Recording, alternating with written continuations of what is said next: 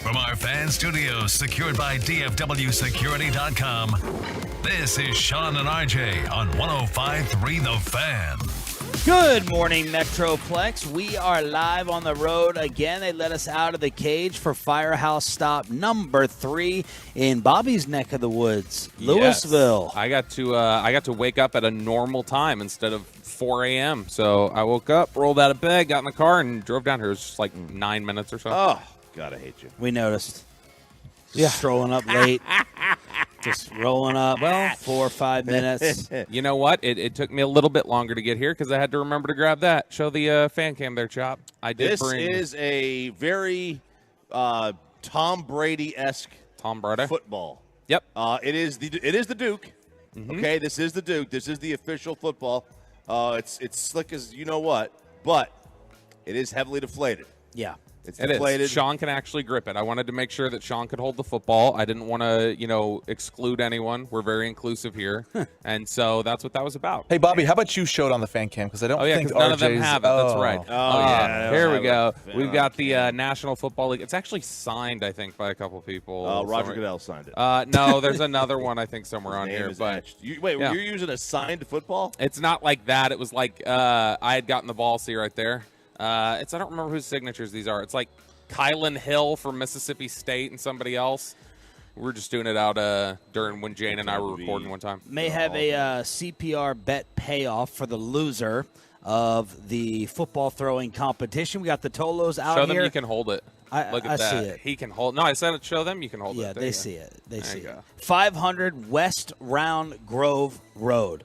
That is the spot. We got the Tolos out here already. We got some camping chairs that are set up. Yeah. The rain has held off. Held off, man. And it feels beautiful. It's been getting less and less of the percentages because I think we're going to Grape Fest today, or Main Street Days, whatever it is, whatever they've changed the name to now. We're going to go, but that was weather permitting. And at the earlier part of the week, it was like, we ain't going to go today. It looks like we're going to get it in.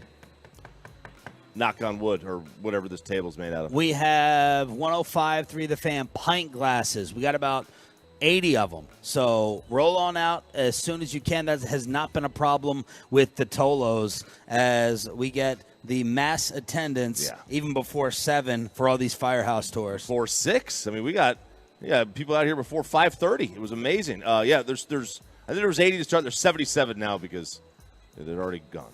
You got to get a couple gone. So hurry and get here. We got Tolos out here. We're brought to you by Central Roofing and Restoration. C4 in Texas State, Brazil is going to feed the Firehouse throughout the entire morning. Roll on out and say what's up if you can.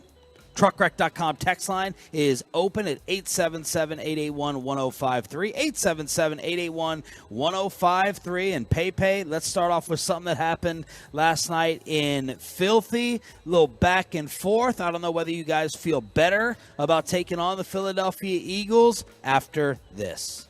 Hurts is back. Hurts looks. Still looking. He is going deep for Smith, who has it. 20, 10, 5, touchdown! Devontae Smith, the bomb! 34-28 Filthy. They beat the Minnesota Vikings in Thursday Night Football. That was Filthy Radio with the call. What do you think? 2-0 for the Eagles. They're 2-0. They weren't in my top 5 of the power rankings. This did nothing to change it. They're a good team. They're going to find out that this happens to just about everyone. That was their chance last year. That was their chance. That was their chance. Like a lot of teams, this happens. There's a reason that Jim Kelly was the last quarterback to go back to a Super Bowl after losing his first one. Like it's first of all, it's so hard. Second of all, in order to get there, you got to have everybody under contract. You got to have all your guys that are still there. You got to have your quarterback on a rookie deal. You've got to have completely no injuries for the most part the entire season. And everything's got to click. Your quarterback has to have his career year when the defense has their career year. You know what I mean? Like, that's kind of – unless you have Brady, Mahomes, Manning, like Roethlisberger. Your quarterback has to have their career year when the defense does. And their defense had – right? I mean, their defense had their career year last year. And so did, and Jalen Hurts might have too. Like, that's just the formula if you don't have Jesus under center. Tell me what you saw last night. Okay, so I know you guys like to say that I'm homering it up and that I'm being just a straight hater, but you can't tell me after 2 weeks that looks like the same football team to you guys. The same one from last year. They're still good, but that team defensively is not as domineering as it once was. This was a game last night that if not for a Justin Jefferson fumble right before half, that game's completely different. Which, by the way, can we change that rule? The touchback rule? It's way too harsh. It's way too harsh of a punishment for the offense. They do all the work of getting down to the 1 yard line. If you fumble out of bounds anywhere else on the field, you retain possession. Justin Jefferson, 1 yard line, touchback goes to the other team. I hate that rule. Yeah, I don't like it. It's very penal, as the kids would say.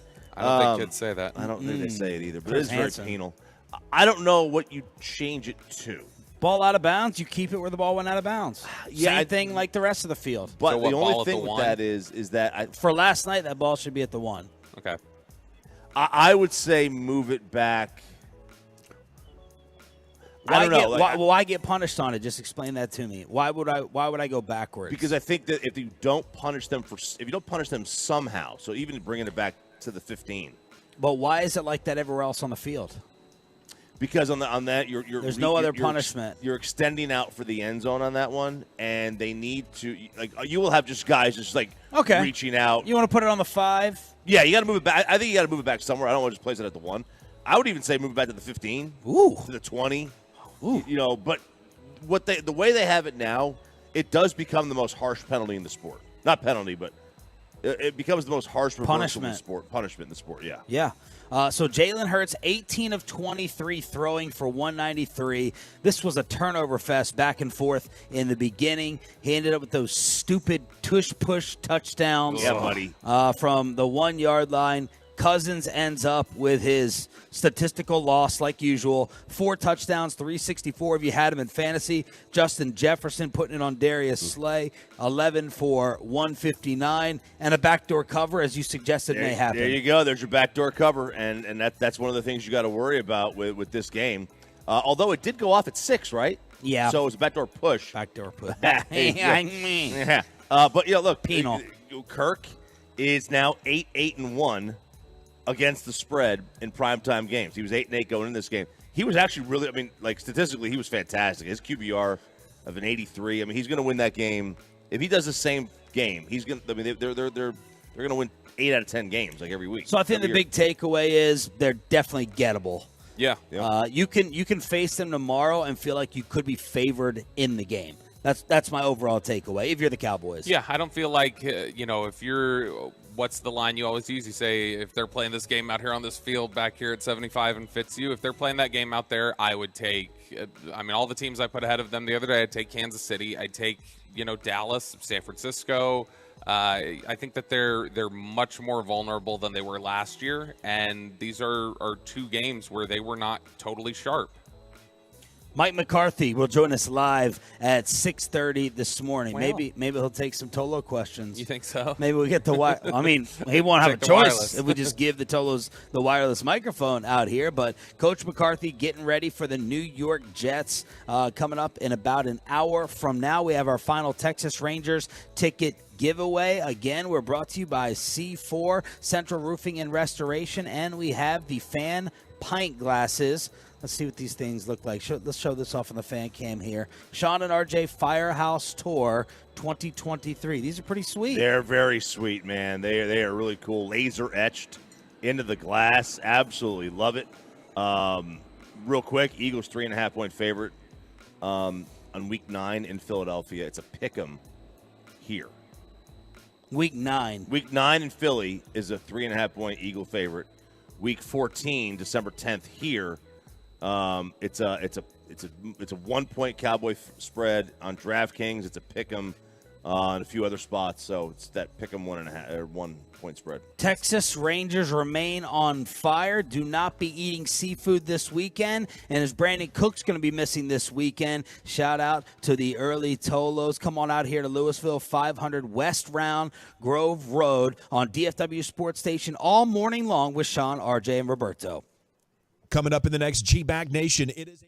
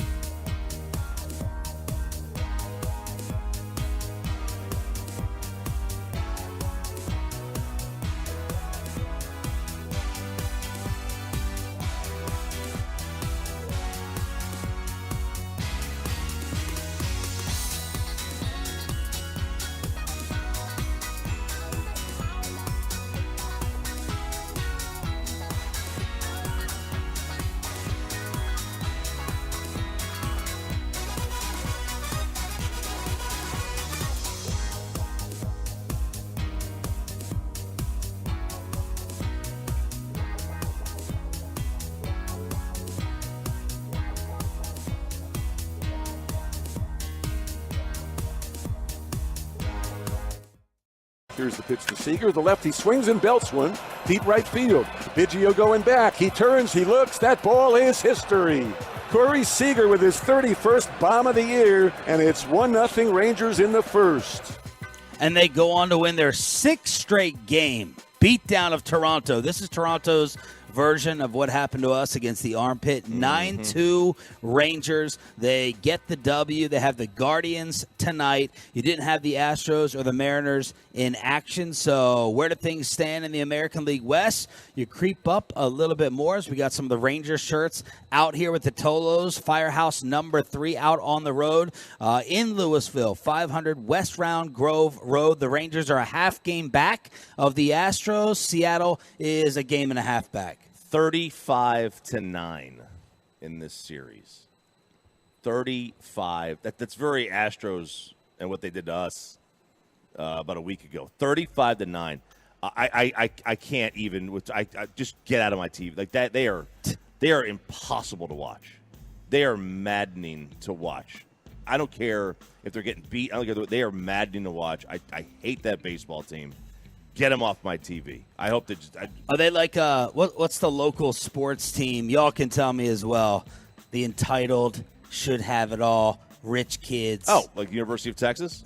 I was gonna go like more local, or I guess that was less offensive than picking on some high school kids. But Bobby, that's a shot at you. Yeah, that's fine. I can take it. I'm flying high after whooping up on Bama, something that Tennessee's not going to be able to do. So he's got to, feel better about himself. You said they're going to lose 3 games, and not to Tennessee. It'll be LSU and Ole Miss. Will be the others. Ole Miss, or LSU and A&M. Oh, A&M, the team that got waxed by Miami. Yeah, Who's selling tickets? Who sold tickets last night? I mean, for $1. That's the A&M way, right? Like A&M would show up for Bama. True. It's at Kyle Field.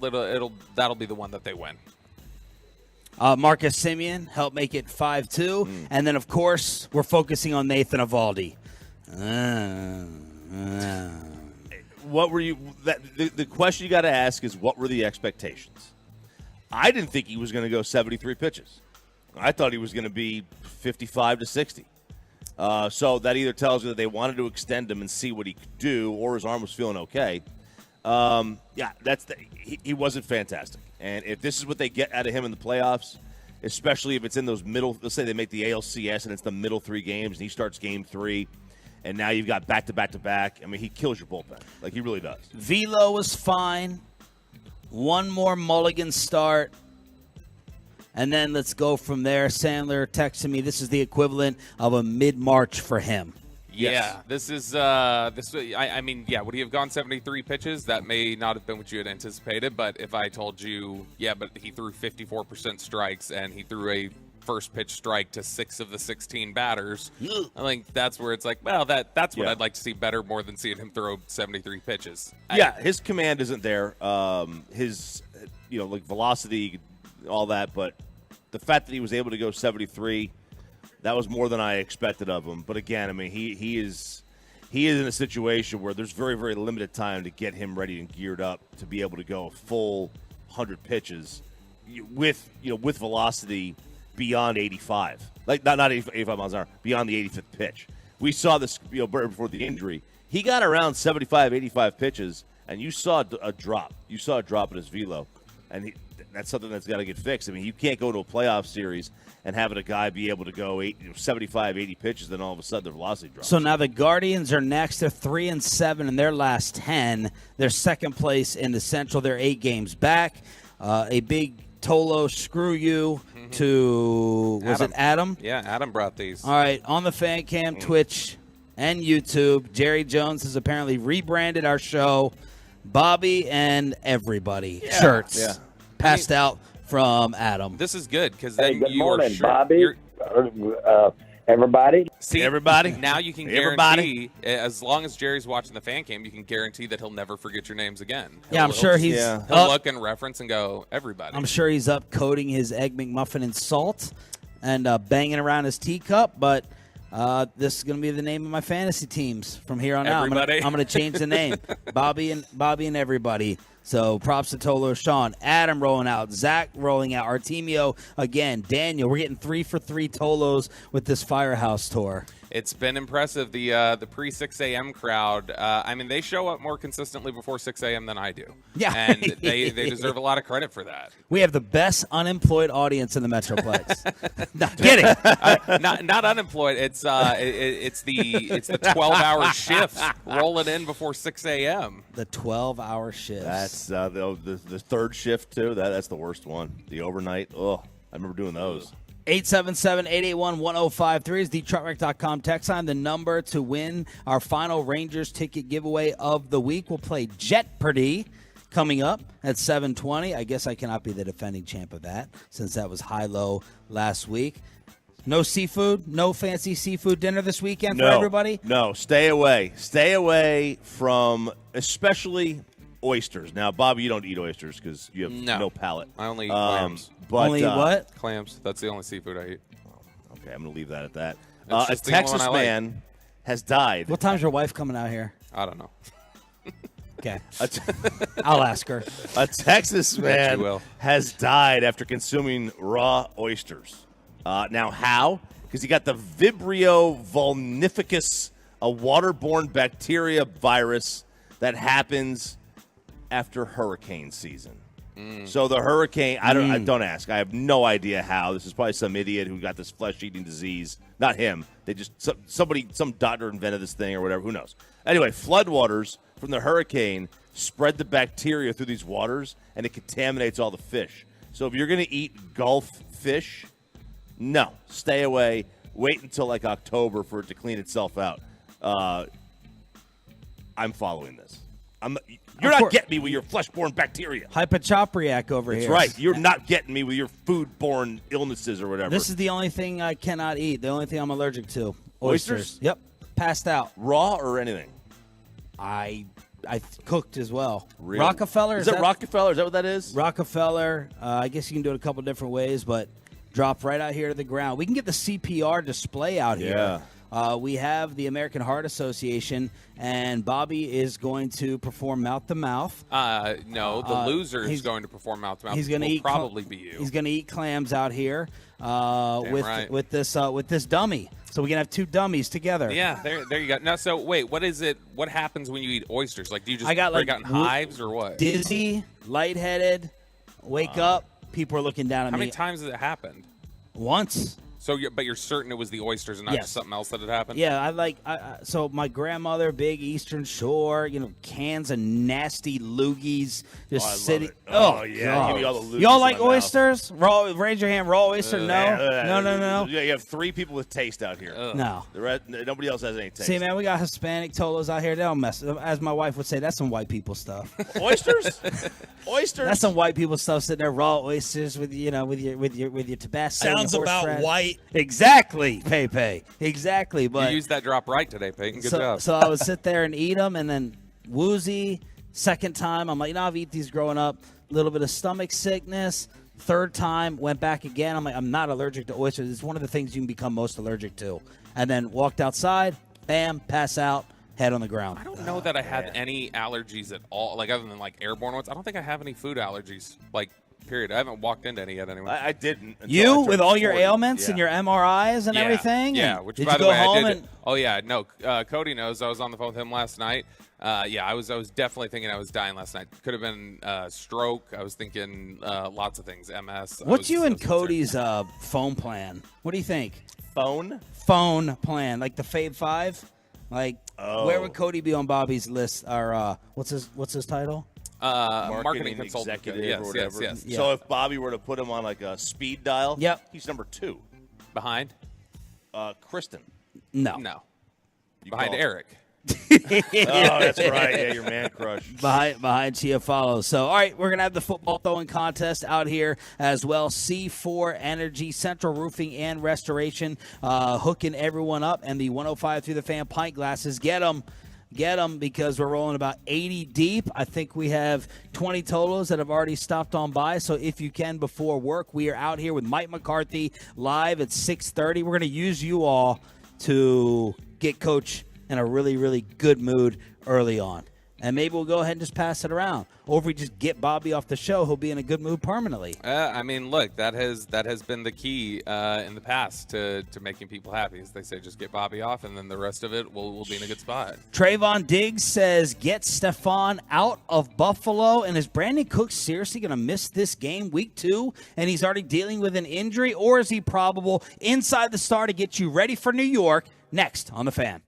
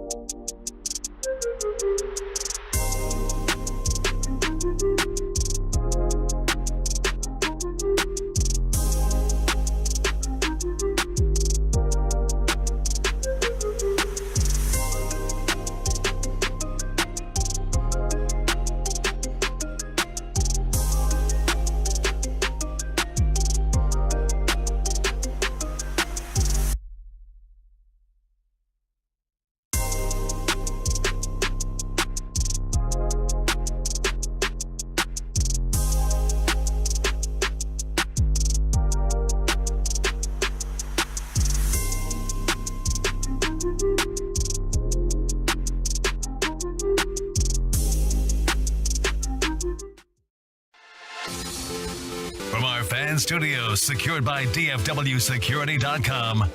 This is Sean and RJ on 105.3 The Fan. From news and notes to the coaches and players for America's team, let us go inside the stars on 105.3 The Fan.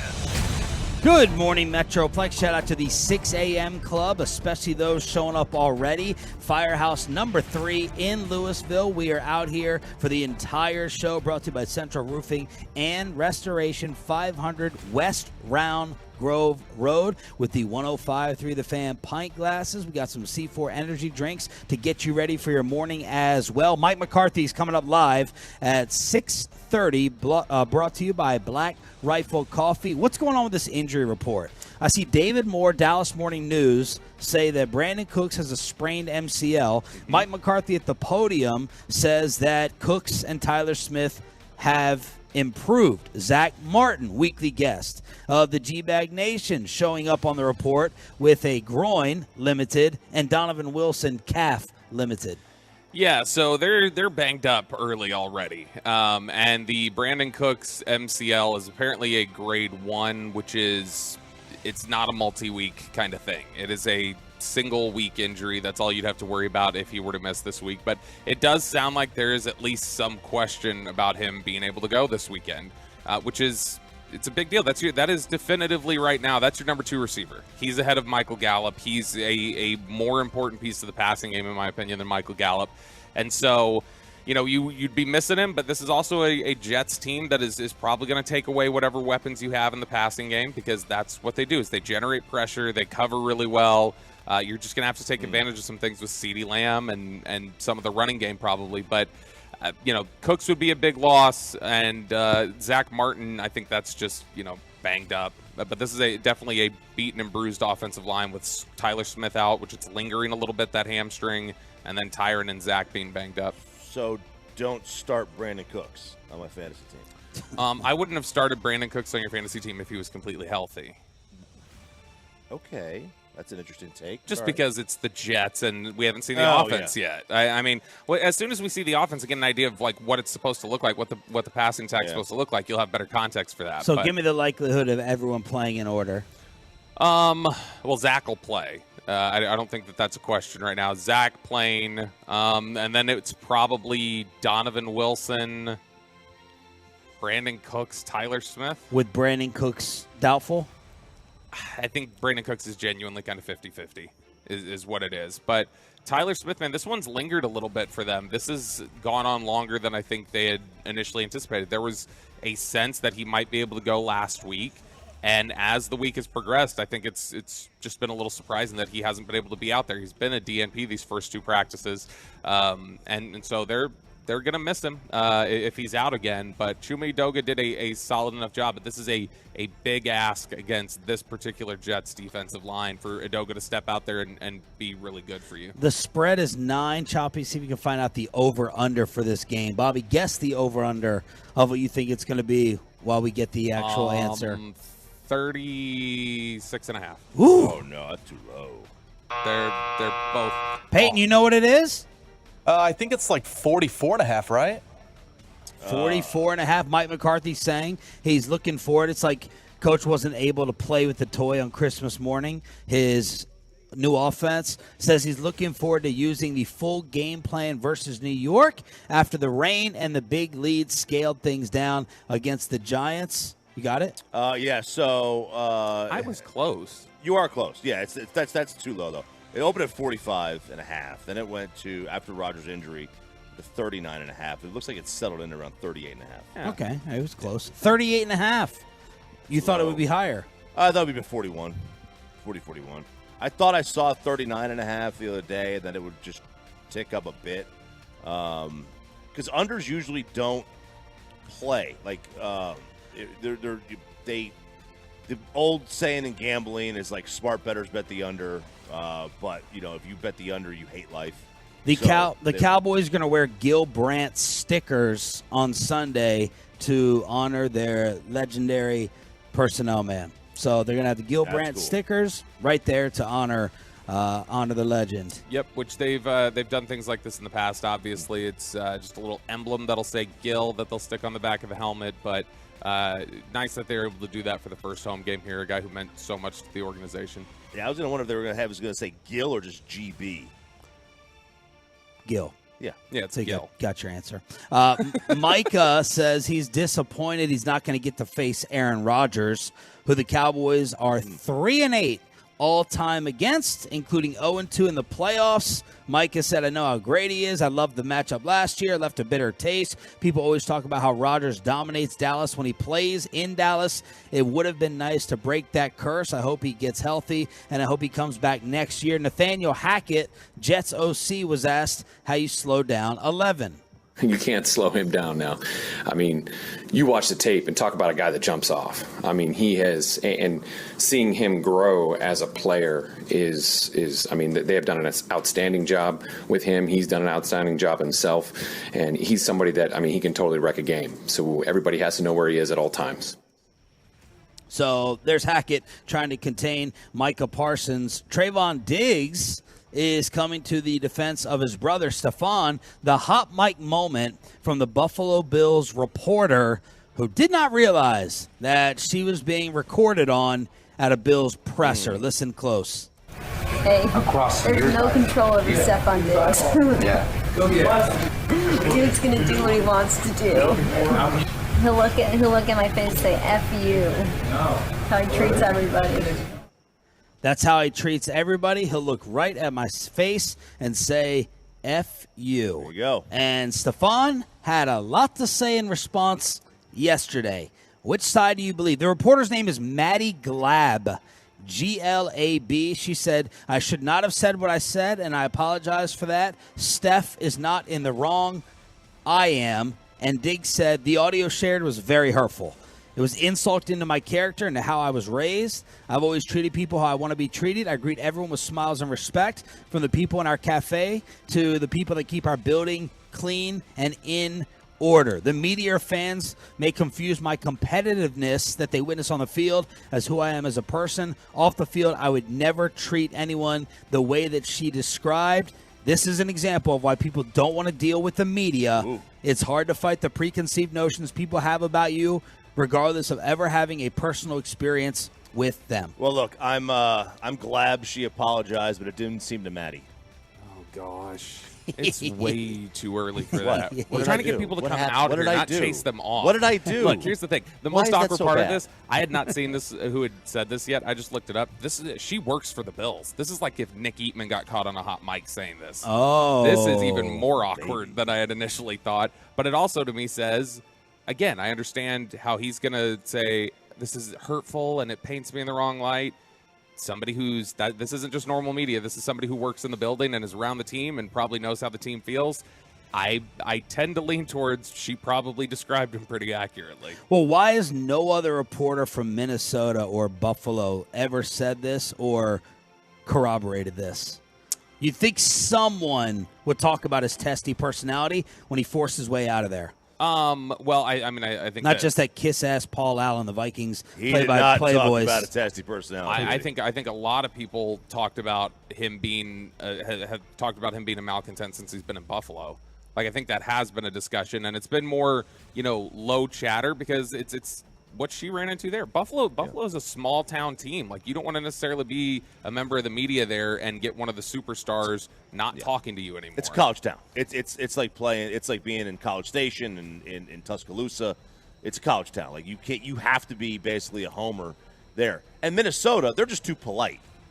They would never say anything bad about anybody. you could be the worst human in the world. You could break into somebody's house and they'll still say, "Oh, good person there." This guy we work with here from Minnesota, he's a pretty big jackass. So he's not necessarily the kindest individual. Trayvon chimed in and said, they turn on you so quick, got to get bro somewhere safe. Already trying to get him in here. By the way, speaking of starting 2-1-4, I was heading to the firehouse until I heard Choppy's bad dad joke. So thanks, Choppy. You're now chasing If they're on their way, they're coming. They're coming. Roll on out in Louisville, 500 West Round Grove Road. I think Bobby's family's coming out. Oh, look, we got the original Sean and RJ shirt out here. Look at that. Yeah. Look at man. Look at that representation. That's the one that was sold at the Star. Yeah. Yeah, that's back big when time. the Cowboys officially knew your names. Right. That was before everybody. Bobby, everybody. How much longer does Jalen Hurts have to run? The Rangers win again, and Mike McCarthy for the 6 a.m. club. Coach joins us in 20 minutes right here on Sean and RJ. Let's get you over to Boomer.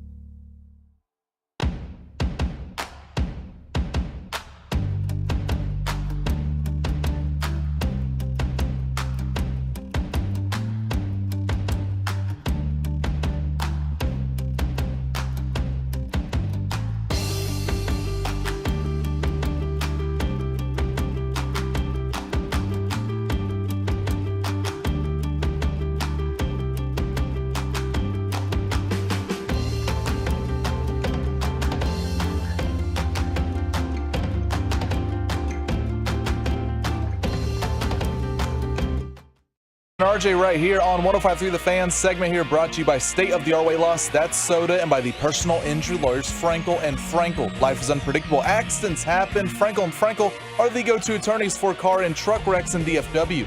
If you or a loved one have been in an accident, contact the Frankels for free at 214-333-3333 or go to truckwreck.com. Hurts is back. Hurts looks. Still looking. He is going deep for Smith, who has it. 20, 10, 5, touchdown!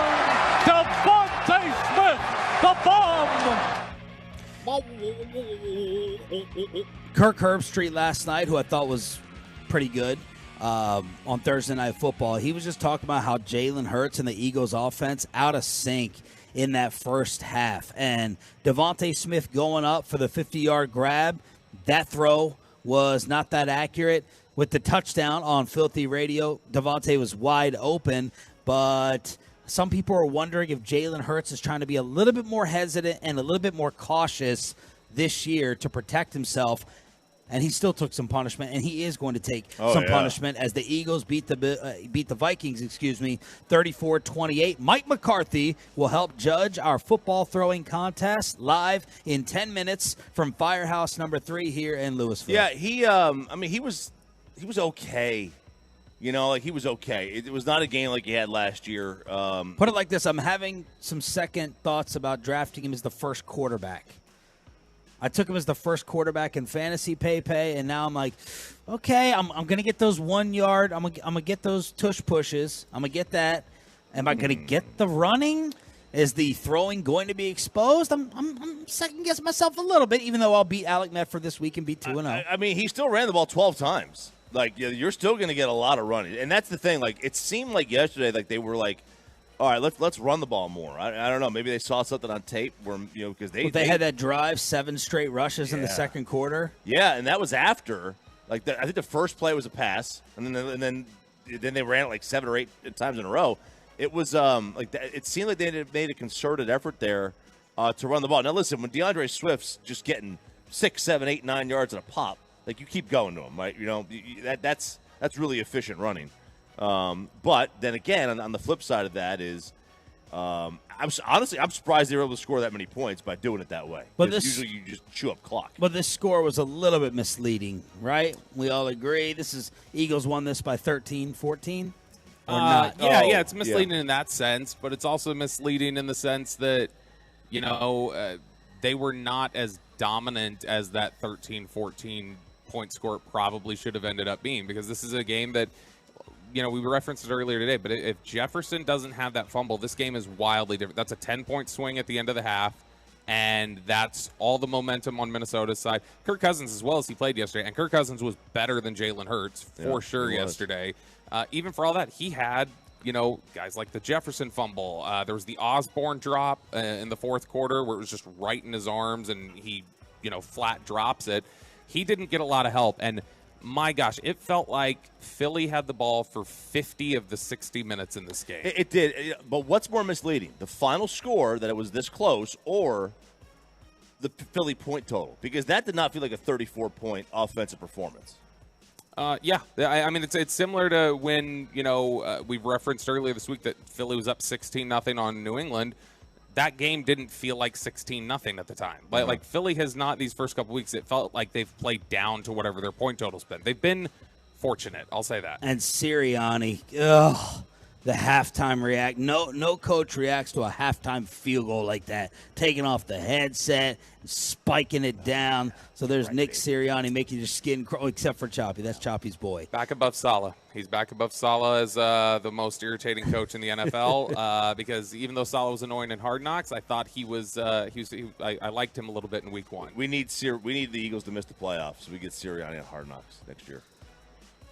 Would they qualify? I think right. You got to miss the playoffs and not have a new coach. I'll be honest, I have no idea what the qualifications are. Every time they go well, they don't qualify. I'm like, okay, I don't know what qualifies them.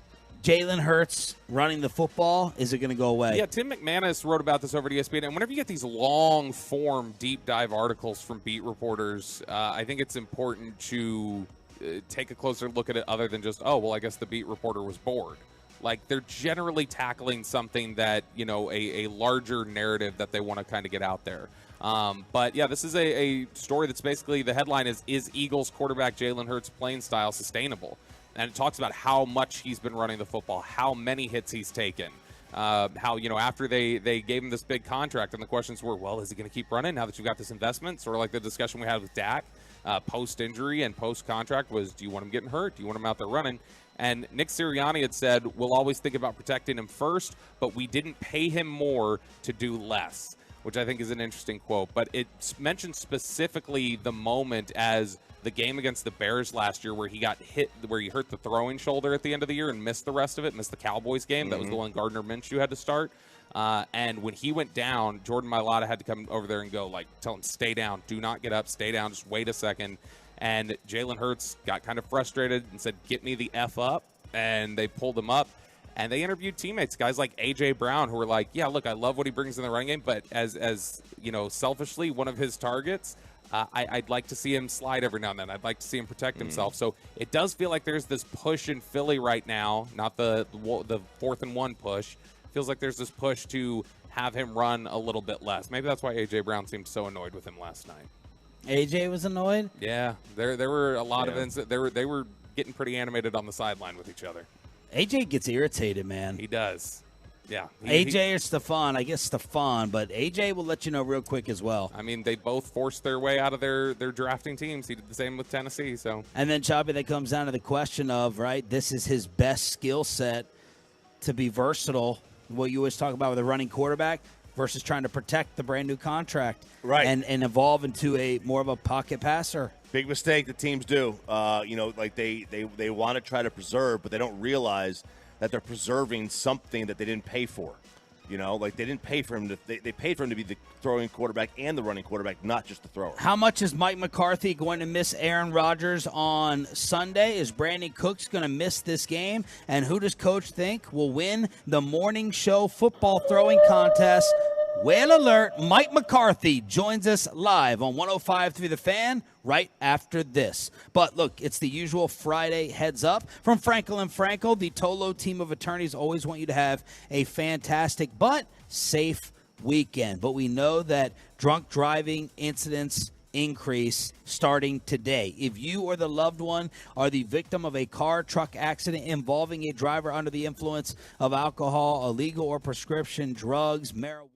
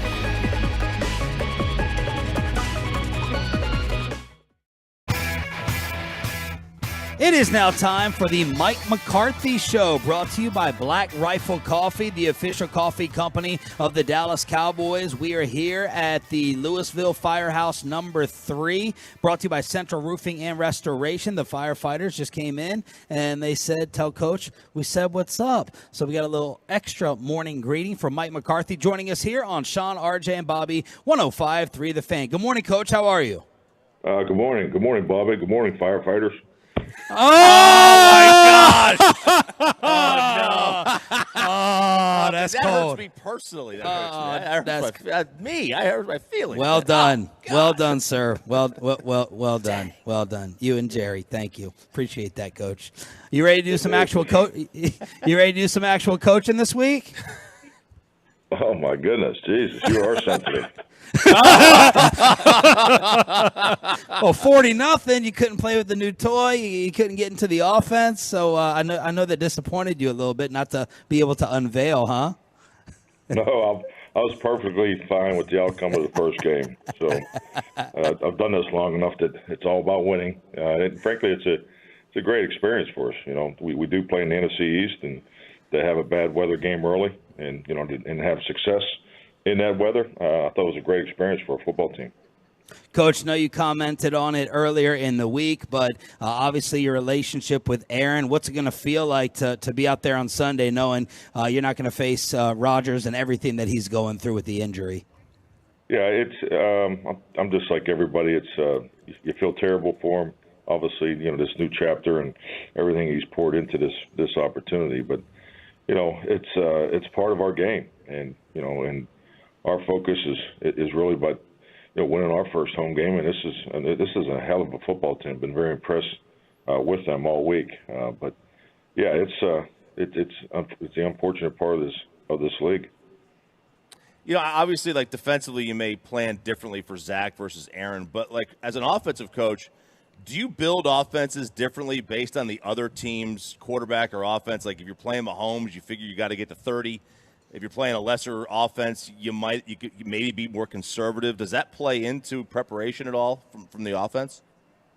I would say it doesn't play in preparation from my standpoint. I think the biggest thing is having an understanding of who you're playing based on what they do, but most importantly, how do they utilize their players. And a lot of these decisions, as you look at your season, as far as when the schedule comes out, you got to make sure you have enough ammo as far as on your menu of building your system for each and every year. And and that's why playing the AFC East is different. But we've had an off season to look at the similarities of the Jets defense and other defenses we competed against. So to me, this is all part of the spring and building for these opportunities. What do you see in Zach Wilson as a quarterback, and how much do you prep for him differently based upon his NFL tape versus the college tape? Well, we're past the college tape. We're focused on the NFL tape. He's a very talented young man. He can make all his throws. I think he would be an excellent fit for their quarterback movement game and things like that. So those are the kind of things we're focused on. But you just it's a new coordinator. What are they doing schematically, and how do we think they're going to attack us? Talking with Dallas Cowboys head coach Mike McCarthy here on 105 through the Fan.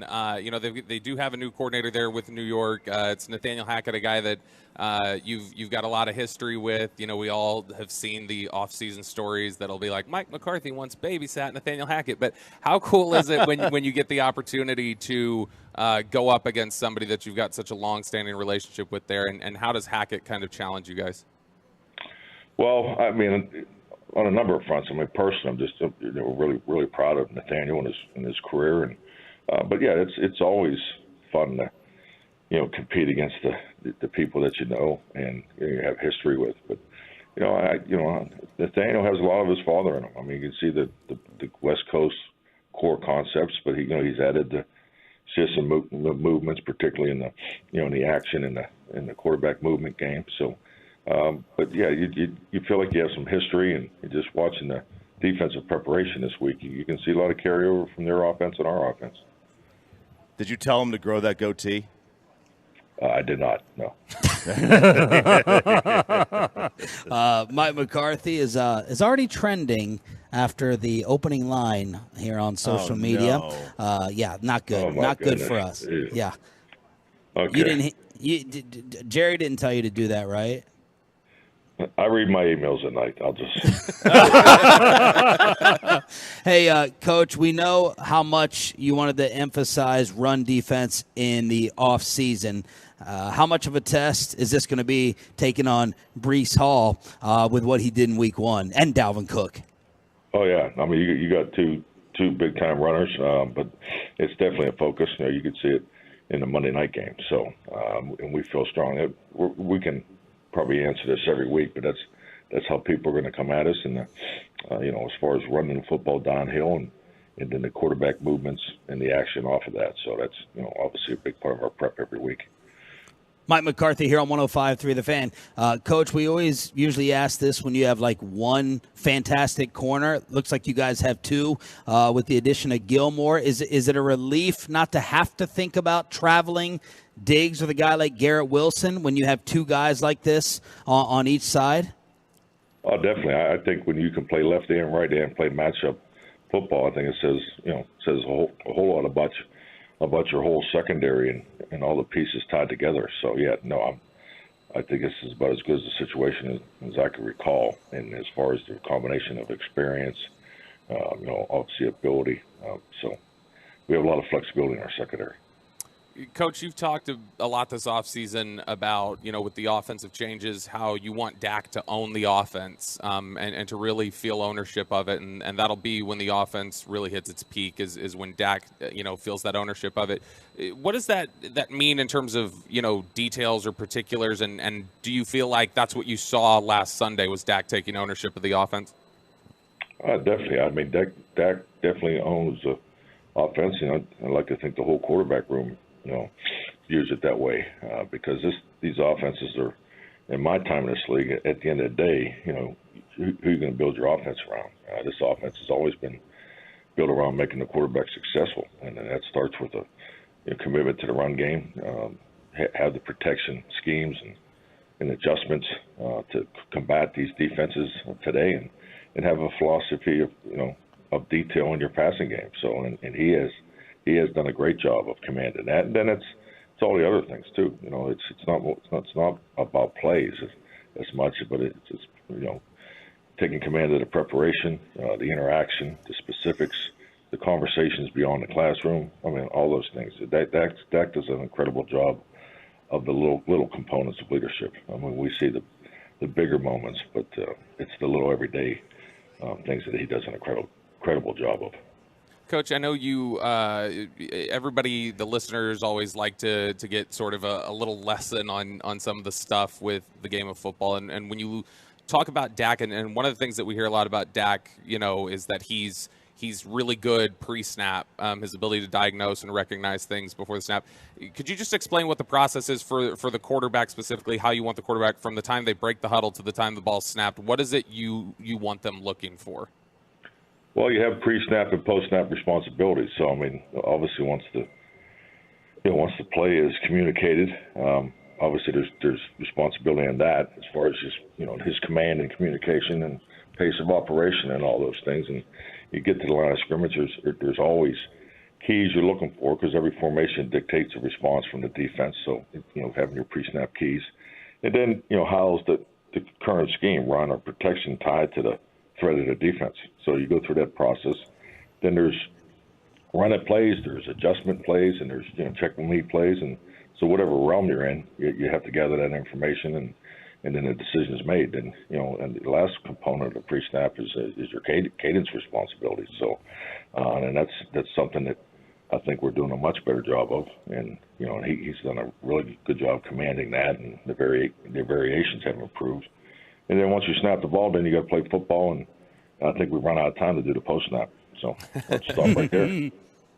Mike McCarthy joining us here, 105 through the Fan. As your career's gone on, it's different. Players play less in the preseason now than ever before. Like, have you noticed a change in terms of how long it takes for offenses to truly get into a rhythm and to catch up to the defenses, or has that never been a problem really? No, I think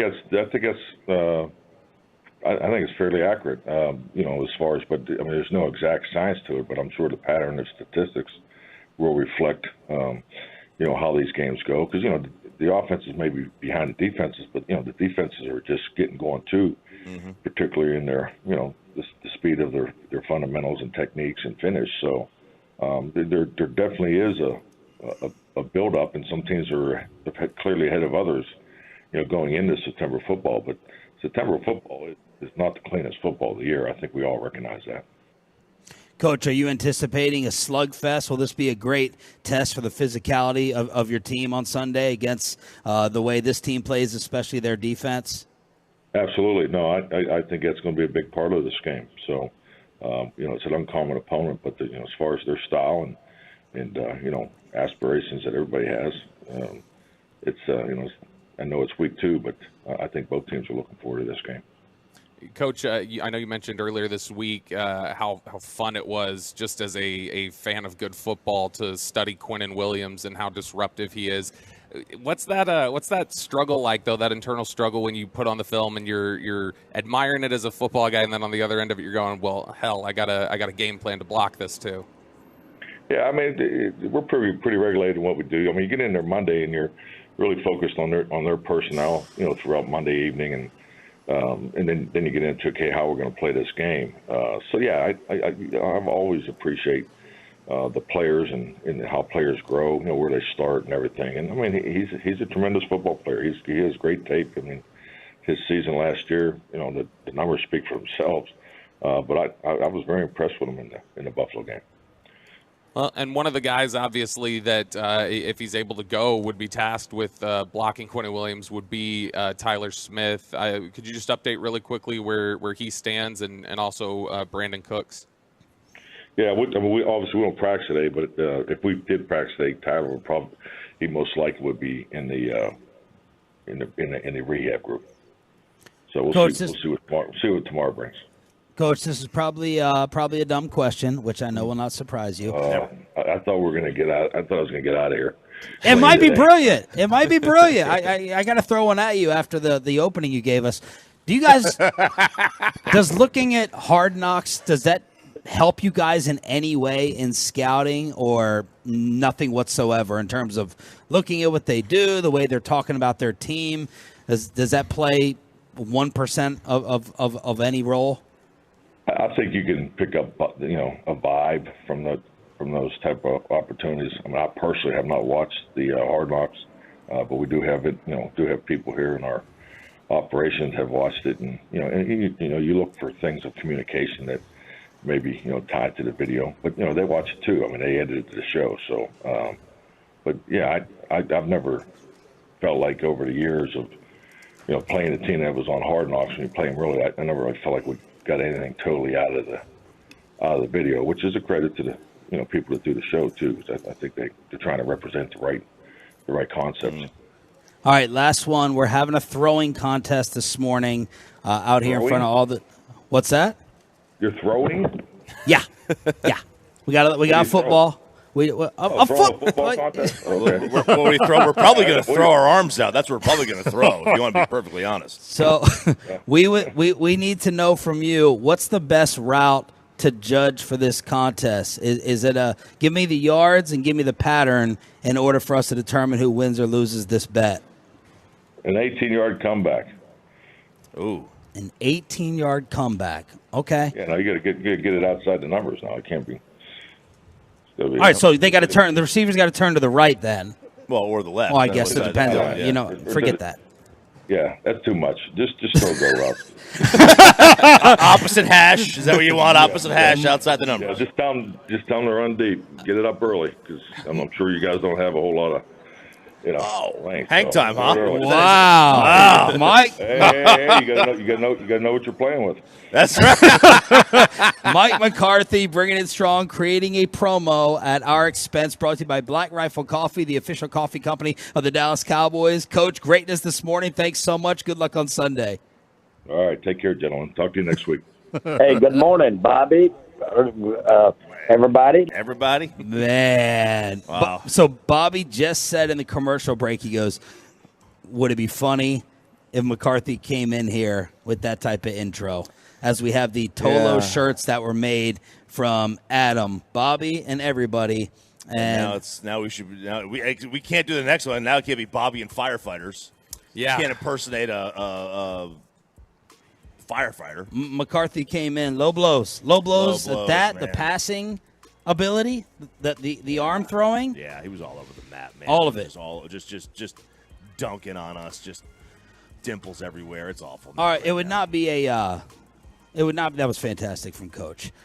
It would not be a firehouse tour if we did not try to rev Bobby up, and the person who's going to do it this week is Channing Crowder, who didn't bring this type of energy and noise when we saw him out in Oxnard, as he's part of the pivot, right? Is the pivot, Ryan Clark and Fred Taylor. Yep.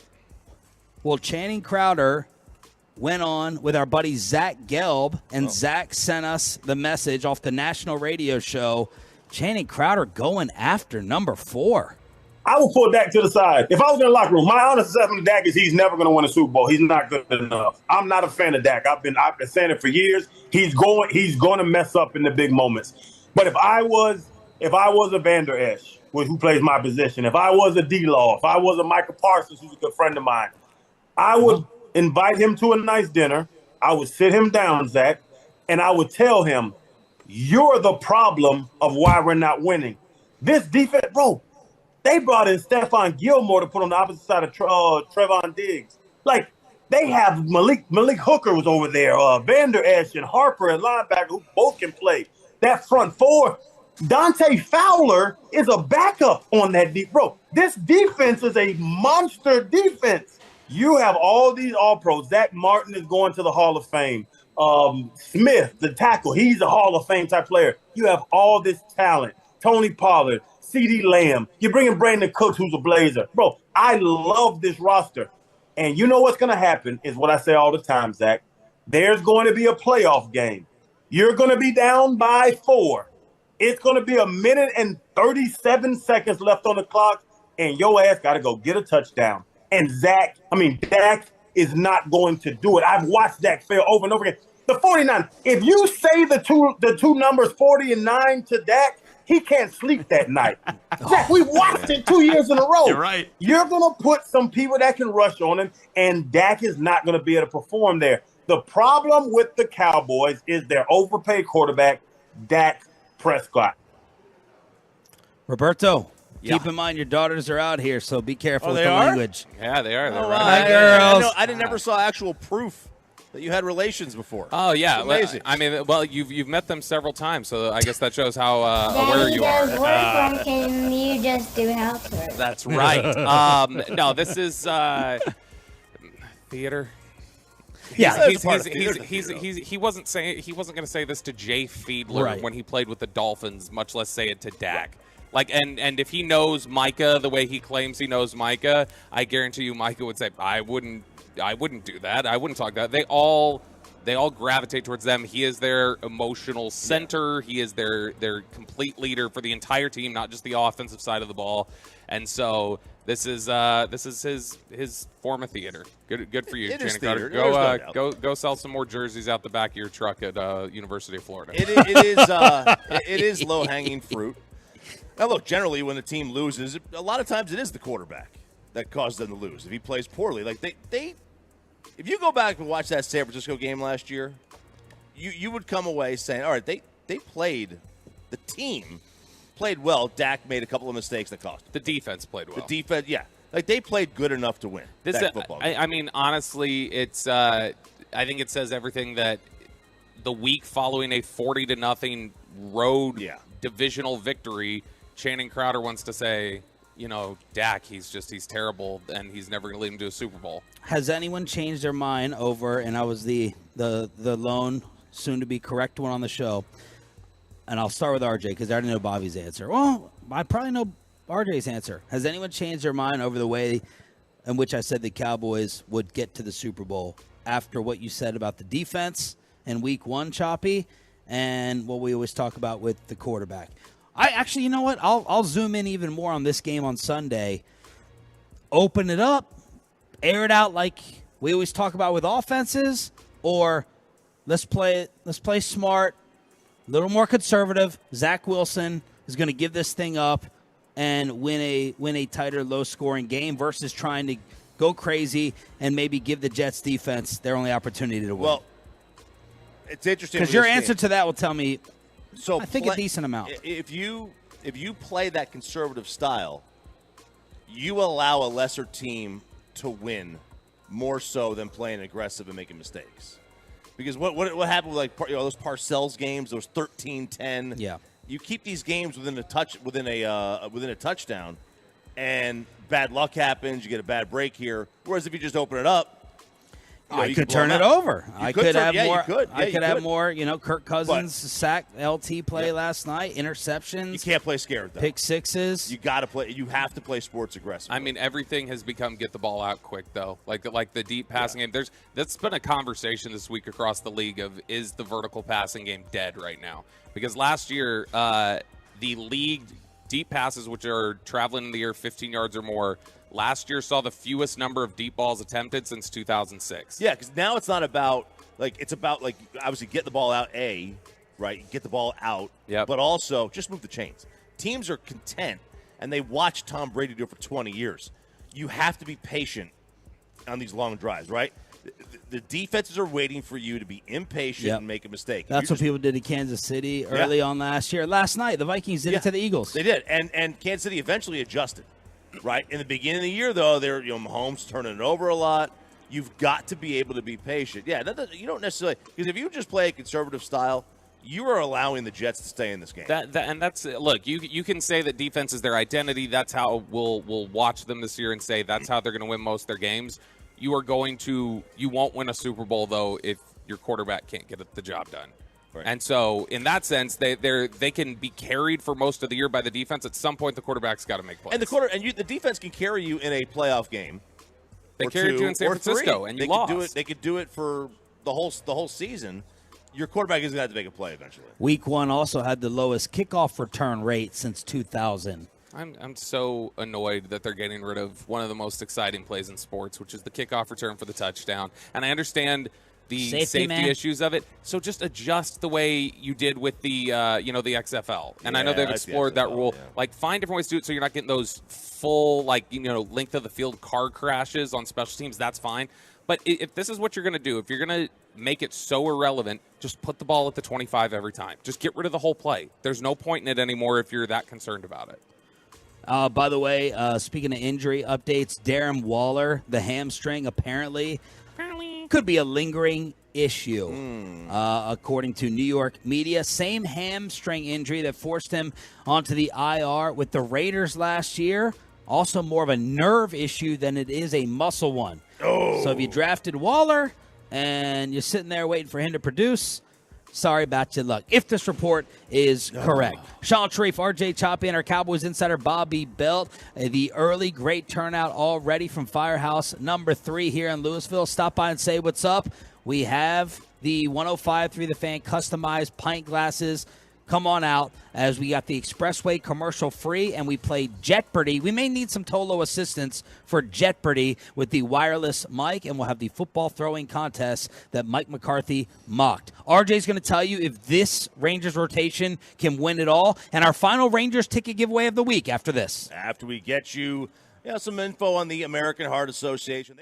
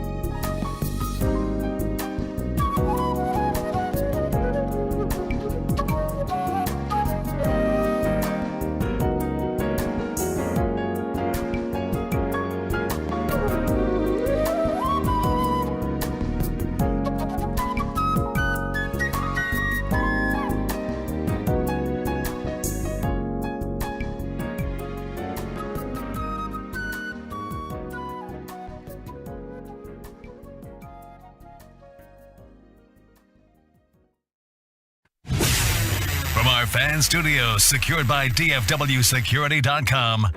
This is Sean and RJ on 105.3 The Fan. 3 balls, 1 strike to Lowe.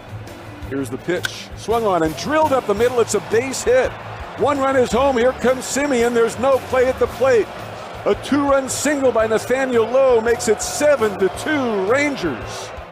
And the Rangers win their 6th straight here on DFW Sports Station, your home for Rangers baseball. 9-2, the Broomsticks of Toronto, as the Rangers are a half game back of the Astros in the American League West. They'll start up a series with the Guardians tonight on this radio station. 3 hits for Corey Seager, 3 runs batted in, and that MVP whisper starts to grow a little bit. It does. It's going to be hard. It's going to be impossible to win, really. I wouldn't be surprised if Shohei gets 98% of the vote. Like, you may get a couple of Ranger writers to throw in a Seager vote here or there, but it's going to be tough because Shohei is he's a marvel, and he's a darling, right? He's a media darling. And of course, my eyes were on Nathan Eovaldi. 3 1/3, 73 pitches, 40 strikes, 2 earned, 3 strikeouts, and 3 walks. So what can Eovaldi be for this staff, and what can they get away with in the postseason? RJ Choppy has done his Rangers homework. All right, so I went back and looked at the team ERAs, the last 15 World Series winners. The Rangers team ERA sits at 4.26 right now. Okay? The worst ERA to win a World Series for a team is the 2019 Nationals and the 2009 Yankees. That was 4.19. So they're a little bit worse. Not much. That's barely anything. Now, so they would be the worst to win, and the only other team to be in the 4s to win the series besides those two were the Astros in 2017, but they had trash cans. Yeah. Right, we don't have trash cans. Yeah, now, it's Baker Mayfield. To make the World Series. By the way, that Baker Mayfield clip, in terms of I put all the sports stories on my Instagram for the stories. That quote from Baker about being a Rangers fan, not cheating, that got the most likes from Tolos of any story that I've ever posted. So that was a combination of Ranger love, Oklahoma Sooner fans, and Astros hate. That got the most likes of any comment on any of my my IG stuff. Nice. Okay, so the worst ERA to win the series since 2007, last 15, was 4.19. So the Rangers are 4.26. Now, who was that?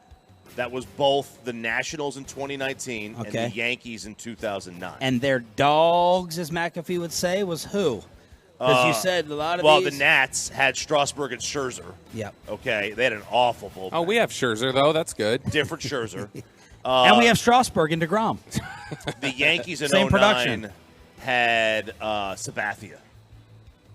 Okay. So it's CC, and they had A.J. Burnett. Now, to make the World Series in that same time frame, so the loser, the worst was a 4.31. So that falls into it. The next worst was a 4.15. The rest were all in the 3s. Actually, the loser's ERA was better on average than the team that won. But the Rangers, of the 30 teams that made it, would rank 29th in ERA. Team ERA. Was the 4.31 team? Did their 3 best pitchers that contributed to that 4.31 all get knocked out with season-ending injuries around the time that they were supposed to pitch in the playoffs? Or I guess Eovaldi didn't get knocked out yet, but he's clearly not the same. No, I think it was the Astros. One of the Astro teams was either the team that lost to it was either 2019 or the Atlanta one. That was one of the teams, and they still had dogs. They had some injuries throughout the course of the year, and they got hot at the right time. So you could still make it. Like, they can make the World Series again. Of the 30 teams, they'd be 29th in team ERA, but they could still do it. Like, you have to have most of these teams. The good news is most of these team ERAs was not more than a half run better, and that to me is a positive. But they had a guy. They had a guy. They had a guy. They had a dog. Yep, absolutely. Out here in Louisville, Firehouse stop number 3, 500 West Round Grove Road. Thanks to all the Tolos, brought to you by Central Roofing and Restoration, C4 and Texas Day Brazil. Roy White has made an appearance. R-Dub 3. Roy White signing autographs out here as the attendance here has been strong and the rain held off. And I'm warming up the arm. What time are we doing? At 7:40? We doing this as an expressway thing before people get to work so they can pour out here and see me whoop y'all throwing the football? I will throw for my knees and beat you. Woo! You'll do a lot from there. Maybe 8:20. Maybe we'll do it at 8:20. Okay. Go ahead and set it up. 8:20, you guys. We got to play Jeopardy. I don't want to hype up anything if Jeopardy takes a very long time. Last night, cut number 5, Pepe. You got the Rangers a little bit early, and then the Eagles a little bit late. He steps forward. There are no seconds on the clock as he throws a pop-up downfield. It's batted around. It's incomplete. The clock runs out, and the Eagles survive again. 34-28. They beat the Minnesota Vikings.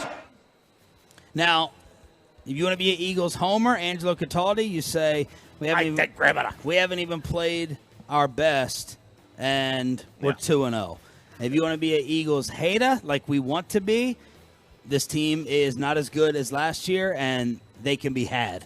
So those are your two sides. I mean, obviously, it's just 2 games in, and you don't want to, 2 games in last year, people were panicking about the Bengals, so I understand all that. And they are 2-0, but the small sample size we see here of 2 games, it looks like they are a different football team. It looks like some of the losses they got on the defensive side of the ball are hurting them. It looks like people have caught on a little bit to what they want to do in terms of with the read option. Now, DeAndre Swift was freaking incredible last night.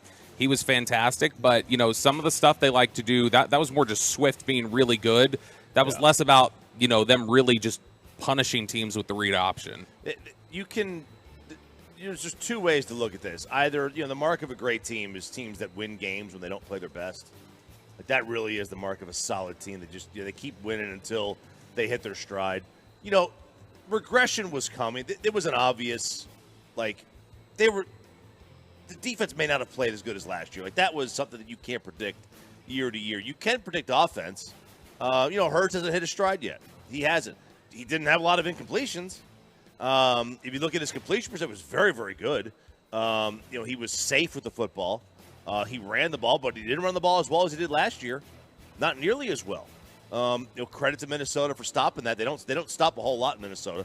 But, this is the general regression that we're going to see from a Super Bowl loser. It happens every single year. Every year we fool ourselves into thinking that the team that loses the Super Bowl is just going to be there again. Every year we fool ourselves, and every year that team, unless they have like a Joe Burrow, they always regress. People are trying to throw Kirk Cousins to the Jets with an early fire sale. Again, I would have to look at cap ramifications, all that stuff. But again, how much do they plan for Rodgers' return, who had the surgery yesterday and who wants to come back? How do you what do you do? I think it's a very tough situation. I think if you only go on a 1-year note, but you plan for his return, that's what they want. Yeah. They want him to return.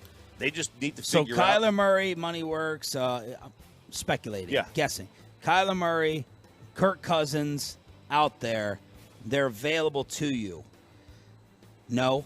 For the 40-year-old returning off the ACL? Yeah, I guess I would have to. That's what they're going to do, I think. What?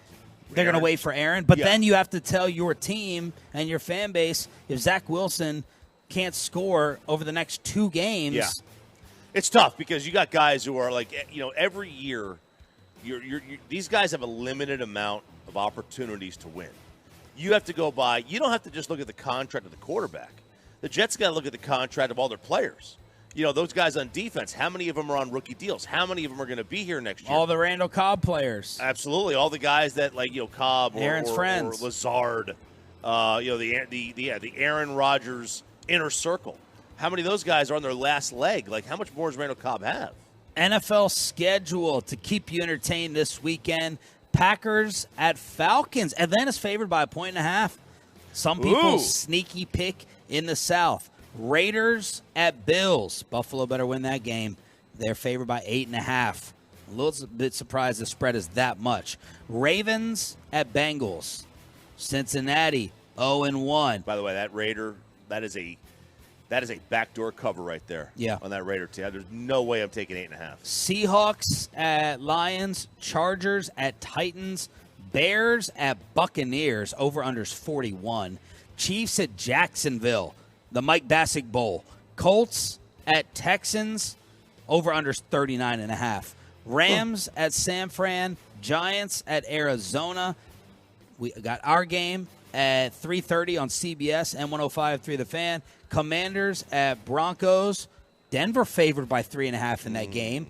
Sunday night, Dolphins at Patriots. Monday night, doubleheader. Saints at Panthers. Browns at Steelers. Man, Saints-Panthers could be ugly. The Browns-Steelers, that could be ugly too.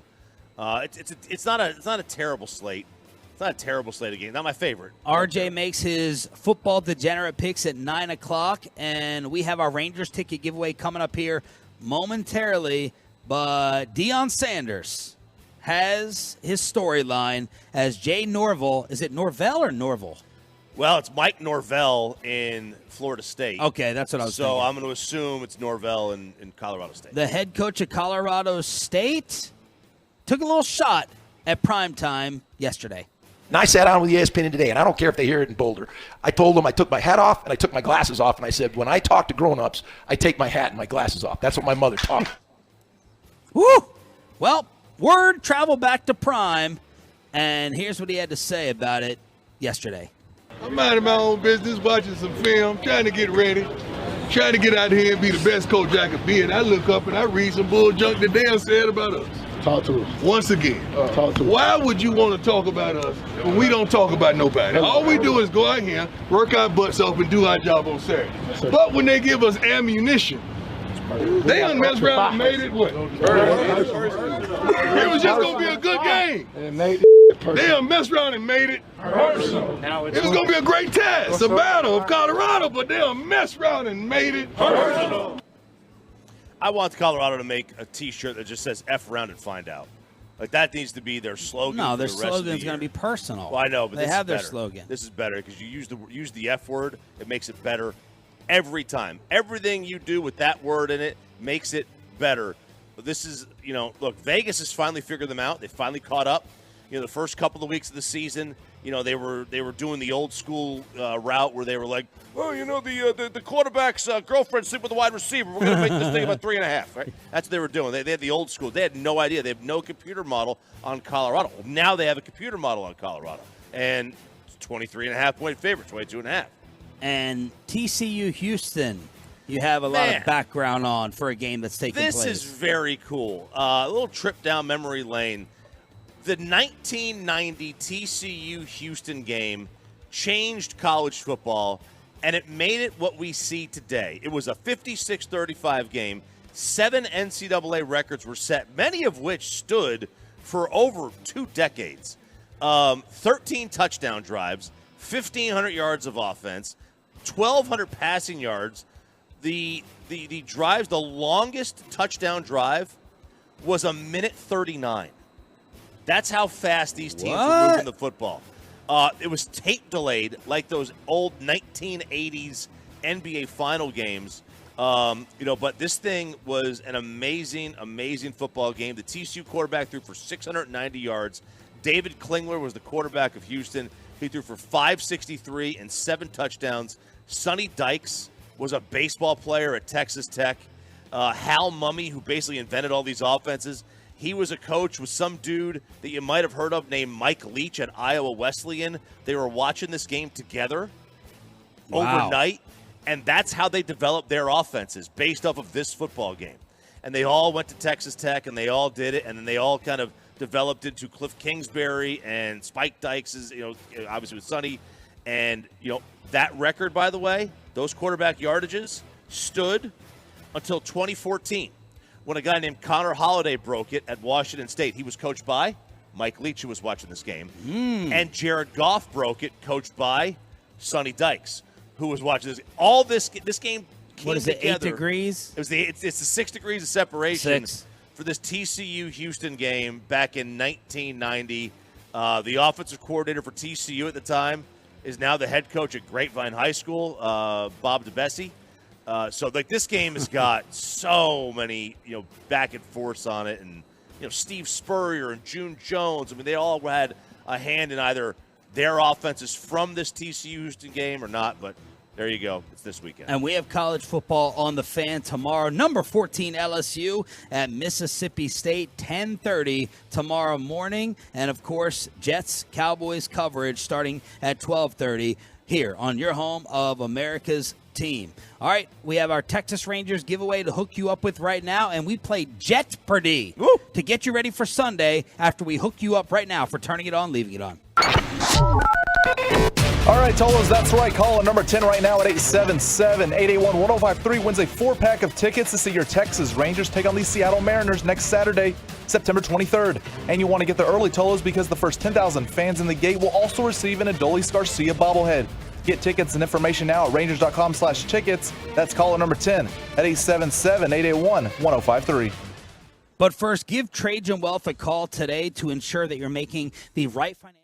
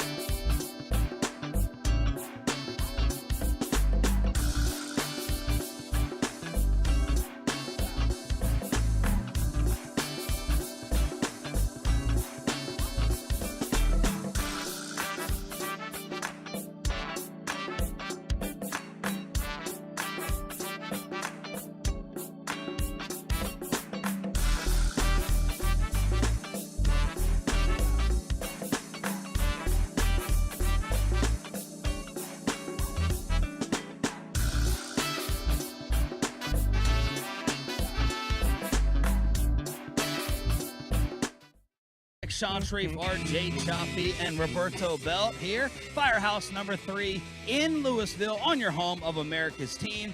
And we're going to change things up a little bit. Not just changing things up from high-low, which I'm the defending champion of. We're going to play Jeopardy to get you ready for Cowboys-Jets.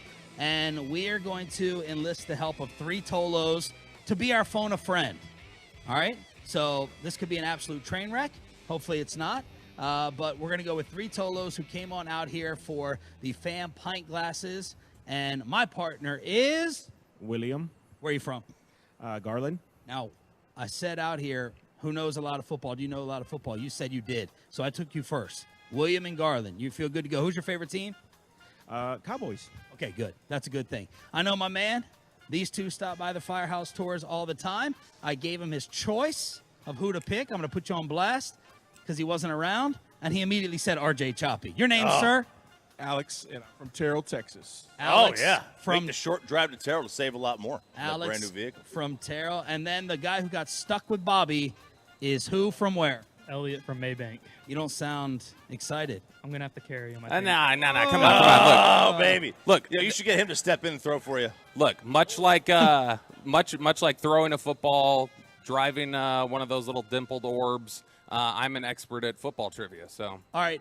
So you can enlist the help of your partner. We should all be undefeated in this today. We got 2 people answering Pepe's Alex Trebek questions. Like a phone a friend. Peyton, take it away with Jeopardy. That's right, guys. It is a little Jeopardy to get you ready for the Cowboys and Jets this Sunday afternoon. And so the rules are simple. Now, I'm going to give you the 3 categories. There's 3 different categories, 4 options for each that you can choose of. They each have a value of $100 to $400. Now, I'm going to switch it up because you guys just like to go for the $400 questions to begin with.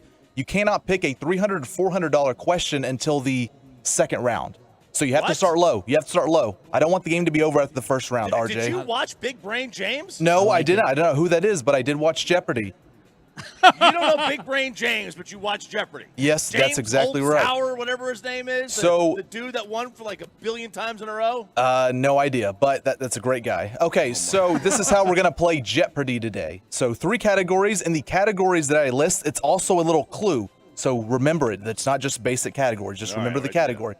And then so if RJ picks a $100 question and gets it wrong, he loses $100 right off the bat, 100 points. And it can be stolen by the next person. And they can gain 100. And we do that for 100, 200, 300, 400. Now, is there a penalty for, let's say I miss one, and then Sean can get it. Is there a penalty for him if he misses? Nope, it's house money.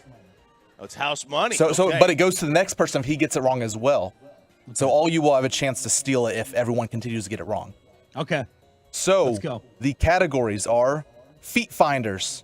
Oh. Think of feet. Think of running back kickers, everything like that. Oh, one of those. Sure. We're getting on the feet finder, by the way, Sean. The next category is anything but successful. And the final one is former Cowboys. Okay. So with that being said, now this first round you can only pick 100 or 200 point questions here, okay? Okay. So Sean, you want to lead off since you are the high-low defending champ? Yes, let's go feet finder for 200. All right, feet finder for 200. He coached his team to gain more yards, but he would have preferred things to be measured in feet. I'll take this. Who is Rex Ryan? Oh, Sean Sharif, 200 points. Yeah. Wow. Oh, yeah, film me dancing. That seems like more like a 100-point question. I can't wait to see how Peyton has screwed this game for me again. Bobby, how about you just get in here and do it yourself then? Oh! I mean, look, if we want it done right. Okay, all right. Can Next we week, hose it's all Bobby you. down here at the firehouse? Can we hose him down? All right, let's go. All right, who's next? Left or right? Let's go, Choppy. All right. Let's do the former Cowboys for 200. All right, former Cowboys for 200. This player had a short stint in Dallas before making his first career starts in place of an injured Zach Wilson. No, you're not my partner, champ. Yeah. No, I'm not going to pass it to you. Do you know this? I know this one. Do you know this one? All right. We'll go with who is Mike White? That's right, Very baby. Nice. 200, 202, Bobby's 0. Bro, that's a scary I sign if you literally didn't haven't know that. gotten a chance to answer Just a questions. little nervous. You're a little nervous? I know. See, everyone doesn't realize this. When you're playing in the moment on the radio, your brain freezes up. When you're listening, you're streaming it in your car. It's clear. It's obvious. Otherwise, you freeze up. He's terrified. Yeah. He is. He's Zach. Look at that. He's Zach Wilson you right are now. Zach Wilson. That's who you are. He is terrified. You are Greg Norman on a final round. All right, let's go to Bobby to start off part 3, round 1. All right, so the only $200 question left, and I'm sure it's going to be one Peyton screws me with. Let's go anything but successful for 2. Anything but successful for 200, Bobby. Suited up for the Cowboys, but the fumbles were an issue, especially on the holidays. Do you know this one? Okay, it's you don't know it. Elliot, come on, you got to know this one. Read the clue again, Peyton. All right, the clue. Suited up for the Cowboys, but the fumbles were an issue, especially on the holidays. Who is Mark Sanchez? The one who really gets credit. Yeah, you didn't know that? I never knew he was with the Do Cowboys. you even watch football? No. He was with the Cowboys. This will He be was fun Dak's if you just get the mentor. Tolos Do to. you even- All right, this is All right. so far the other 2 guys are worthless. My partner is good, but we're all on the board. We're all on the board. 200 points. All right, now it's free game. You can pick any category and any dollar value. Sean, back to All you. right, since you're a Cowboy expert, I'm going to go former Cowboys for 100. You can't cheat on your cell phone either. All right, former Pepe. Cowboys for 100. He played in a Super Bowl, and his right leg was as massive as his left leg. Do you know? His right leg was as massive as his left leg. They played in a Super Bowl. Is this a kicker? Do you know? This is a 100-point question? You don't know who it is? Give me a kicker. Played in a Super Bowl. Who was the Cowboys kicker in the Super Bowl? Jets. Former Cowboy. Former Cowboy. Mike Vanderjagt. You hate to see it. Do you guys know RJ? it? Let's go with Chris Bonial. He didn't say it in the form of a question. Who is Chris Bonial? All right, so All right, Bobby. this is former Cowboys for how much? For 100. 100, okay. Maybe this it should have is, been 400. I'm thinking you're trying to trick us here with the background. Do you know it, Elliot? Okay, I think he's trying Elliot to trick doesn't us. even know what city he's I think in. he's trying to trust. I think he's trying to trick us a little bit here. Greg Zuerlein. He didn't say it in form of Who a is question. Greg Zuerlein? Dang it! All right, so plus 100 He for didn't Bobby. say he played in the Super Bowl for the Cowboys. Oh, my God. Just playing the Super Bowl. And current All right. Jet right now. So, He Sean, is that's current minus 100 for you. You're at 100 points. Bobby leads the way with 300. So All now right, it goes to RJ. Okay, let's do former Cowboys for 400 points. Oh, boy, this is the ball game right here. Helped the Cowboys get to the playoffs in the early 2000s before making his way to New York for one season. I didn't realize we could do 400 right now. I chose 100 like an idiot. Helped the Cowboys make the playoffs in the early 2000s. You got help over here. Do you know who this one might be? Question one more time, Pepe. The clue is helped the Cowboys get to the playoffs in the early 2000s before making his way to New York for one season. All right, well, the Cowboys didn't make the playoffs in the early 2000s. Buzz so him. Get I don't ready know to how buzz that's him. possible. 5. Boy, let's go 4. with – who do you think? Who do you think 3. you're gonna go with, 2. I was 7, so I don't know. You were 7? Oh, yeah. Oh, no. Minus 400 just like that. Bobby is he's eager over here. This could be an early blowout. So I get to steal here. This would be, do you know it, Elliot? Because I'll give it to you if you know it. You don't got it. He does not have it. They didn't have TVs in Maybank in the early 2000s. This would be, who is Quincy Carter? No! Bobby Belt. Oh, my. Are we considering – is it an 04? Was it 04? It was 03. 03 is January when they- 04. He was the starting quarterback. Is that early 2000s? Yeah. I don't think This that's could early be 2000s. early Wow. nail. if Well, Bobby, it's nail. This could be early nail, depending on what Bobby goes for here. Elliot, you want feet finders, anything but successful or former Cowboys? Feet finders. Yeah, All right. you do, Let's buddy. go. You're going to be a subscriber to my channel, baby. Let's go feet finders for 1. Feet finders for 100. His lone Pro Bowl was in Dallas, but made a name for himself kicking in New York. His lone Pro Bowl was in Dallas, but made a name for himself kicking in New York. Do you know who this is? I don't want to guess right now. I'm afraid to get it wrong. Give me the first letter of what you think his name is. The first letter. D. No, I'll answer that. Who is Nick Folk? Bobby running away with it. Although he only went 100 though. He only went 100 here. Where's your family at? She's off somewhere. I don't know. She was dropping the girls off at school and then coming back. I'm gonna. Sean Sharif, you're up. Torture them. We need 400 and anything but what? What's anything the but successful? Anything but successful for 400. I don't know where this could go. We need this. Go ahead. Alrighty, his eyes were the only thing making headlines before being fired in New York. His eyes were the only things making headlines before being fired in New York. Do you know who this is? No. Bro, you said you knew football. If I don't get this, we're definitely out. His eyes? Who had a Josh Hamilton eye problem? What about a coach? Is there a quarterback beforehand? I don't know. Damn it! All right. That goes to RJ Choppy. Get out of here. Go home. Go to work. Go to work. Get your ass to work. Is Adam Gase. Oh, 400 to RJ. Back in it, baby. We're back in it. Oh, man. And now RJ gets the back-to-back here. All right. We need this one here. Let's go Feet Finder for 4. Feet Finders for 400. He played on the East Coast for college like Michael Irvin, but made a name for himself on the West Coast like Bonte Hill. Pepe, good clues today. Oh, sweet.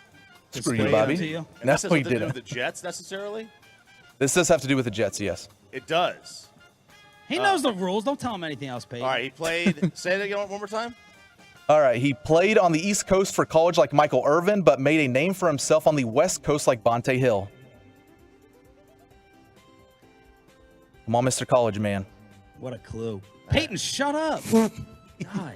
So I assume you're saying he played for Miami, like Michael Irvin. 5. Assume whatever you want to assume. 4. 3. You got anything? You 2. You got nothing? You're I not should going have to went help? home 20 minutes ago. You should have gone home 20 Buzz minutes him. ago. Oh, my. Team belt is converging. RJ Team belt loses the 400 he stole last round just like that. Dadgummit. Bobby? Team belt is talking like McCarthy and Dak on the headset. We're trying to kick around some options here. So, man, this is tough. So Miami, but played for the Jets for a little bit, made their career in San Francisco is clearly the hint here. Don't have the fan text up. I don't have anything. Elliot, you want to just throw a Hail Mary guess here? Form of a question, sir. Who is Santana Moss? Sorry. He did play with the Santana Jets. Moss played for the Niners. We just threw out a guess Or here. the Cowboys. Or the Cowboys. Or the Jets. Oh, he did play for the Jets. Huh? Who is Janikowski? Oh, Man, He you played need at to Oregon leave. State. You need to leave. So Who was it? have we already gone all the way around? Yes. Okay, yes. it was Frank Gore.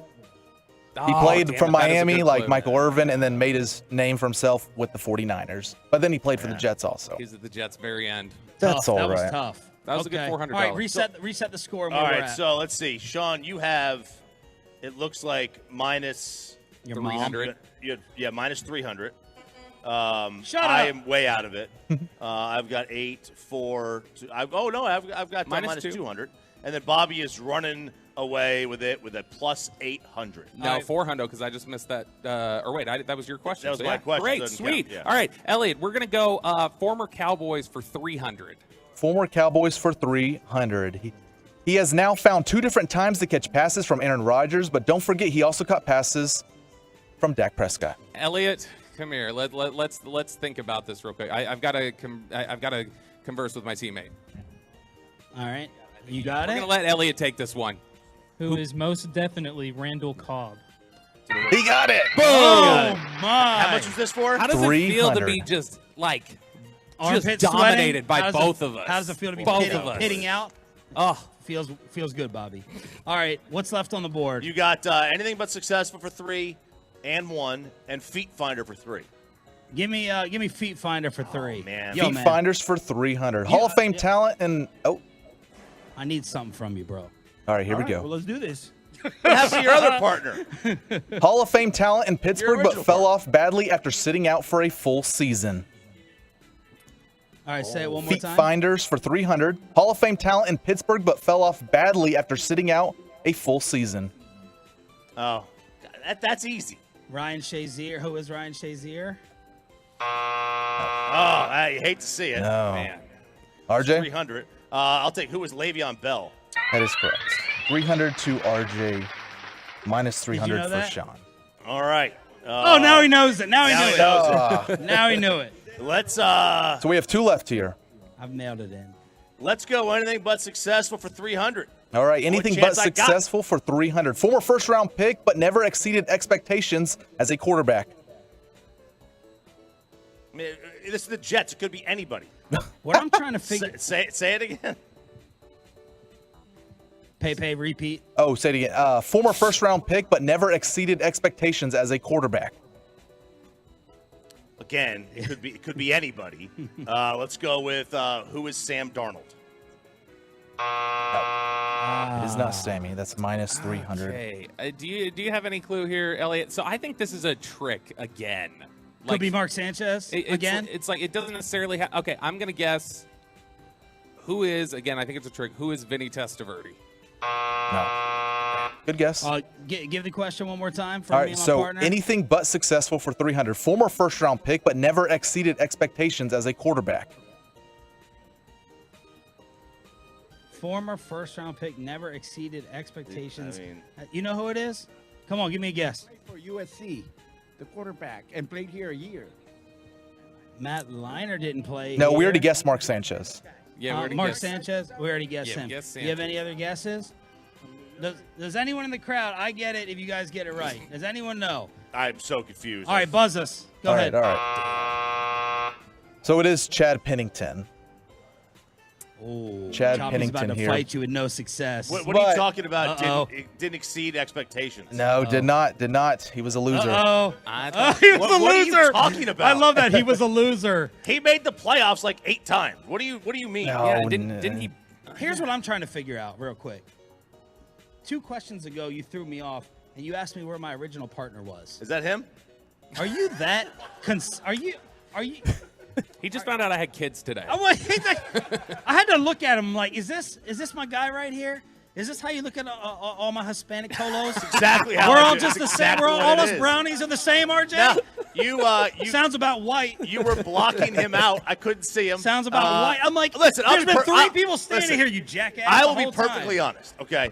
If it doesn't involve me, We know. I don't really You care. don't have to be honest. So We I'm know. just saying that. Like, I don't pay attention to anything. Yeah, Like, but Sarah can talk to me, and if it doesn't involve me, like, she'll just have to repeat it. What's and then the- again, and then again, and The then again. word narcissist. Yeah, narcissist. That's what that is. All right, Yes. let's wrap That's this one. up. Where are Clinical. We got one more. Anything but successful for 100, which if you guessed this first, it would have helped with probably the last answer. Elliot, I'm going to let you take this one. So read off that clue, Peyton. All right, anything but successful for 100. Another USC quarterback bust, but can't find a starting job today. Another USC quarterback bust, but can't find a starting job today. Bobby, you want to wrap this thing up? How many USC Cowboy Jet tie-ins have there been? You know it? Who is Sam Darnold? He got it. Oh, look at that. Finally, we got amazing. That was dominant. Maybank. Maybank. And that game? wraps up Jeopardy, guys. I think They Bobby won this one. They only had 3 channels in Maybank, but one of them was the Pac-12 network, and we thank God for that. Hey, Sean, get this. The guy who finished second in the MVP voting never lived up to expectations as a quarterback. Didn't. Nope. All right. I The thought you guy were- who had a higher adjusted net yards per attempt than John Elway never lived up to expectations at a quarterback. Wow. Stunning. One Really blemish. would have saved you if you It would have would've. gotten that answer right. I know, Yeah. would have. One blemish. There it is. Wow. Jeopardy, owned by Roberto Belt here on DFW Sports Station 105.3 The Fan. Whew, This is why you guys are everybody. That That's was why I'm part Bobby of and the y'all reason. are everybody. that was intense. Let's actually pick this game at 8 o'clock right here on your home of America's team. If you missed Mike McCarthy crapping all over us, we'll replay it at 8:40 here on Sean, RJ, and Roberto. But we got to clean up some other things that we missed out on during the course of the week. That is known as the junk drawer. Did you know that Benjamin Franklin invented the junk drawer? Junkin! Okay, we got the Roman Empire. Joe Rogan is a dating red flag. and don't sleep with the toilet seat in your bed. Why don't we let you start with the Roman Empire? This blew me away yesterday. Blew me away as well. Not because, I was stunned that this happened, but I was stunned that other people. Because I think about the Roman Empire. It is in my brain. Not every day, but certain things I see will trigger it, like running water. Right? They invented the dam system or the sewage system, whatever.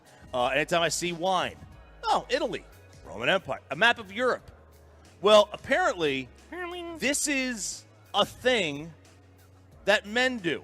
Women, this started on social media about a week ago. This one girl posted an IG reel basically saying women have no idea how often their men in their lives think about the Roman Empire. So people started asking their husbands or spouses, or husbands and spouses, generally the same thing, boyfriends, whatever, this. And yeah, Peyton, here we go. Here's the cut.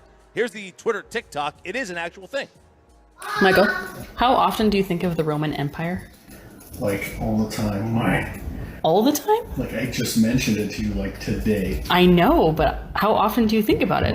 All the time. Every boy you've ever met is I wonder if I could survive in the Roman Legion. And that's a normal thing. Okay, so this apparently has become this massive underground swell on TikTok and others. And again, I'm a history buff, so I for me, it's I didn't think other people thought like this. Do y'all ever? No. Does it ever cross your mind? Never. You don't ever think about being in the Gladiator? How do you see a football stadium and not think of the Roman Coliseum? You can't do it. I think of PNC or AT&T. I don't think of the Trojans. Yeah, I don't. Well, the Trojans? Maybe USC are Trojans. Not Roman. It. Oh, it's a different. I think the Trojans is like Turkey. I think the only time I ever think of the Roman Empire is in a way that isn't even historically accurate, and it's when I think of 300 or something like that. Yeah, that's Greeks. That's the only time. Whatever it is. See, I don't even think of the right thing. I think it comes down to whether you're a history buff. Yeah, I think you're right. You're a history buff. I'm not. Bobby, you care at all about history that I care much? about football history, as I just displayed to you guys a few minutes ago. But other than that, no. I can't see a pair of Birkenstocks without thinking about the Roman Empire. But you're telling me a ton of people in this survey do think about it.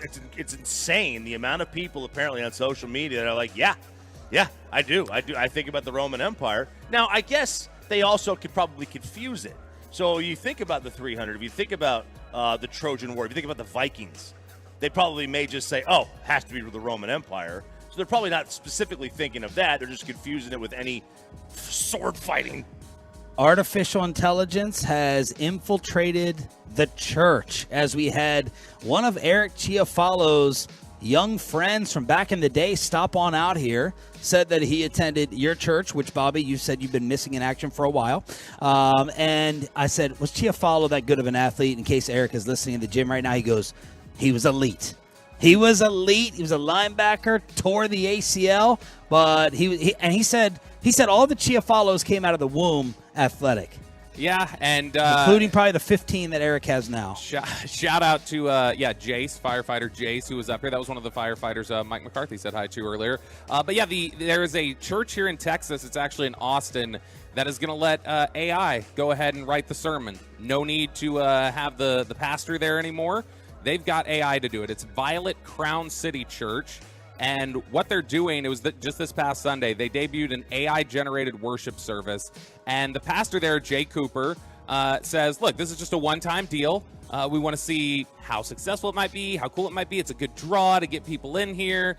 But look, you run the risk of replacing yourself, right? What if you automate the service so much that people go, the automation is better? The Jerry AI chat thing, if you've got something like that at a church service, who's to say that's not going to end up replacing Pastor Jay here? Man, are people? I'm not that religious, but are people going to show up to church and be cool with this? I know this is a very sensitive topic. That's why we did it. I would not. You would not care? No, I would not go to a church with an AI-generated sermon. Because look, it's funny. So wait a second. You're not saying there's a hologram of a pastor up there. You're saying he went to Chat GPT and put in Jesus and then came away with the sermon. Yeah, basically. But he basically had a ghost writer or an AI writer at this point.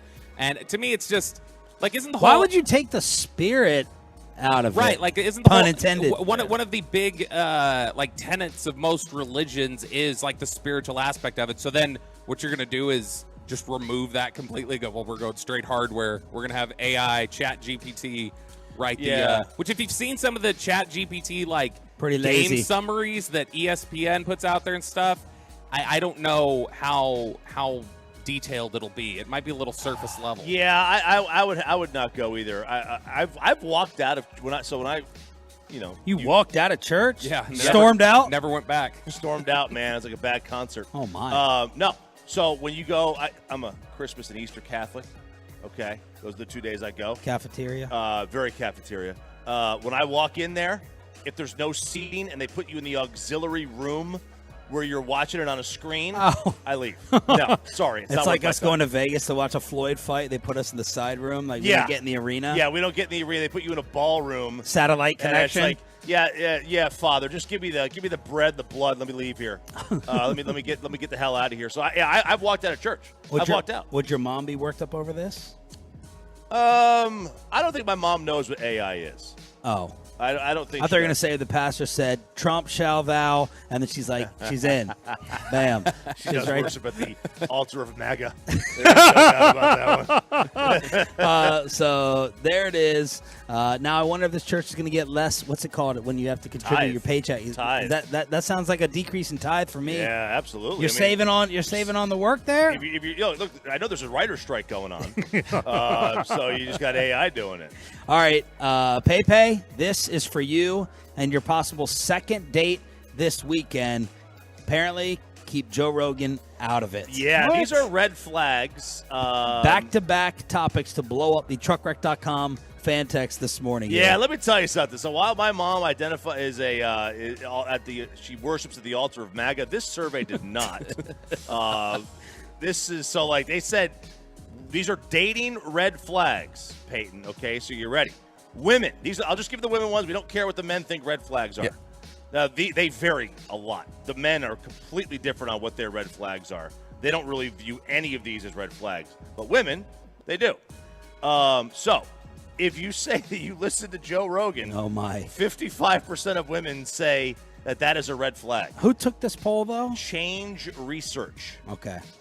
It was a survey of 18 to 34-year-olds. I thought it was Anderson Cooper. That's the other problem. They're 18 to 34-year-olds. They don't know anything about the world yet. Now, the same amount of people. By the way, how many people can you count in your friend group or family group that listens to Joe Rogan that you know? Oh, I mean, a lot. A lot? Yeah. I listened to one yesterday in the gym. I listened to one of his, the one with Bill Maher. Well, that good podcast. He's a really good interviewer. Didn't Maher break the writer's strike? He stepped over. He crossed the picket line. Crossed the picket line. The same amount of people view as a red flag Joe Rogan as dating someone who identifies as a communist. Oh my. That's what this is right here. If you refuse to see the Barbie movie, that's a 53% red flag right there. Okay, so I did not realize this. My wife told me this was the discussion throughout her entire friend group. The Barbie movie was like a dividing line for women. Because I guess you want to take this? I didn't know this. This is so it's like a thing where if you don't go see it, you're... No, Barbie is like in the movie apparently like really progressive and like we're not sticking to these old school ideals like Bobby does to his wife, trying to keep her in the kitchen. And some women got really offended by like the progression in it. So, and didn't necessarily take it as a joke and entertainment. So that kind of like created a division amongst my wife's Barbie group. Now, Peyton, what would you say are your hobbies? Gambling. That's a hobby. Okay. I could throw like video games in there. Golf every once in a while. Okay. Don't tell her gambling or video games. Right. I've already mentioned WinStar twice to her, so. So trying to get her to stay, or you don't even stay, cheap wad. Outside of a political one that we're not going to get into, The number one. Oh, so we could do fake religion AI. Yes, and, all right. They and say commies and identifying as a MAGA is the number one red flag for women. Okay. In this poll, my mom would love it. She's not available. But having never mind. yet. Okay, he's still alive, Sean. He's still alive. Oh gosh, I love you, Dad. Having no hobbies is the biggest red flag. Having no hobbies. If you say to a woman you have no hobbies, that is the biggest red flag. The biggest green flag. What's your hobby? I don't know that I have one, so I'm a walking red flag. Okay, the biggest green flag. 95% of women, the biggest green flag they have is if you say you read. Oh, really? Reading is the biggest green flag. It's not I'm rich? And the second one, no. See, LeBron knows. The second one is if you research for the best deals and rates before buying. Really? That's the a green? second biggest green flag for women. I would think that some people would mistake that as cheap. So, Peyton, if you look better in person, Oh, my God, you do. this- Your photos are terrible. So you absolutely look better in person. Dude, that is Peyton's. That's his go-to. What, the researcher's deals? No, the cheap thing. Oh, he's definitely cheap. Yeah, absolutely. the same thing. You're also another big one. You're not on social media, and you can take candid pictures of yourself. So lots of candid pictures. You got to prefer. Wait, they want candid pictures? They want candid pictures. Like freaky? No, just like having candid, not like just living not life. horny, Sean. candid. I thought candid is like you're getting really personal. Candid. Let's get candid. No? Oh no, like not stage, not candid, stage, like live action, like you're real, like natural, that's what organic. Yeah, we're not talking about Choppy's tripod. All right, there it is. This is the Expressway, the junk drawer. It's a Friday edition. We got some pint glasses left. Y'all roll on out there. 105 through the fan, customized pint glasses. We got the C4 to get you ready for your day, and we're brought to you by Central Roofing and Restoration. Let's make the official picks. Who thinks the Cowboys are on upset alert? What is the score going to be Sunday on this station? Cowboys, Jets predictions after this.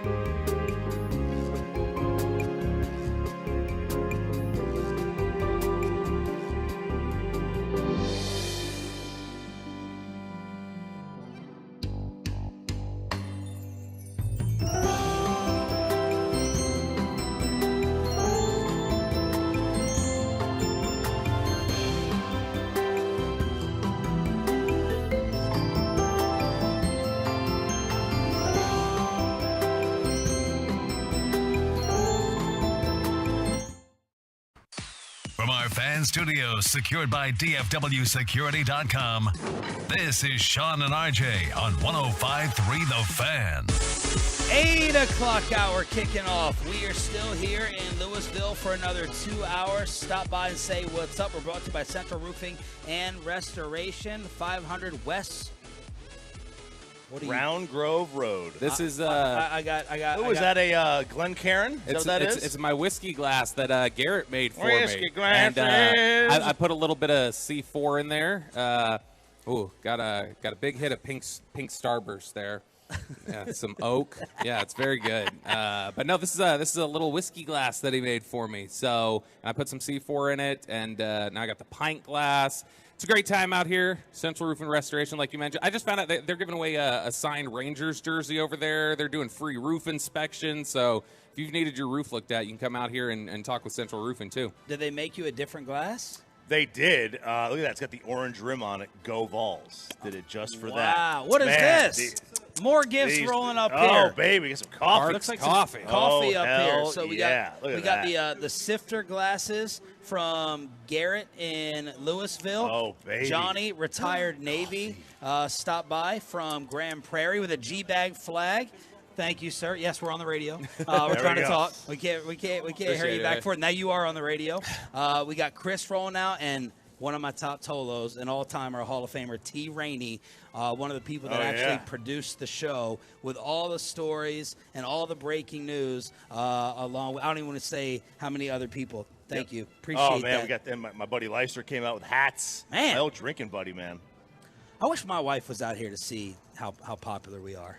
You know, your wife is here. Maybe I get a little bit more love, a little bit more respect. It's nice to finally meet her.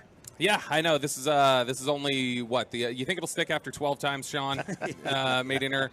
No, yeah, I know. I thought after the first one you were like, I'm going to take Ollie out of school. But the next one I got to. I think he's coming today. Oh, okay, cool. Yeah. So he's finally going to get to see the fire truck. Yep. Trying to bring him out to where he doesn't have a total meltdown. So maybe 9:30. Are you going to do the fire truck sound for him? No, but he will. He'll absolutely. Luckily, we got the drop for bait. You should jump in the back of that truck that's driving by, the septic truck. All right, let's pick this game.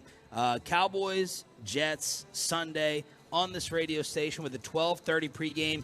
If you missed Mike McCarthy with us earlier, he delivered an all-time promo. That'll be at 8:40. Jerry Jones will join Kevin and friends at 10:30 this morning. The spread is 9.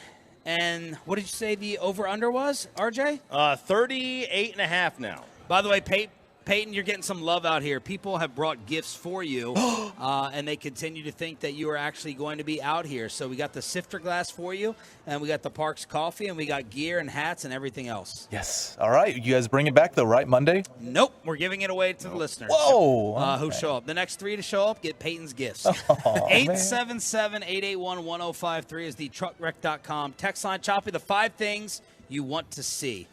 Well, 5 things here that I would love to see in this game. Number 1, I want to see ghosts.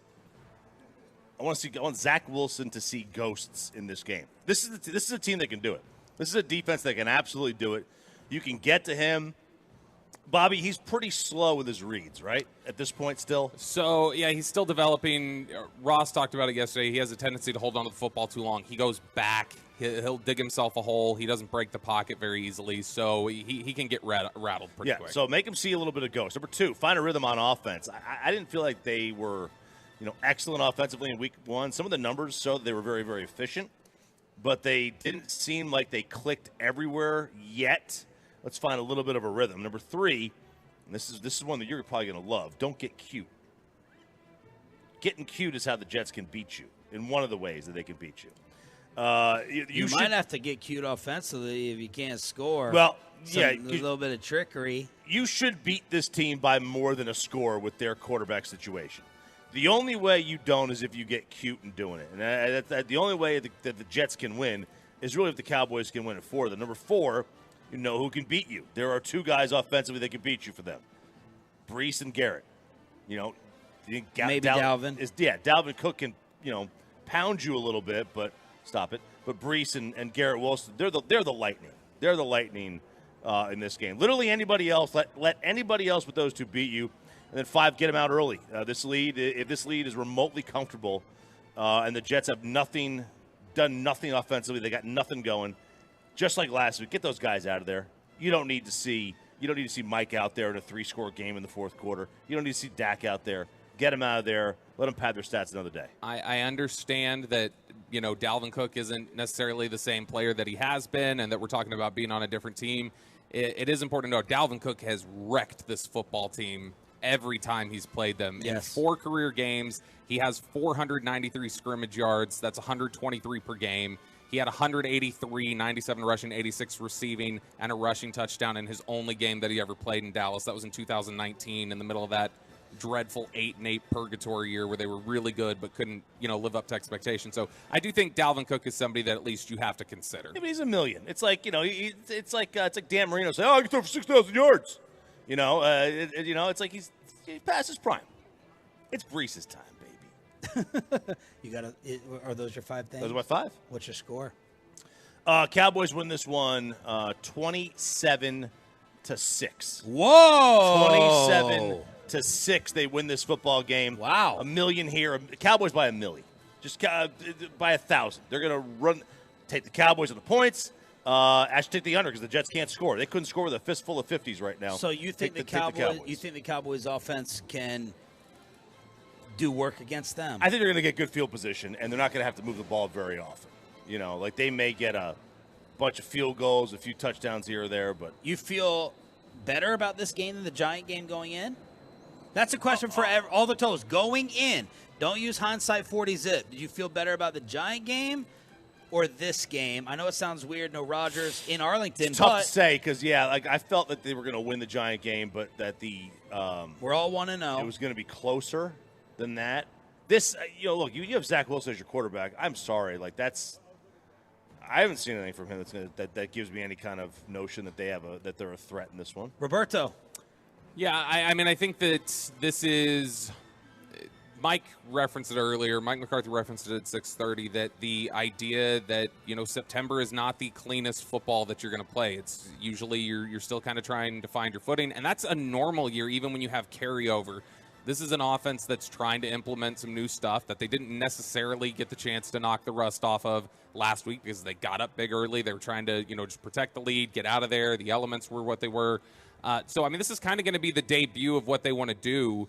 And the Jets are a really good defense. How healthy is your offensive line? Is Brandon Cooks going to play? So I think Dallas is going to struggle to score in this game. I don't think that they're going to light it up offensively. If they come out of this with 27 points, Chop, I think that is a huge victory for them. Okay.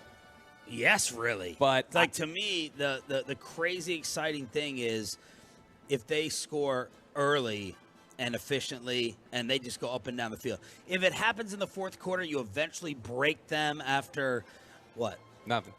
I just saw somebody I know from my childhood that showed up that I haven't seen in 15 years. We have an 8:20 segment. Yeah. There we go. We have an 8:20. If they come out and the Jets aren't exhausted and tired and you eventually kind of break them and they go up and down the field against this defense when everyone's fresh, I'll be coming in here Monday okay.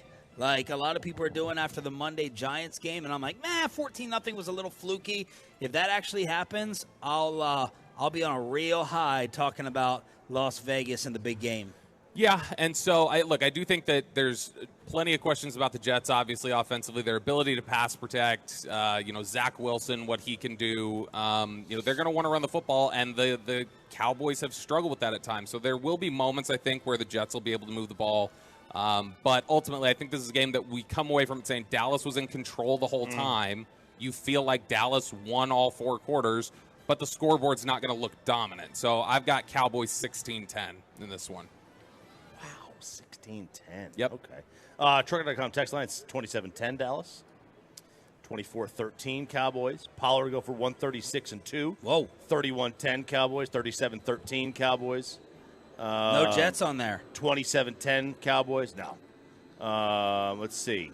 It's I've seen no Jets at all. Pepe, what else are the Tolos saying? And give us your prediction. Yeah, they're all blowouts here. 214, 34-9, 817, 31-10. So, I mean, it's 100% Cowboys. I have not seen one Jet win on this fan text. I'm really surprised that so many people are putting that much confidence in the offense. I think this Giants elixir has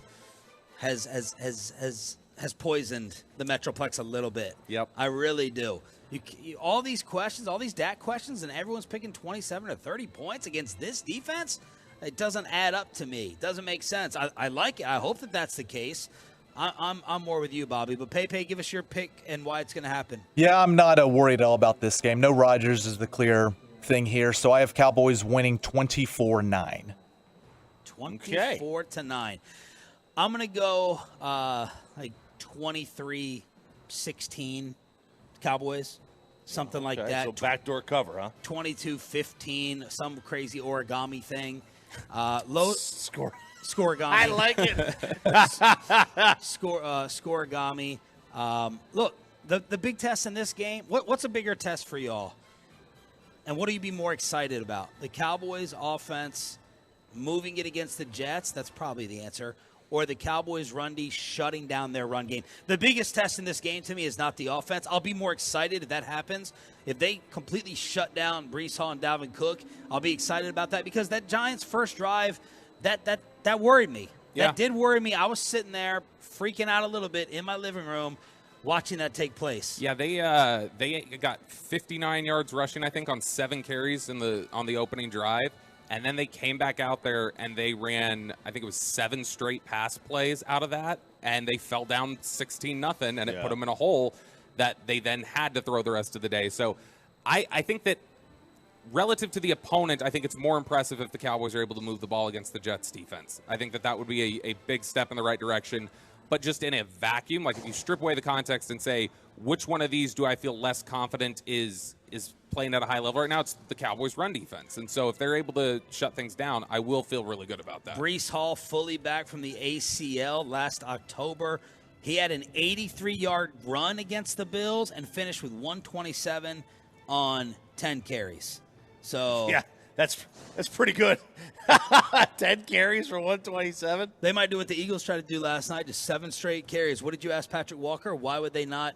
Yeah, just run it 20 times in a row. And Pat said because they should run it 40 times in a row. Honestly, that should be their MO. Their offensive line run blocks better. They've got capable running backs. They've got capable blocking tight ends. The Cowboys struggle in that area. It just makes sense that that's the way the Jets would want to attack them. Truckwreck.com text line. Stop on out and get the last few fan pint glasses.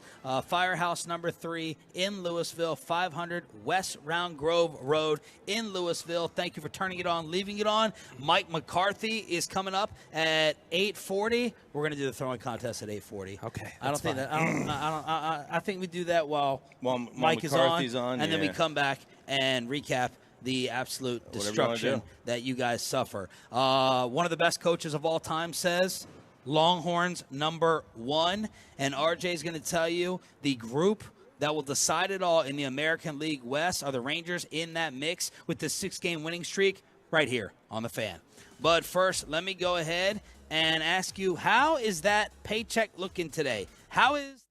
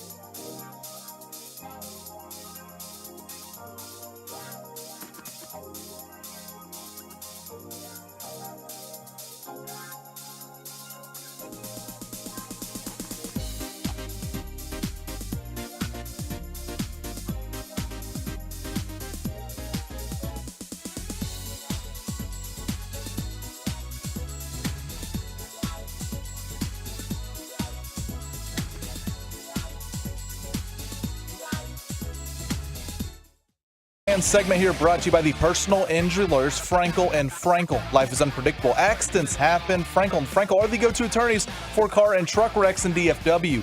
If you or a loved one have been in an accident, contact the Frankels today at 214-333-3333 or go to truckwreck.com. They're getting close, and here Jonah Heim cranks one deep out into center. Kiermaier turns to look up. It is gone. Tucked into that tiny section in right center that's closest to the batter's eye. Jonah Heim blasts his 17th home run of the year, and the Rangers now lead it 4-2. Woo! Jonah Heim, Garver, Grossman, Seager with 3 hits, and that happened here on your home for Rangers baseball. They are not done yet. They win their 6th straight. They embarrass the Toronto Blue Jays, and you're just disgusted by Toronto. I'm disgusted by them. They're gutless. They're just chicken ass, man. That's what they are. They put terrible at bats together. They got no edge to them, and I know this. Okay, I know this. As a youth baseball coach, I can tell. So, half of Toronto, half of their team, is the children of former major league players. Okay, they never had. You think Bo Bichette was worrying where a meal was coming from? I think Vlad Jr. The biggest question on his mind as a kid was, were we going to stay in our house in Canada or in D.C.? Where were we going to stay? They had no edge. I thought you. I like the philosophy. Okay, hang on. I remember you saying this is the way you go get Stop big. trying to use what I've said before to go against what I'm saying today. All that matters is what I'm saying today. I thought we were targeting big league children. Yes, I am targeting big league children. But those guys, at least in this series, they got no edge. They got no edge to them. And then the Alex Manoah update came out. Alex Manoah. And Derek Holland has been triggered this week. Yes, as he should be. He ate his way out of the rotation, but with the pitch clock. But those kind of man boobs don't move very well every 15 seconds. Easy okay? with Ryan Clark. So Clark. he got demoted down to the Florida Complex League, and then he's back.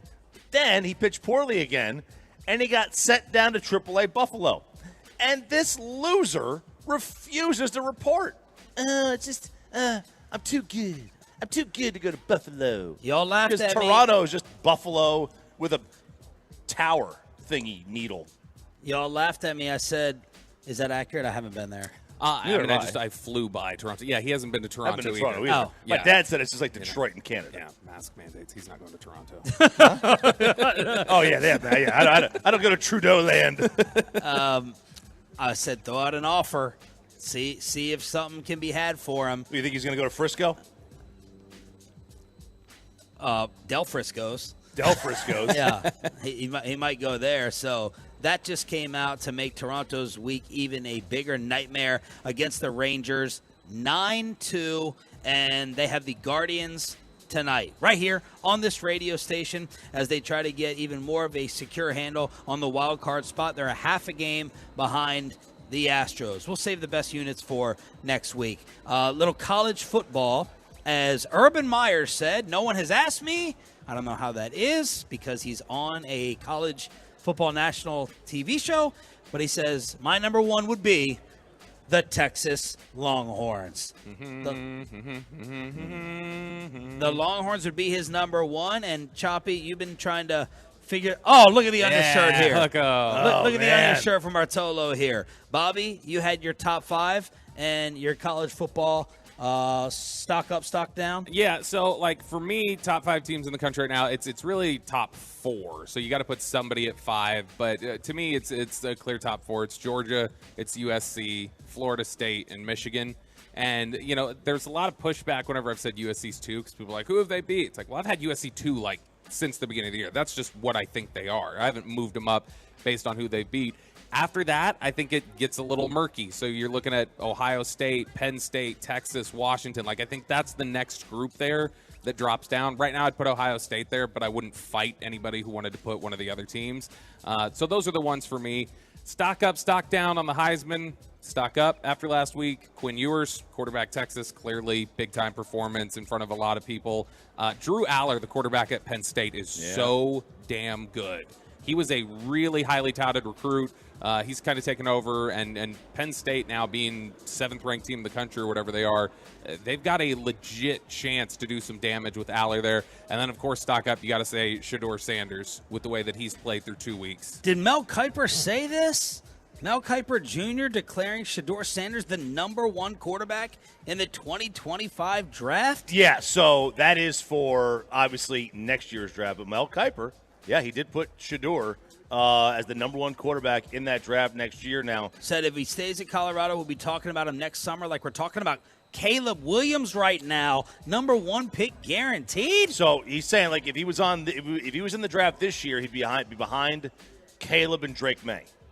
Now, you're going to find guys who shoot up this board based on just physical skill sets. But does Shedeur have Caleb Williams' physical skill sets? No, I don't think Very so. few people do. Like, I mean, no. Caleb.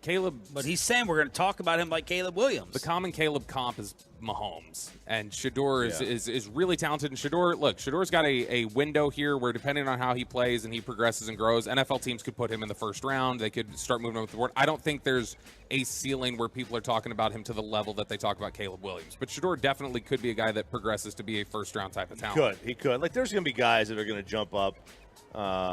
You know, my guy Milton has got such skills that someone's going to try to talk themselves into a higher pick with him because he's probably has the strongest arm you've ever seen, and it's lunacy, but someone's going to do that. And speaking of Colorado, we have America's team on this station, and they're America's college team. They are America's college team.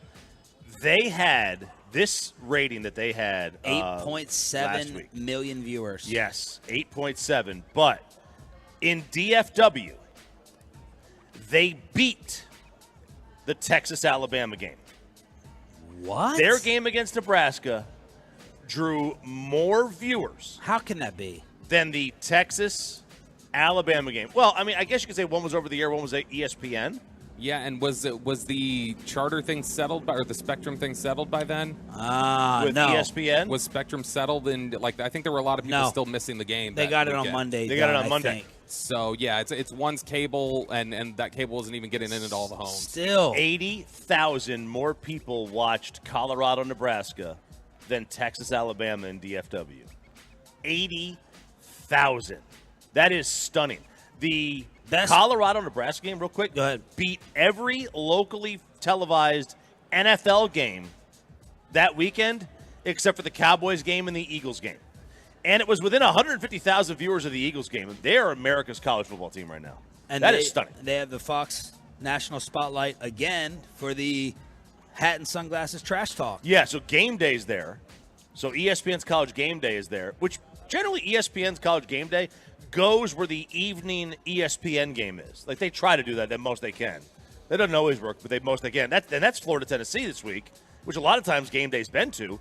But there's like, no, we are going to Colorado State.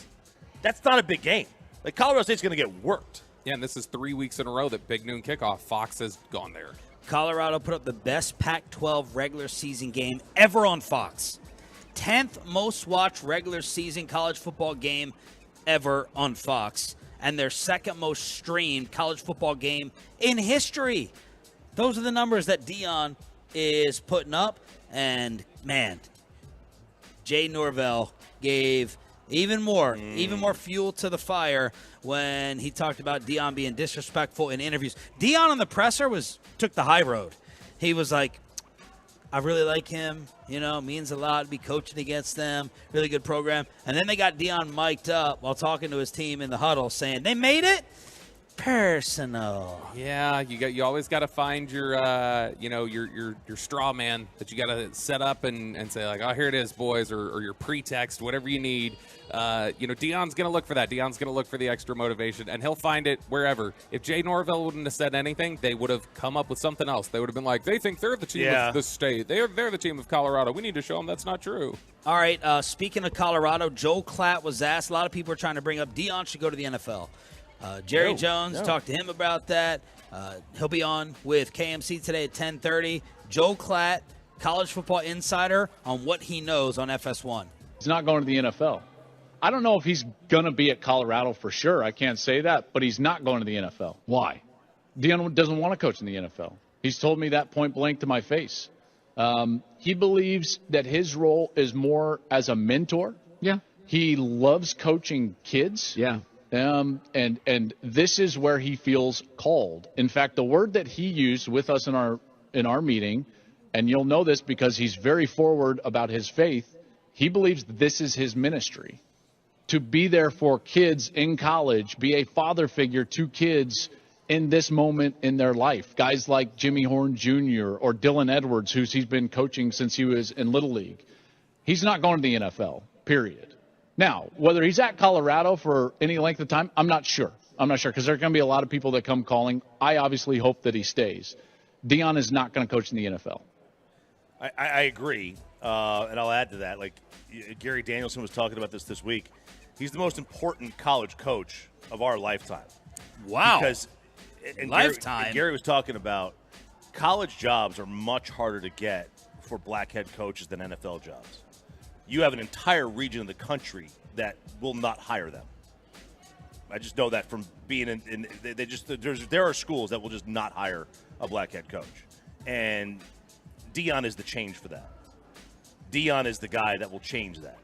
And he will open up doors that previously have not been opened up. That's the hope anyway. Yeah. That's the hope. Whether it happens or not, find out. But I love it. I'm rooting for them to go undefeated as long as possible. I love it. And you either love it or hate it. You hate that they're brash in your face, telling you what they're going to do, talking while they do it, talking after. I freaking I love it. It's like a Draymond Green, Dylan Brooks of the world of college football, except more likable to a lot of people. Deion is the perfect coach for NIL era, though. Yeah, because there is nobody who has embodied name, image, and likeness more than Deion, probably. I mean, you could argue in professional sports over the last 30 years or so, he is that guy. And he said phone's ringing off the hook there? Yeah, says that they are getting inundated with calls from recruits and schools who want to talk to Colorado and find out what the program's doing. Here, Mike McCarthy crap all over us while previewing the Jets. The head coach. Good morning, Bobby. Good morning, firefighters. Peyton, that was the wrong time to play that. You know what? That was. I had coffee for you. I was going to give you a tumbler. You know what I'm going to give you now? A slap in the face. I've never had a tease in my 20 years of radio history blown up more so than what you just did right there. Right? All right, tease again. No. I've never had that happen. This is unbelievable. It's unprecedented. Mike McCarthy joins us next on The Fan. And now I have to sit here and do a commercial read for DFW Security. Whether you love high school, college, or pro, you've got to love this time of the year. But with everyone's busy schedules, kids in school, driving to events, extracurriculars, who is looking out for your house? Are you leaving the house this weekend? And you need to go ahead and make sure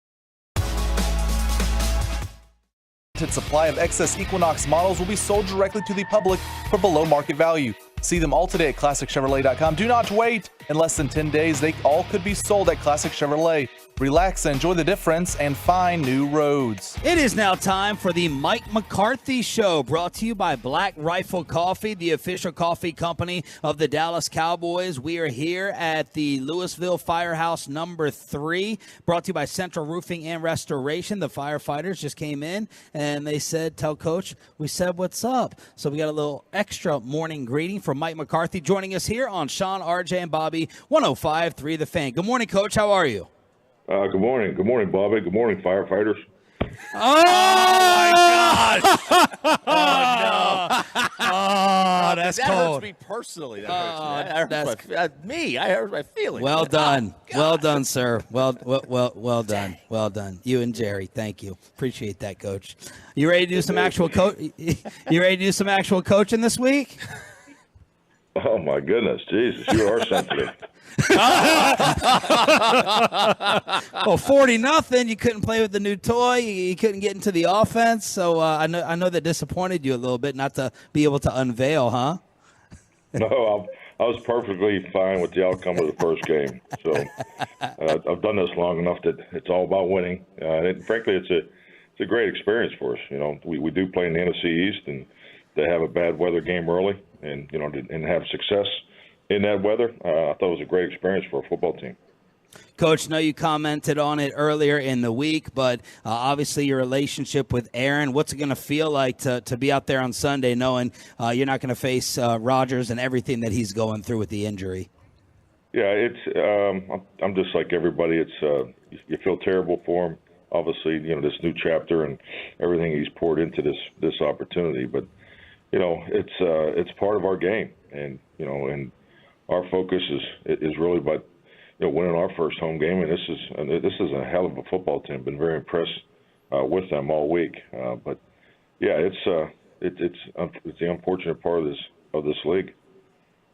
You know, obviously, like defensively, you may plan differently for Zach versus Aaron, but like as an offensive coach, do you build offenses differently based on the other team's quarterback or offense? Like if you're playing Mahomes, you figure you got to get to 30. If you're playing a lesser offense, you could maybe be more conservative. Does that play into preparation at all from the offense? I would say it doesn't play in preparation from my standpoint. I think the biggest thing is having an understanding of, who you're playing based on what they do, but most importantly, how do they utilize their players? And a lot of these decisions, as you look at your season, as far as when the schedule comes out, you got to make sure you have enough ammo as far as on your menu of building your system for each and every year. And that's why playing the AFC East is different. But we've had an off season to look at the similarities of the Jets defense and other defenses we competed against. So to me, this is all part of the spring and building for these opportunities. What do you see in Zach Wilson as a quarterback, and how much do you prep for him differently based upon his NFL tape versus the college tape? Well, we're past the college tape. We're focused on the NFL tape. He's a very talented young man. He can make all the throws. I think he would be an excellent fit for their quarterback movement game and things like that. So those are the kind of things we're focused on. But you just it's a new coordinator. What are they doing schematically, and how do we think they're going to attack us? Talking with Dallas Cowboys head coach Mike McCarthy here on 105 through the Fan. They do have a new coordinator there with New York. It's Nathaniel Hackett, a guy that you've got a lot of history with. We all have seen the off-season stories that'll be like, Mike McCarthy once babysat Nathaniel Hackett. But how cool is it when you get the opportunity to go up against somebody that you've got such a long-standing relationship with there, and how does Hackett kind of challenge you guys? Well, on a number of fronts. Personally, I'm just really, really proud of Nathaniel and his career, and but yeah, it's always fun to compete against the people that and you have history with. But Nathaniel has a lot of his father in him. You can see the West Coast core concepts, but he's added the system movements, particularly in the action and the quarterback movement game. So. But yeah, you feel like you have some history, and you're just watching the defensive preparation this week. You can see a lot of carryover from their offense and our offense. Did you tell him to grow that goatee? I did not. No. Mike McCarthy is already trending after the opening line here on social media. No. Yeah, not good. Oh, not goodness. good for us. Ew. Yeah. Okay. Jerry didn't tell you to do that, right? I read my emails at night. I'll just. Hey, Coach, we know how much you wanted to emphasize run defense in the off season. How much of a test is this going to be taking on Breece Hall with what he did in Week 1 and Dalvin Cook? Oh yeah, you got two big time runners, but it's definitely a focus. You can see it in the Monday night game. So, and we feel strong. We can probably answer this every week, but that's how people are going to come at us. And as far as running the football downhill and then the quarterback movements and the action off of that. So that's obviously a big part of our prep every week. Mike McCarthy here on 105.3 The Fan. Coach, we usually ask this when you have like one fantastic corner. Looks like you guys have two with the addition of Gilmore. Is it a relief not to have to think about traveling Diggs with a guy like Garrett Wilson when you have two guys like this on each side? Oh, definitely. I think when you can play left and right and play matchup football, I think it says a whole lot about your whole secondary and all the pieces tied together. So yeah, no, I think this is about as good as a situation as I can recall. And as far as the combination of experience, obviously ability, so we have a lot of flexibility in our secondary. Coach, you've talked a lot this offseason about, with the offensive changes, how you want Dak to own the offense and to really feel ownership of it. And that'll be when the offense really hits its peak is when Dak, feels that ownership of it. What does that mean in terms of, details or particulars? And do you feel like that's what you saw last Sunday was Dak taking ownership of the offense? Definitely. Dak definitely owns offense. I like to think the whole quarterback room, views it that way because these offenses are, in my time in this league, at the end of the day, who are you going to build your offense around? This offense has always been built around making the quarterback successful, and that starts with a commitment to the run game, have the protection schemes and adjustments to combat these defenses today, and have a philosophy of detail in your passing game. So, and he has done a great job of commanding that. And then it's all the other things too. It's not about plays as much, but it's taking command of the preparation, the interaction, the specifics, the conversations beyond the classroom. I mean, all those things. Dak does an incredible job of the little components of leadership. I mean, we see the bigger moments, but it's the little everyday things that he does an incredible job of.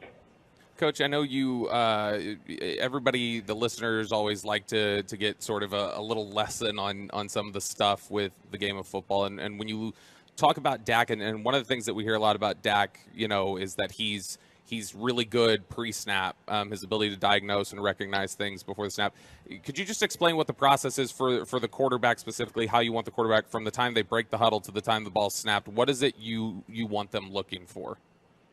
Well, you have pre-snap and post-snap responsibilities. So, I mean, obviously once the play is communicated, obviously there's responsibility in that as far as his command and communication and pace of operation and all those things. And you get to the line of scrimmage, there's always keys you're looking for because every formation dictates a response from the defense. So, having your pre-snap keys.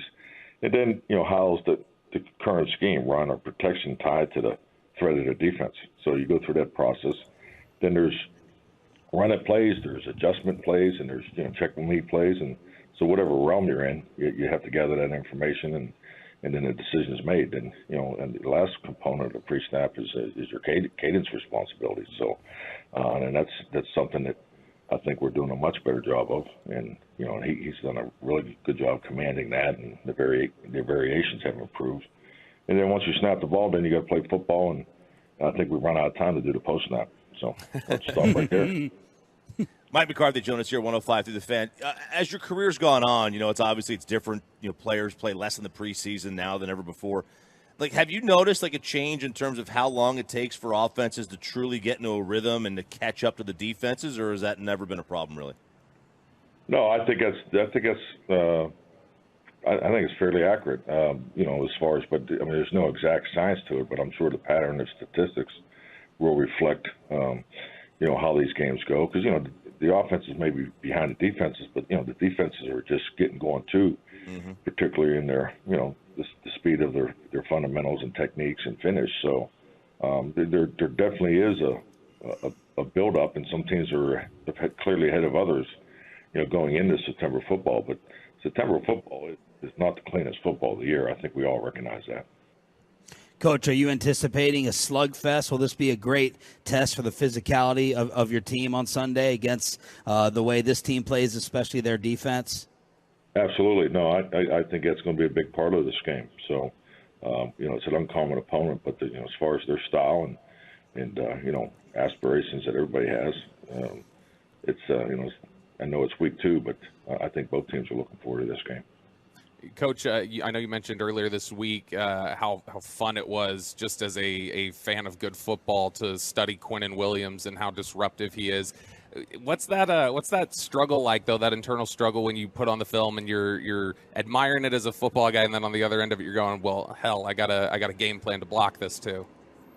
Yeah, I mean, we're pretty regulated in what we do. I mean, you get in there Monday and you're really focused on their personnel, throughout Monday evening, and then you get into, okay, how we're going to play this game. So yeah, I've always appreciate the players and how players grow, where they start and everything. And I mean, he's a tremendous football player. He has great tape. I mean, his season last year, the numbers speak for themselves. But I was very impressed with him in the Buffalo game. Well, and one of the guys, obviously, that if he's able to go, would be tasked with blocking Quinnen Williams would be Tyler Smith. Could you just update really quickly where he stands and also Brandon Cooks? Yeah, we obviously we don't practice today, but if we did practice today, Tyler would probably he most likely would be in the rehab group.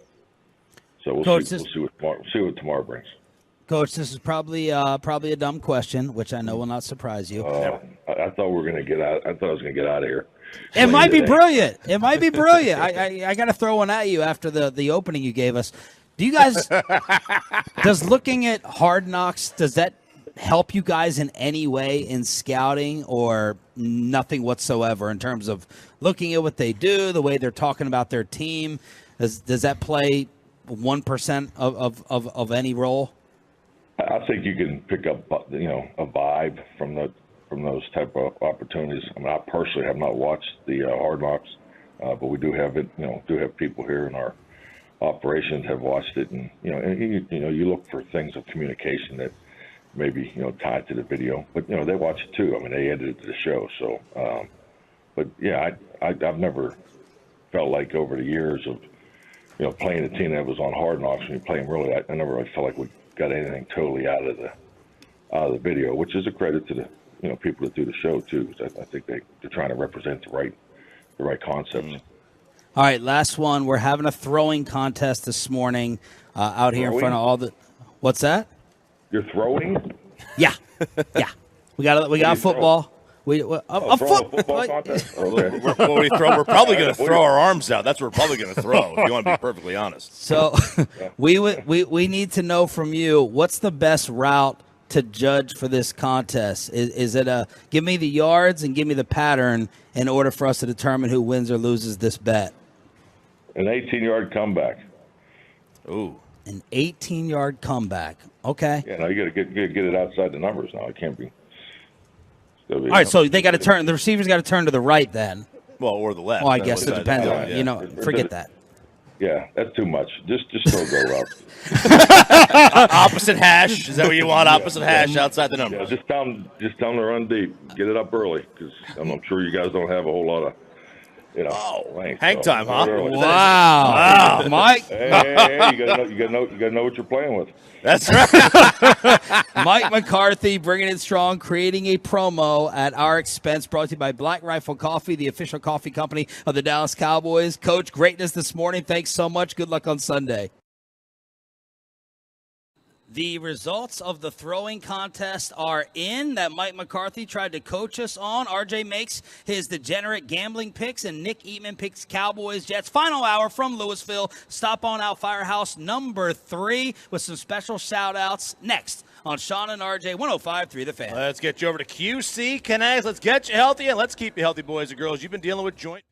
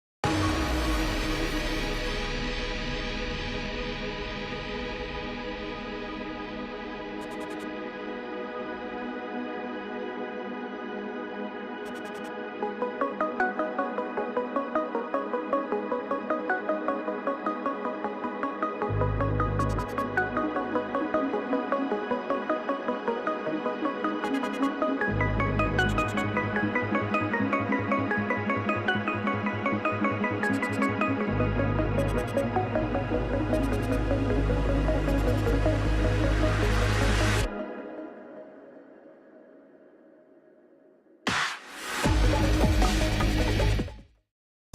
our fan studios, secured by DFWsecurity.com, this is Sean and RJ on 105.3 The Fan. Final hour fist pump time on the Fan Cam, Twitch, and YouTube. We are live in Louisville for Firehouse Tour. Stop number 3. What's the address again? 500 West Round Grove Road. Stop on out. Say what's up. We're brought to you by Central Roofing and Restoration, C4, and Texas Day Brazil. Nick Eatman will pick Cowboys Jets at 9:20. Mike McCarthy creating an all-time promo with Bobby and everybody. We had a Tolo bring out Bobby and everybody's shirts. And we got to give out a lot of shout-outs. Patty and Carrollton, longtime Tolo, stopping out and saying what's up. TK, June, Mike in Oak Cliff. We also had Jason and Rowlett and Haley from Kroger, which I try to tell you all about Kroger nonstop, always and always. She goes, I heard about Mike Bassick having an unpleasant pumpkin latte experience. Mm-hmm. So she brought us the pumpkin lattes so Mike could kind of enjoy that through the radio. She brought pumpkin lattes, and she brought these 2 massive baskets getting ready for fall with pumpkin everything. Look at that. Oh, my goodness. Holy cow. Fantastic. Look at that. Oh. Donuts for the crew as well. Stop on out here, get breakfast. We have coffee, Parks Coffee. We got hats. We got gear. We got all of it. Did I miss anyone? Haley from Kroger and Tasha put together these gift baskets for us as a Tolo. Kroger has come through in the clutch several times for this morning show now. So shout out to them. All right. Let us know the predictions at 877-881-1053, 877-881-1053, truckwreck.com text line. After getting some coaching from Mike McCarthy, we just had the 105.3 The Fan morning show throwing contest. Who would like to recap the way things went? I think Mr. Talk himself up, Bobby Belt, ought to recap what happened. So, look, you guys know that in everything I do, I try to model myself after Dak Prescott. And so, what do we always say about Dak? Intangibles, leadership. Yeah. The things Nothing about his ability. The things you can't measure. This was literally a contest where we measured things.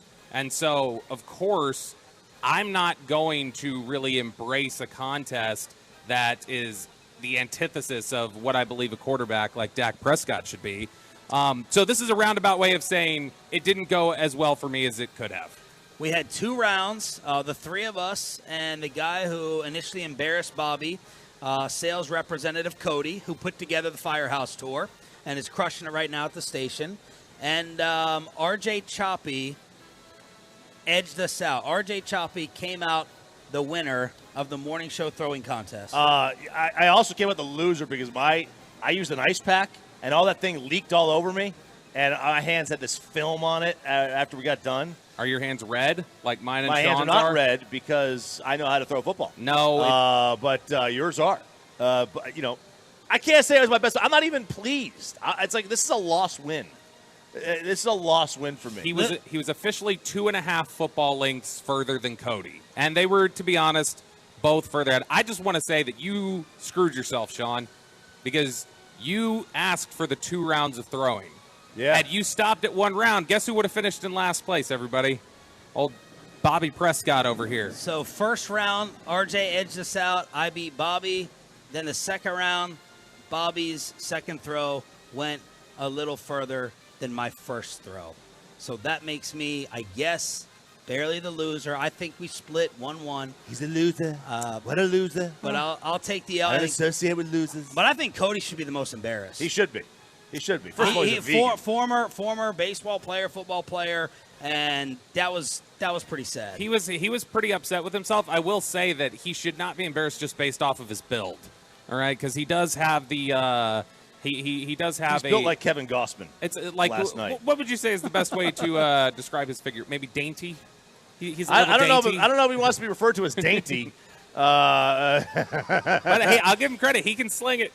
He can. Yeah. He. It was just short of yours. He was He was very upset, very frustrated. But ultimately, we all come out winners except Sean. In the end, we all win. And you know who else wins? Yeah. Get that applause going. I'm not embarrassed. It was barely. Are you embarrassed? I'm not embarrassed whatsoever. I think we all put together. I'm 6 years older than you. I'm 41, and I have no doubt first off, if we threw 5 more times, we'd all blow our arms out. I would be going back to QC Connects for the right arm again. Yes. But I would feel good. Accuracy. I know I'm there with accuracy, so we can do more contests after the show ends. And if y'all want to compete, stop on by.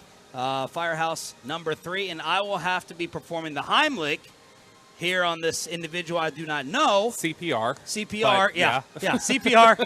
I'll have to do the CPR demonstration live on the Fan Cam, Twitch, and YouTube. After RJ Choppy tries to make you some more money, 6-1 last week. 6-1, baby. Is this a vacuum cleaner back here? What's going on? We cleaning the trucks. I'll tell you what it is. We got the vacuum in the back. 6-1, RJ Choppy, degenerate football picks. 6-1, boys and girls. This is how you do it. All right, a couple of selections for you in both college and pro. Which one do you want first, college or pro? Let's go pro. Pro. The Chiefs -3.5 at Jacksonville. They're a much better team than the Jaguars are. They both struggled in week 1. Jags struggled, even though that 10-point victory was very, very deceiving that they had over Indianapolis. Indy had a chance to cut it to 3, and they got stopped the 1-yard line twice. So give me Kansas City. They right the ship this week, -3.5 against Jacksonville. I like the Chargers -3 at Tennessee. Tennessee is awful. They're not 3 points worse than air. Okay, they are terrible. Give me the Chargers -3. They're in desperate need of. If they start 0-2, Brandon Staley might get fired. Ooh. Kellen Moore interim. Huh? Kellen Moore interim. San Fran -7 at the Rams. I did not buy what the Rams put up last week. It's -7? It's -7.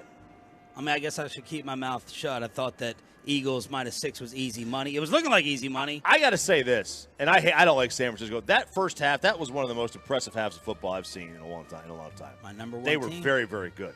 And then I've got Detroit -4 against Seattle at home. They're in Detroit. Detroit's a much better home team.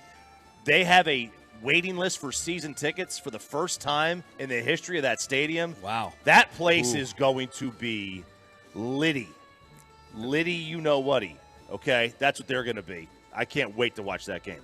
College. Liberty -3 against the Buffalo, whatever they are. Buffalo. Are they the Bison, the Bulls? You watch a lot of Liberty in Buffalo? I don't watch any Liberty in Buffalo. Colorado. You can get this at 22.5. I've seen it. I've also seen it at 23.5. It's been in the book. Try to find one at 22.5. Either way, I think they walk the park with Colorado State. And then finally, I'm breaking a rule here. I'm going to bet on my volunteer game, okay, Florida under 26.5. Ooh. So it's just Florida's point total. Tennessee's got the 4th best sack rate in college football, and Florida it has the 86th best protection rate on passes. They are going to get sacked left and right. Under 26.5 for the Gators. There is your 7-game degenerate. And you're excited about the start of your season, no? Even though, you caught crap in week 1. Tennessee season? Oh, yeah, the degenerate season, absolutely. Yeah, I was 1-2-1 going into the final game in week 1, and these people complaining about free picks, man. Yeah. I'm making you free money, and we followed up with a 6-1 week. I started off a little bit slow, but I will take 1-3-1, and then following it up with a 6-1 any day of the week. All right, let me go ahead and pay off this bet. Oh, baby. Ma'am, what is your name, and who are you out here with? I'm Jenny Iyer, and I'm with the American Heart Association. Okay, what are we doing here today with this Sean and RJ Firehouse Tour dummy, besides Bobby? Yes, well, we are here to help you learn hands-only CPR. So you might have lost your throwing game, but you're going to win at saving a life. Wow, what a line. Does hand size matter in CPR? No. Good for you, Sean. At all. This guy's dead then. That's Hang a on, good thing. Let me see your hand up here. Bobby, don't film this. Oh, no, this is going on the camera. Do Come it. on, she's talking all this Do it. smack to me. Do it. Oh, my God. Wow. I beat her. Wow. I got her by fingernail. Hi.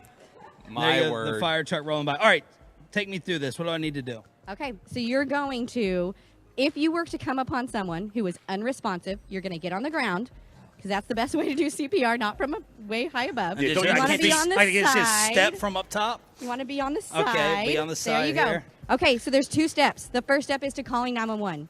We're in a fire station. We want them coming to save you. Okay. Right? We want them to come and actually do the medical side of things. But you are going to the second step, push hard and fast in the center of the chest. Yeah. So you're going to put one hand over the other. Yeah. And you're going to push hard and fast to the beat of Staying Alive. To the beat of like Yes. the song. Staying All Alive. right, Chop, sing it.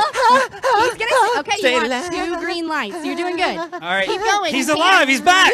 No, kind of. not I that. think That it red needs to light's go still longer, on. right? That red Yeah, light's still longer. on. Chop, give me my music. Longer. Stay alive. Stay alive. Give me the green lights. There you go. Stay alive. Okay. Keep those elbows straight. Elbow straight. I mean, Elbows straight. the guy's breathing. He's I good. don't. I don't see it. He's still blue in the think face. he's still- yeah, he's he's still more blue. time. Keep More time going. for sure. And you do That it. was good. You do it with this pressure. With that pressure, you He's have dying. to get. You got to go at least 2 inches deep. Yeah, So Sean. you need that. You want to exactly. You want to be able to go There are push kids in hard the and car. fast to Okay. get deep. And is that all I do? That's all you do. I don't- But what was no the mouth first to step? mouth? You don't have to do mouth to mouth anymore. If he did, how would he have done that? Well, that we're gonna bring in some medical professionals I'll for that. Sean, I'll coach you through it, okay? There you go. Look, yeah. Which way? Hey, no. Sean, you don't just go in there like a wild animal. You got There is technique. Would you like a pumpkin latte first? Yeah, you got to brush. Would you like some brush cheese? his hair. Some pumpkin cheese and there we piece go. of juice right there, and then Yeah, beautiful. All right, get this idiot out of here. Good job. Thank you, appreciate it. All right, no more. Okay, it's over. It's over. Can we Chuck. cancel these tours? No more Firehouse tours, even if we're saving lives. Nick Eatman picks the Cowboys-Jets game. Next. Please stop singing.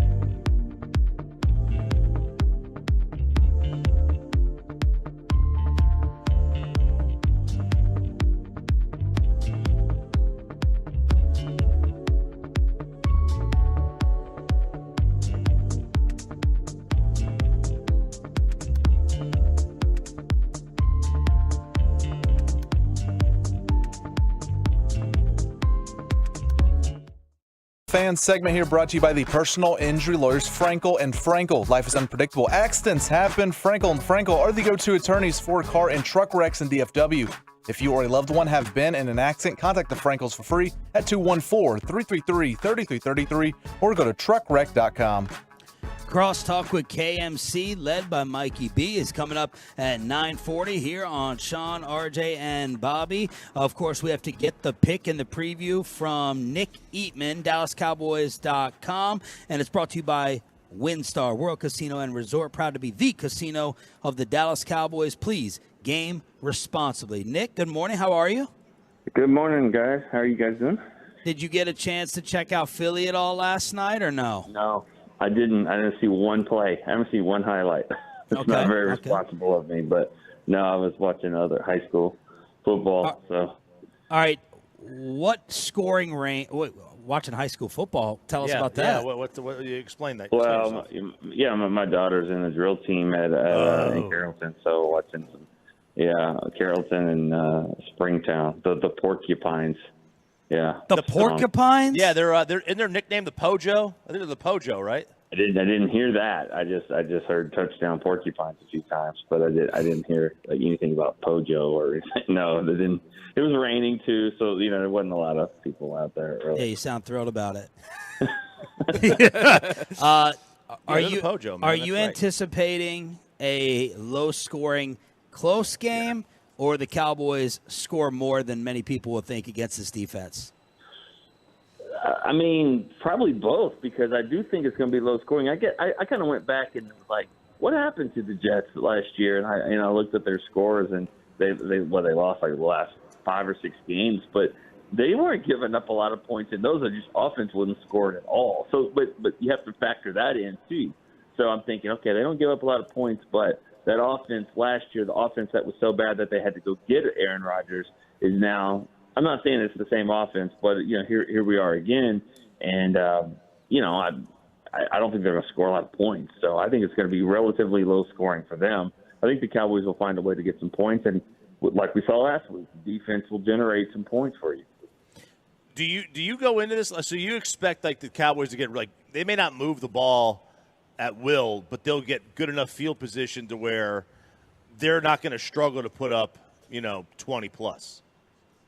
Yeah, I don't think I think they'll get more than 20. I mean, probably right there. That's kind of where I'm thinking is around 24. But I think that they'll have their moments. I mean, the thing about it is this offense is sort of built to go up against that kind of front. To getting the ball out quick, throwing in bubble screens and things, sideline to sideline. That's where I think Turpin will help. So, they've played games in the past where they felt like they could do their best work on the perimeter, and that's what the offense is. That's what they have a lot of speed. I think Brandon Cooks' availability is obviously going to be really big here. I wish Sean wouldn't have cut off McCarthy when he was asked about Cooks. I was my bad. To it this morning. You know what? Here it is, Nick. Here it is, Nick. Well, we'll just see, and we'll give it a shot. He'll give it a shot. Okay, perfect. Okay, you know what? I'm gonna change my whole score now. I mean, I don't. No, you're right. You wasn't gonna stay alive. I think from what I'm hearing is that he's got a pretty good chance to play in this game. I think that the letters MCL has scared a lot of people off. This is really, really not close to that.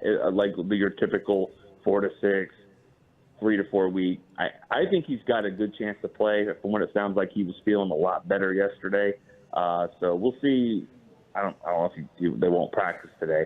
We'll see what they kind of do in a walkthrough on tomorrow. But I think it's trending that he probably would play if I had to guess right now. So this is not a sprained MCL as some others have reported? I don't believe so. No. Now, I'm not saying he is going to play because it could be really smart to say, you know what, let's hold this, let's hold him out this week. But he is trying to play in this game. Does he play? That's going to depend on how he feels today, of course, and tomorrow, and how they feel about this thing long term. But I think he has a shot to play in this. How about Zach Martin, Donovan Wilson, Tyler Smith on the injury report? I think that Zach Martin looks like that's not a huge deal. I know he said on y'all's show, y'all's station later in the day that he, they kind of just taking care of him a little bit. Nothing too serious with him. Donovan Wilson, I believe, was limited. He has a chance to, he's trending in the right direction to play. The one that probably won't play looks like it's Tyler Smith. I mean, that's just me, throwing it out there. We'll see what 3 o'clock today when they put the designations on him. But I'm suspecting it'll probably be doubtful again for Tyler Smith, which is a little surprising to me. It could be questionable, but he hasn't really done anything all week. Nick Eatman joins us here, 105 through the Fan. Your boy Patrick Walker poo-pooed this with great prejudice yesterday to me. When I asked about the Jets' defense, do you think it's comparable to the Cowboys? Yeah, I do. I do think so. You have a defensive player that's an all-pro player on the front line. It's different than Micah, but it's still it causes problems. And you have an all-pro cornerback. Now, do they have the supporting cast around them? No, not the same. But I think that the way that they kind of play this bully ball defense. It's different than the Cowboys. Cowboys are going to fly around and try to make you make mistakes. This team wants to punch you in the face. And so, they both can be effective. It just depends on, kind of who strikes first. I don't think I don't think that the styles are anywhere close to comparable. I think they're both badass defenses. So I would compare them in that category. Will we be worried about the Cowboys' run defense after this game? Yeah. I say that in the same breath as and I only say that because there's people worried about the offense for scoring 27 points in the rain. So, I mean, I think that there's always going to be some, Breece Hall is going to have a 32-yard run, and it's going to be like, well, let's see. I mean, Mozzie Smith, why they draft Mozzie Smith? Legitimately worried. I don't think so. I don't think so. You've got to. They'll try to run the football, but I think the Cowboys are going to do their best to stop them. You got to put it in Zach Wilson's hand and just say, beat us. I mean, this is a guy that got benched for Mike White. I mean, seriously, you got to remember that. I mean, he's hot. Yes, he's probably a little bit better now than he was. I would imagine. And just surrounding himself next to Aaron Rodgers and all that. That'll help some. But at the end of the day, I just don't think that they'll be able to compete.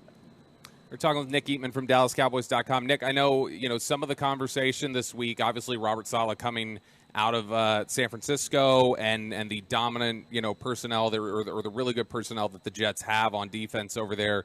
The discussion has been, hey, how similar could this be to what the Cowboys have seen and been frustrated by with San Francisco the last couple of years? Terrence Steele said this week that it looks similar in a lot of ways. Is this, you think, a bigger test for some of the changes they wanted to make than maybe we're talking about this week?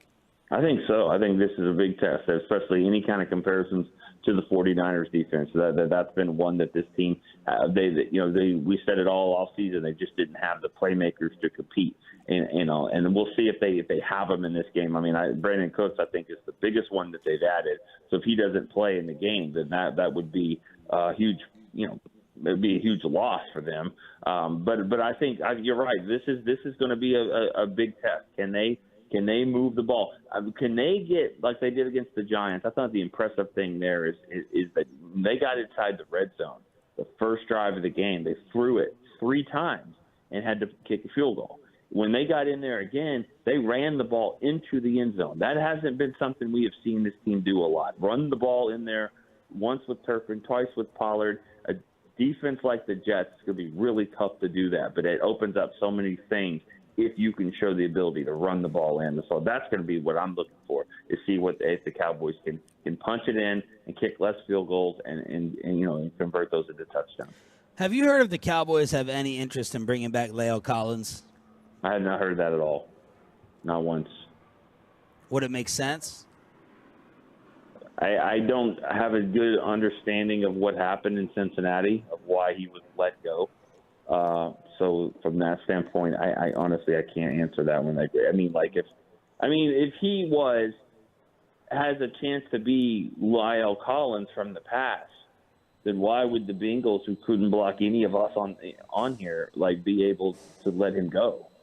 I feel like there's got to be more to it than that. But I don't know. I don't know the situation. I just know the Bengals have, Anthony Munoz hasn't been blocking for them in a while, and they struggle to keep Burrow standing up. So I don't know if they're letting him go. I feel like it's more than just ability. But that's just me speculating.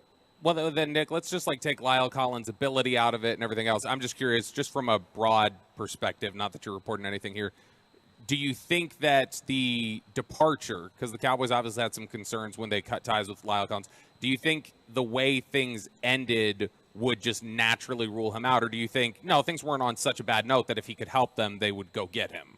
Yeah, I didn't see that. I don't think it was to the point where no, you couldn't come back again, or he wouldn't want to come back again. Things always change when there's money involved and you have a chance to get a paycheck. So you bury the hatchet. I think they could do that. Not from anything that I've heard, that there's no way that he's coming back through the door. But I just feel like he's at a point in his career where, if it's not working for the Bengals, I don't know if it would work here. I know the Cowboys desperately want their two young guys here, Lesko and Osip Richards, and to make it work. And as it stands right now, it's fine. But if there is an injury, to Tyron, and you have to get into that depth, then that might change their tune. What's the official game pick?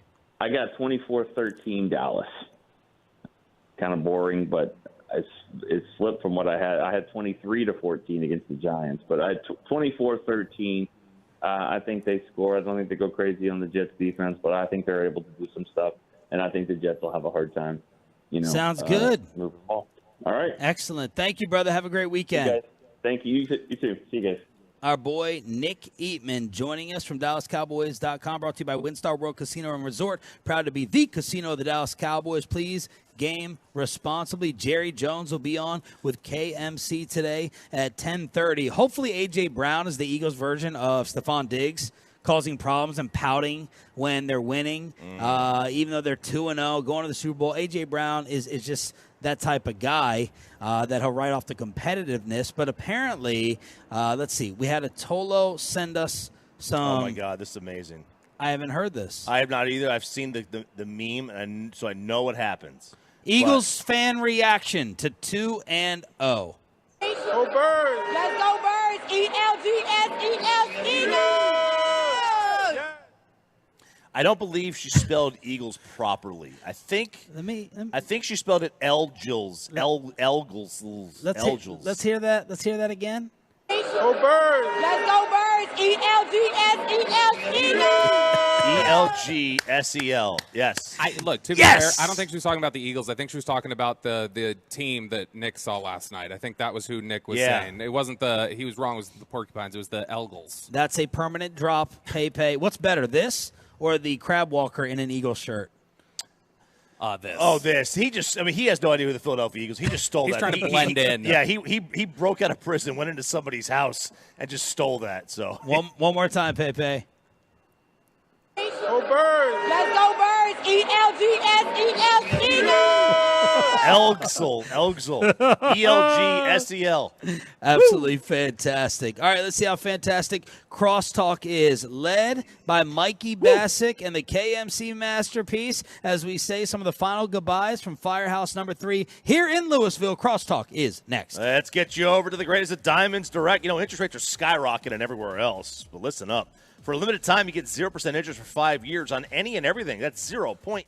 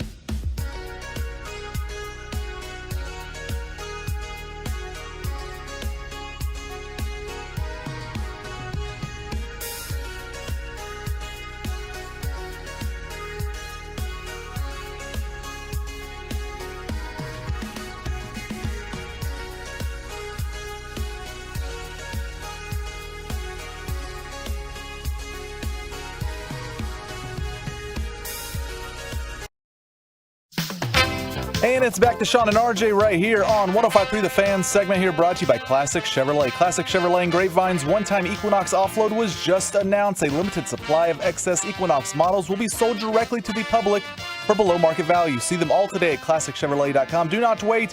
In less than 30 days, in less than 10 days actually, they could all be sold at Classic Chevrolet. Relax, enjoy the difference, and find new roads.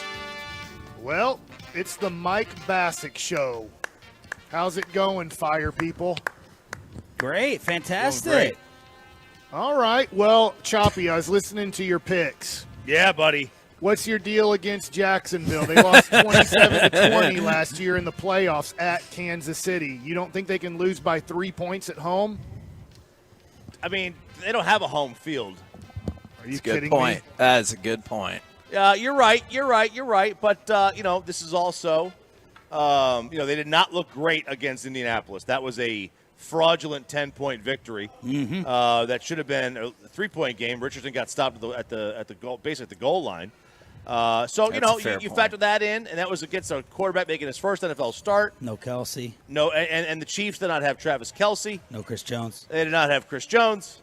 Taylor Swift is going to be in attendance, I'm sure, with Travis. So I think. And listen, what are you upset about? You love both teams. I mean, this is your worst nightmare. The Bassick Bowl. This is my dream matchup for the AFC Championship game. I can't lose. And then if the Cowboys make the Super Bowl, I can't lose either way. If it's Cowboys versus Kansas City or Jacksonville, I can't lose.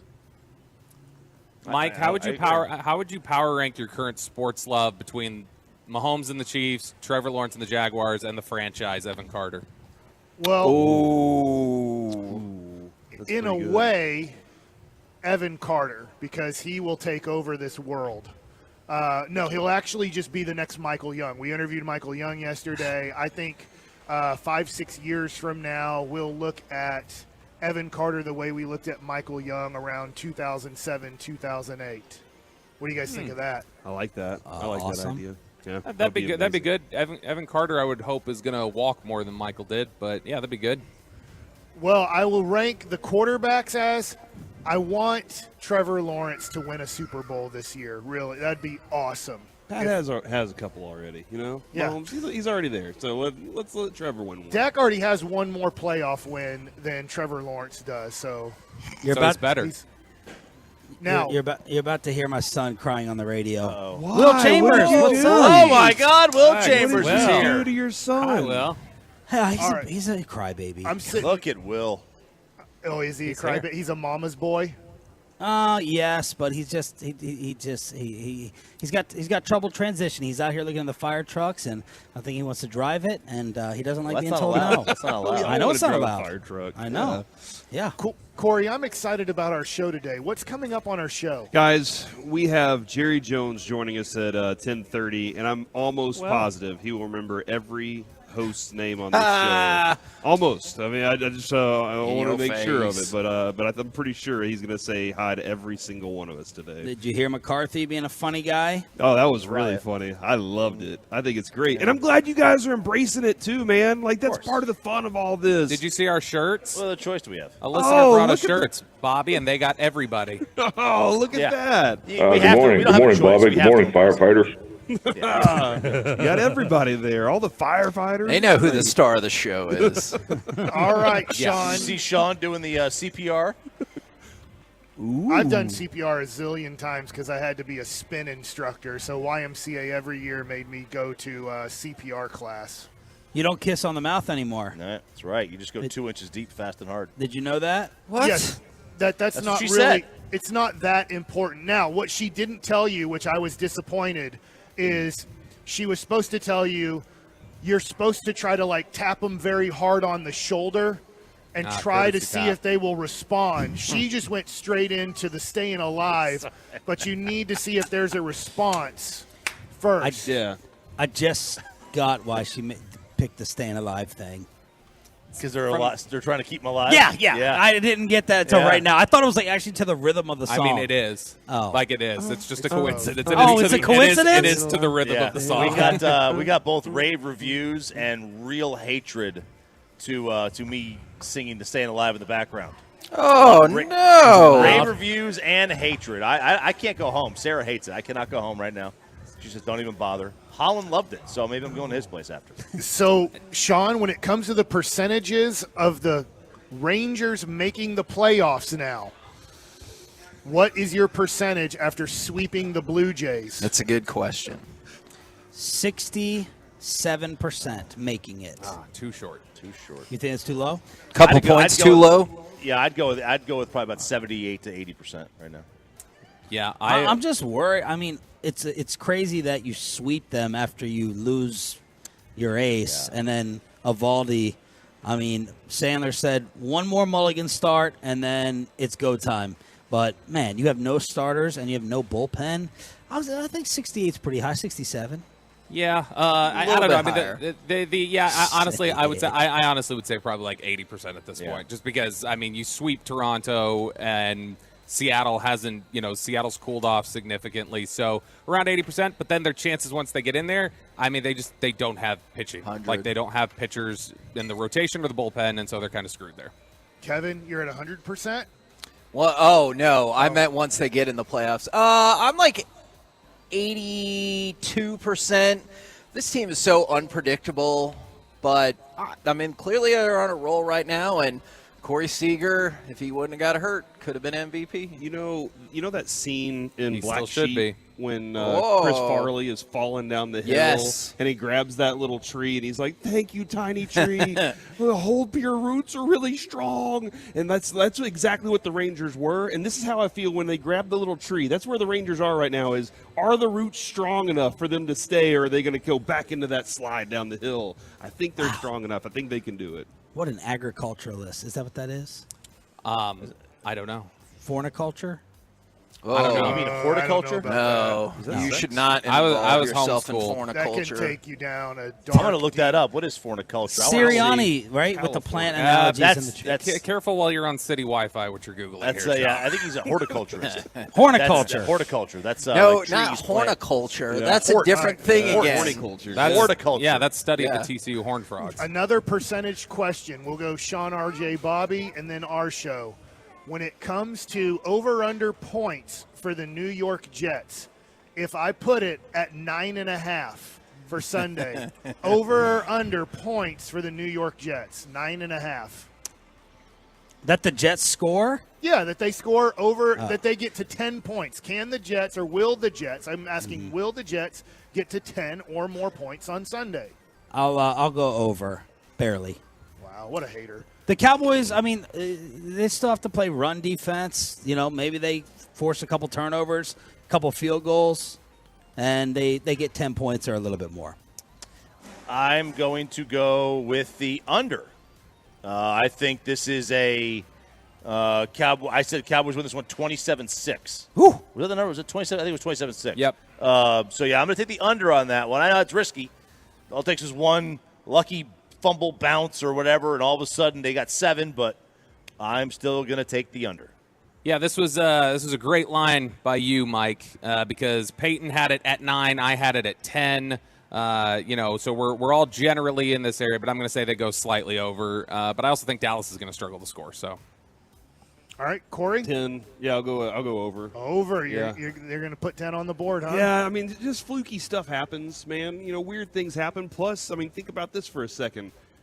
We're going to be good through 3 quarters, all right? 3 quarters of this game. And then the fourth quarter, the sun is going to be shining right through the windows into the eyes of somebody. Are we going to have to talk about that again? It's going to happen, dude. It's just destined to happen. These 3:25 starts put the sun in their eyes right around that time, right around fourth quarter. Have we ever come in here on a Monday talking about the Sun getting the other opponent, or is it always costing the Cowboys? I feel like never talked about it.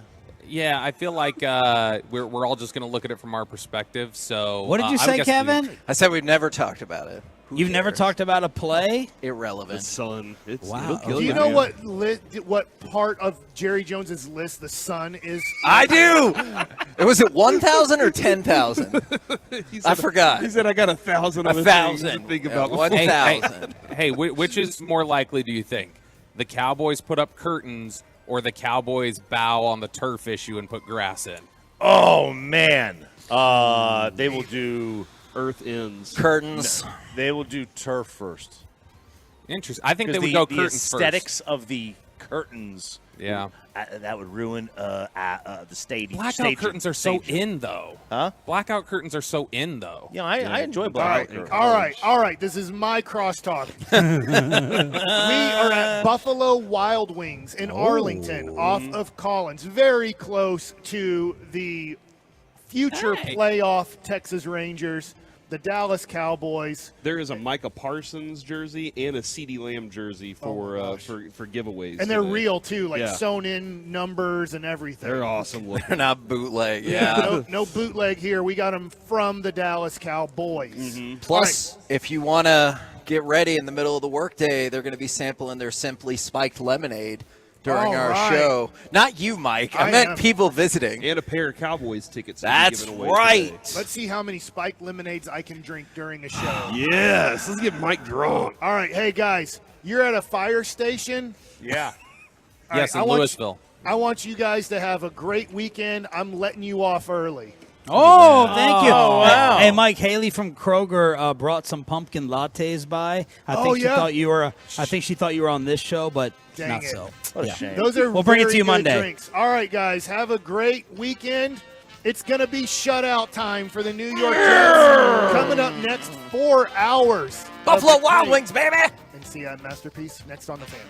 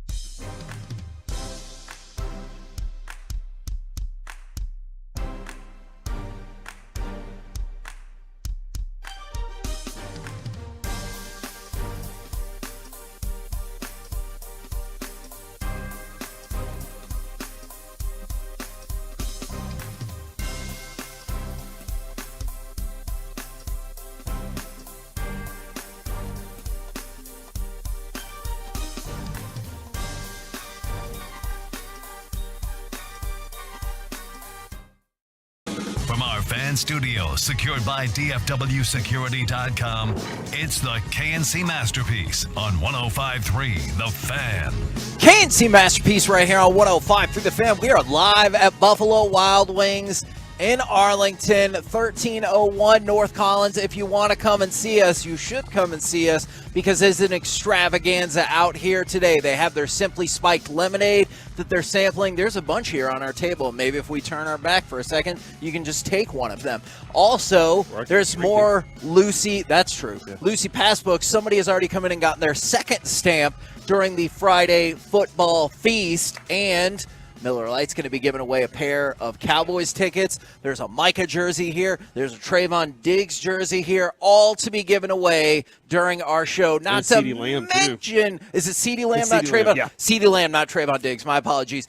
And not to mention all the delicious food. Mike convinced them to open the kitchen early and fire up a burger. You can start eating now. Now, I've never had the black bean burger from Buffalo Wild Wings, but it was calling me this morning. Okay. What did it say? It said, "Eat me." I did not have breakfast intentionally, so I could two-meal it at Buffalo Wild Wings. Okay. I like it. Two-meal it. Yeah. So you're getting one early, and then you're going to double up later. Two lunches. That's smart. That's a smart way to go. Early lunch, late lunch. Yeah. Yep. I guess I could call this a brunch. I'm having a black bean burger brunch. Do you ever have late dinner, like the fourth meal? Is that what it was? I'll tell you what's tough is, don't you always want to eat like at 9 o'clock? Let's just say you have dinner at like 6 to 7 o'clock. Yeah. Isn't there always this 9 o'clock craving to eat something else? Yes. I could definitely see that. Yeah, you get a little piece of chocolate, and that tied you over for the night. I would love for that to be my tide over. Little piece of chocolate? Just a tiny little piece of chocolate. It is also a shout-out Friday. I'm going to preemptively shout out everyone already at Buffalo Wild Wings. They opened early just for us, but from the 903. Shout out to my girlfriend, Brandy. I was having a pretty crappy morning at work, and she just surprised me with tickets to the Cowboys game on Sunday. You're the best, babe. If you want to do that same thing, maybe come on out to Buffalo Wild Wings, perhaps win those Dallas Cowboys tickets courtesy of Miller Lite. And I have a question for you. I was pouring through some game notes and capsules and everything like that, and this really stood out to me. Is this the most important part of the Dallas Cowboys offensive switch? I realize it is just 1 week, but do you think one of the traditional knocks against Dak Prescott has been he holds on to the ball too long, or he's inaccurate? Well, that too, but he holds on to the ball too long. He can't make his reads. No, not all. Well, actually, I think those things might be tied together. All right. People think he's slow to get rid of the ball. Yes. Do you think that is a criticism you hear about? That has been a criticism for sure in the past. And it comes to the idea of, well, what do we say that Tony Romo was really good at? Tony Romo was really good at anticipating the route and knowing where to throw beforehand. Like you're trying to throw to an empty space, so the guy runs through the ball and then continues to go. He's in stride and he keeps going. And Dak would wait too long, and he'd be like, "Oh, he's not open." When in fact he probably could have been open if you'd have just led the receiver a little bit. That's my biggest criticism of him, Kevin. But I'm interested to hear where you go with this. Well, I do think that's why Mike McCarthy felt a responsibility to take over the offensive coordinating situation, because when you think of the West Coast offense, you think of getting rid of the ball somewhat quickly and letting the receiver, tight end, running back, whoever catches the ball, make a play after the catch. And I do think that can help Dak out. Not that they're not going to let things develop at times, but I do think, to your point, Corey, that Dak is a guy who has to at times see it and then throw it, see it open, then throw it, where the best quarterbacks in the history of the NFL are really good at somehow throwing it, and they know it's going to be open when the ball gets there. And so I think y'all are on point here. Something I noticed from week 1. Third fastest release of the ball, Baker Mayfield, 2.4 seconds. Their team won. Second fastest release of the ball, Trevor Lawrence, 2.43 seconds. Yes. Their team won. Fastest release of the ball in week 1, Dak Prescott, 2.3 seconds. Excuse me, They barely won. No, they won by a lot, 2.37 seconds. And so I thought that was a big deal, and that was a huge part of the offense that maybe didn't get discussed as much because we talk about the timing patterns and everything like that. But if he can get rid of the ball faster, which is a huge component of this offense, I'm not saying he has to be the best, but if he's in the top 5, top 10, that is a huge step forward for him as a quarterback. Oh, I yeah, think. absolutely, man. Just the idea behind this offense, the ability to do that. Now, I guess my big question for this week specifically is that defense. I mean, they're stout across the board. Is this one of those games where I think it's going to be ugly and boring. I don't think you're going to see the entirety of that Dak Prescott. I think you might have very similar passing statistics, Kevin, to what you had last week in that you're like, okay, we did enough to win this game, but it was going to be a tough one, and we just needed to make sure we didn't give them any more opportunities than necessary. Are you envisioning short passing game then? I'm envisioning a lot of runs. I'm envisioning a lot of touches for running backs in this game and a lot of opportunities to move the ball around without having to go too deep and put the ball up in the air that often. But yeah, short passing is involved there. Lots of good slant routes would be exceptional. I'm interested to know about Cooks and where he is on this too, because if he's with an MCL, if you're going to try and go give it a full go, that's interesting to me. Can you be that guy that's going deep and go get the ball? So, but I'm envisioning to try to match what they're trying to try to do to you, and that is they're going to try to run the ball against you because they think that's your weakness. And it's interesting. I think I know a lot of people feel this way. From the 214, Dak is better when he's in a rhythm, and the offense highlights that. I think a lot of people like the switch to this offense already because they thought it would fit better to what Dak does as opposed to what the Cowboys do year after year after year. And it's like, hey, you need to fit to the system that we do instead of being like, hey, why don't we change our system to fit the skills of our personnel? Yeah, and Kevin, the other thing too is a lot of times when you're like, hey, let's air it out this week, it's because that team is not good at covering you, right? Sure, and not the case with this team. Yeah, this week, what's my best interest? To play boring football, to just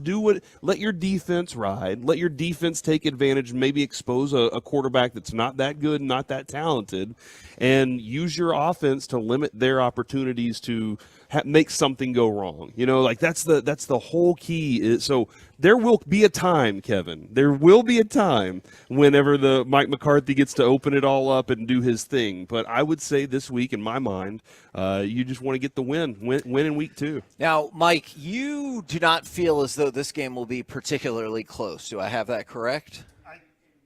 I think it'll be slow, like Corey's saying, but in the end, it'll be 27-0. I just think that it'll be at least a 14-point win. Cowboys get to take some shots late in the game that kind of pull it away. When you start making Zach Wilson a quarterback who has to make plays, he will for the Dallas Cowboys. Okay. And so I think that the Jets are going to try to make this a 2.5-hour game by running the clock out. Yeah. But at some point, they're not going to have the lead, especially in the second half, which then they're going to go, at this point, Zach Wilson's going to have to drop back. He's going to have to make a play. We're going to put pressure on him. He's going to get scared. He's going to throw the ball up for grabs. He's going to stupidly run the ball and fumble it or something, and then that will push this game into somewhat of a irreachable number for the Jets to come back from. Was that irreachable? Was that the word that you went with? Yeah. Okay. So, you can reach your ear. I think that's a SAT word. I think that's how I made the perfect score on the SAT. I use that in a sentence. You made a perfect score on the SAT. The Jets. Did you take the SAT? Yeah, I did. Okay. Thank God. I didn't pass the ACT. Okay. Right. Hey, Kevin. I only had to make minimum scores to go to Stanford. It's like, hey, you're so good at baseball. All you have to do is pass this. I would really love it if people remember their SAT score and came up to Buffalo Wild Wings in Arlington and were like, hey, Mike, here's my SAT score. Didn't the SAT, though, change at some point? They gave you you could get a 2,400 on it instead of a 1,600. It feels as though colleges don't enact that writing part as much as people thought they would. Go ahead, Corey. From the 214, give me the best excuse to leave work to come hang out with you guys and build friendships. Kevin, if you have a great excuse for them to leave work and come hang out with us at Buffalo Wild Wings in Arlington off of Collins and build friendships. Well, first of all, it can be any excuse because you don't necessarily have to be on the air, so people won't know you left work for other reasons. If you have a kid, always use the kid. That's the best excuse in the world. Or just you're a huge Cowboys fan and you want to try to win tickets or 2 different jerseys, CeeDee Lamb, Micah Parsons. What other excuse do you need? Diarrhea. And you love delicious wings. Diarrhea is always good, too. If you say that to the boss, they'll let you go. Aren't there a lot of jobs where you can get your work done early? That's true. And they just make you stay there just because they're like, I'm paying you. And so we got somebody already here. He's like, I finished my work early, or maybe you can do your work here. Yeah, you just like, I'm going to get my work done by 11 a.m., let's say. That way at 11:30, I'm at Buffalo Wild Wings in Arlington off of Collins and doing our thing together. Soil your pants. If you do that, Kevin, what happens is no boss is going to keep anybody around that has pants like that. Is that the encouragement we want to go to when we tell people to come to the food restaurant? Well, they're going to swing by the house and clean up real quick, but that's the best way to do it. No, Mike, you think that any of us would sit here and go, Mike, you stay right there with soiled pants? No, we would let you go immediately. I like getting out of work and not working, but I don't think I could do that. And I just want to remind everyone, we're telling people to come to a restaurant. Maybe that is not the go by direction the house first. that we go want by the to house go. first and do that. We're the KNC Masterpiece right here on 105.3 The Fan. Can't wait to hear your stories now when you walk in the door at Buffalo Wild Wings in Arlington. Coming up next, if video killed the radio star, what is killing the deep pass in the NFL? Let's talk about it next right here in The Fan. Sports.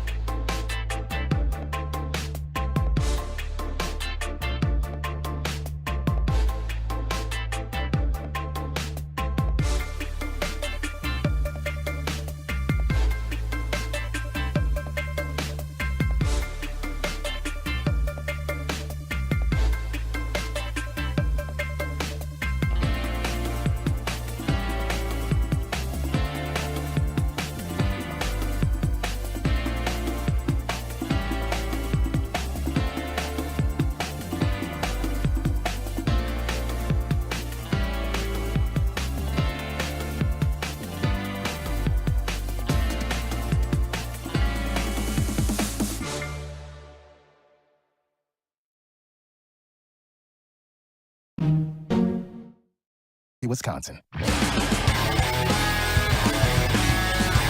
This segment of the KNC Masterpiece is also brought to you by Window Nation, and it's brought to you by Frankel & Frankel. Life is unpredictable. Accidents happen, and Frankel & Frankel are the go-to attorneys for car and truck wrecks in DFW. If you or a loved one has been in an accident, contact Frankel & Frankel for a free consultation at truckwreck.com or call 214-817-333-3333. Hurts is back. Hurts looks. Still looking. He is going deep for Smith, who has it. 20, 10, 5, touchdown! Devontae Smith, the bomb!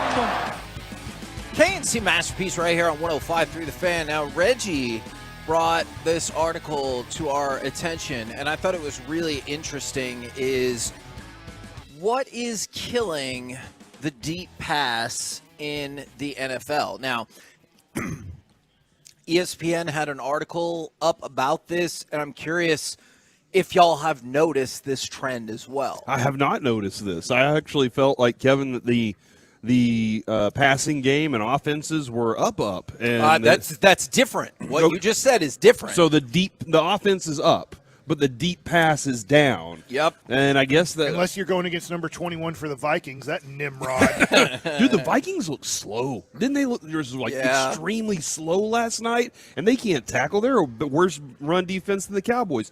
I think that Kevin, one of the things, and I don't know how the numbers work here, but what about the idea that pass interference gets called way too much? And that's just that's a factor that breaks into some of those statistics. So the interesting thing about that is, so deep balls, and that's determined by the ball travels at least 15 yards in the air. Okay. Right? Not like the amount of yards you get off the play. It was at its lowest number since 2006 last year. So there's a variety of theories about why that can be. One of them is you can look exactly at the Kansas City Chiefs, for example, is because you think of the Kansas City Chiefs Go ahead. with Mahomes as a prolific offense. But that does not mean they just chuck the ball down the field time and again, especially post Tyreek Hill. Yeah. Is you get the ball to a player in space, that turns into a long pass with far less risk. All right, so let me add this to the conversation here too. And the last year, the Chiefs struggled with this a lot. The Cowboys struggled with this. I think it was 2 years ago. This became a problem. Everybody started playing umbrella coverage, and they started saying, "We're not going to let you beat us deep." Kevin, yes, and this became a huge factor. That's another theory. Yeah, this is the one that I will probably abide by the most, in that defenses said, we're not letting this happen. Look, you can run. We'll give up 2 yards. We'll give up 4 yards. But we are not going to give up a 40-yard pass to Jamar Chase or CeeDee Lamb. We cannot let that happen. And if you saw Patrick Mahomes' numbers last year early in the season, it was like, oh, man, hold on, what's going on? Why are they struggling? And throughout the year, it became a big factor. And he said, fine, if that's what y'all are going to do to me, then we're going to make long drives. We're going to eat you up underneath. And that's what the Cowboys, I felt like the Cowboys didn't do a good job of recognizing that and then changing some of the distance of their routes and saying, you know what, if they're going to be sitting on us 20 yards deep, then we're not throwing it 20 yards. We're going to throw it 15. You know, it's really interesting. So that kind of fits into theory number one. Defense killed the deep ball. Kyle Shanahan is one of the people who's like, it's not exactly a zone. It's kind of a soft zone, and they're playing a little deeper, and that takes away from it. The one I hit was theory to the Tyreek Hill effect of, if you have those kind of skill players, and clearly I know Tyreek Hill can go and get the deep ball, but the point is, if you have those skill players who just need space, they can turn a short throw into essentially a deep pass with how many yards they can get off of that. I think you've seen that with CeeDee Lamb in the past, but that is theory number two. And that's how you get that space too, is your route combinations. You know, if your understanding is, I'm going to throw this 10 yards, but because CeeDee Lamb is doing a slant across this way, he should be carrying that safety with him, and I also have a linebacker up, so this creates the space that should allow 15 more yards downfield, if nothing else. This one is interesting to me because it hits something that I want to say, Mike, you brought up on Tuesday from the 2-1-4. The average talent difference between pass rushers and the offensive line gives you no time to throw deep. It does feel like, I mean, I'm not saying teams don't have like deficiencies at edge, but it does feel like you're always like, oh man, we got problems at offensive line. And there are many other teams that are like, I really love who we got coming off the edge. And so if the pressure's there too quick, then clearly you're going to have no shot to go deep. Well, the two greatest quarterbacks of the last generation were Brady and Manning. And how many times do they talk about it's just so tough for the pass rushers to get there because they're just getting rid of the ball so quick. Like that. You just talked about the numbers Dak, in week one on how quick the ball's coming out. So I do think a lot of offensive coordinators are like, hey, why don't we run Peyton Manning, Tom Brady type offense? They were the two greatest quarterbacks for the last 2 decades. Let's get the ball out, and it protects offensive linemen. It's kind of like, yes, they like having good offensive linemen, but it's not necessarily a need if we're getting the ball out as quick as possible. And there's 2 more theories, and I want to see what you think about these. One of these is Ask my me. own theory, is theory number 3, the seesaw. And that kind of goes to what you see at youth, high school, college football levels in terms of the types of offenses that they run eventually trickles its way into the NFL because these are the players you're getting and you want to maximize their skill set and everything like that. Is you've seen these things happen at the lower levels as well, and maybe it was inevitable that they would make their way to the college game, just like you saw when we went to more of a spread-based offense anyway. Yeah, I mean, I can buy into that a little bit too, but what I'm seeing in the college game right now, I know there is short strike. Yeah. You know, that's what it feels like. Is they're so willing to throw the ball downfield in college right now, it feels like. And my theory is the running theory, because I saw somebody say there's no running threat anymore. That's interesting because while it was a brutal off season for individual running backs, last year was a huge year for running the football. Teams average 122 yards rushing per game. That's the most since 1987. And they ran the ball 27 times a game. That's the most since 2011. And inherently, the more you run, and that's another reason the points are kind of down too, the more you run the ball, it's less likely to result in a bigger play than a pass. I'm not saying that's always the case. Yeah. I think you've seen an uptick in runs, which will just naturally lower the number of times you pass the ball, and you're unlikely to see long passes because of that. Yeah, no, I hate that. When you talk about running the ball, I like that you use the per game. Yeah. Because there was an extra game this year. Like, obviously the numbers would be up with the extra game, but there was an extra game, and then the average was up. And how much was the average you had? How much was it up over the? I just know, I don't know season over season. I just know this was the highest specific number since '87. Okay, all right, yeah, man, I can buy in on that too. But I will tell you this: it hasn't changed my like my viewing of the game, and it hasn't changed my enjoyment of it at all because the balance that I see in offenses is still there. And it's kind of like it feels like coaches want to be more balanced and want to establish it. And the successful teams can run the football. Whether or not they pay their guy that runs the football is a different story. But the successful teams run the football and almost at will. Look at what Philadelphia did last night against the Vikings. They couldn't slow them down at all. The Dolphins will run out 15 different dudes out there to run the football, and that's part of it too. So they did all that power bottom stuff again. Oh yeah, they did it last night. With Jalen Hurts, I just want to clarify in case anybody doesn't know specifically what you're talking about. A great power bottom, and then two guys push it as hard as they can to get the extra yards that they need. Are in public. We're the KNC Masterpiece right here on 105 through the Fan, live at Buffalo Wild Wings in Arlington off of Collins. Coming up next, Dallas Cowboys owner and GM Jerry Jones right here on 105 through the Fan.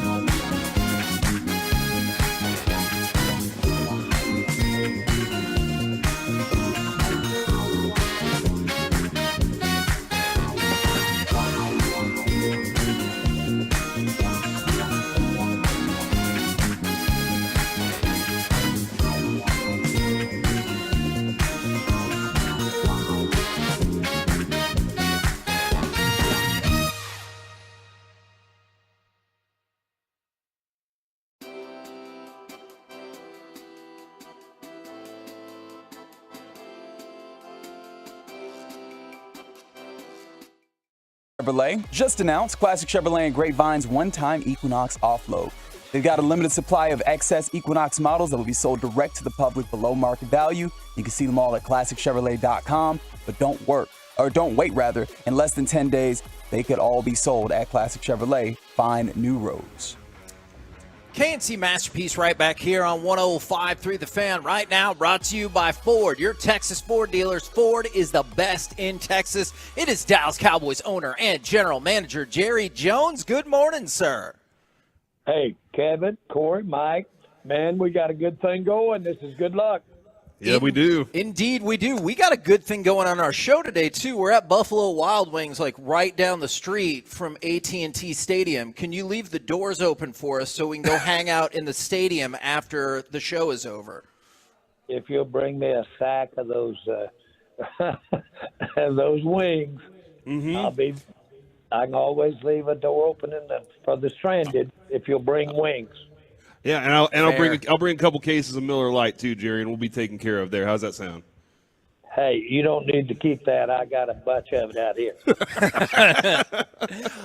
There's been a lot of, obviously, great victory in week one, and then it felt like we found out Brandon Cooks is dealing with a knee issue. I was hoping you could give us status update about his possibility going into Sunday. Well, his situation has truly been on the wait-and-see look, but since we first were aware of it, which was right after the game. And so I don't have a definitive answer. He'll work some today, I'm sure, or maybe not. But we're still a long way in terms of this type of injury and the ability to play on it. We're a long way from kickoff, a long way. We've got several, 48, 60 hours, however many hours. I'm not even going to add it up. But the point is, 53. We'll look at it at game time. He's got it down, so we don't need the reps. So Jerry, it'll be a game time deal, in my opinion. If you ever need a math guy, my co-host Kevin is always now. He's very good. He's my human calculator. I keep him around for that purpose specifically, Jerry. So he's always there for you, all right? I can do math. I just don't have the time to figure. I've got other things to do. I'll let you guys do that. I'm totally fine with that. Now, we're all buzzing off of the season opening victory. I was curious. It just seems like human nature to potentially hit that letdown. How do you avoid that after such a dominating victory in week one? Well, I think you've got to understand the game of football. We got up on them, and when you get up on an opponent, boy, you can have a runaway situation, and especially when you inject an inordinate number of turnovers, and that's what happened. And then it completely took them out of their game plan, and they couldn't run that ball down our throats like they'd planned to. And we got to tee off on them because they had to go out of a plan that they hadn't planned on, I'm sure. Having said that, that's what happens. And so I've been a part of very few blowouts in the years I've been in the NFL. But when it happens, it's not necessarily indicative of the difference between the teams. Jerry, Stephon Gilmore, after his interception, you saw on the sounds from the sideline, a lot of the players walking over and just talking to him about how amazing it is to watch him and how good he is. And then Tony Pollard walks over and he's like, I'm watching greatness right now. I'm seeing greatness. When was the last time you can remember that you had a secondary that you feel this comfortable with? Well, I think that you've hit it when you're talking about secondary are all of the people that are involved. And I don't remember when we've had this many numbers of outstanding players. And all of them have a role, and not that that's necessary, of course. But the big thing is that you just go down through them, and, man, they can tackle. That's big in the secondary. They have the ability to cover. More importantly, they've got a system in place that they understand, and they're starting to do impromptu things that you can do when you've gotten very familiar with the system. And they can shade it a little bit. knowing what's coming. All of those things are the evolving of a thing of beauty, really. And hopefully we can continue this evolving in the secondary. Of course, it all wraps up around the teamwork. It goes with the front, and we're proud of that front, to say the least. And then again, I don't want to be trite, but all of that works over to give your offense a better chance to be what it could be. You know, the other thing, too, that I kind of gathered was each one of these, like even the offense, the defensive side, on the sidelines, those guys look like they're the hype man for the next guy that's going out there to make a play. And, you know, you played on a championship team. You know what that feeling's like whenever you're like, I know these guys are about to make a play. And I think the continuity, you know, keeping a lot of these guys together, the friendships and bonds they've built have been really important to this team. When you see that kind of team effort, what they're doing when they're rooting for each other that way, what does that make you feel? Well, I know this. My experience on getting to be on a championship team changed my life because it caused me to realize it could happen to me, not just people I read about. And so it changed my life.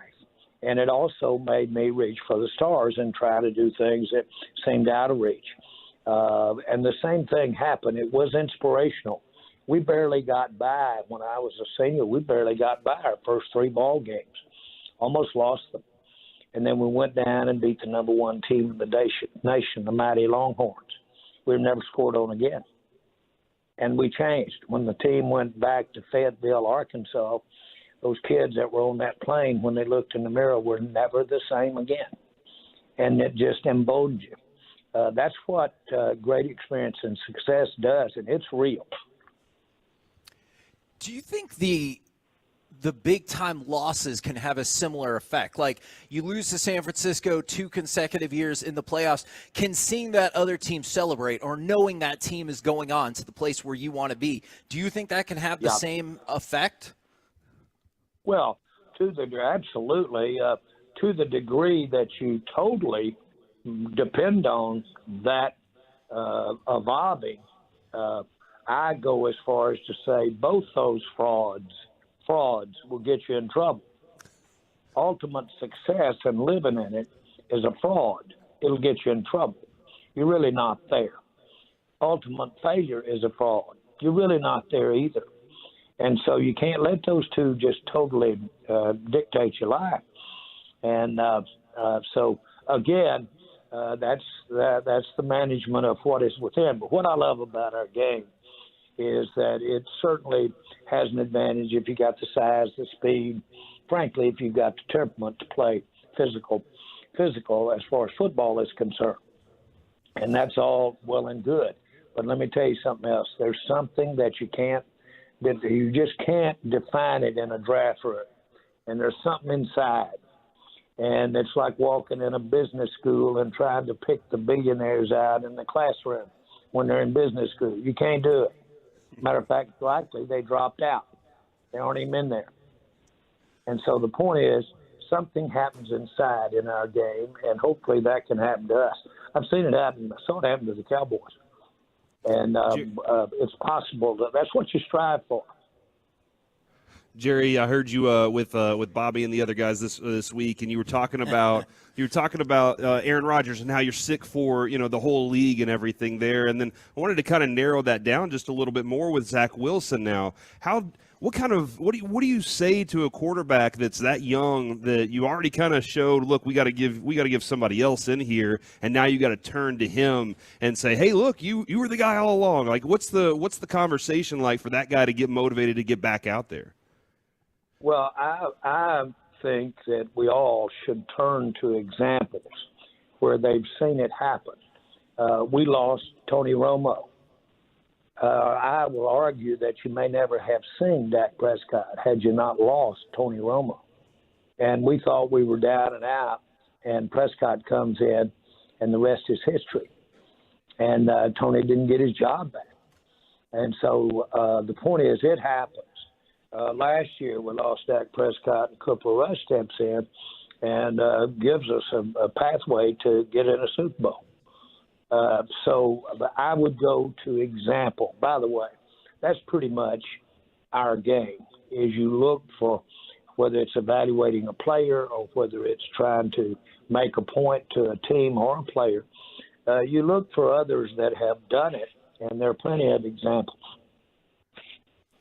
I know you put out a statement when Gil Brandt passed away, but now this weekend the team will have helmet stickers honoring Gil Brandt that just say Gil, which I think is super cool. I just wanted to give you a little outlet right there if there's anything else you wanted to throw out there about the man Gil Brandt. Well, I can't emphasize enough my appreciation for what he did to make the NFL what it is today. Certainly his contribution to the Cowboys is well documented, and we have so much tangible things that we have that are because of his unique skill. The last thing that I got to visit with him about was the status of our running backs this year at camp. I knew he was in trouble, and his family did, so I called him from camp, and all he wanted to talk about was what we may need to be doing at running back, and he was evaluating our down the line running backs. And so my point is he was Gil as to his focus and interest. He was trying to help the Dallas Cowboys. When he left the Cowboys as personnel director, he was, in my view, the number one positive ambassador for the Dallas Cowboys all these years. When he evaluated for you, did you take some of that advice, or did you guys banter back and forth and you're like, nah, I'm telling you, Deuce Vaughn's going to be good? Oh, I sure did. A lot of people don't remember, or I've got to pinpoint it. I think maybe they do remember. But Gil was sitting there with the information in our first draft when we drafted Troy Aikman. Well, he was still right there in the draft room. He was there. And, of course, he was very valuable in his input in that first draft, and we got several significant players in that first draft. Now, we talked about Brandon Cooks earlier. I was kind of curious if you have any update on or how we're feeling about Tyler Smith this weekend, and perhaps what kind of job you thought Chuma Edoga did in his place. Well, Edoga did outstanding for as far as meeting expectation, and hopefully we'll see that as the season goes along. We need it, and Tyler is questionable and hadn't gotten the work that you'd normally think for him to play. But again, we've got a couple of days. Let's see what the day brings. He's probably the least likely to be active Sunday. Oh, okay. Appreciate that very much. I've been fascinated by the issue of the NFL overseas for a while. We saw that Tottenham Hotspur Stadium is going to have at least 2 games per year, I believe through 2030. Do you look at that project and think in 2030 an actual European NFL team might be viable? Well, those are projections that have to assume usually that you're going to expand. Now, you could have a team move, but that you're going to expand. And that is iffy as to whether or not we'll be expanding. But the city that has the greatest potential, there are 2 of them, Mexico City and London, possibly even Toronto. But those cities are the ones that are in my mind, could support an NFL team. And certainly the Hotspur Stadium is right there in London. And I'm excited about the enthusiasm that has evolved and grown for our football in London and really in Europe. Hey, Jerry, each week we look at matchups and try to see where the edge is for the Cowboys each week, trying to figure that out. And then there's some that we get really excited about. And Sauce Gardner is an exceptional player. I mean, he was a phenomenal cornerback last year, and he stepped right back into it. And I know that CD is going to move around and everything, but is there a specific each week that, or even this week, one of those matchups that you're looking at going, man, I really am very interested, not just for the Cowboys, but also like for the NFL to see this matchup happen? Well, I like but one of the things that I think has the most promise for our offense is what we can do with our tight ends.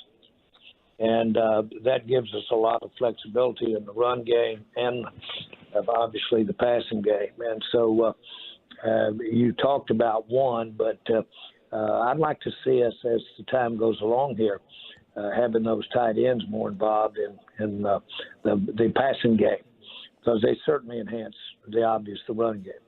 Absolutely. And then, there was one other thing. Miller Lite does have us kind of traveling all over DFW. Every Friday we're going to be out thanks to Miller Lite. And I just wanted to know from you, like, who's the person that you haven't gotten to share a Miller Lite with yet that you're like, I really want to sit down with them and have a nice cold Miller Lite?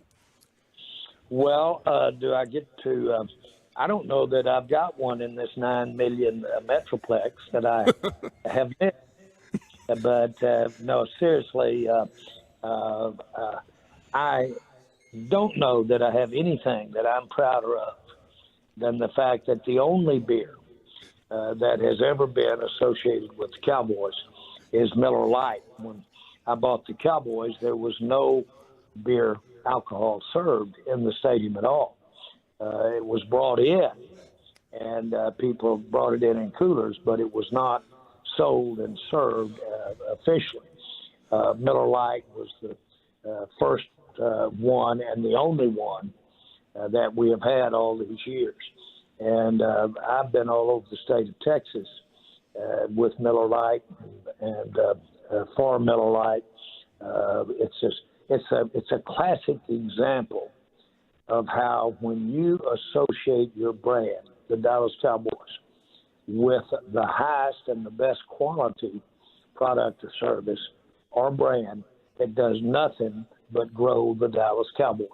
Miller Lite is that. It is that. And I urge everybody to raise a can or raise a bottle of Miller Lite up to the Dallas Cowboys. And you, as the owner of the Cowboys, and us as sports fans, we can all admit we've definitely had plenty of games where we'd like to drink until we can forget it, right? Well, I'm just thirsty normally. I can't figure it out. But it's certainly sometimes my father called me after I'd been involved with the Cowboys for about 3 weeks, and he said, son, he said, I had no idea this thing had the visibility and potentially even the criticism that you're involved in. And he said, boy, I hope you know how to handle the pressure. And my father loved to have a Miller Lite as well, and had a good time doing it. It was very responsible. I said, Dad, I've learned from the best of how to handle pressure. Miller Lite and I'll get through it. Man, outstanding stuff today. Good luck in the home opener. Appreciate your time. As always, good sir. Good to be on with you guys. Thank you. Bye-bye. There you go. Jerry Jones right here on 105.3 The Fan. Interesting thing right there is Tyler Smith, he believes, least likely of the bunch to play this weekend. And then when he added in, you're going to need Udoka throughout the season. That's just common sense in terms of offensive line depth. But when he talked about Brandon Cooks, to be determined. But Tyler Smith, same thing, but did not sound particularly optimistic about that. After week one, do you feel comfortable with what you saw from the offensive line? Because, I mean, that was bad conditions. The offensive line did their job pretty decently. I mean, and it's a tough matchup ahead, as we've talked about. Not just the defensive backfield. That Jets defense is top-notch across the board. Absolutely, it is. I'm excited to see it. I told you, Udoka was the guy I wanted to see the most from in training camp, hoping that you could be like, okay, well, if we do have an injury, but to be fair, I thought the injury was more likely to be to Tyron Smith, and you'd have to kick Tyler out to the left tackle. But here we are nonetheless, and it sounds like you're going to see Udoka again this weekend. I saw Zach Martin maybe dealing with a little growing yesterday. He was on with G-Bag Nation. Okay, he said, I'm good. Everything's going to be fine there. Okay, I was concerned that I don't think he would admit he's like, oh, man, I'm screwed. Yeah, I can't imagine playing. Just tape it up. Everything will be fine. All right, quick question for you guys. KNC right here on 105 through the Fan. We are live at Buffalo Wild Wings in Arlington. What football game are you most looking forward to this weekend? Because there is Not a college game, that's for well, you know what? I actually want to fire off cut number 9 because I think I might have changed my answer to your side, Corey. 3rd and 10 to the 12-yard line. Shadour's out of the shotgun. Dylan Edwards off his right hip. Motion man Jimmy Horn drops, moves to his left, has all kinds of time, rifles this one, end zone, touchdown, Colorado.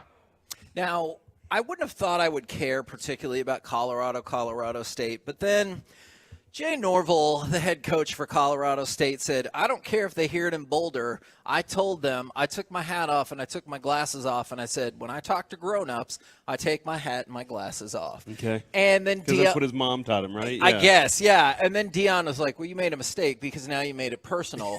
And, like, I'm not invested in the football hierarchy of the state of Colorado, but now I feel like I care more about this game than I normally would. Dude, and that's going to happen each week. Somebody's going to – it's almost like Dion said, hey, you guys, y'all come at me. Let's write a script. Y'all come at me each week, and let's see how I can get these guys motivated. Saturday night, Kevin, I'm going to hit up Buffalo Wild Wings. I'm going to hit up the old 75. We're going out. Me and my buddies are going to go watch that game at 9 o'clock. That's a 9 o'clock game on Saturday night, so it's going to be a late one. Pac-12 after dark. But it is, yeah, it's going to be fun to see if they can continue this thing, and I'll be watching each week to see, you know, if this is going to be an undefeated season for them and how that measures for them.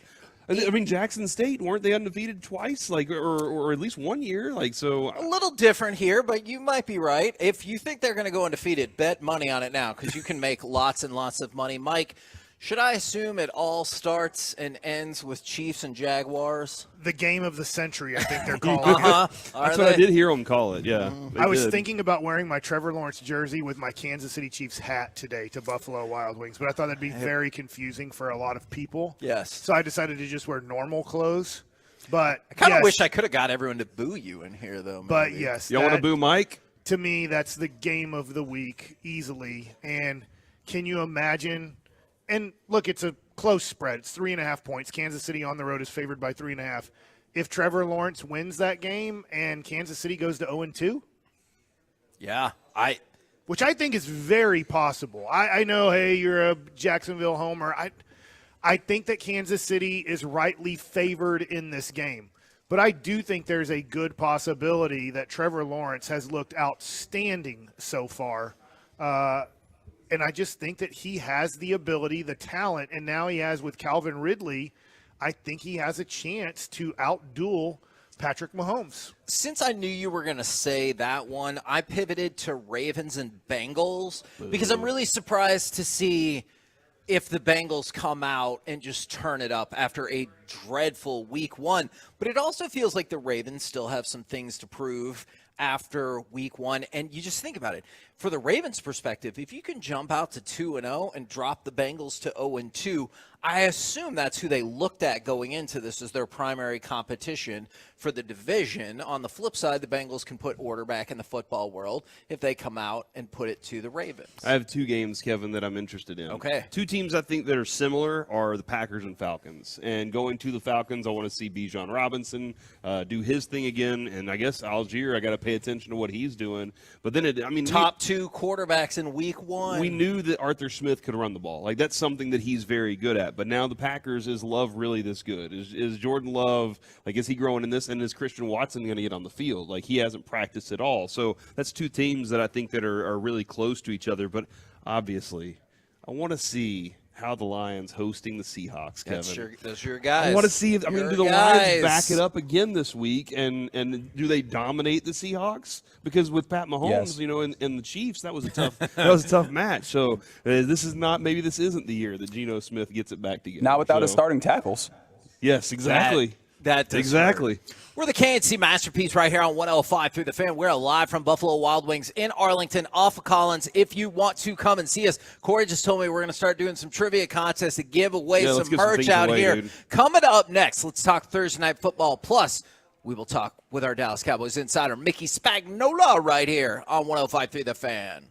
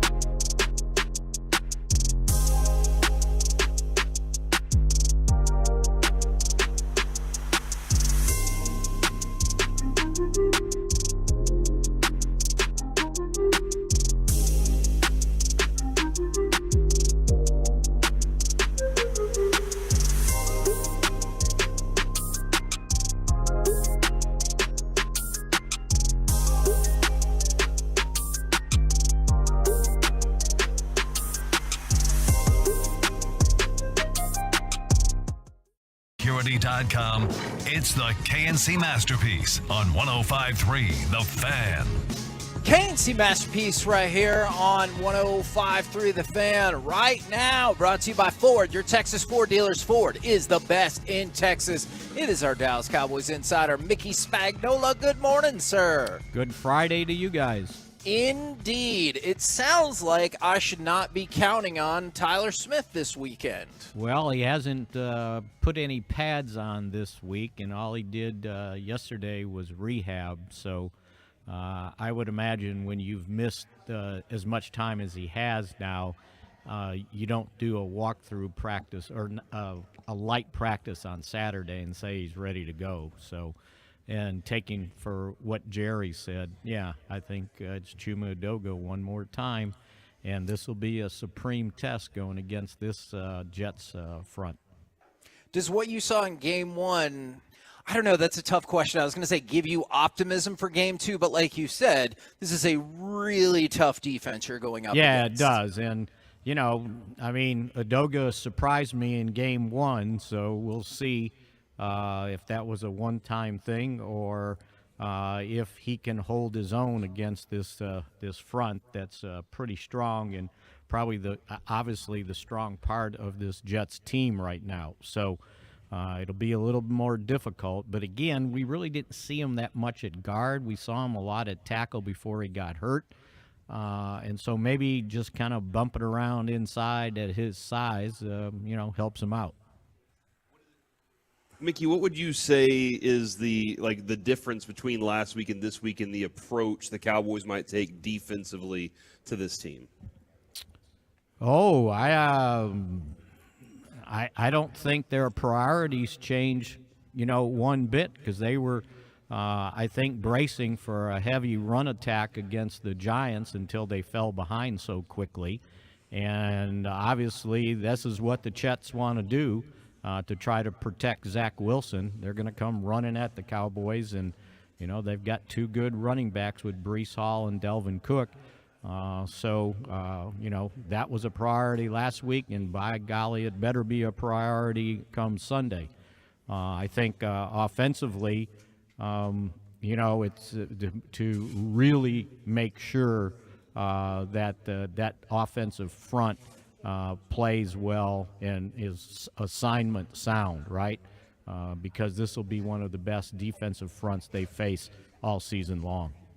And so you're suggesting offensively to get Kevontae Turpin the ball more out of the backfield. That's what Kevin's calling for. Get the ball to your speed guys as much as you can. It doesn't have to be Turpin. It could be CD.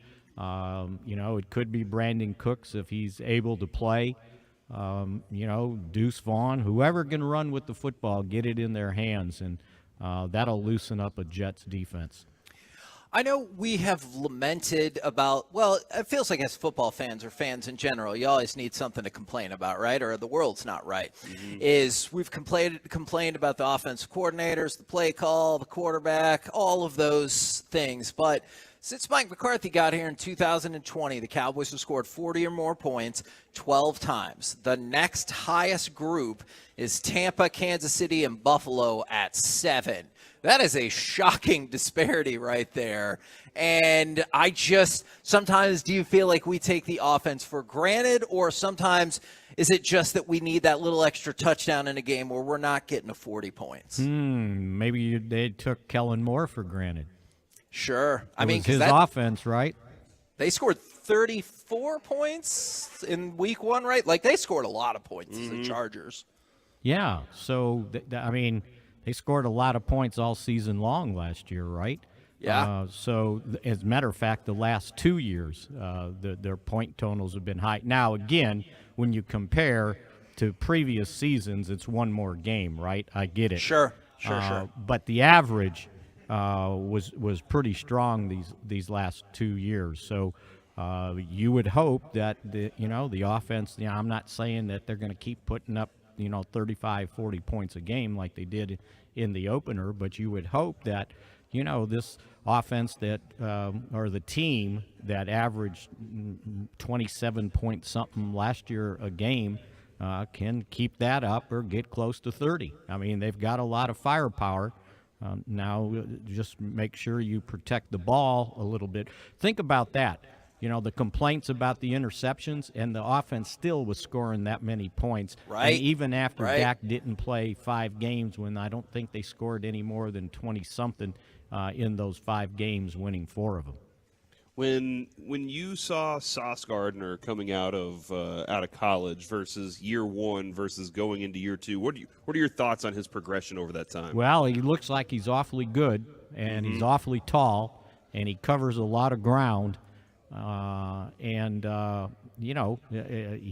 a handful, but cornerbacks get beat. The deal is you got to make plays, right? And he's been able to do that. I know everybody's talking about Sauce, but I saw this guy named Whitehead with 3 interceptions. 3 interceptions. 3. He was pretty good. Yeah, he was good. He only needs 8 more to get to 11. That's the magic number these days, right? Yeah, at this rate, though, he's on pace to get far more than that. He's on pace for 51 interceptions, Corey. That's right. If you average it out, right? Do you think he was lucky? Was he lucky? It's not Lucky It's a Whitehead. different Whitehead, Mike. No, that's different. I saw where that was. That one was coming, right? But he did get some deadhead throws his way, didn't he? Well, I mean, Josh Allen will do that. Yeah. But you don't have to do it 3 times. Hey, Josh Allen again. I agree. It's the same thing. I wonder when Mike talks about, like, when people are like, "Hey, throw strikes," and he's like, "Hey, what do you think I'm trying to do?" Is I don't know what you say on the sideline, but like, "Hey, Nimrod, stop throwing the ball right to Whitehead," and he's like, "That wasn't what I was trying to do." Like, I have no idea how that conversation goes. See, when you get a little older and you watch baseball, you'll catch yourself saying, "Hey, just throw strikes." It's really important to do that. Right? It's just not as easy as I guess we think it is sometimes. Yes, no, you're definitely right about that. Or don't be afraid to throw strikes, you know? Yes. Were you ever afraid to throw strikes, Mike? Against Hanley Ramirez? Yeah, against certain people, you're like, they're going to kill me. And then you have to get that thought out of your head. And then you get brave, and then you throw it over the plate, and then you're like, I should have stayed really wussified. You could have given up a walk instead of a home run? Yeah. All right, Mickey, we've talked about this game for a good chunk of the week. Are you prepared with a prediction?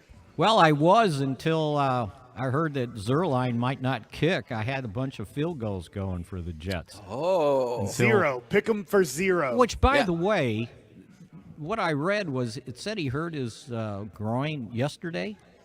He sure wasn't on the practice report. Oh, scandal. Controversy. Until they talked about it today that he didn't practice. Maybe he practiced, early, which is practice for the kicker, right? And then maybe he was, kicking to the side and hurt himself, and that wasn't considered practice. I don't know. But anyway, I'll kind of stick with what I had. Maybe they'll have 2 touchdowns and, extra points or go for 2 or something. I had Cowboys 26-16. Mike believes this will be the second in a run of 3 consecutive shutouts for the Cowboys defense. Yep. I wonder when's the last time they've had that happen. Now you guys are going to cause me to go look Back-to-back shutouts would be really tough, right? Right? Yeah. Especially in the NFL. Even if you have a really good defense. The other thing, too, which was really impressive from the Dallas Cowboys is the game was over with 10-plus minutes to go, and the defense didn't let up. It was the backups, but they were going all out. And usually you will see in football games and in other sports, too, you will see when the game is out of hand, sometimes the team that is up by so much relaxes a little bit, and the other team's able to score a few points. But get some garbage touchdowns, right? Yeah. Yeah. No, it didn't, and that kind of, I think, speaks to the depth that this team has on defense. Now, the big chore is, will they stop the run? And that's kind of been my point all week because they didn't do a very good job of it last year. They haven't done a very good job of it actually for the last 3 years. Have they fixed that? Are they better? Because they're going to, and they know it, right? They're going to get a heavy dose of runs from the Jets to try to protect Zach Wilson the best they can. So I think that'll be That'll be the deciding point, Mike, if it's a shutout or not. Kevin, real quick, we can let Mickey go, and I'll tell you this. Yes, stat. This appreciate is a it. good stat, Appreciate okay, it I'll very listen much, off good the sir. air. All right. That's a better way. He'll hang up and listen. Yeah, Thanks, Mick. Thanks, Mick. See ya. Yeah, the Kevin, the only NFL teams to have 3 consecutive shutouts: 1970 Cardinals and the Steelers. Same year. Who did it in games 7, 8, and 9 of the 76 season, and closed out that season with a pair of shutouts as well. So, Kevin, I did go to the record the record for most shutouts in a season is 5. So 5 shutouts in one season. So the Cowboys might predict 3 to start the season. How many more can they get after that? Well, look, if they get 3 shutouts to start the season, I'll probably start predicting more too. They play the Giants again. 4. Yep. Oh my God. They play the Washington football Commanders phenoms. So I think they can get 6.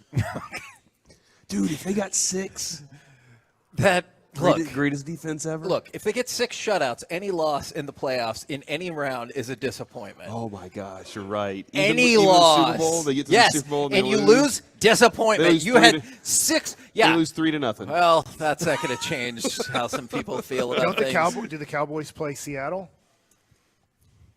Do they? They play Arizona. I was just wondering. That's and they play a San shutout. Francisco, Yeah. so they must play Seattle. I don't think they'll shut out Mike is San calling Francisco, for though. all shutouts. For the 806, it's not only a shutout Friday, it's a shout-out Friday. Can I get a shout-out? I reactivated my Fubo for football season and have Bally again. I've watched every Rangers game since Saturday.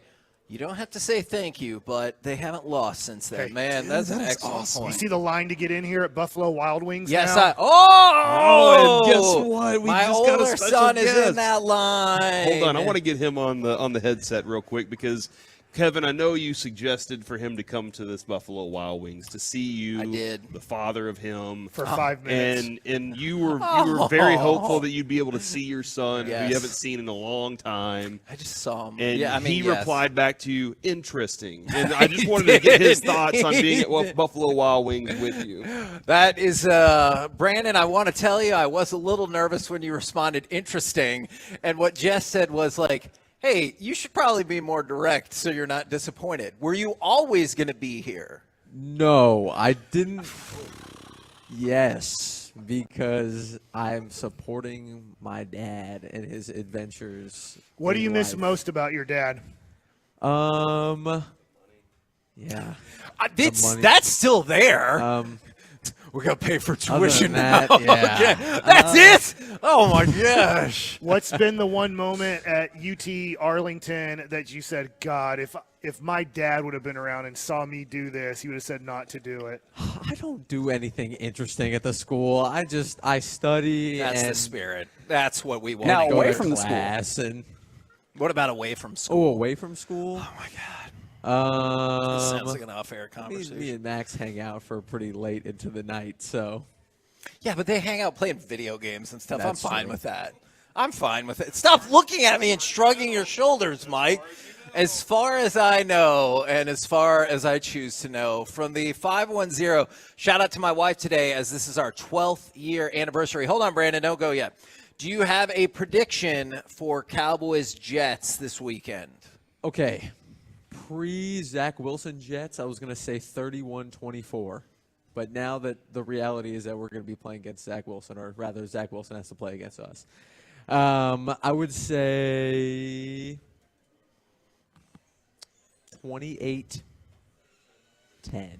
Okay, I like it. I like it. There it is. Brandon is at the Buffalo Wild Wings here in Arlington. He's leaving.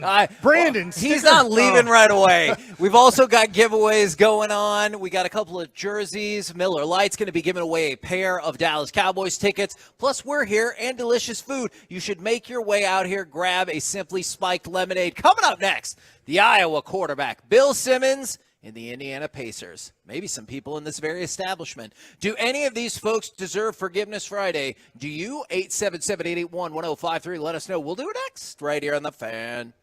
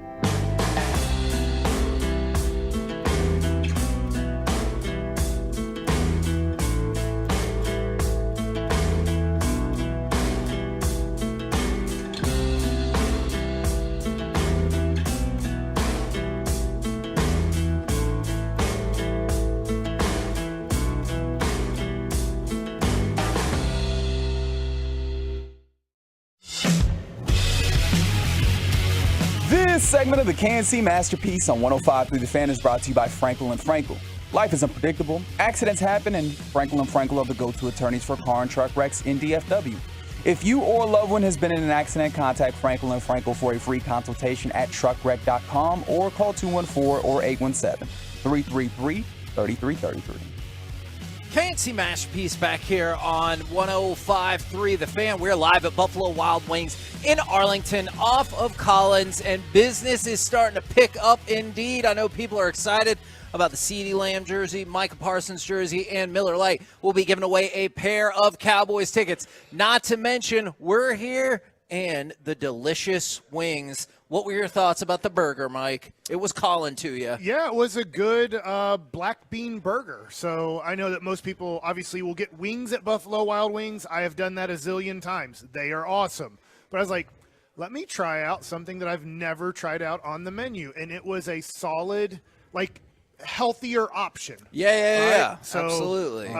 Lesser calories. Do you not care because he just said yeah like that? Wow. That does not. That's what it means. That just sometimes means I agree with you. It doesn't have to mean wrap it up. And then we had Whoop Pig Suey from Twitch. He's here from Hazlitt. Yep. Nice. Yep. And you got him to be a baseball fan? I wouldn't say he's a baseball fan, but he's never liked baseball, but he enjoys, I guess, us talking about baseball. And so he's tried to watch some baseball, and I think he's getting into it. I would say this.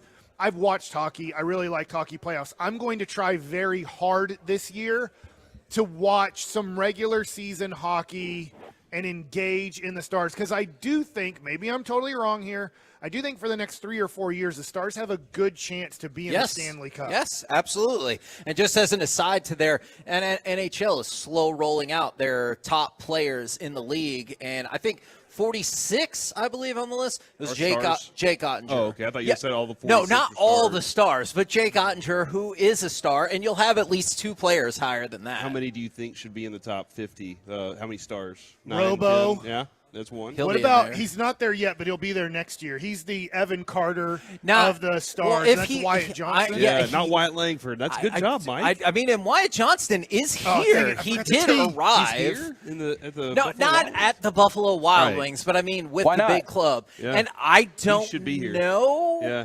And I would assume Heiskanen. I'm guessing they put Pavelski in there as well. But Modano.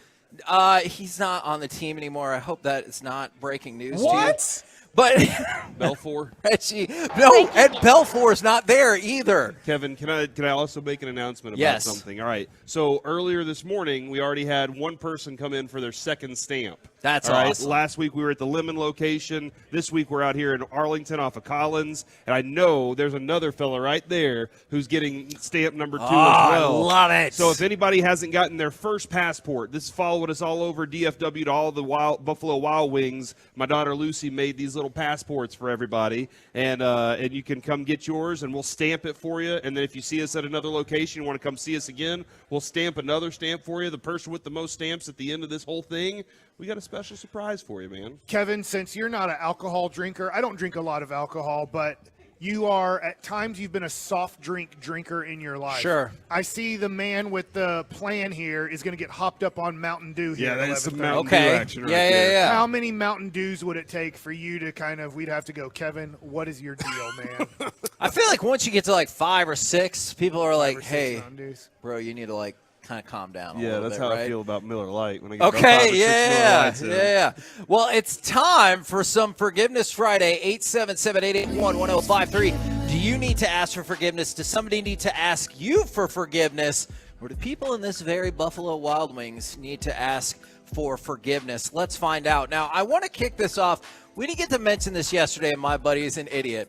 This is cut number 10. Cade McNamara. He is the quarterback for Iowa. He says something that would normally be on Masterpiece of the Week, but then he keeps talking, and he just can't get over what he actually said. Take a listen, people in public.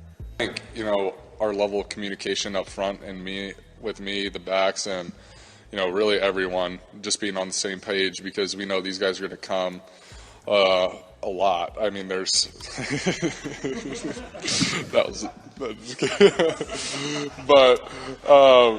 but we have to be on key with our hots. We got to be on key with our protection. So Damn it. I was not expecting that, but yeah, we'll be. He could not get over what he said like 10 seconds in. And no, Joe Nieuwendyk isn't ranked either. Why do people keep sending old stars names? You've only gotten to number 46. Kevin, Adrian. I've gotten to number 41. Is there a way to talk about sports without it being sexual? No. Everything that is said, like listen to the Olympics, dude. They use so many cliches. True. They're like, yeah, he's pumping harder and hard. Look at him just swimming. And you're like, hold on, what was that all about? Yeah, Mike, it's impossible. Just think about all the times Troy Aikman does it. There's a complete list of Troy Aikman cliches that he says that are sexual. And Kevin, to add on to that, Adrian sent that on TikTok to me recently this week, and she thought it was funny too. So the quarterback for Iowa? She was like, "This is really funny." I was like, "I agree." Sometimes she doesn't think things that are funny though. That's right. She gets offended very quickly. The Carter needs to apologize to me, my Carter. Oh, not our Carter, because this week he started scootering to school. Yeah. Does he wear a helmet? No, he doesn't. Isn't but he it's supposed to? It's a razor scooter, so it's one of those kind of scooters. So I don't know. Maybe he should, but he told me that he was electric. No, just a razor scooter. Okay. He said, "I am leaving this." He said, "I'm leaving it in a safe place." And then the other day, he calls me from the house and he said, "Dad, I had to walk home today." And I said, "Why'd you have to walk home?" And he said, "Somebody stole my scooter." And I said, no, what happened? Who do I go find? And he said, well, I left it next to the door by the science room that I come out of outside of the school, and somebody took it. And I said, you told me you left it in a safe place inside the school. And he was like, oh, yeah, that's not true. So he left it outside, and it got stolen. And now he's like, well, we have 3 other scooters. Oh, no. Does Carter lie habitually? I don't think it's habitual. I think he just leaves out pieces of the truth. Oh, man. Listen to you right here. It's not a lie. Yeah, he's the one that will... he just told us, he told you that he was putting it in a safe place. Yeah. And then he's like, I lied to you, Dad. He said he thought it was a safe place to leave it outside the door of the science room outside of the school where he goes out. He was like, nobody goes there. So he's going to get scammed so much when he grows up. No, he is. Wait, you're assuming that he's not going to be the scammer? He is the scammer. Yeah, I'm with Reggie on that. I think he is the scammer. Yeah, there's a possibility he's going to. And again, that goes along with leaving out bits of the truth, right? When you're trying to scam somebody, you're just like, oh, hey, yeah, don't you want to donate to the cops? From the 682. Don't do that. You can donate to the cops, just don't when they I was going to say, we need to put a little context on that. Yes, when they call you and say, we're calling on behalf, that is a complete scam. Yes. Watch the HBO series. Whenever they want you, yes, the telemarketers are completely scamming you. They are 90 to 100% pocketing that money. From the 716, Kevin, you need forgiveness for cutting off Michael Young yesterday when he was about to talk about October baseball. Your thoughts on that? Look, this show moves at a fast pace. When people pause, sometimes I'm like, all right, they're done talking. He did it to Jerry twice today. He did it to Jerry twice today. You did it to Jerry. Don't worry about that. I caught myself on the second time. We're talking time. about you right now, not me. From the 682, I need forgiveness. I skipped out helping my family move to attend your show today. You do not need forgiveness, all right? Your family needs to hire some movers. All right, look, I don't care how close you are with your friends, family, whatever. If it's not your stuff in your home, stuff in your home getting transported from point A to point B, you don't want to be there, all right? You might love your mom more than anything in the world. Does that mean you want to help her move? No. Hire some movers. I will say, whenever I had roommates, Kevin, that was, we help each other move, right? We find the guy with the truck and everybody, buys him a case of beer, and that's how you did it. Now that I'm an adult, movers is the way to go. And, dude, the movers are great. They're really good and efficient at what they do. And they don't cost too much. I made a really smart decision when we moved in 2014, and I sold my autographed Tom Brady rookie card for a little under $2,000. A great decision. Listen to all the So I could get the moving kind of taken care of through that card, and then that card went up to $150,000 by accident. You could have moved multiple times. I could have got 2 movers. You could have bought another house for that. Jeez. Oh, well. Sorry, just throwing all the stuff Not another away. one of his houses. Not another one of his Not houses. another one of his houses. A rental property or something like that, in a vacation home. I need forgiveness for overhyping Evan Carter. He went 0 for 3 last night. I know what you're going to say is he still had 2 walks. That's a 400 batting or on-base percentage. Walks don't count. They definitely count. He's been great for this team. How's he doing defensively? Is he all right out there? I guess he's okay, Kevin. How are we doing there? Mediocre. Made any errors yet? You know, they don't count errors anymore. Remember, Mike told us that. No. Obviously, he's been great for this team. I'll tell you what. I was nervous about last night's game. Leclerc should get a lot of credit because it looks like a blowout game, but Leclerc came in a big situation, and he put a 0 on the board, and I was really pumped about that. And I thought, wow, this is going to be a challenge here. Was that when it was 4-2? Yes, it was 4-2, runner on base. He came in with a runner on base. And then I thought, okay, I'm being honest here. I'm being factually correct here. On average, when the Rangers have a 1 or 2 run lead, going into the 7th inning, and they don't score anymore. The Rangers do not score anymore. It's a 50-50 proposition if the Rangers win. This year, if they're winning after 6 innings and the Rangers don't score anymore and they're up by 1 to 2 runs, 50% of the time they win that game, 50% they lose that game. That's not a good percentage at all if you're a good team. And I thought, wow, this is going to be interesting. Can the Rangers hold on to a 2-run lead and get 9 outs? And then the Rangers scored 5 runs in the top of the 8th inning, and it didn't matter anymore. But I was interested to see, could the bullpen put up zeros in a really close game? Because I'm assuming if you're going to beat Minnesota or Tampa or whoever you play in the playoffs, you're probably going to have to win that series by throwing up some very critical zeros late in the game. I think Bill Simmons needs to ask for forgiveness. He had the WWE president, Nick Khan, on his show. Of the Jacksonville family? No, different. That is the same last name, but they're different families that I'm aware of. Is he joked about Stephanie McMahon, which back in the day, she had like a storyline with one of the wrestlers, and she goes, Bill Simmons said, hey, couldn't you just bring back Test and they could have an affair again? At which Nick Khan had to nervously laugh and say, I think he passed away a few years ago. Test, the person he referenced, died 14 years ago. He's no longer with us. No, and so they can't bring him back. No, I mean, they can't. But was it a 14 years? Yeah, wrestling leads itself to some unfortunate deaths because of things people put in their body. But he just killed himself. No. I don't think he killed himself. I think he had overdose. I just can't. If I recall correctly, maybe I'm off. I'm not. About that. We don't have to go. It's Chris Jericho who did the really.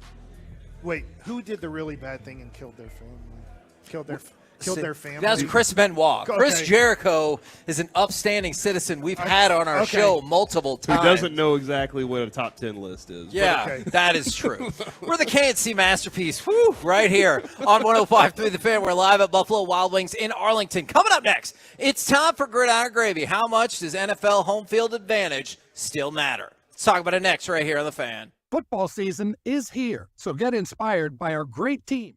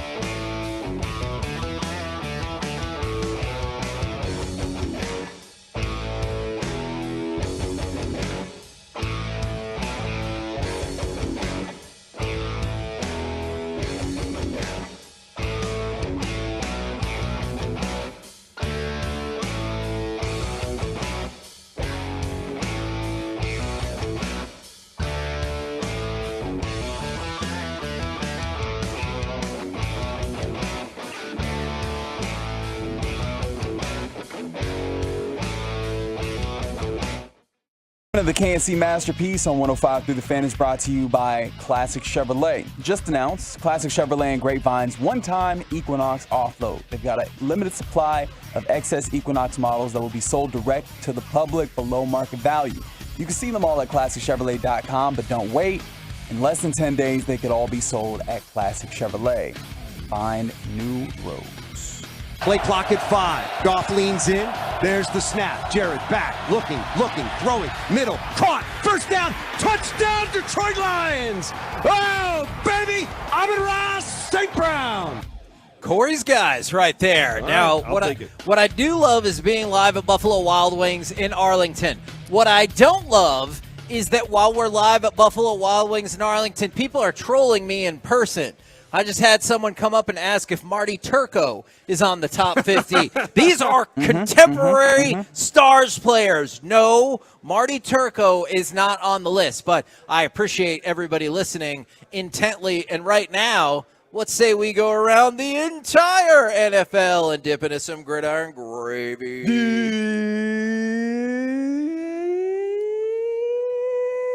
Woo. That was an excellent one right there. What do you dip in, Kevin? Right? Barbecue sauce. Barbecue sauce. I got some blue cheese over here. I like hot sour Frank's Red Hot as well. I went with the Nashville Hot over here. It was pretty good. Okay. But the original Hot's always classic. Sure, of course. Now, let's talk about the place in history of Jared Goff. Jared Goff is now 44 passes without an interception away from breaking the all-time record for most passes consecutively without an interception. That record is currently held by Jared Goff. Aaron Rodgers.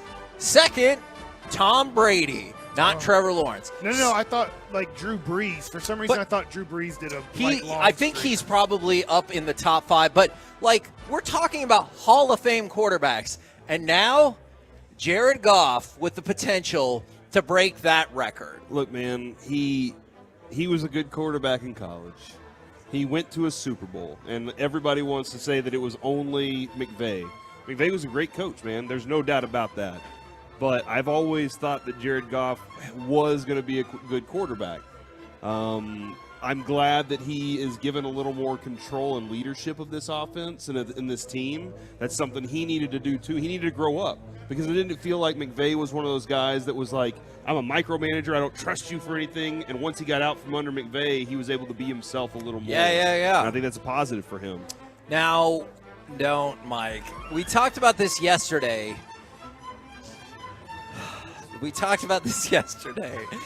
The apology from the reporter on the hot mic with Stephon Diggs, and she was like, no, it's good fun. We have a great relationship. Here's what Stephon Diggs had to say. Oh, no.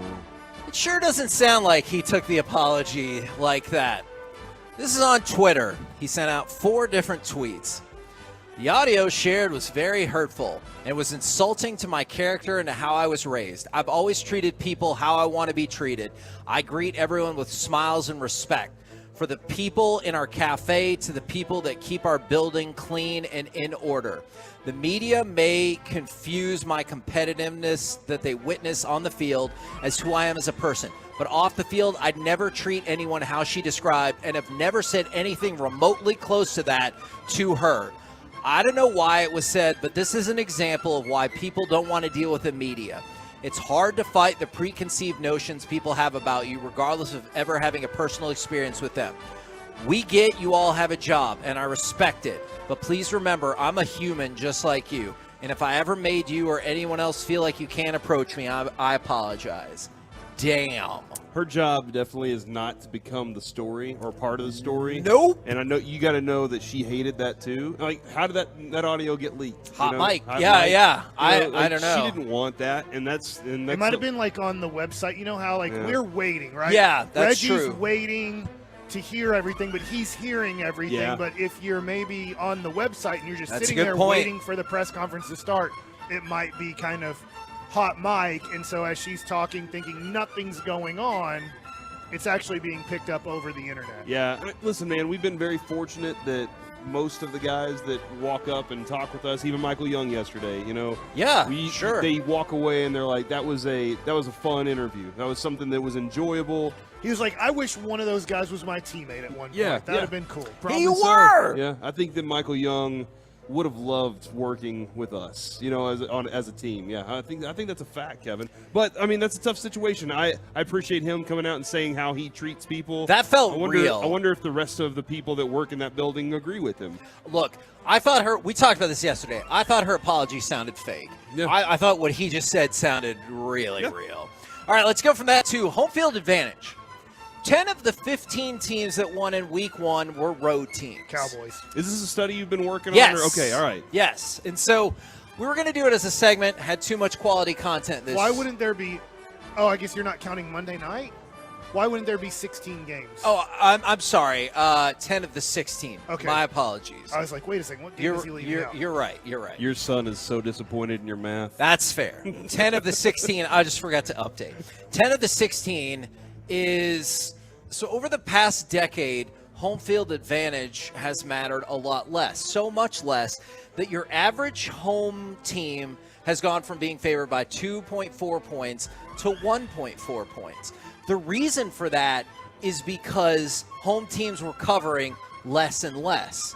So what the bookies started to do is shorten up the home field advantage. You know how we used to talk about how it was 3 to 3.5 points. Now it's closer to 2 to 2.5 points. So gamblers have cut the home field advantage by an entire point. I know, like, on the surface, you might just be like, 1 point's not a big deal. But if you see a point spread shift an entire point without an injury or something, that's a big deal. Yeah, can I give my thoughts on this real quick then? The reason home field advantage has kind of changed. I think a lot of it is people moving around and not staying in one city and living their whole lives there. Although, I mean, obviously we've grown up here our whole lives. Kevin's a Garland guy. Mike's a Duncanville, the city of champions. Thank you. And I'm an East Dallas kid. And so, like, that's the – I think a lot of people have moved around. People are fans. It's easier to be a fan anywhere now. You're definitely right about that. Social media, you can access the team. So I think I can see how home field advantage is a little different. If you want to call it this, you're talking about spread or just winning the game? Spread. Yeah, the spread. Okay. If you want to take a look at this, referee bias has also lowered for home teams. Kidding. No, so check it out. Since 1999, it used to be home teams had a 62% win rate on challenges. That has now dropped 5%. And part of the reason is because you haven't gotten as homer if it calls. Because, they used to say, we talk about role players, but it used to be that referees, people thought, were also influenced by home fans. And that has started to dissipate. So that's part of the issue as well. So, Corey, I definitely think you're onto something about, and then I think you can't ignore ticket prices going up has moved out some of the more, let's say, rowdy fans, right? And so if there's a fan right in one of the first few rows that's like, good job, Cowboys, that might not affect you as much as who's like, look out, 62, we're coming for you. Yeah. Ooh. The guys that are sitting real close. Like Hulk Hogan now? Yeah, you suggest that the guys that are sitting real close are cutting business deals in the yeah, middle of the exactly. game? So that Get probably ready for their golf outing. That probably factors into it as well. Hey, you can play golf and still be a rowdy fan, though, Kevin. But not on the golf course. Yeah, you can. In Phoenix. That is true. At the garbage disposal place. That is true. I'm just looking at last year, which is interesting. In the NFC last year, the Commanders and the Cardinals were the two teams that have a better road record than home record. And if you go to the AFC, the Jets, the Steelers, the Texans were the three teams to have a better road record than home record. That is kind of wild, though, to think about having a better road record than home record. They were all really crappy teams. Yes, Except for Pittsburgh was the one team that played around 500. That probably has something to do with it. Let me ask you this, and this could have gone in Forgiveness Friday. Let's go to cut number 11. Tua was talking about how he may or may not have seen his tackle on the side of the road, and here's what happened. I don't know if anyone was driving here early in the morning, but Tehran had his car broken down, and I think I'm a bad teammate because I passed him and I didn't come back. Oh, yeah, I did. Well, like I wasn't gonna pull off to the shoulder and just reverse and be like, "Yo, Teron, I'm coming to get you." But yeah, I seen him, but it was like one of those things. I seen him, but I wasn't sure if it was him, and then I didn't know what he drove to, so it was one of those things where I was just like, "Hey, Drew, I think that was Teron on the side." He's like, "Oh yeah, that was him." I was like, "Well, I'm here already. I can't go back." Wouldn't you call? I would call if I saw you on the side of the road and I'm like, I'm pretty sure that was Kevin or I'm pretty sure that was Corey. I would at least call and say, are you on the side of the road right now? And then turn around and come get you. I know, and he goes, I'm pretty sure it is, but I just decided to go. Because he doesn't want to turn around or, like you said, call. So do you think he's just going to get smashed on one of these plays? Because Armstead's like, oh, I forgot to turn around and block. Yes. Okay. Absolutely. Like Willie Beeman. Mm-hmm. Yeah. Oh, yeah. Yeah. What did he keep the ladies? He kept them screaming, Mike. Okay. What were they saying whenever they did that? They were cheering. They were cheering loud because they were sitting front row. They had great seats. That is not what he means in that context, Corey. And I feel like you know that. I don't think the word was screaming, by the way. Well, I can't say the other thing, so I got to go with that. You are supreme. Yeah, I know what he says. You might put it in your coffee. Is that what you're getting at? Yeah. Okay, I'm not saying that. By the way, just a quick nonsense story I want to throw out for you. The Tiger King is in jail, Joe Exotic. And he's been in jail forever. I know, but now he says he wants $20,000, and he thinks it would be nice if Joe Burrow gave it to him because people have been calling him the Tiger King. And so he believes that Joe Burrow's making money off of him, and so he needs money for a new set of lawyers. That dude's a bad person. You always thought that, too. Isn't that what you've always said? Well, when you watch that documentary, The Tiger King, is that what it's called? Carol Baskins. Like, he's a horrible person. I'm with you, man. You want to raise some tigers, Kevin? No, I don't. And if he just hurt tigers, I'm not saying that's good. Oh my God, I would be like, that's all weird. right, help the guy out. Mm-hmm. But he didn't just hurt tigers.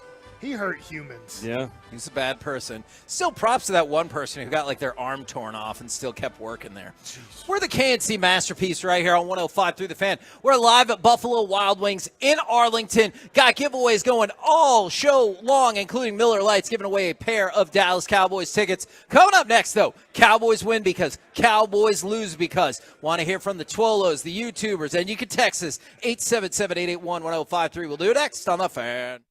DFW's number.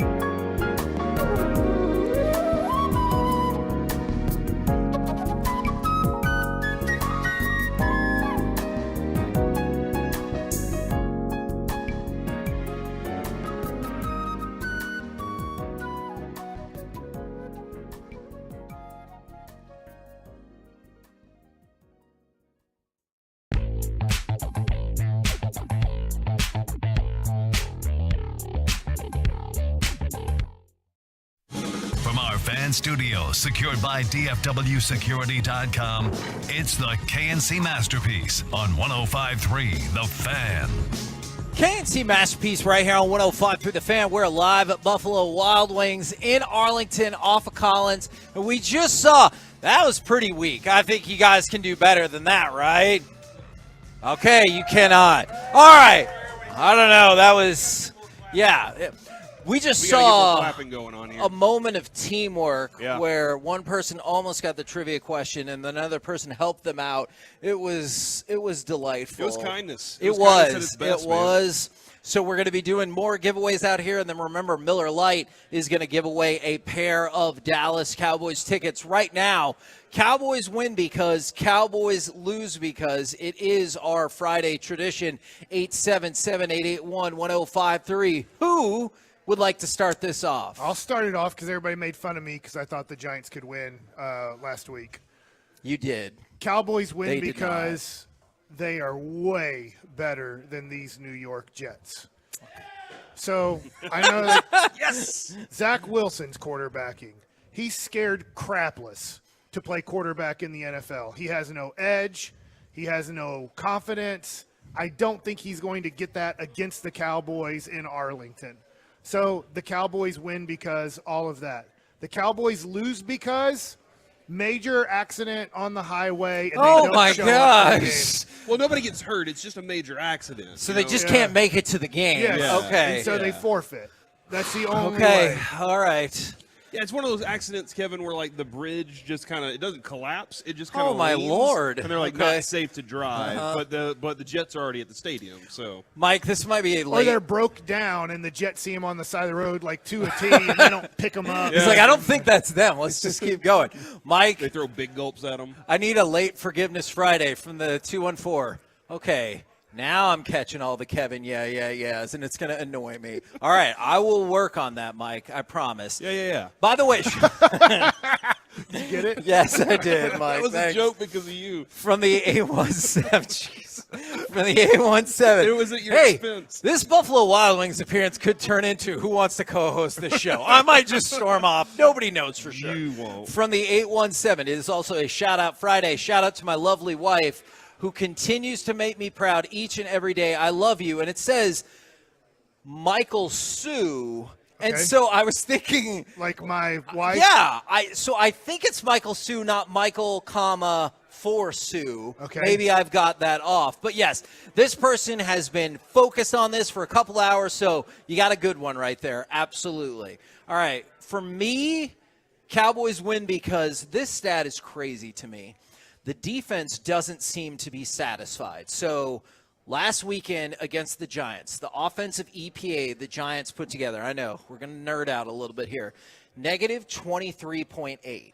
If you need some context for that, the COVID game where Kendall Hinton had to play quarterback because there was nobody left, they were a minus 23.7. Wow. So the Cowboys did a better job against a real-life offensive team with a real-life quarterback than the COVID Kendall Hinton game.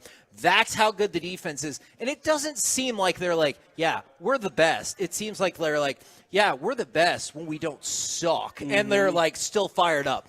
On the flip side, Cowboys lose because Quinnen Williams. Look, the Jets defense is legit.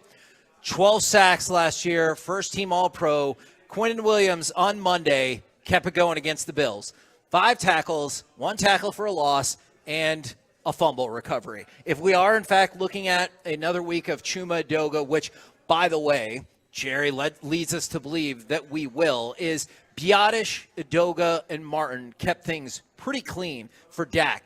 If this is a more competitive game with a tougher defense, we'll see. That's the guy who I can see wrecking the day up for the Cowboys. I like it, man. That's really good stuff that you're dealing with there.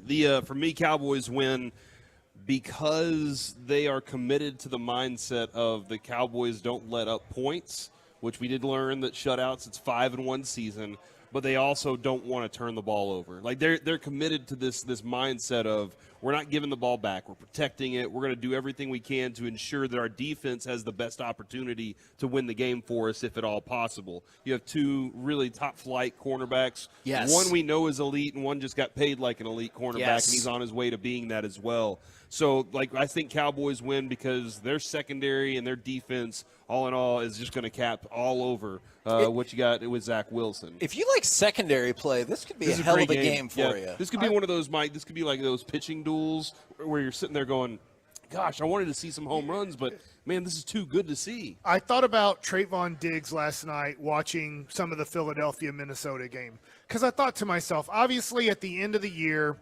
Diggs took a lot of heat from Dallas Cowboy fans. For not being physical. Right.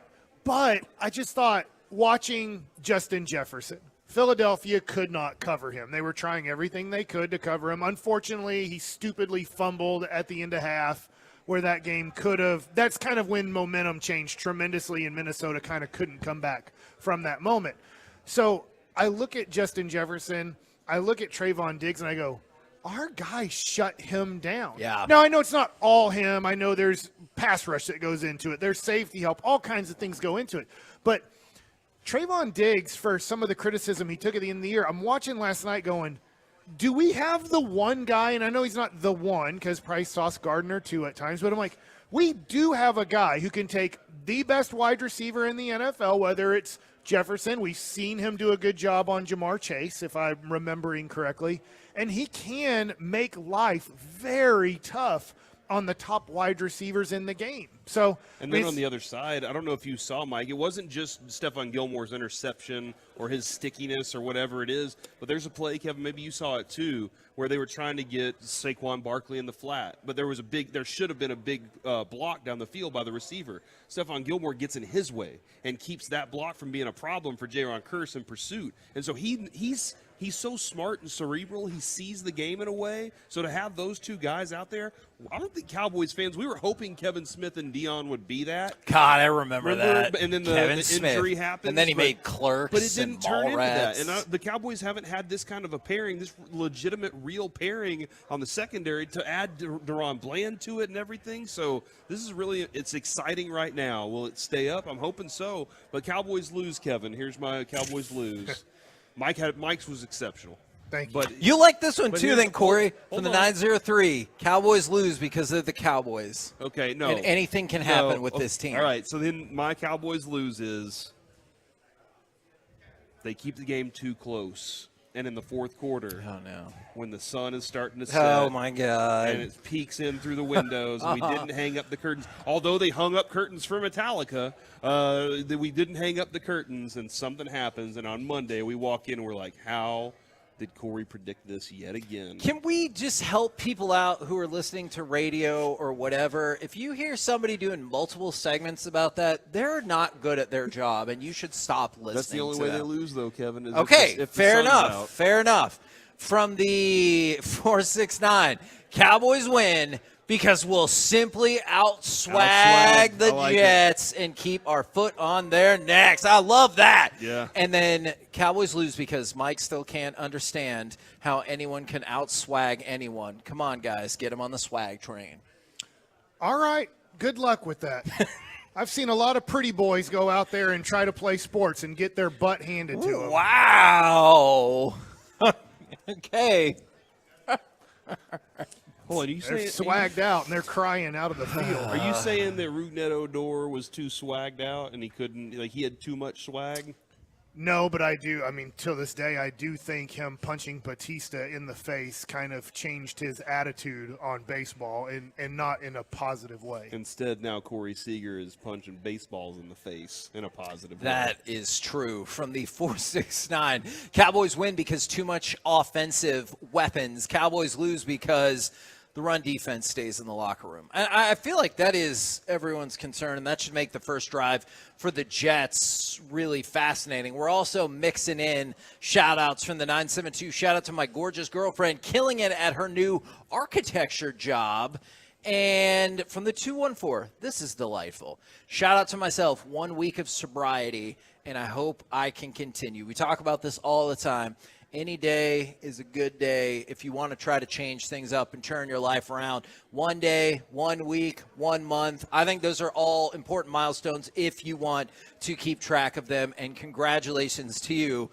And then from the 585, bold of Kevin to call Daniel Jones a real-life quarterback. That is that is a fair point. He is, I mean, under the technical He's got a big label. contract. Yeah, he gets paid $40 million a year. He got paid like a quarterback, too. Yeah. He didn't get paid like any other player on that team. But I see what they're saying. But under the technical terms, he is lined up at quarterback each week. So that is the deal. So, Kevin, I appreciate you being technically correct, which Reggie is. The best kind of correct. There you go. That is right. From the 972, shout out to, whoops, I already did that one, my bad. From the 214, Cowboys win because they have 10 sacks and 5 turnovers. Cowboys lose if they don't stop the run. Man, you see that time and again. The run. That seems to be people's primary, which is with as good as that the Jets defense is, it seems like the primary concern is how the run defense looks in this game. I think everybody thinks that this team, they're like, yeah, our team can cover. Because Breece Hall's awesome. Yeah, our team can pass rush. I think everybody agrees on that. But what was the biggest faux pas of this team last year was the run defense. Whenever you were sitting next to Mike against the Rams in that playoff game years ago, and Mike said, we're going to lose after the first play. What was the reason for losing in that game? Because of the run They couldn't defense. stop the run. I remember that. And so, like, a lot of fans just haven't believed that Mozzie Smith and Jonathan Hankins and whatever else they're putting out there is enough to stop the run. I think there's a lot less pressure on DeMarcus Lawrence to be a pass rusher and more opportunity for him to continue doing what he's done for a long time in the run game and stop that. So I think that they still have room to grow. And you would love to see on a first drive against if they're trying to run it like the Giants did last week, for them to shut it down. But, man, there was a point where the Giants were like, we're actually afraid of this pass rush, and we have no other option right now. I would say if you can get the Jets in third and passing situations, so if you can stop the run and put them in, let's say, 3rd and 5 or more, and really 3rd and 3 is a passing down in the NFL, but let's just say you get them to 3rd and 5 or more where you're 99% sure they're passing. I'll give the Jets a 25% chance of getting a first down in that situation. I think the other 75% is just going to go to the Cowboys. I'll put obviously a larger percent on it being an incompletion, and then you have the sack, and then you have the fumble, and then you have the interception. I just don't think Zach Wilson is capable of getting 3rd and 5s or longer against these Dallas Cowboys. From the 832, I like this, man. I'm surprised. I don't know if Brett Favre's available. Cowboys win because Dak doesn't get sacked, clean pocket. Cowboys lose because Brett Favre plays quarterback. And they're here at the Buffalo Wild Wings. Well, good job right there. There he is. Brett Favre's got some legal issues he needs to worry about. I don't know if they'll clear him for this game. You'd always know where he's at, though, right? That's true because of the monitor. Yeah, his ankle bracelet. And the thing I'd be worried about is if the game was in Mississippi, we'd lose because Brett Favre's going to steal it. Right? Like, that's what he does in that state. So, look, it is what it is. One time. He just got some if it donations. was one time, He just actually. made a volleyball field court. By the way, he's 3 Stadium. and 6 lifetime versus the Cowboys. So I think we're going to be okay. So, even then, we would be okay. I think this team will be all right. From the 817. You know what? If this scenario played out, maybe they're right. The Cowboys win because Parsons has a huge day. The Cowboys lose if Mike McCarthy plays quarterback. Yeah, all right. no doubt about I'm telling that. you right now, Yeah. Mike McCarthy is going to play quarterback in this game. What do you set the spread at? Jets by 2.5? Did you hear this morning on Sean and RJ? They asked him what the best route was to for their little competition that they were doing, and he said an 18-yard comeback. So that's what Mike McCarthy's throwing every time, Kevin. If he's playing quarterback, think he can? He's like, just call the 18-yard throwback. You just go turn around. You can just catch it. I'll throw it right to you. That's exactly what he's doing every time. Cowboys will lose. If Mike McCarthy plays quarterback, the Cowboys will lose. Okay. And they will not pick up a first down. Okay. Fair. I don't think they would. Okay. You literally wouldn't have to cover wide receivers. Yeah. I mean, if you think about it, you'd be like, he can't. I'll just be nice. He can't complete a pass in the NFL. And so you would have 8-9 guys blocking 11. You'd run into I hear you. big issues. We're the KNC Masterpiece right here on 105 through the Fan. We're live at Buffalo Wild Wings in Arlington. Coming up next, the Rangers sweep the Blue Jays. If Texas makes the playoffs, who has to be their MVP these final 2 weeks? 877-881-1053. We'll do it next right here on the Fan. Are you ready for some commercials?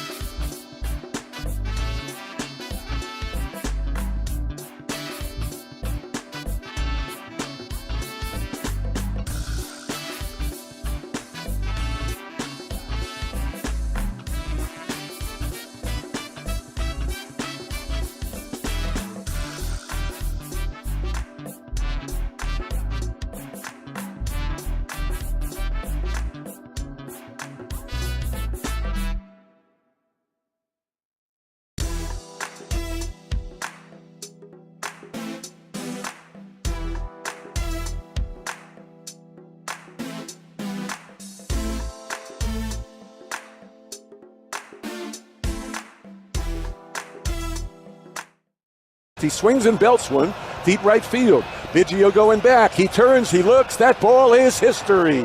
Corey Seager with his 31st bomb of the year, and it's 1-0 Rangers in the first.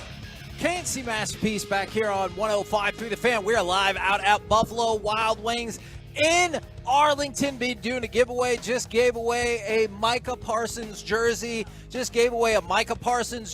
been doing giveaways all day long, and we're going to give away a pair of Dallas Cowboys tickets courtesy of Miller Lite. So thank you very much to them for that, and we have angry people yelling as well, apparently. Yeah.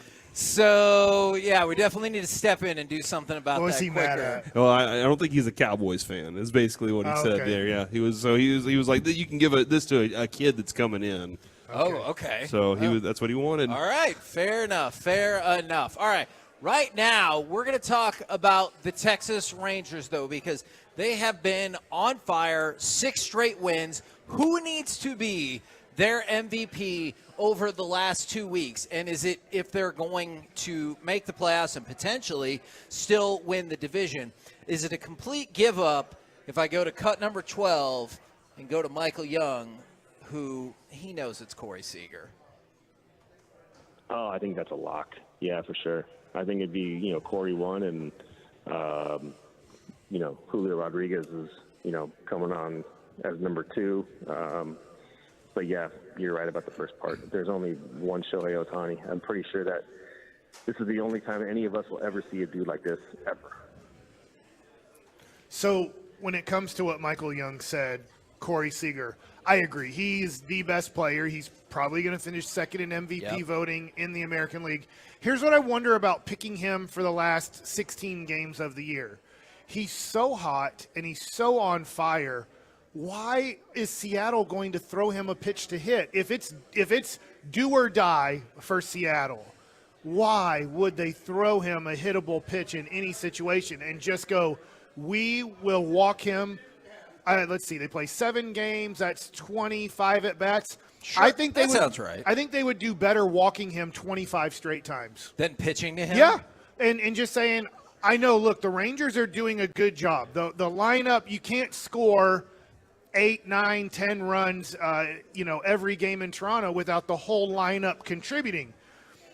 But I just would make those other 8 guys beat me. At this point, if I'm the pitching coach, I'm saying, look, in the first inning, we can pitch to him. We're still careful. If he gets on base, he gets on base. I don't want to throw home run pitches. I don't want you to try to just get ahead of him with something just to get ahead of him. He will swing at that pitch and hit it hard. He is not up there to take. He is up there to hit.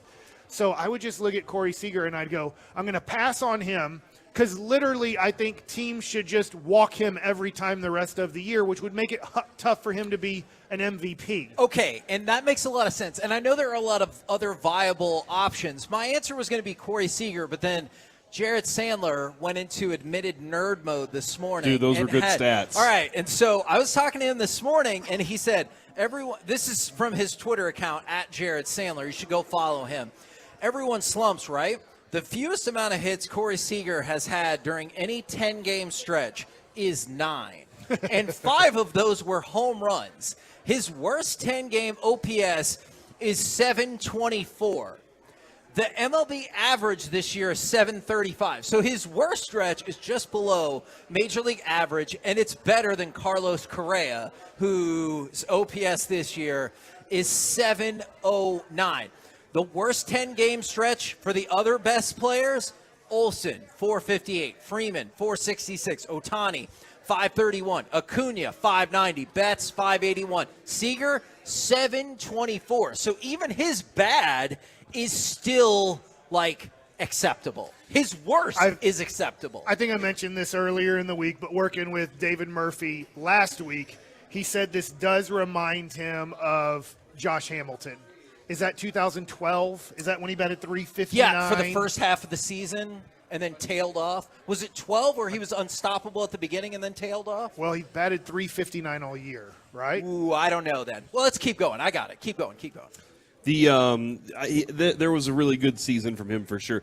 The one thing about Corey Seager right now is he's must watch. he gets up to the plate, and you're like, I got to see something's going to happen that's going to be amazing.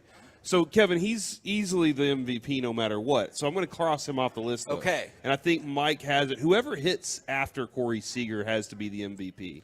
Because whatever is, if Corey Seager doesn't hit a home run, then and he just gets on base, somebody has to be able to drive him in. You know Corey Seager's going to be on base. So if it's Nathaniel Lowe that's hitting behind him, Nathaniel Lowe has to be capable of driving him in. And from the fan text, Kevin, you saw somebody say it's got to be Nathaniel Lowe because since he shaved off his mustache, the Rangers have been winning. So I'll take that any time of day, man. Are there any other players we can find that need to shave off facial hair to help us win? I'm sure there are. I'm sure there's somebody out there. And Kevin, you saw Joe Burrow. He went and got a haircut because they lost. That's so a good bad. point. To me, I look at it and say, look, yes, Corey Seager, but going kind of number 2, I would say Marcus Semien. When he usually gets hot, when he starts getting on base a lot and driving the ball into the gaps, it seems to fire up the whole team. And so I look at Semien being a guy that could, in these last 2 weeks, if he could get hot, I think the offense could stay hot. And the other thing, too, is he has great protection. You don't want to walk Marcus Semien. You do not, on a 3-2 count, you go, dude, if I throw ball 4, it kind of makes me have to pitch to Corey Seager. So if he can get on first base, I'd love him to hit doubles and homers. But if he can get on base, all of a sudden at times I got to look at Seager and go, do I just want to put 2 guys on base right now to start off this inning or in this inning and then face whoever it is, Lowe, Garver, Grossman, guys that are hitting behind. And by the way, on Monday, the next time we're talking about the Rangers, most likely if everything's on schedule, on Monday, Josh Young will be back in the lineup.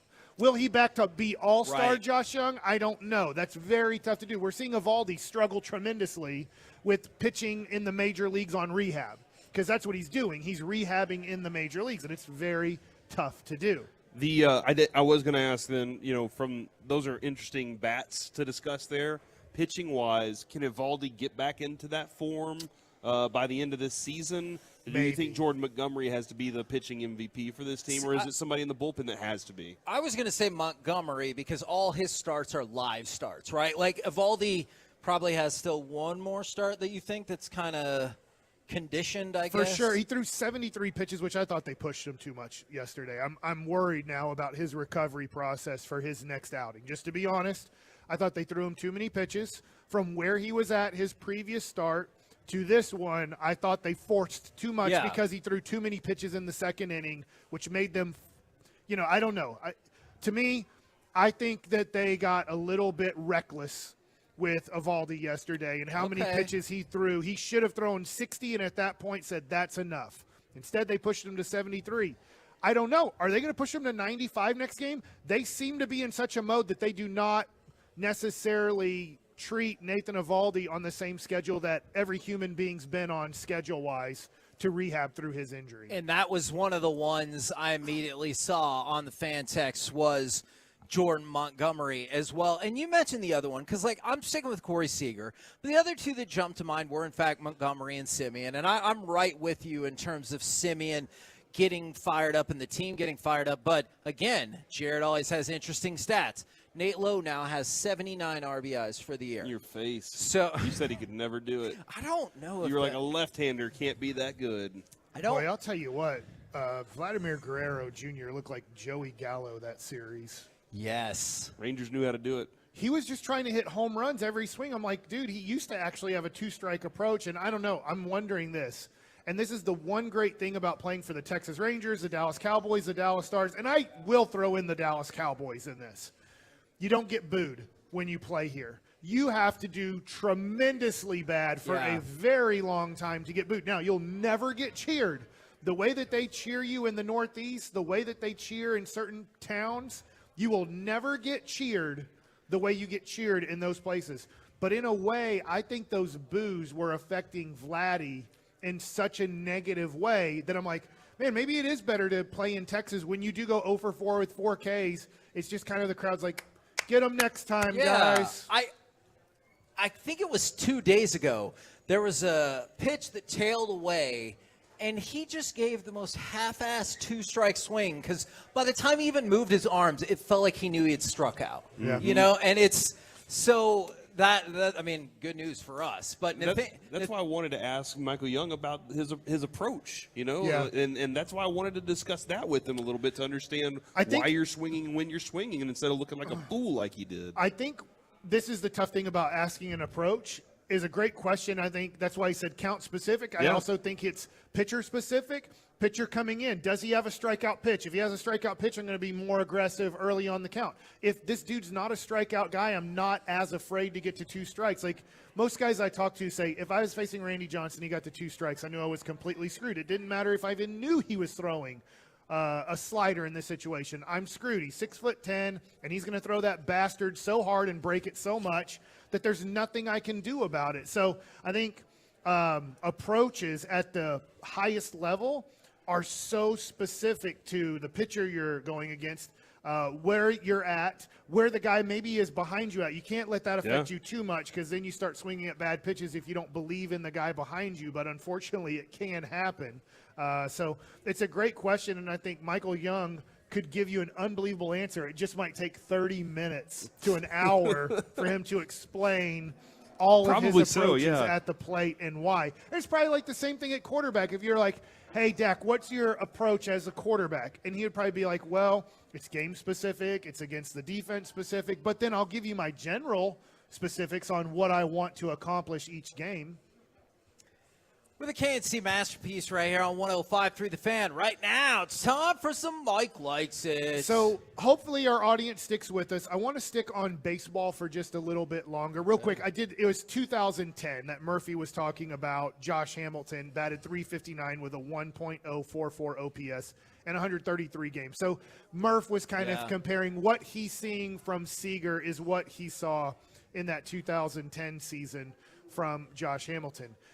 What a roller coaster we've been on. Can you I was just thinking about this last night. Today is September 15th. On August 16th, that started the Rangers' 8-game losing streak. From 72 and 49, or 72 and 48, they go to 72 and 56. Then they are still losing, but they're winning occasionally. So they're not going on losing streaks anymore like big ones. But then it's like, well, they'll win, but every once in a while. And now we are a week later, and they're on a 6-game winning streak.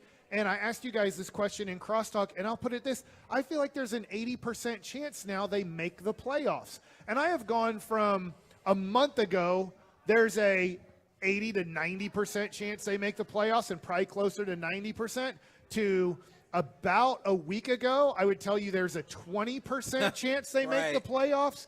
And now I'm back to an 80% chance they make the playoffs.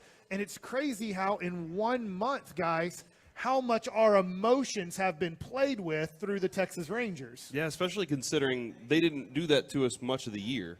The whole year hasn't been the same as it's been this last month. And you're like, well, how did this change so much? How, what's the difference? What was the secret sauce earlier that Boch doesn't have his spoon in right now?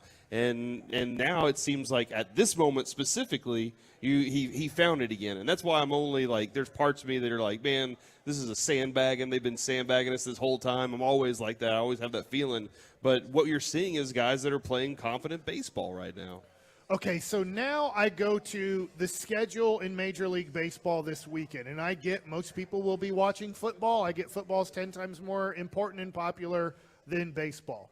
But I find this a very interesting series, Tampa at Baltimore. And both teams have been playing well, but under the radar, Tampa going through the Wander Franco situation, going through injuries in their staff throughout the season. Remember, they lost Shane McClanahan right around the All-Star break for the rest of the year. They are now only 1 game back of the Baltimore Orioles. So as we've been thinking, if the Rangers get the last spot in the playoffs, they would be playing Tampa. Not necessarily, because with everybody having approximately 15 games left in the season, all of a sudden, if Baltimore doesn't win this series at home, it's at Baltimore, Tampa jumps back into first place and knocks Baltimore back into the first wild card spot. So as you're preparing for possibly Rangers playoffs, you do have to start thinking about Baltimore again in a wild card situation. Kevin, is it too early for the Rangers to be, or us as fans to sit here and go, we want this pairing, we want this matchup, or do we need to wait till Seattle next Friday, Section 133? That's when we start going, okay, we should win or lose games based on what we want for playoffs. I mean, as a fan, I don't think so. Hopefully the team's not doing that, because then we're going to be in a lot of trouble. All right, so I hear this a lot, and I believe this too. What Ranger fans are telling me, I am with you for the most part on this. The Rangers don't have enough pitching to make a playoff run, to win the wild card, win a divisional series, and be in the ALCS. I totally agree with you. Looking at on paper with a compromised right now Evaldi, I don't know what he's going to be like in 2 weeks. Hopefully, right now, I'll give you the date he's pitching on. It is March 14th for Nathan Evaldi. That's where he's at in his progression. So if you go back to March 14th and we went back to Arizona and watched Major League pitchers getting ready for the season, we're about at the point where Evaldi would be midway through the month of March, knowing that he has about 2 more weeks until the regular season starts, and you should start seeing on about March 20th through March 25th, you should see your starting pitchers to start pitching effectively, have command of multiple pitches so they're ready to go into the season and be effective on April 1st through the 5th, whatever day they get to start the year. But Nathan Evaldi right now is pitching March 14th, March 15th in spring training at a major league level where all the major league hitters are locked in right now. So that's what's making it tough for Evaldi. Obviously, you don't have Max Scherzer for the rest of the year or the playoffs. You have Jordan Montgomery, who's your 1/2 with Evaldi, most likely playoff time. Then you will decide, I'm assuming, between Dunning and John Gray, who pitches Game 3, let's say, in a wild card scenario. And I don't know who they would pick to pitch that game, but that would be the situation you're in. Well, let's look at, real quick, the competition, because sometimes we forget on, well, who would we be facing? Okay. Let's just say you're facing the Baltimore Orioles. Does this scare you from their pitching situation? I don't want to say he's their ace, but he might be. Kyle Gibson, former Texas Ranger. This year he's 14-9 in 175 innings and has a 4.98 ERA. Wow. That is the guy who they kind of rely on somewhat as their main pitcher. Now, they kind of have a plethora of average guys. So if it's not Kyle Gibson, then you go to 2 other righties right now. Dean Creamer is in 159 innings pitched, is 12-5. Good record. ERA, 4.25. So That's my not starters blowing. aren't scaring me. Right. So now Kyle Gibson and Dean Creamer versus, let's say, Jordan Montgomery and Nathan Evaldi in a 3-game series. I like my chances fine. I feel like you're pretty even. Now they have a dude named Kyle Bradish who has a 3.12 ERA in 27 starts this year. He might end up being one of their 2 or 3 pitchers that would pitch in a wild card series. And then Grayson Rodriguez has come on strong in the second half. Remember, he was a top 10 overall prospect in baseball this year. He made his debut against the Rangers. He had to go back to the minors for about 6 weeks, has come back up and pitched a lot better. But for the season, he has a 4.88 ERA. So those are the guys that the Baltimore Orioles, as the number 1 seed in the American League, that right now is who the Baltimore Orioles will be rolling out for a playoff run. That doesn't sound too impressive when you look at them. They have a great Not at offensive all. team. But it's still not as good as the Rangers. Right. So, well, for I think the season. I think they're on par. For the season, Right. yeah. And so I look at Tampa Bay. Tampa Bay right now, and I don't have their stats pulled up, but they have Zach Eflin, who would be their number 1 guy pitching for them. And then you start going down, and then they do have, why am I drawing a blank, the kid they traded for from Pittsburgh. He throws the Glasnow.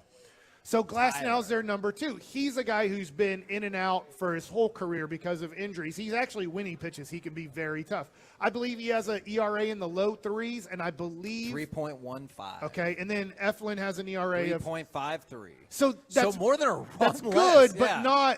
but not crazy, right? And then they don't have a number 3 because of McClanahan getting hurt. Yeah, they might go bullpen day. Like that's an organization that likes doing stuff like that. Yeah. So when I start looking around Major League Baseball, we know the Houston Astros, right? They're our competitor. We kind of know the Astros. If you have an idea of Seattle, because we play them so much over the years, Seattle has a solid rotation. Remember, they lost the guy they paid a whole bunch of money to, Robbie Ray, for the season when he blew out too. So I understand.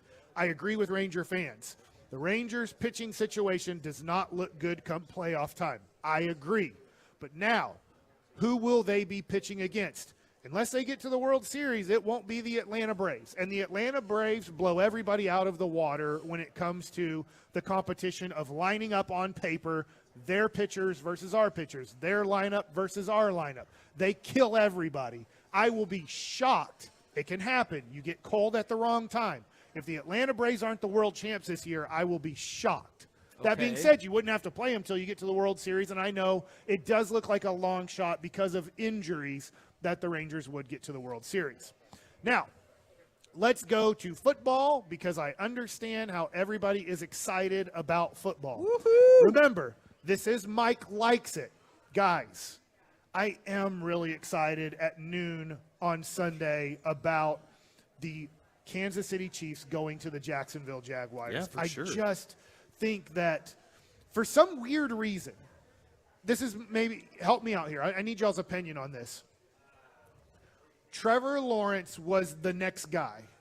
He's going to be the next greatest quarterback in football history after his freshman year. Yep. Because he takes Clemson, he takes over the job in week 2, rolls undefeated, never lost a game in high school. Everybody's like, dude, this is the next guy.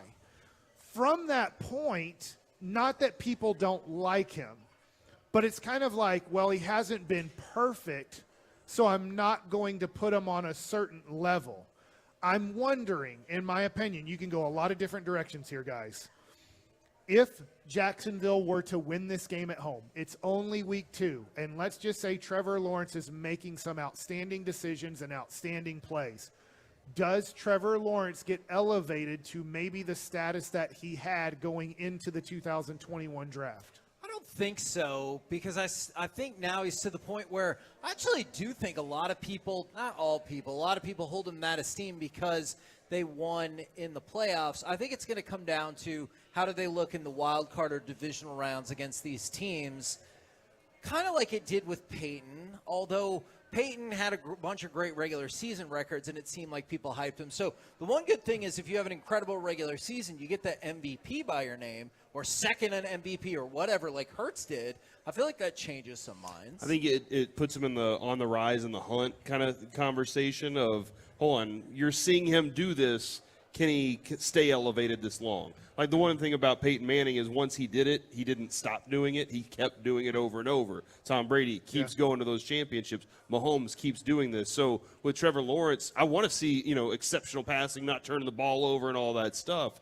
But does he continue to do it next week and beyond?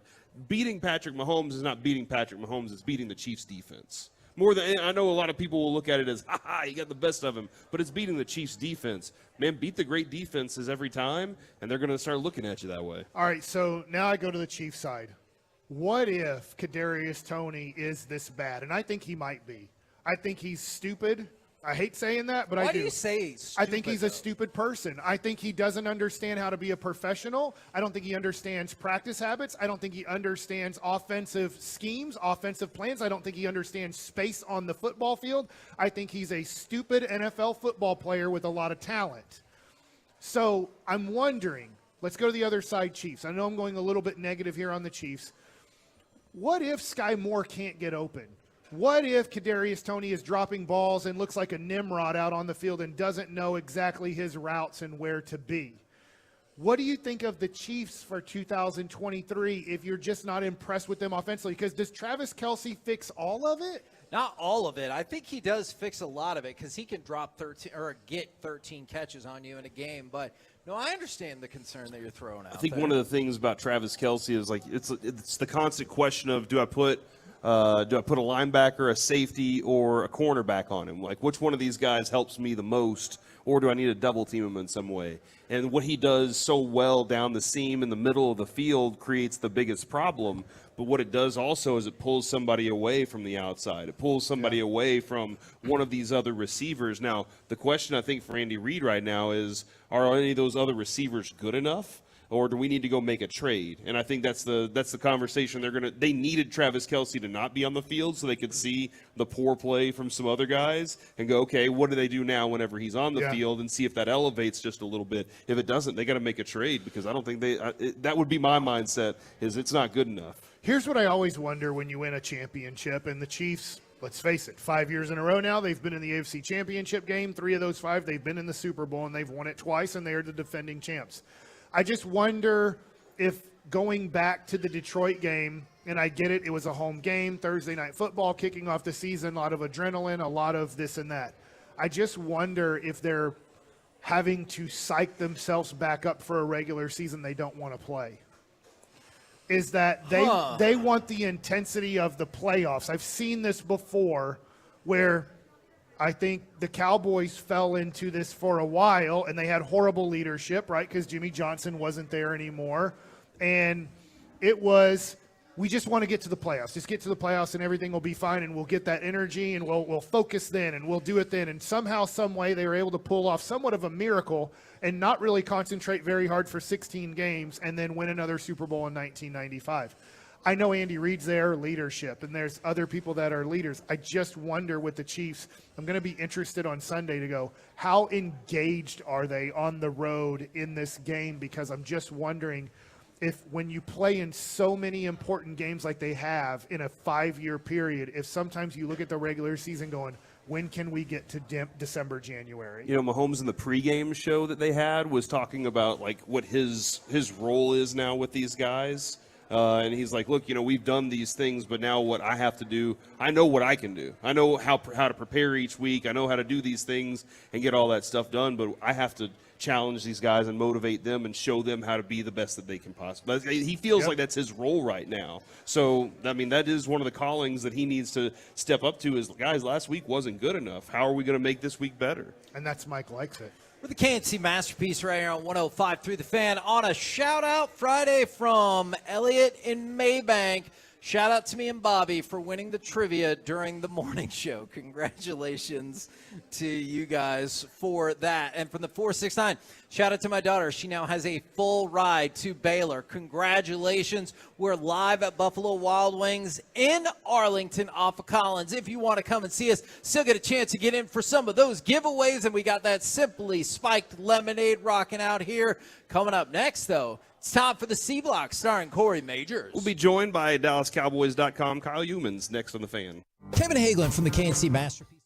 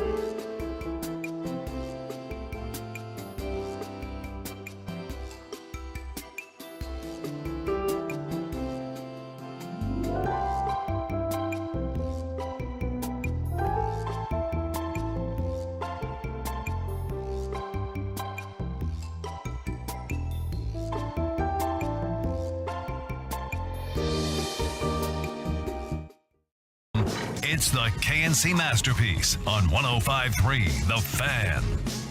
KNC Masterpiece right here on 105.3 The Fan. It is also a shout out Friday from the 469. Shout out to my daughter, I believe it is Sabri, who is getting married tomorrow. Congratulations to you, and congratulations to everyone who gets to listen, because it's time for the C Block starring Corey Majors. Thank you very much, Kevin. It is time for us to have a conversation with our good friend from DallasCowboys.com. It's Kyle Yeomans. Kyle, how you doing today, man?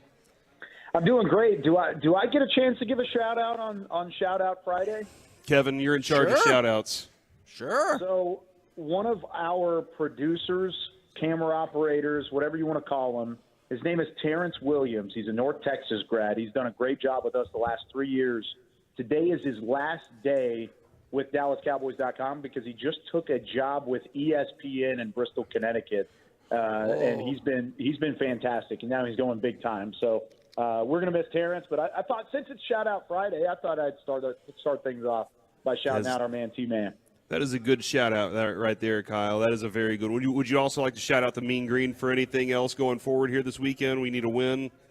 Yeah, they need a win. They need to get a win. La Tech on tap in Ruston. I was thinking about making the trip. I don't know if I can go all the way out there, but yeah, shout out to Mean Green always, bleeding green over here at the Star.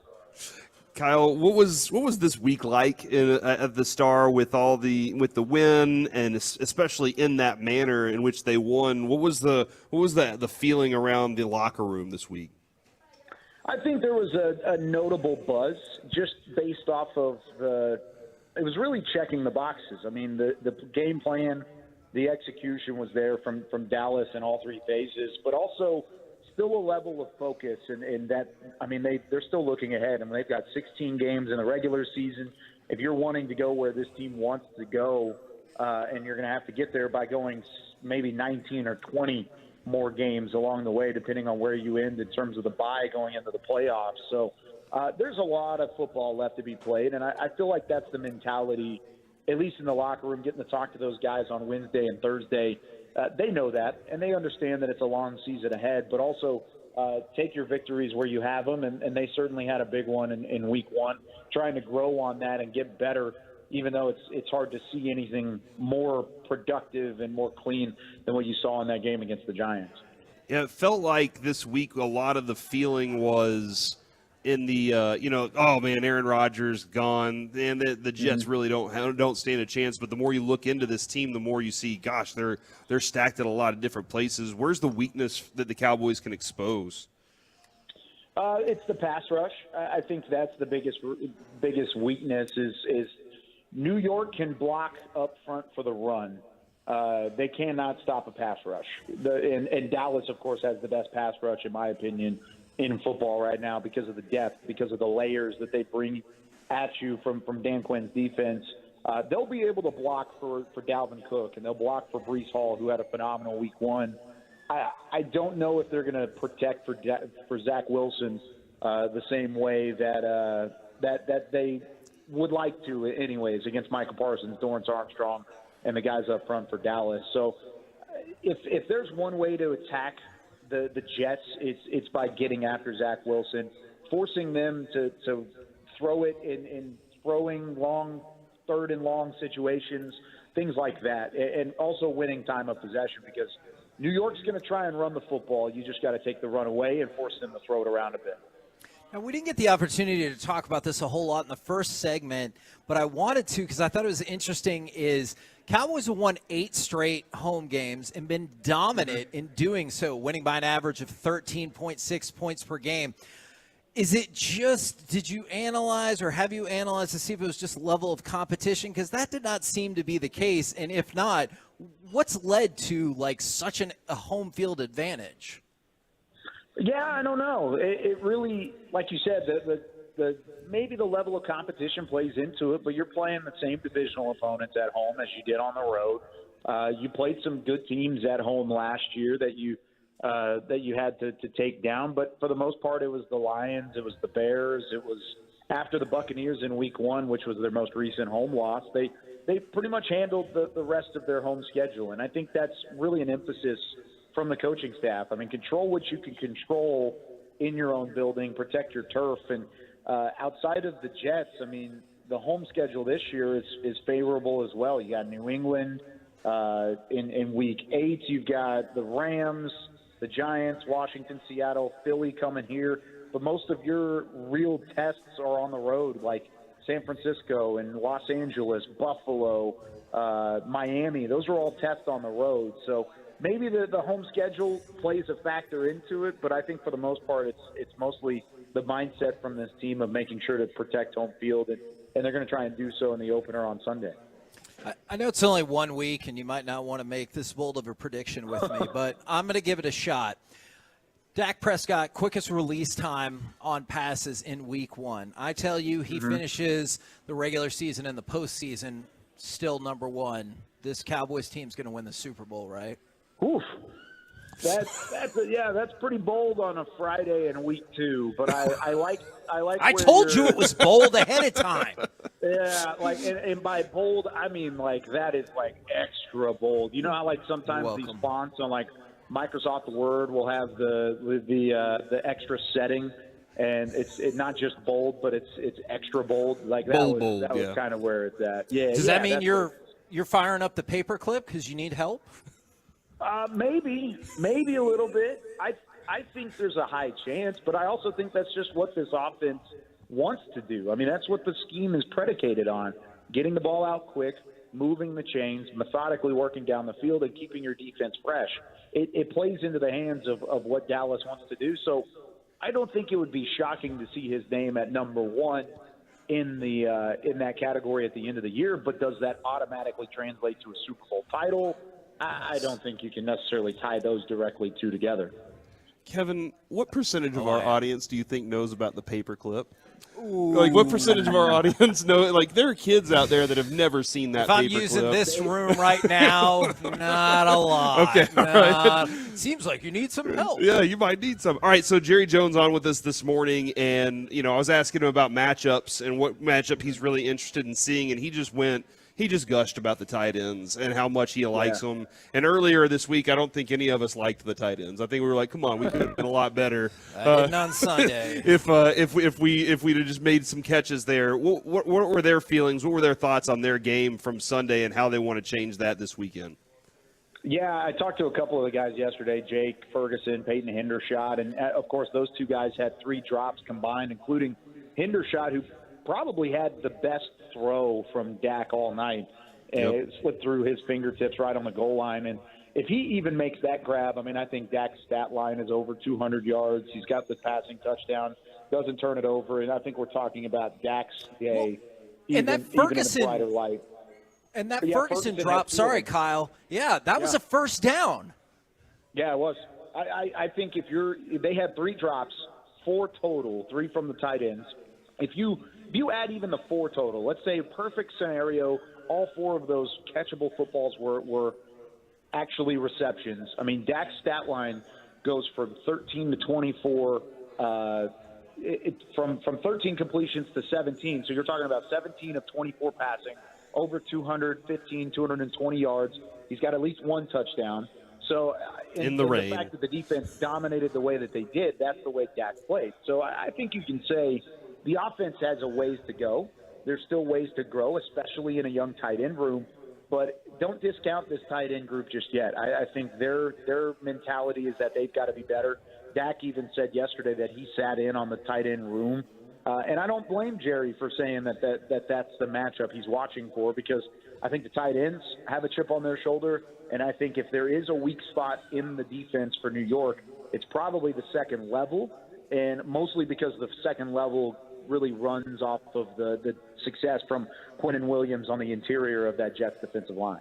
Kevin, when he says Dak was sitting in the tight end room, I just see him leaned up against the wall next to the door, and every time they did something, he just kind of pointed at him, and he just kind of nodded his head about things. That's how I imagine it. See, and that's all fine and well, Kyle, but you also told me to be patient and have faith in the tight ends. But when I was ready to go straight to the Super Bowl, chutes and ladders style, you didn't want to go with me on that. You know what? You're right. Let's not be patient. Let's expect everything from the tight ends this week. They're going to put up 150 yards combined, 3 touchdowns at least. Yes, that's when what I'm that talking happens, you can thank me. Kyle, how did you feel about Tony Pollard in the running game? It was like we were ecstatic to see Kavontae Turpin get in the mix and see them, the three tight ends opening up that hole for that big 25-yard run by Tony, but seeing him get that, start, seeing him coming back from the injury, how did you feel, and how did he feel this week? I thought I loved the fold of Turpin.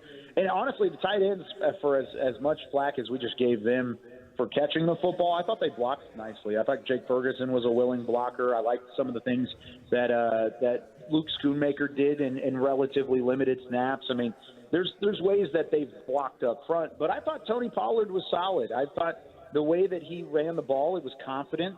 It wasn't flashy. He didn't break the big play. But that's what you want out of Tony Pollard. You don't always need that home run hit. It's going to happen. It's going to come. He is a home run hitter of a running back. He's going to find the hole, and he's going to break a big play. He's done so every year of his career. It doesn't happen in every game, though. And I think he ran the ball confidently. Dallas didn't have to do a whole lot because at the end they rotated in guys like Dowdle, Vaughn when they built up the lead. You talked about Turpin.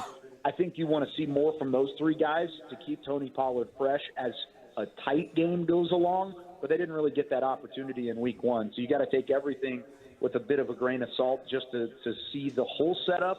I think was solid from the run game, but there's still ways that it can grow, especially whenever the game is close in the fourth quarter, and we might get a chance to see that this week. Might have to wait a couple weeks for that. How many interceptions are you predicting for Stephon Gilmore and the secondary group back there today? You know what? I don't think Gilmore gets one just because he got one last week. Yeah, I don't think he spread gets it one. Around.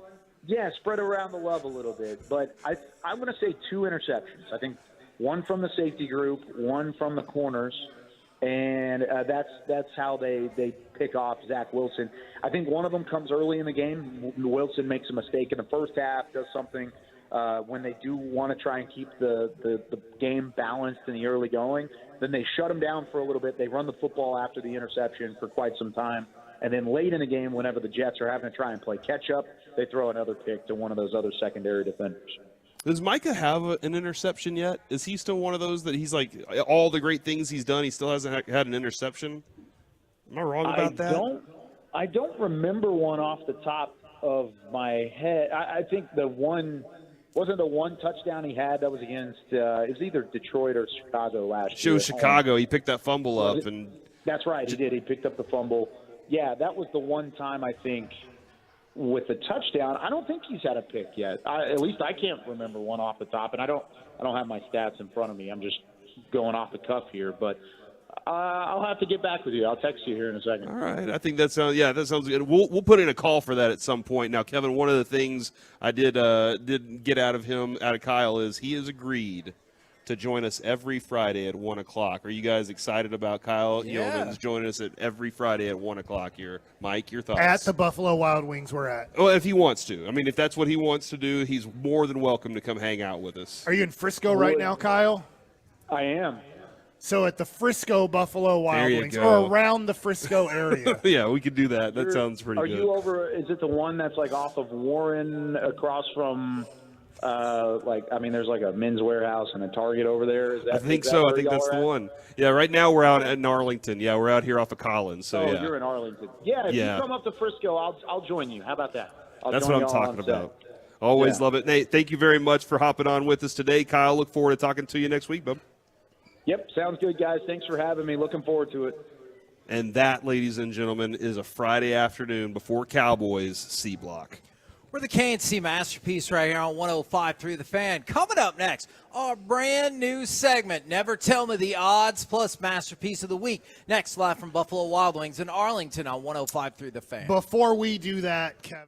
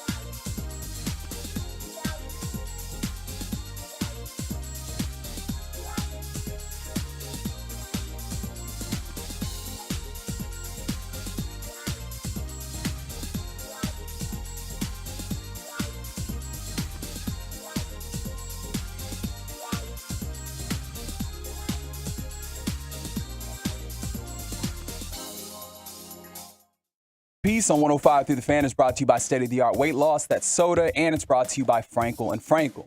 Life is unpredictable. Accidents happen, and Frankel & Frankel are the go-to attorneys for car and truck wrecks in DFW. If you or a loved one has been in an accident, contact Frankel & Frankel for a free consultation at truckwreck.com or call 214 or 817-333-3333. KNC Masterpiece back here on 105.3 The Fan. We all hope. And we got Masterpiece of the Week coming up in just a minute. We're live at Buffalo Wild Wings in Arlington. And it's time for our brand new segment, Never Tell Me the Odds. Sir, the possibility of successfully navigating an asteroid field is approximately 3,720 to 1. Never tell me the odds. Sir, the odds of successfully navigating an asteroid field are 2 to 1. Never tell me the... Oh, actually, that's not bad. Yeah, no, let's keep going. 877-881-1053. What are the games of interest? This will allow us to open it up just a little bit more if you want to do some betting this week. And Mike, I know you've already got Derek on the hook for some gambling this week. Well, Derek went 2-0 last week against me. Oh. He's obviously a big Cleveland Browns fan, so he took Cleveland +2, and they crushed Cincinnati. And I unfortunately took a team that didn't cover. I don't have it in front of me. But do you think it's dangerous? Oh, I took Washington because they were playing Arizona, and I'm just going to pick against Arizona. They're horrible, and they freaking covered. Do you think it's dangerous to bet on a team you like? Or do you think that's the way to go? It's disheartening. Sometimes I feel like we know the Cowboys more than any other team. Now, how much do you know the opponent they're playing is the other side of it. So I don't mind that at all. In fact, I know Derek, let's see, he texted me, and he told me the team that he likes the most this week is the Lions, -4.5. So he has the Lions -4.5. I'm picking the Cowboys -9. am picking 27-0. That's a pretty good cover. So I think the Cowboys win by double digits or more. I'm pretty confident they'll win by 2 touchdowns or more. So those were kind of the 2 games that at least Derek and I are looking at. What is the line right now? What are the odds in the Colorado State game? Have we gone through that yet? And is that something viable on this? Yeah, the last I saw, I thought it was like 21 or 22. I have to go double check that. All right, so because that's one of those where he did make it personal, and so I'm just kind of curious. It's minus 24 in Colorado. Oh my goodness! So do you think they heard it was personal? He's like, let's up this. My buddy went to Colorado State.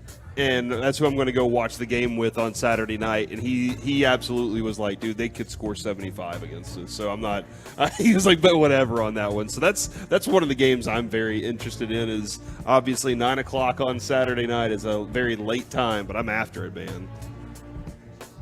The other thing that I'm looking forward to is man, I want to see Texas. Everybody's saying number 1 right now. Are you hearing number 1 from people? Can they leap into number 1 by beating a Wyoming team? No. What would be something that would push that even a little further for them? If the other teams all lost, that's pretty much the only way that. Is it just because they beat Bama then that everybody's kind of like? And it was at Bama. But isn't this like a down year for Bama anyway? What were they expecting? And they did already switch quarterbacks. Yeah, so I don't know, man. I'm kind of curious on that front. All right, so you're picking Texas? I'm picking Texas over Wyoming. What's the spread on Give that? me whatever the spread is. I'll take it. Oh, my gosh. Yeah. That a lot. Yeah. That seems dangerous. I know A&M is favored by 36.5 tomorrow. It is currently 30. So it's a 30. Okay. Dude, this is Mike, you were right. Looking at the spreads this weekend for college football, there's a 40 and a half spread with Michigan and Bowling Green. This weekend's slate is just absolutely I would weird. say if you're this huge football fan, but you also have a girlfriend or a wife, and you're always trying to get maybe like brownie points because you watch so much football during football season, I would say this Saturday is a good one to say, my lady, let's go do something. Let's go look at couches, or let's go to Bed Bath and Beyond. Let's go out and do this or do that. Let's go to the park. Let's Couples have some massages. drinks on the patio. Yeah, stuff like that. Because you're not going to miss anything on Saturday. Will Cade McNamara destroy Western Michigan this weekend? I mean, he better. If he does, he can keep making jokes like that. I kind of was thinking about the Chargers. I know they're road favorites, which can be dicey. But they give up 2.5 points against the Titans. I think the Titans are awful, and I think that the Chargers are not awful, and they will be back in the mix. So I like that. And then I'm curious, Mike, what do you think about Bengals -3 over the Ravens? Because the Bengals have said all the right things about bouncing back this week, and they need to bounce back. My opinion is I completely stay away from that game because I just don't know how ready Joe Burrow is. That was scary watching how unprepared he was for this season. The Ravens didn't look very good against Houston. Now, they controlled most of the game. It wasn't ever in doubt. But I just look at that Bengals team, and they're based so much off of Joe Burrow. And if he's not close to 100% ready to go, they could find themselves 0-2 again like last year. They still made it to the NFC Championship game. Do you think that the big old contract that he signed, was it Friday or whatever? I just think it was zero practice. Yeah, well, I didn't know how much of it had to do with he was like, hey, I got to go celebrate this contract a little bit, and just didn't show up on Sunday the same way. I don't think so. Okay. I don't think so. I think it's not like the rest of the team was there celebrating with him, right? I don't know. Maybe not. We're the KNC Masterpiece right here on 105.3 The Fan. Right now, it's time for some Masterpiece of the Week. She said, list this. Yo. Hey, Yes. Reggie. What is it? Masterpiece of the Week is a segment that we do every week in which we revisit some of the funny, stupid, or odd things that have been said on this program. Anybody want to go for it first? I'll take it. Oh, okay. All right. Corey, what were you talking about in this moment here? She's trying to flirt and get a little extra tip. Your wife? I'm sure. Oh, it was the waitress. The waitress that she called the man's sweetheart, and the woman was paying for the bill. And at the end of it, she did not leave a tip because she said the tip said, "Don't call my husband sweetheart." And so she was just being nice. She was trying to flirt a little bit and trying to get a little extra cash. You know, they give you the options of like 15, 20, 25%. And she was just trying to say sweetheart and maybe get 30%. I'll tell you what, there's so many places now. Like if you're at Buffalo Wild Wings, yes, you tip your waiter or waitress. Of course. But there's so many places that you order food to go pick up and you're picking it up and then they throw that thing and they're like, which tip do you want to give? I'm like, I don't know. Do you ever go custom? I'm literally yes picking up my own food and putting it in my own car and driving it to my own house. I think I'm paying enough. I've paid you money for the food you cooked for me. So that's a no tip then.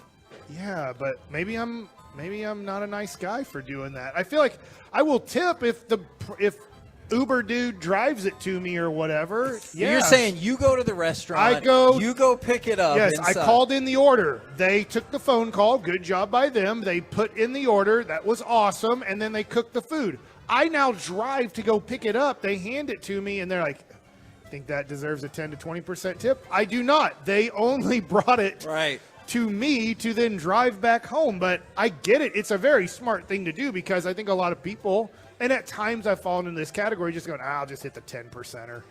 Oh, Kevin, you like to go to the pizza place and pick up the pizza.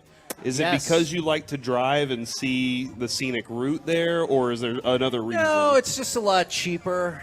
Because, like, now most pizza places automatically put in the $5 charge to bring it, and then they make sure to tell you, hey, we're still cheap as hell. We ain't giving none of that to the delivery driver. That is true, yeah. So now, depending on what you're getting, you're talking $5, $8 tip, depending on what you get. And so you're like, or I could just go drive it and it's $15 cheaper, maybe. That's not so bad. I do the same thing. Okay, see? I just feel like the name Uber Dude sounds like a hilarious knockoff superhero. Uber Dude. He's going to drive you around today. Maybe Mike was like seeing into the future about like, you know, his opinion on tipping when he said this. I'm a selfish person and I want this person to please me at all times. Whoa. Oh my God. I was talking about a Jonas brother got divorced from another famous person. That's incredible that he remembers this so perfectly. Wow, that is pretty impressive. Sophie Turner. They had a great marriage and a great relationship. They just decided to get divorced. No. For no reason. Yeah. After 4 years. They're like, this 4 years was the best. Do you want to get a divorce? Yeah. All right. They did not have a great marriage. They were not getting along. And so they got divorced. And a lot of times, people regret getting divorced. Sometimes and then they get back together and get remarried and then get divorced again. And then remarry each other one more time. I've seen that happen. What's the amount of time you need to be apart if you're going to get remarried? It's like if you had two friends, they got divorced, and then a year later, they're like, we're getting remarried. Are you going to be like, hey. Probably a couple months is what I would think. Couple months? Yeah. I mean, that's when you realize, I really liked life The other with thing, you. too, is they're wasting a lot of money, right? You paid lawyers and all this stuff to get divorced. Just think about it a little bit longer if that's the case. Just stay separated, yeah. Just be like, you know what? Because then you are getting remarried. You just do that at a courthouse, right? You don't invite friends. Hey, guess what? I went to your first one. Oh, if it's the same people? I absolutely want to go back to their second wedding. You're not supposed to, register at the second wedding, right? No, I want to bring a sign that says you got it this time. Have you ever thought of getting remarried to Adrian, but not just to separated, but just like doing it all over again? Dude, think about this for a second. That's how you know your marriage is in trouble. Kevin, when Adrian and I first got married, A, we didn't have kids, all right? So, True. And B, we didn't know what we really needed. So now we're at a point where we're like, man, we really could use this. And so that would be a great opportunity to upgrade some of our Somebody living. ate regular food the other day off of the China plates that we got. Like, we got 7,000 pieces of China, which it's just put a peanut butter and jelly sandwich on there. I was like, this is amazing. Whoever did this, we need to do this. You know what Lucy uses that for now? She uses it to host her tea parties when she has her friends over. Yeah. She literally will get our nice China out to host tea parties. That has to be one of the biggest waste of money in the history of mankind. Yes. Like, I understand getting glass plates and bowls and everything. They're more sanitary than plastic. I totally get that. But paying a lot of money because it has like a silver or gold line on it, who cares? See, okay. I'm eating meatloaf off of it. From the 214, I'm definitely considering remarrying the same person I divorced. I just want to know how far apart that is. Because if it's like within a year. You think that's too close? I was like, I don't know, dude. Like, if you're like, it's You been could sow a lot 10 of years, oats. we're different people. Okay, but I can listen to that for sure. Oh, okay. This is the part that you talk. I wasn't sure. For a second there, it was a long time where it wasn't where I was talking. Kevin said this. Yep. And the thing was, for a long time, That's what I think. That's how that song sounds in my head. It was like blah, blah, blah, blah, blah. What's weird is I'm blue. I'm not embarrassed by that at all. Why not? That's a song you don't like. What'd you say? That's a song you don't like? I do not. Okay. That'd be weird if I was like, that song's my jam. Yeah. Blah, blah, blah, blah. What I'm always like concerned about with that song is how many people were arguing about the lyrics. I'm like, the lyrics are pretty clear, and they're like, no, it sounds like there's something else. I'm blue. I'm in need of a god. And I'm like, come on, what are we doing here? Oh my gosh, he's just blue. Corey and Kevin collaborated on this one. You're supposed to do it with no shoes. I know, and he did it with his sandals on, and they melted to his feet. Oh my God. I told my buddy to run through a fire, like a bonfire, and he had sandals on, and they melted to his feet. He's okay now. Because they're made of rubber. Yeah, they were made of rubber, and so they stuck to his feet. He had blisters on his toes. That has to be worse than doing it barefoot, or no? Because the rubber's not coming off of your feet. Well, see, his big problem was he got to the middle of the bonfire and then stopped and looked around, and I was like, what are you doing? You just keep going. Is he drunk? Yeah, absolutely. Yep. Next. Mike made a declaration. Don't have the gall. You've had plenty of time to do this. I am famous. I don't remember what that is about. It's Does not you about say me. that so often? I try to. Oh, it was Yes. definitely about you. It's about me. I'm famous. Oh, do you What guys could you do re- with your fame, Mike? Maybe, sell products? Oh, yeah. What can I sell? You want to sell everything. You're basically telling every person out there, you're famous, you should endorse their product. Well, when I do endorse products, they sell more. It's confusing why people don't use me more when I am 100 for 100 in selling products. The Pillow Cube, you just talked about it. You're not The even Pillow selling Cube it. has they don't even have any more cubes. Yeah. They're having to go back to circles because all the cubes are gone because of my recommendation of the Pillow Cube. Yeah, man. It seems like that defeats the purpose of the product, man. Like we're down to circles. Okay. The pillow people are like, actually, we have to sell you 2 pillows Yeah. now. Sorry about that. No more cubes. I wish they made more Pillow Cube. What do you call them? Covers? Covers, yeah. Whatever they call them. Cases. Pillowcases. Pillowcases, yes. Yeah. So we're going to have to work on some of the verbiage if you're going to be hawking pillow Well, cubes. to be fair, Mike says words wrong sometimes. It just happens. What? Please don't blow him in the 9th inning. There's not enough time to make up for that. Game. Do not blow the game in the 9th inning. We only have maybe 3 more outs to go, or they've walked us off. The 9th inning's a really stressful time. Or relaxing, I guess. You know what? That's Matters great. Who your For the closer is. 972, you all will be banned from Friday public shows. I hope that's not the case. There's been a lot of people at Buffalo Wild Wings, so hopefully it's worth it. Yeah, I mean, I don't know about that. Mike's famous, so I think we'll be fine. I think as long as we have famous Mike, everything will be I okay. am famous. That's my vote right there. Do we have another one? Oh, no, go ahead and vote. I'm going to vote for. Sorry, go ahead, Corey. Famous Mike. I am famous. I'm going to vote for Mike saying everyone else is there to please him. I'm a selfish person, and I want this person to please me at all times. Jeez, Mike. I like it. You know what? I'm going to vote for myself, but I'm going to vote for what happens in the 9th inning in baseball games. Please don't blow him in the 9th inning. There's not enough time to make up for that. And that's Masterpiece of the Week. How much time does that take? Oh, my gosh. We're the KNC Masterpiece right here on 105 through the Fan. We're live at Buffalo Wild Wings matters. in Arlington, where don't forget Miller Lite's going to be giving away a pair of Cowboys tickets. Coming up next, let's chit-chat with those fellas from the G-Bag Nation right here on 105 through the Fan. I'm Chelsea Messenger, helping you beat the votes.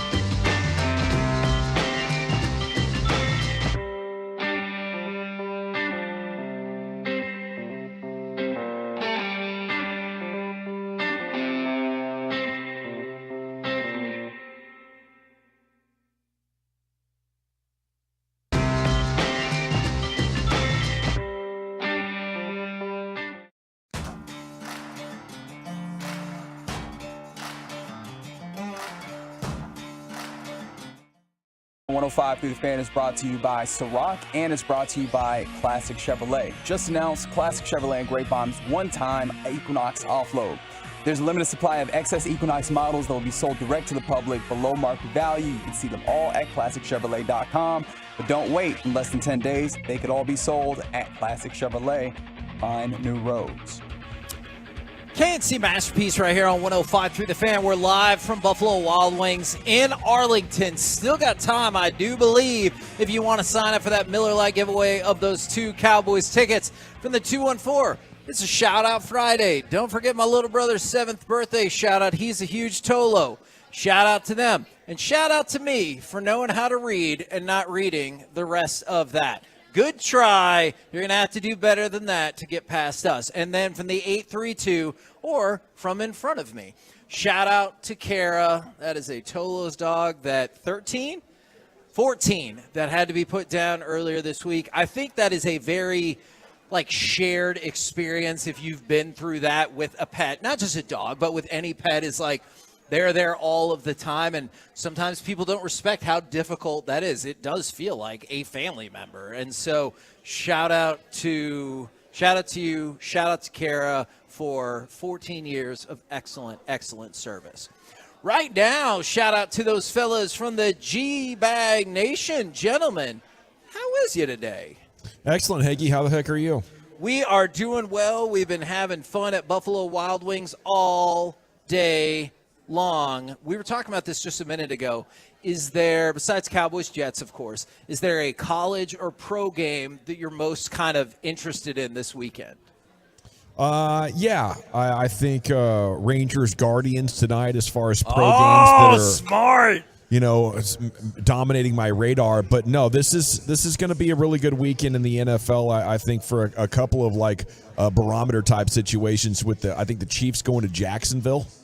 That one's pretty awesome. And there was one other one I was looking at earlier, but I can't see it. Was it Ravens and Bengals? There you go, Ravens Bengals. I'm intrigued by Lions Seahawks as well. I think the Lions, I know you've been high on them, Brian. They looked really, really good. They've had an extra, half week to prepare. Seattle just got drubbed at home by LA. How do they bounce back? I think people still think the Seahawks have a chance to be a playoff team. That those could be 2 wild card teams at the end of the season. You look up, that could be a tiebreaker scenario. So that should be a fun one. And then all eyes on Colorado State now after what's been going on and all the trash talk between two sides. I mean, Coach Prime and the Buffs are can't miss right now. What was your interest level? I mean, I know you just said can't miss. What was your interest level before Norville talked about respect and taking your glasses off versus what your interest level is now? I had a very, I was going to watch, right? But now it's like I'm planning my Saturday around. I've got to be there to watch Colorado cover this game. Yeah, I think the thing that's interesting is how will Colorado continue to handle prosperity? They went from 3-4 weeks ago to being a 20-point dog themselves to being a big home favorite in a what was kind of a rivalry series. There's a time where Colorado wasn't very good at football, and Colorado State was. And so these games, they used to be played at the old Mile High Stadium and stuff, and they kind of were, Colorado State was finding ways to make it work. So I'm interested to see how well Colorado continues to handle the prosperity that they've had so far. Now, Dawson, you had brought up the Rangers. I know we look at Cleveland and maybe Boston as not having the most to play for, but this is a team that is really hard to get a read on. They look like one of the best teams in baseball, and then they hit the skids. And then when the Rangers look like they might be done, 6-game winning streak. What are we to expect from the Rangers this weekend? Well, I think pure greatness is probably the expectation. They might fall short of that, and I think that is, rounding out into my expectations as well. Sometimes it takes all 162 to understand exactly what you're looking at. I think this year it took about 140, 145. We know what we're looking at with this Rangers team. It's probably a playoff team, but not a real contender. And now we just have, 3, maybe as many as 5 weeks left to enjoy the ride. It's just it's crazy. Tell me I'm wrong. No, I mean, you look at the American League. Yeah, I'm with you. I mean, I think they're hands down a wild card team now after you sweep the Blue Jays. Yeah. But gosh, this division's within reach, boys. I mean, you're a half game out, and the Astros aren't playing good baseball right now. So as you're starting to maybe look at a 7-game heater, if you can get a win tonight, the Astros continue to falter, and then you've got, is it Baltimore and Tampa Bay playing? Yeah. Or I think it's Tampa Bay and Toronto playing. That can open up even more of a gap there if you're able to keep winning. So there's certainly a postseason team. There's just no juggernaut in the American League. I heard you guys talking about it earlier. You've got the Braves in the NL, right? The Braves are the favorite. Nobody's going to knock them out. But anything can happen in the American League postseason. Nobody's got this elite pitching staff that you're going to be going up against. And I know the Rangers with the injuries, with DeGrom earlier in the season, with Scherzer now, certainly you're not feeling great about your starting rotation. But I think it's just as good as any other that you're going to go up against. Confidence level in Cowboys-Jets, because Mike has said this will be the second in a string of 3 shutouts. I don't know if I'm that confident, but I appreciate his level of confidence. Yeah, that's a 10 out of 10. You know, I think I texted you earlier, I think, during Cowboys win because Cowboys lose because. I texted managers, actually. I think this team's not going to lose.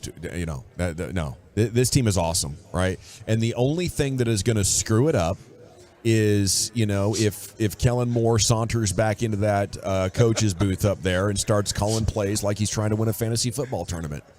That was his text. Was the only way Cowboys lose is if Kellen Moore gets hired back. He's going to saunter on in. Yeah. Hey, guys, I'm here to try to put up 500 yards offense every game instead of win. Are the rest of y'all on the same page? Not necessarily the Kellen Moore page, the confidence page. I think the confidence for me is the fact if Aaron Rodgers was playing in this game, it'd be a completely different game to me. I feel like the Jets, the one thing that can hold them into this game is their defense. And, the Cowboys have got to find a way. If you could score and make Zach Wilson have to play in this game, then it'll be a problem for the Jets. But if you don't and you keep this thing close, both defenses, I think, are pretty good. The advantage you do have is your offense, so take advantage of that.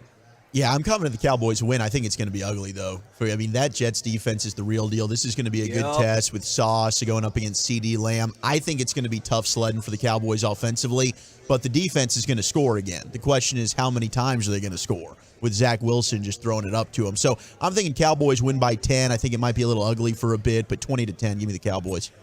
Love it. What do you guys got coming up on the program today? Pure Gold as always. Thanks so much for asking. Couple of guests here. Stephen Jones is coming up at 3 o'clock, and at 4 o'clock, Antoine Staley, the New York Daily News Jets reporter, is going to join us there at 4 o'clock, and then we got Rangers baseball coming up at 5:30.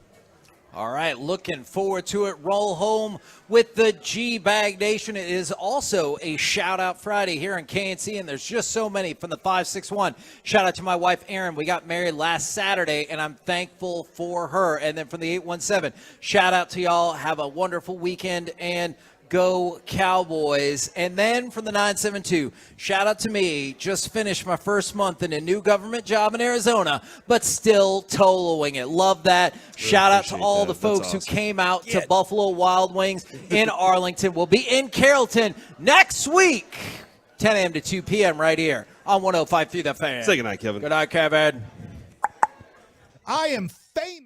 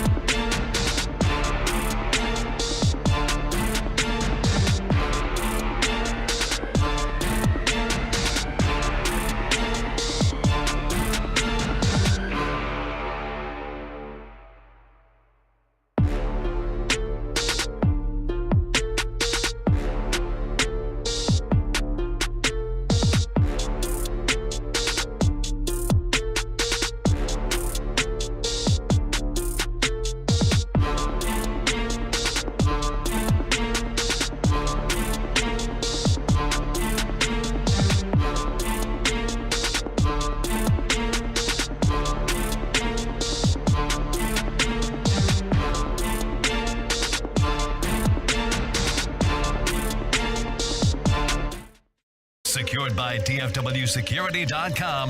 You're rolling with the G-Bag Nation on 105.3 The Fan. Here we go. It's hour one of the G-Bag Nation on 105.3 The Fan. Hope you're having a great day as we're off and running on a proper Football Friday. We have 3.5 hours of sporting content coming up for you. General at your service. There's the Super Bowl champion himself, Brian Broaddus, former Cowboys scout, NFL executive. Lucius Alexander is in the Pimp Cup over there at Master Control here at 75 and Fitzhugh. I believe he's going to deliver LA Live coming up at 3:40. G-Bag of the Day is coming up at 2:30. Zach Wolchuk is here. Eric Chiafalo's on dad assignment. Yep. All three baby Chiafalos are sick. So is Mama Chiafalo. He is having to dad and husband his ass off right now. So Godspeed and best wishes to Eric Chiafalo and his lovely bride. Yes, best wishes. It's also National Double Cheeseburger Day, so I think he's probably circled the wagons on a couple of cheeseburgers by now. That's either the real reason or the silver lining on his day off. I don't know why, but Here you go, honey. I got you a bag of burgers. Feel better? He would, man. This is a dude that loves ground beef and ground beef products like I've never seen. Like, he'll eat an average burger and be like, oh my goodness, that was so amazing. Like a gourmet meal. He will prepare just giant bowls of ground beef and eat it with a spoon. And mustard. And mustard. He is a ground beef loving son of a gun. I've never seen anything like it. Me either, bro. But yeah, he'll probably be back on Monday. I'm sure the Chiafalos will bounce back with the immunity systems here this week and have a big weekend to bounce back. And of course, you got Carter Freeman coordinating your video. And along with you, we are the G-Bag Nation here on 105.3 The Fan.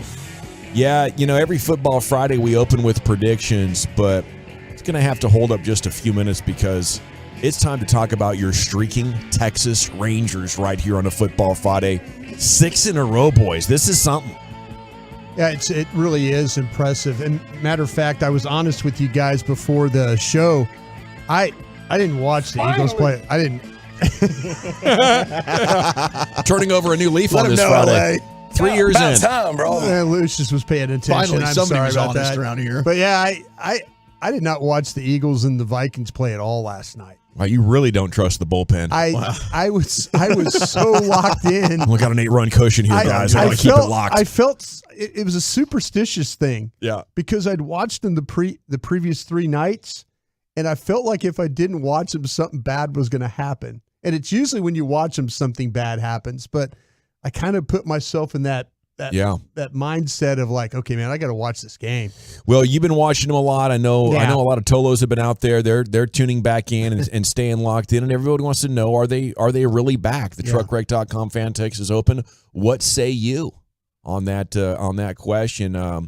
Chiafalo did hit it perfect yesterday when he said it's a playoff team, but now we have clarity. That's what that stretch did. It lowered your expectations. It lets you know it's not a World Series team. But, man, this is fun. It's a good step in the right direction. And now we'll hope that, they can make the most of a postseason run before the bullpen ultimately gets them eliminated.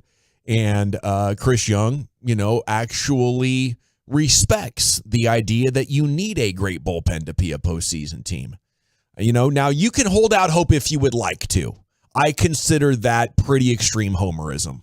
I don't think you could have witnessed what we've seen in 3 different stretches this year. The bullpen melted down for multiple weeks and think they're going to be able to hold their water in the playoffs where bullpen is more important than it's been in the history of the game. We'll check. No, over the course of the series against Toronto, you finally got to see, okay, if the bullpen performs, this team can be really, really good. Now, certainly the offense erupted and got back to where they were the best offense in baseball for a good chunk of the season. That helps, but 14 innings, they struck out 12, walked just 2. That's the big thing. This bullpen has given away too many free passes to put themselves in bad positions. They didn't walk, guys. And Cody Bradford was brilliant yesterday. Jose Leclerc actually gave you some good outings. Is it sustainable? Probably not, right? We've seen these guys go through positive patches, say that, man. But mostly negative patches. Don't say that. If you want to just, be truthful, that was a tremendous series. If they can sustain that, then hell yeah, they got a shot. But the likelihood is they won't. That's what honesty looks like, Brian. That's what you were dabbling in before the show today. No, I don't. That part I'm not honest about. Don't say that. Don't say it. Don't even. This bullpen's the best. Yeah, don't even speak those words into existence. I'll tell you this though, the Rangers bats, they did a great job of making sure that these Toronto pitchers had to throw a lot of pitches. There was some this series, this 4-game series. Yeah, that's how you can tell they're locked in. If anything, the Ranger hitters said, we're going to make these guys work. And it seems to be that when you were watching the Rangers, scuffle around with the Astros and the Twins and others, they were the ones that a lot of pitches were having to be thrown. And then you had the walks, and then you had the hits that led to runs. And I think the motto over there now is keep the line moving. If the next guy walks, next guy gets a hit. Next guy walks, next guy gets a hit. Conga. Yeah, just keep the line moving. And that's the way they're doing things. They made Toronto work their pitchers in this series, and the Rangers pitchers did a great job of staying ahead of the count.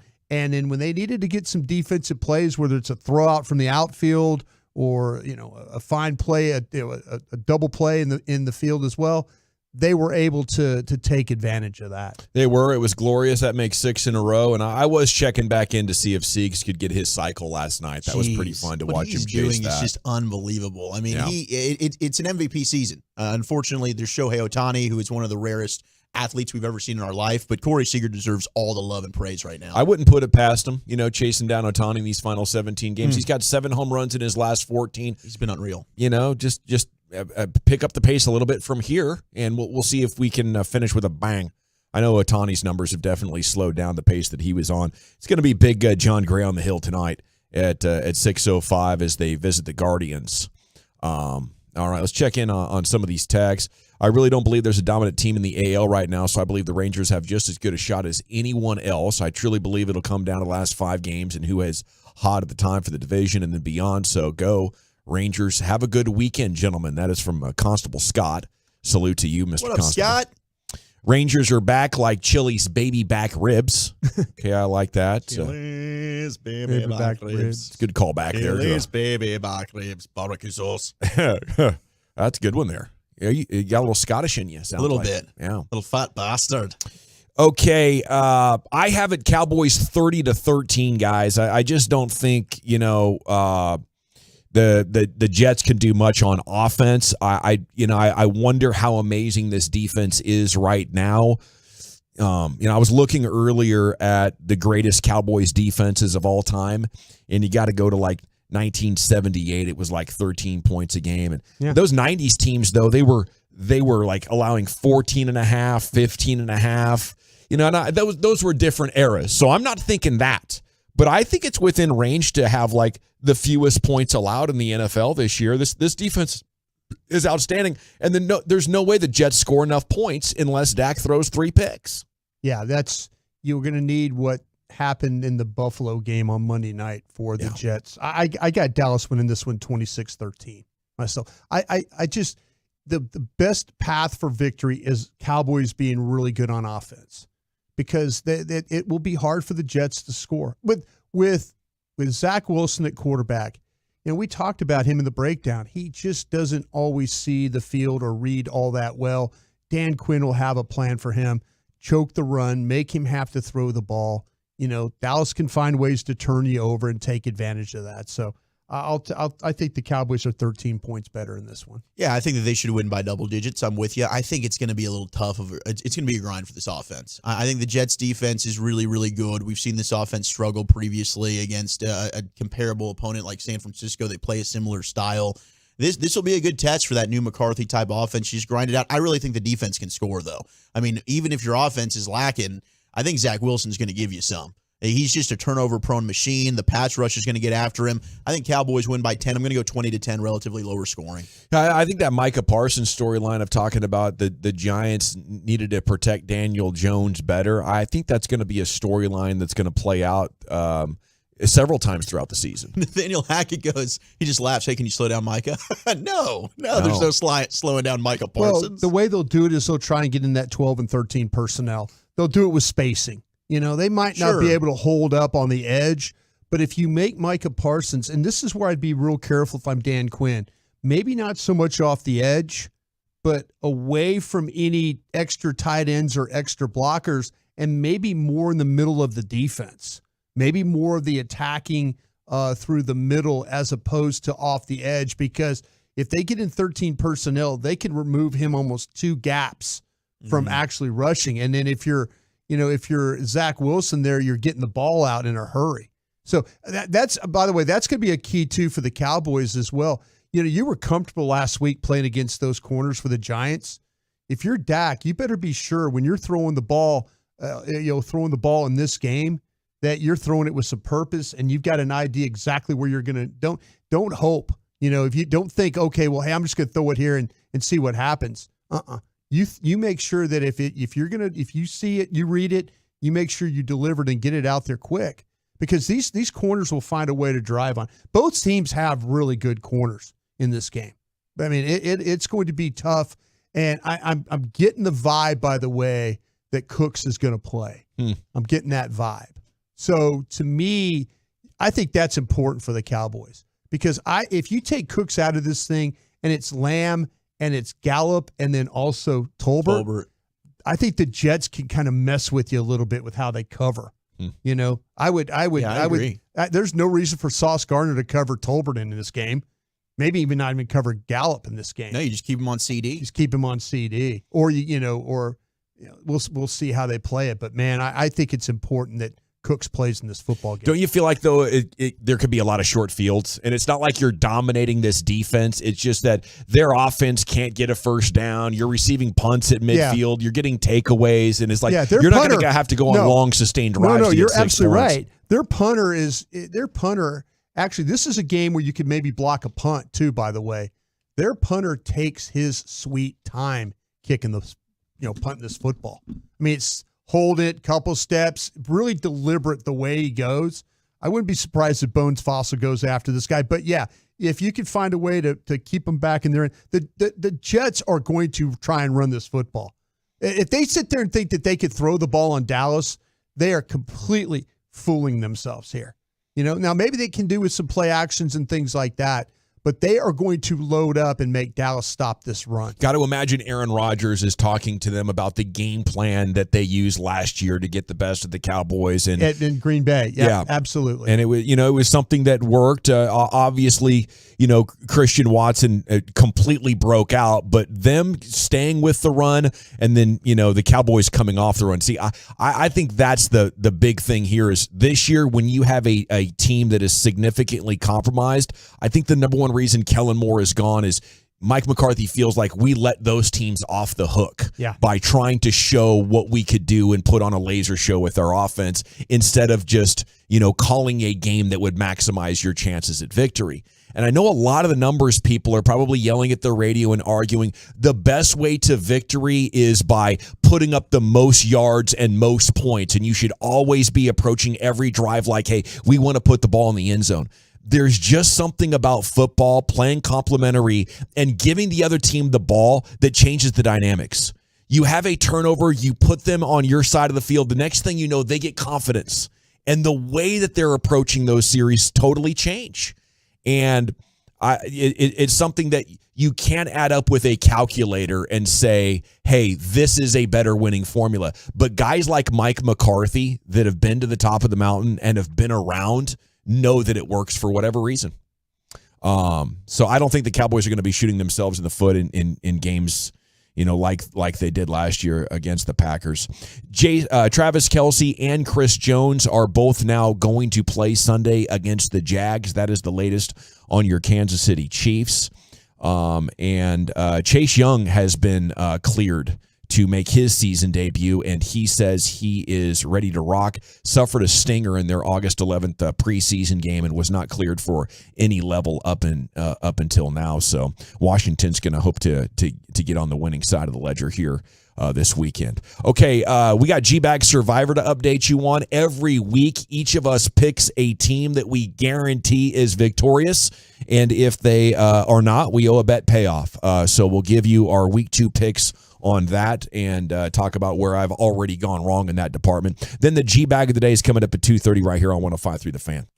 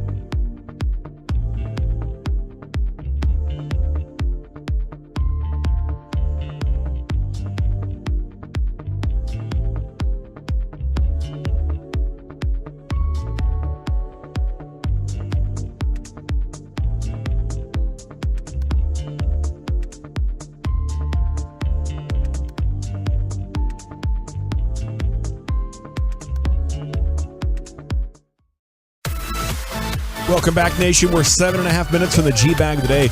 Guy on the text says, you guys have more faith in Dak than me.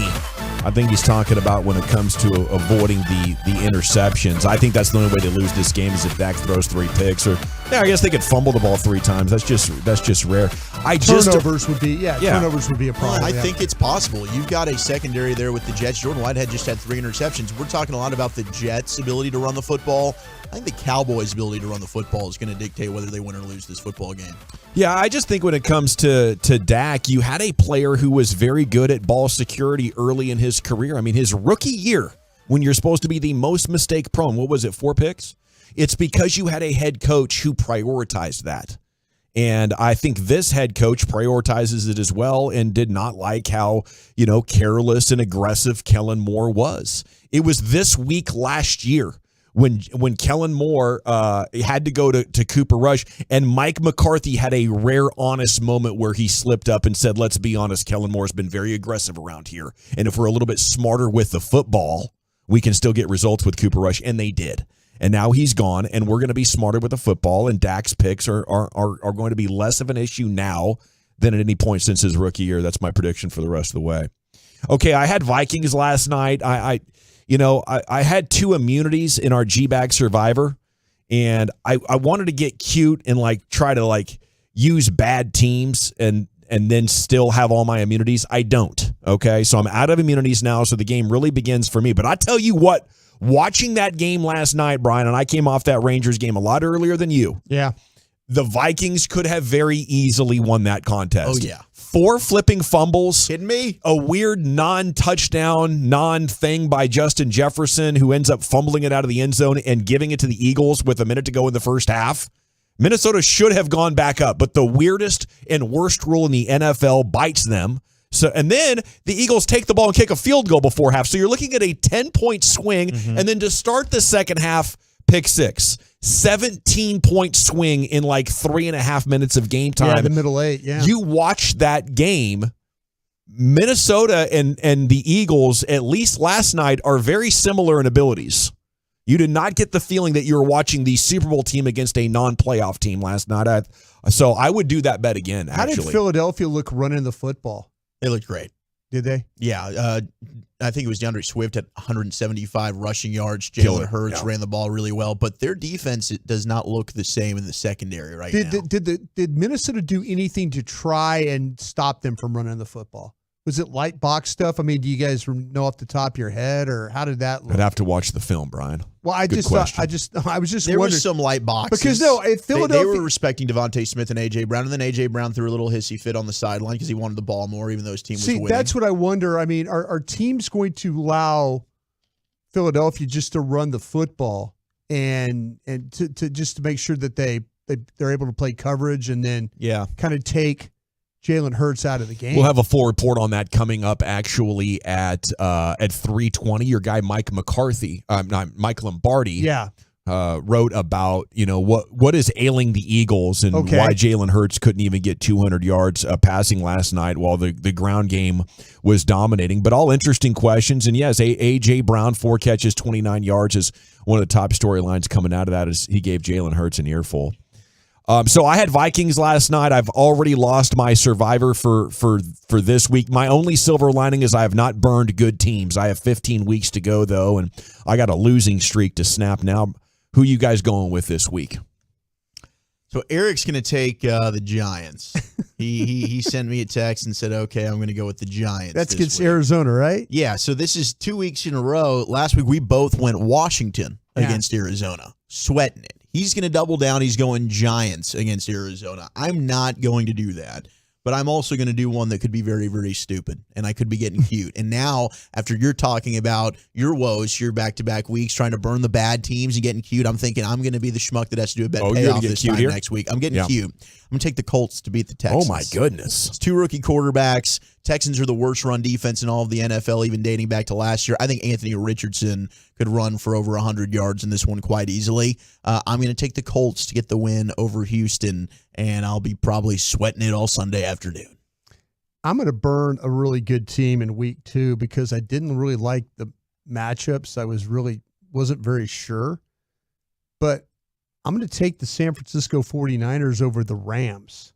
And both teams are 1-0. I mean, the Rams coming off a pretty nice victory on the road in Seattle, maybe one of the best road wins of the week. How about our guy Puka Nacua? Yeah, from BYU. He's filling that Cooper Cup role pretty nicely. He's done a nice job there. But I'm going to take the 49ers this week, and I think there's some history where the Rams just kind of own the 49ers. That is risky. I think it's the opposite. I think the 49ers own the Rams. I knew it was season. one where I was thinking they got revenge in that NFC title game, which was a close game. Did I pick it the right way? No, you did. You picked it the right way. I thought there's something weird with that division where Seattle has something over Arizona, has something over Seattle, and it's strange. But it is an odd division. Yeah, I'm going to go with the 49ers over the Rams. I like it. Did you see what Warren Sharp had on Justin Fields and the Bears?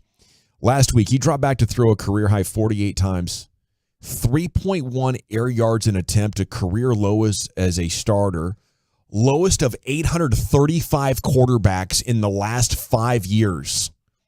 And his next opponent, which is Tampa, blitzed the number one most often last week. Justin Fields, one of those players that was heavily debated in the offseason. Is this guy going to take a big step and take Chicago, maybe back to the playoffs this year? In week one, it was perhaps the biggest fizzle that you could get from a sophomore expectation. And he'll probably be needing to run quite a bit to set up the pass here this week against Tampa if they're going to blitz like that. Ravens at Bengals is a huge game. Cincinnati favored by 3. Baltimore without center Tyler Linderbaum and tackle Ronnie Stanley. Speaking of quarterbacks needing to run, but Lamar Jackson has run all over Cincinnati during his career. Watson went for 9 yards per attempt last year. I think Jackson averages 83 yards rushing per game against the Bengals all time. But now he's got help. Zay Flowers had a good start last season or last week for the Ravens. Odell Beckham Jr., it appears finally they are, getting serious about trying to give him the kind of weapons that you would need to put together a good passing game. And Mark Andrews should be back this week for them. By the way, Jackson's 10-1-1 against the spread as an underdog in the regular season. So you might want to take the Ravens to cover. All righty. Okay. It is it's time now for the G-Bag of the day. Into the Pimp Cup we go. Yeah. Here we go. Our winner and champ is a church combo. Put that sauce on G-Bag of the day there for me, Dawson, real quick. It is time now for the best audio from the world of sports, pop culture, talk radio, and or the internet. We play them all. Vote on which one you like the best, and that is your G-Bag of the day. Like that sauce right there. Got it. All right, bro. Yeah, our winner and champ is a pastor who basically says his love of God is keeping you safe. I love that God loves me, but I don't know why God makes me love you. My greatest weakness is I love too hard and I forgive too easy. And people think because I love so sincerely that I'm soft, that I'm weak, that I am a pushover and I'm easily manipulated. What you don't know is I know you lying. I know you trying to play me.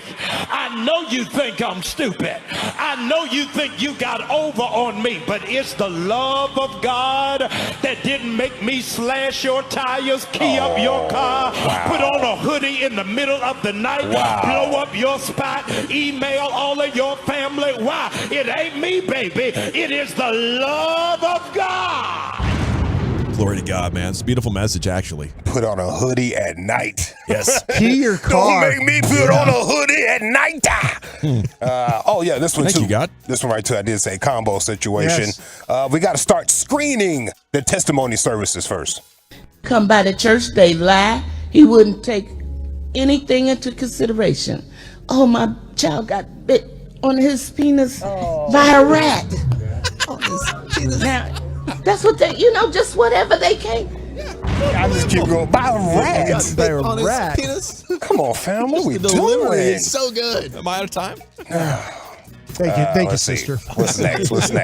Oh, Dawson, you might know about this one a little bit. All right. Vernon Maxwell, former Houston Rockets guard Vernon Maxwell is who I'm talking about. You know about this guy, bro? Man, he was awesome. You ever heard him talk? Yes. The real deal. This is my first time ever hearing my man just express himself. One of my first games covering the NBA. I know he's gonna have something for me. Was against, I forget who it was. It was maybe Trailblazers Rockets. I think Vern Maxwell was either on the Rockets or maybe the Sonics. Okay. But I'm following him as he's walking out to the bus, I'm walking out to the car with my mini disc recorder and my tapes of audio, and he's talking back and forth with his buddies, and it was very entertaining. I say mean, that.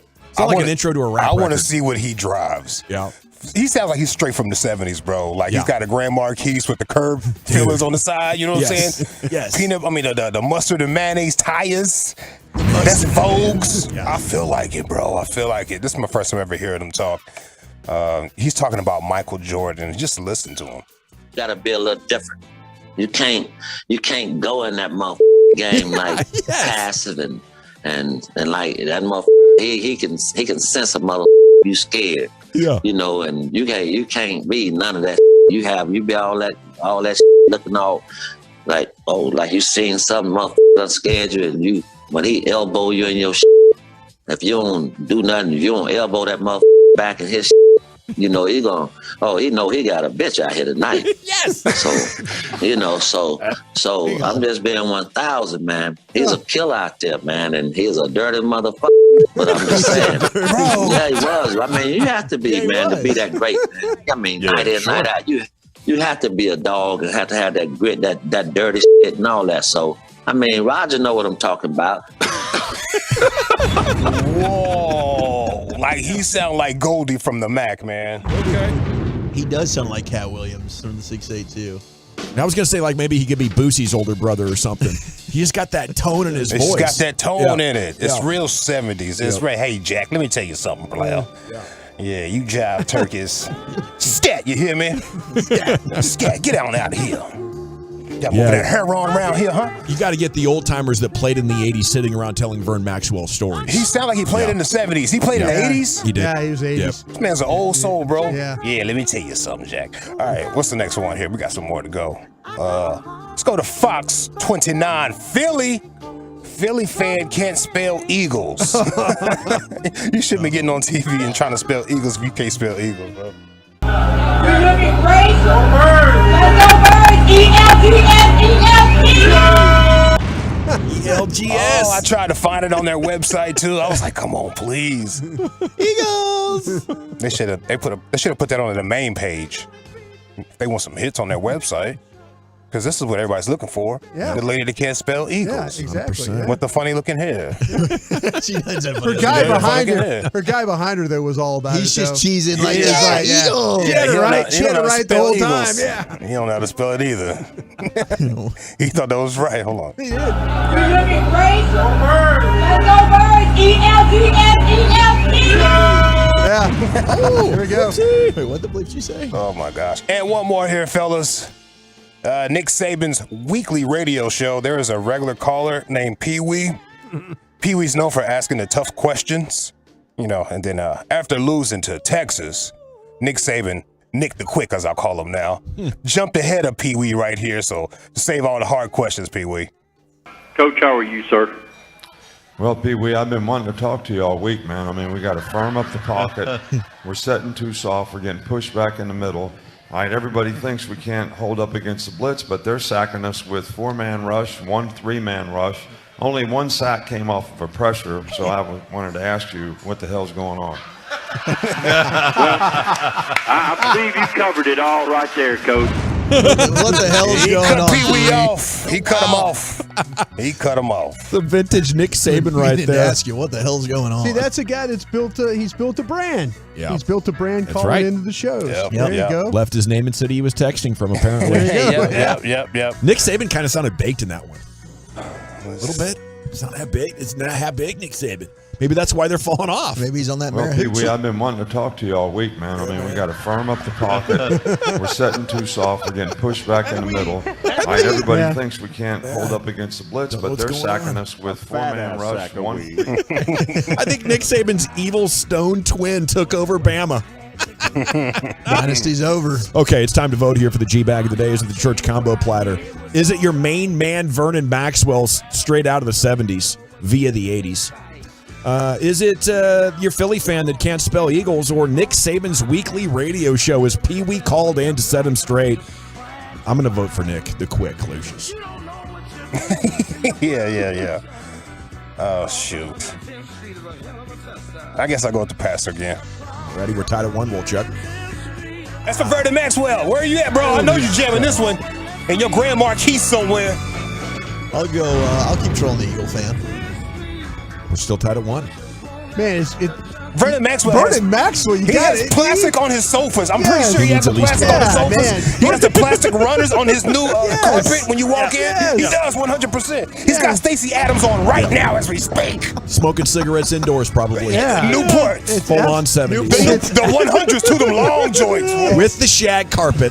It's absolutely Vernon Maxwell. We're going to have to jump onto @GBagNation's Twitter account, @GBagNation. Now, a lot to tell you about. When you get there, follow us all. We're all in the @GBagNation bio.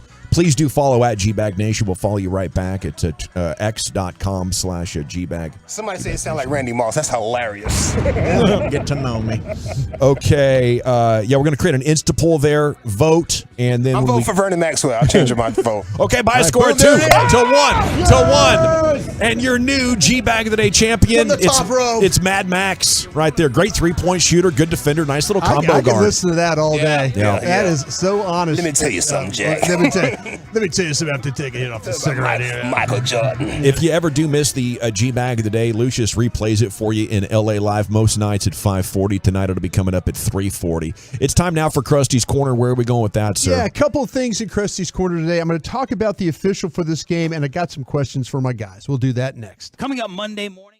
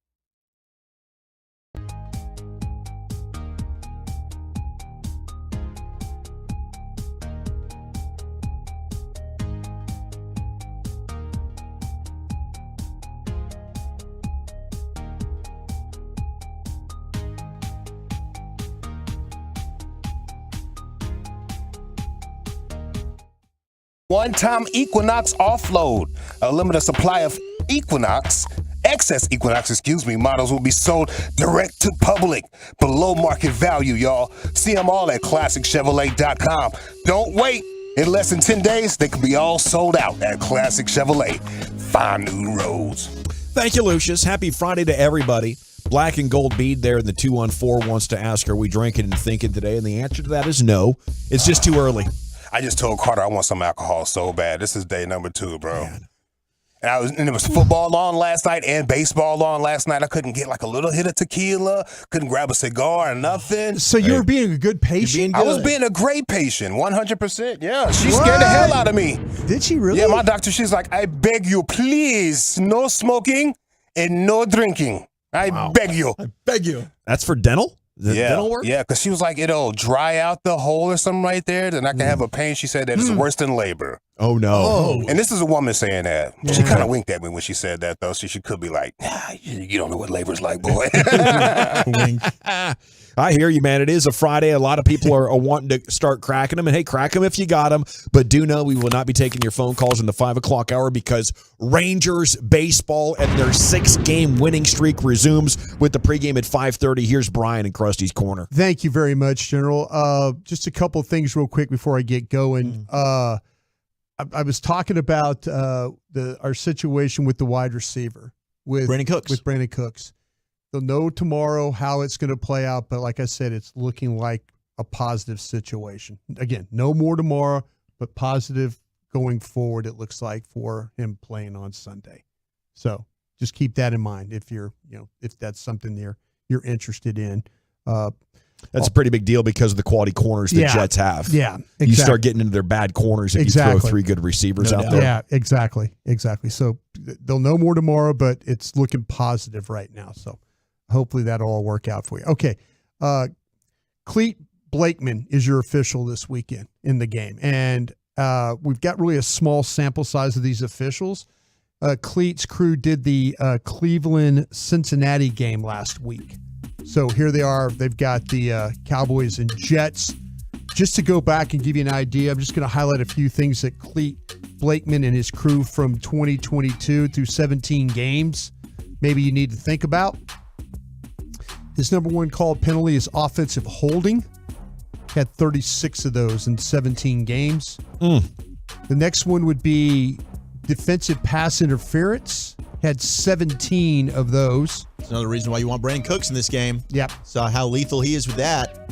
It just goes on and on. Defensive holding is 16 penalties were called last year for his crew. So pass interference, 17. Defensive holding, 16. So ways to kind of, if these secondaries are getting a little handsy, then, you might get this crew to call one of those. This crew was big on delay of game. So they're one of those clock watchers. If it gets down to close to 1-0, they're going to catch it. They're, don't feel like that. They're giving you that extra beat. They're going to give you that extra tick. So they had 11 of those. 8 unnecessary roughness penalties last year. So that's kind of a chippy play right there that they'll let you play, but they had 8 of those. And then another one I wanted to point out is if you're into this where you're throwing screens and stuff, or you're throwing passes, passes that are going downfield. They had 8 calls last year. They had ineligible downfield. So if you're the offensive line that's trying to sneak guys, sometimes maybe you get caught going up the field. There's a lot of times these officials will let you play. This Cleat Blakeman's crew will not be one of those crews. So if you're one of those linemen and you start drifting up the field when the ball's being thrown, don't be surprised if it gets called back for a legal man downfield. This is one of those crews that will call those penalties. They'll be like, B word, get back here. Get back here. So that's it. Cleat, bring it back. Bring it back. Back that. You know what up. Yeah, Brian. Yeah, it's a Friday. Back that up. Gotcha, bitch. Yep. I wish the officials would do that. I wish they would say that. Gotcha, bitch. 77 holding. Yeah. Okay. That would be fun. Yeah, it would be fun. Well, Chuck. What's up? Is there anything that worries you about this Jets offense? Yeah, their running ability. They got a good blocking line, and I think Breece Hall's really good. Dalvin Cook still got some pop. Cowboys got run over on that opening drive, right? So they still showed a little bit of a weakness there. And then Zach Wilson can run around. But otherwise, Garrett Wilson's outstanding. I just don't trust his quarterback to be able to get him the football. So I think mainly it's their running ability is a little bit nerve-wracking. But I think the Cowboys know that. They're going to try and make them one-dimensional and hopefully build a lead and then get after the quarterback. General, is there anything that worries you about the Jets that you have an idea about?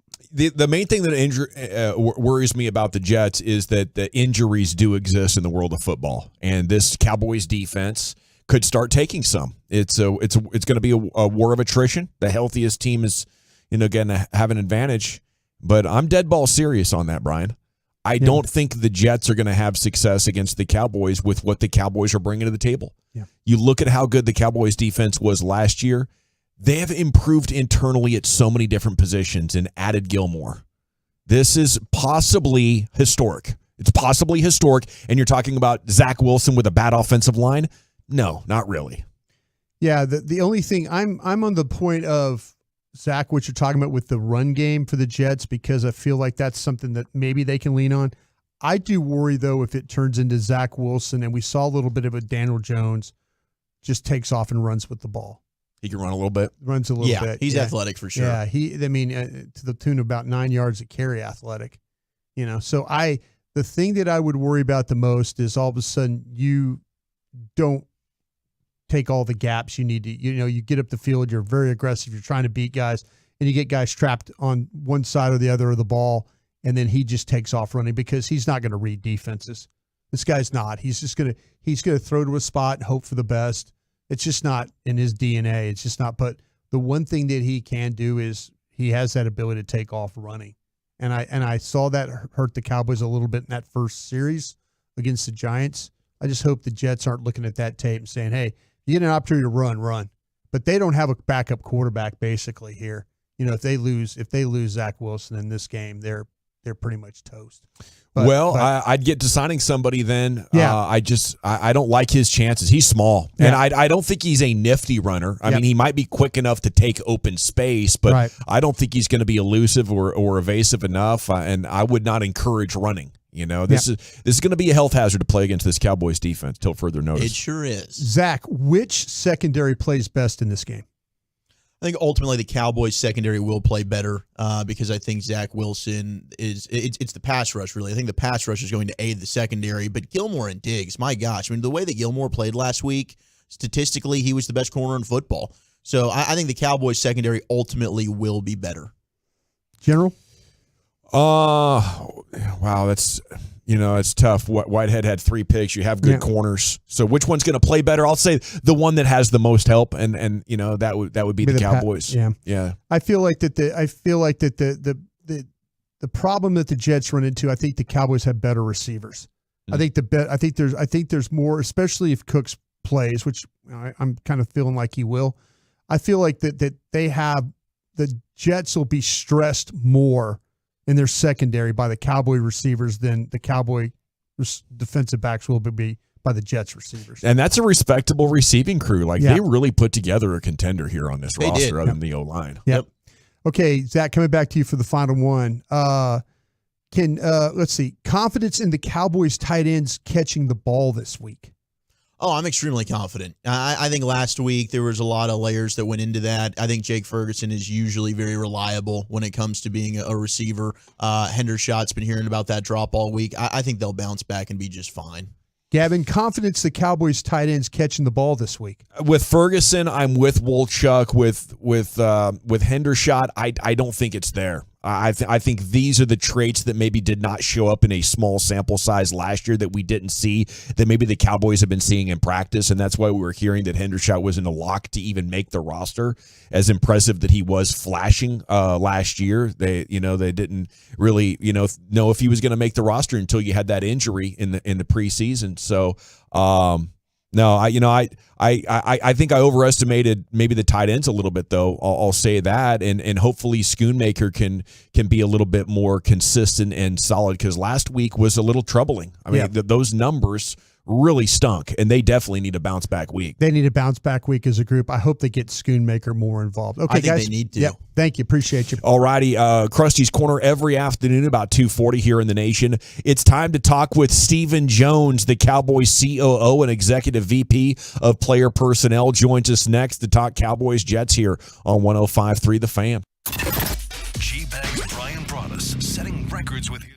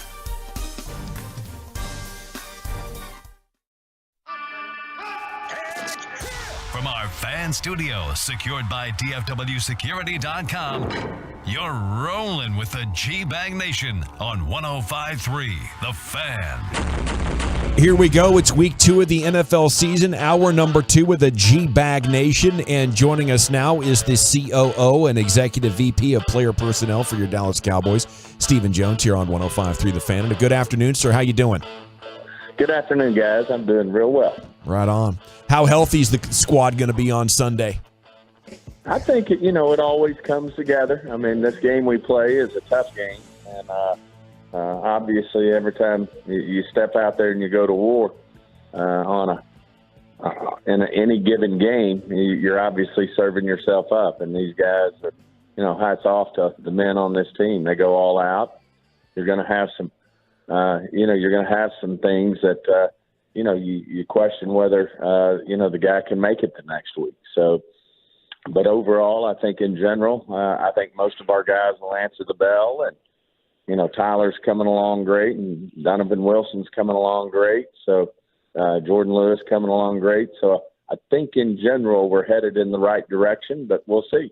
Stephen, maybe not this week with your 48, and you've got guys coming back, potentially here in the next couple of weeks.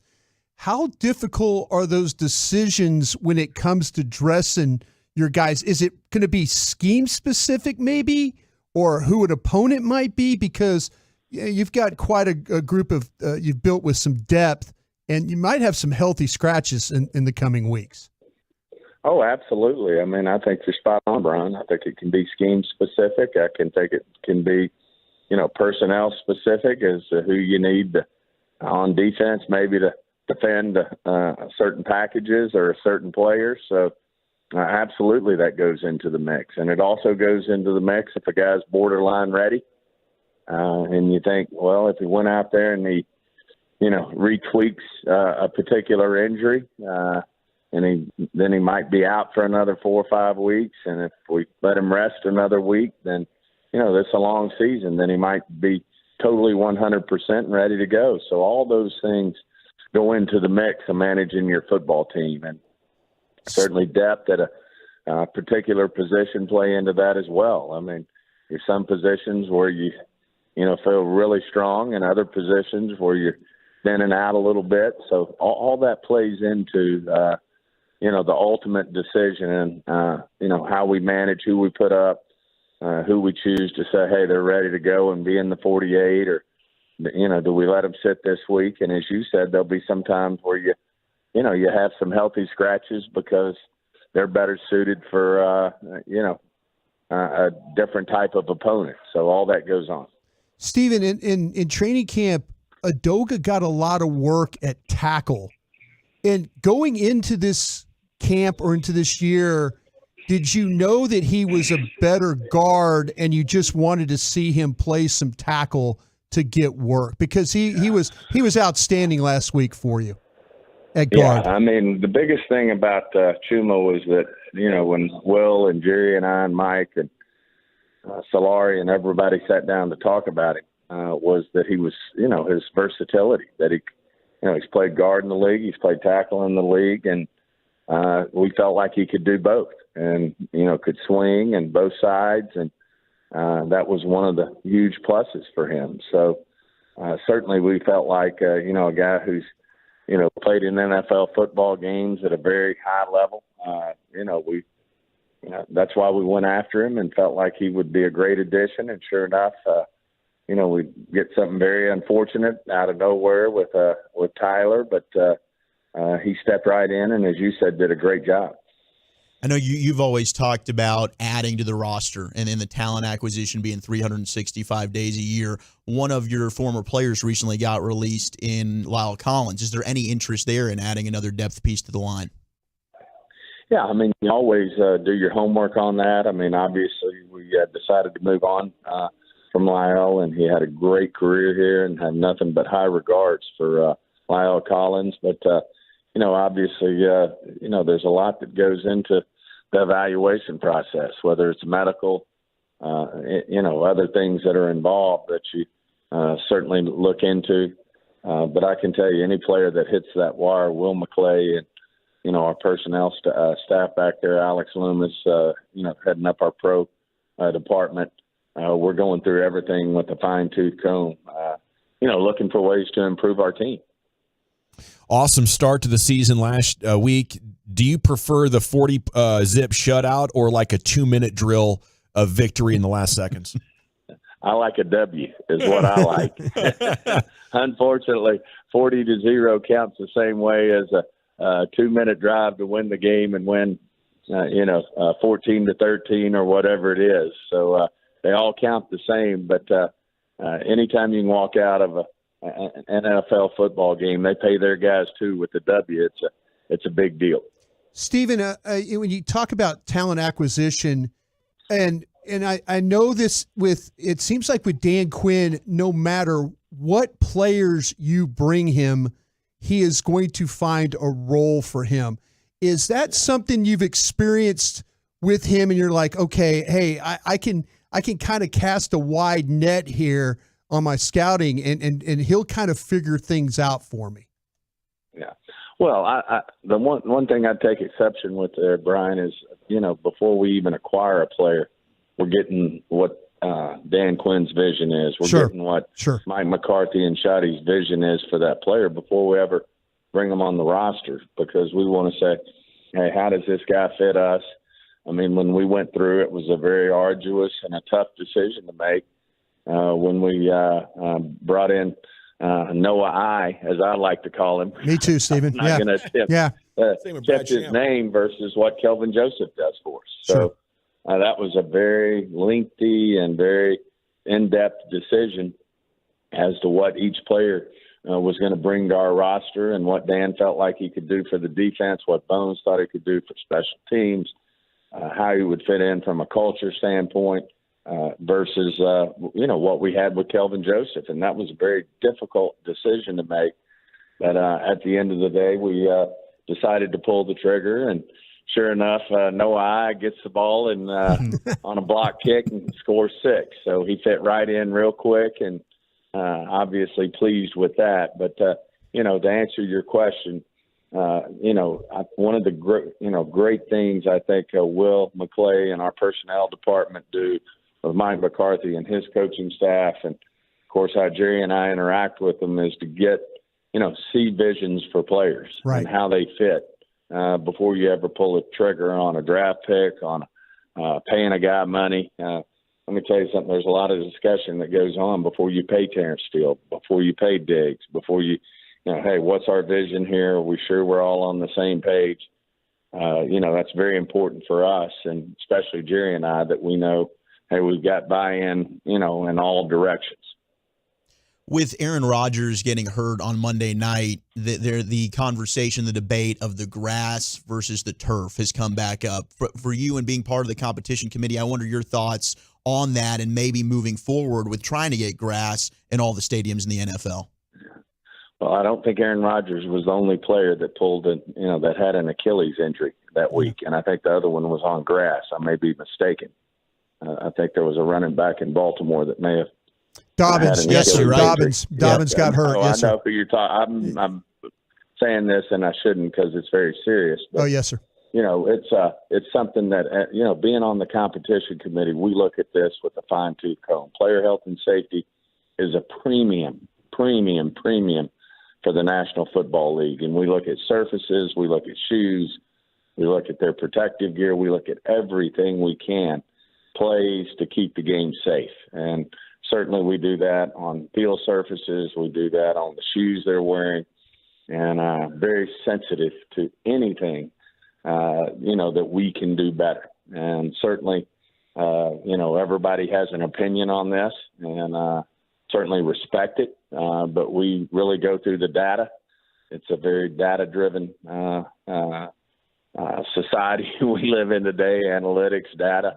But we're certainly comfortable with where we are in terms of what we're doing to provide our players, the ultimate situations to thrive and be, health and have health and safety be a priority. And we'll continue to do that. We can always be better, and we'll continue to look at it and move forward based on that. Steven, I know this is going to probably be a question you maybe can't answer or maybe you can, but I'll ask it anyway. Did you look at Nick Bosa's contract and get any roadmaps that might help you in the future? Hey, that's part of our business, and certainly we totally understand, whether it's a quarterback signing, how it affects Dak, whether it's how the running back situation's going in the league as it goes with Tony Pollard, who's playing under a franchise tag. Sure. Certainly these top defenders, what they're getting paid as it reflects on Micah. Certainly no one's thinks more of Micah than the home team. And that's Jerry and myself and the Dallas Cowboys, the coaching staff. So we certainly understand, when Nick Bosa signs a contract, it affects, ultimately the economics on what we're going to do with Micah. But we plan on Micah being a Cowboy for a long, long time. We absolutely, no one thinks more of him than, his home team. And we look forward to the day when we got him signed up even longer.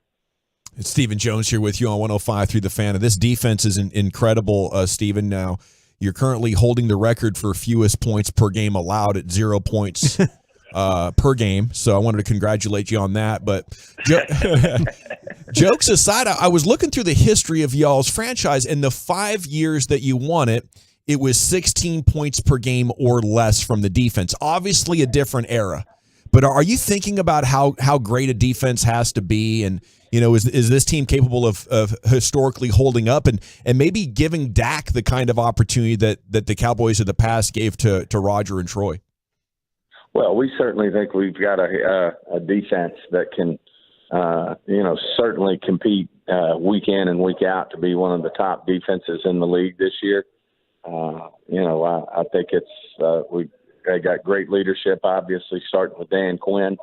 But I do think it's a defense that can, is a championship caliber defense. And you look at some of the great teams in the league, some of them have been able to ride the defense to a championship. In our particular case, as you said, I think it can be a great compliment for Dak and take pressure off the offense in terms of, having to, if you will, throw in tight windows or be aggressive on play calls, or knowing that you got a defense over there that's, one of the best in the business. So is it helpful? Yes. But I do think, we're a multi-dimensional team, and we're, got a chance to be elite in all phases. And certainly with Dak's leadership on offense and the offensive line he has and the weapons he has over there, that's a tough night the other night in terms of the weather. And I certainly don't think you saw the best probably of either offense, whether it's the Giants or the Cowboys, because, that was a wet game. And you ask most quarterbacks, most of them would prefer to have a dry ball rather than a wet ball. But I just think that they're going to be very complimentary to each other. And I think Mike's really good, Coach McCarthy is, at understanding each situation, what each situation presents, and how to coach into that. Steven, did Bones walk up to you in the pregame and tell you that he was going to block a field goal?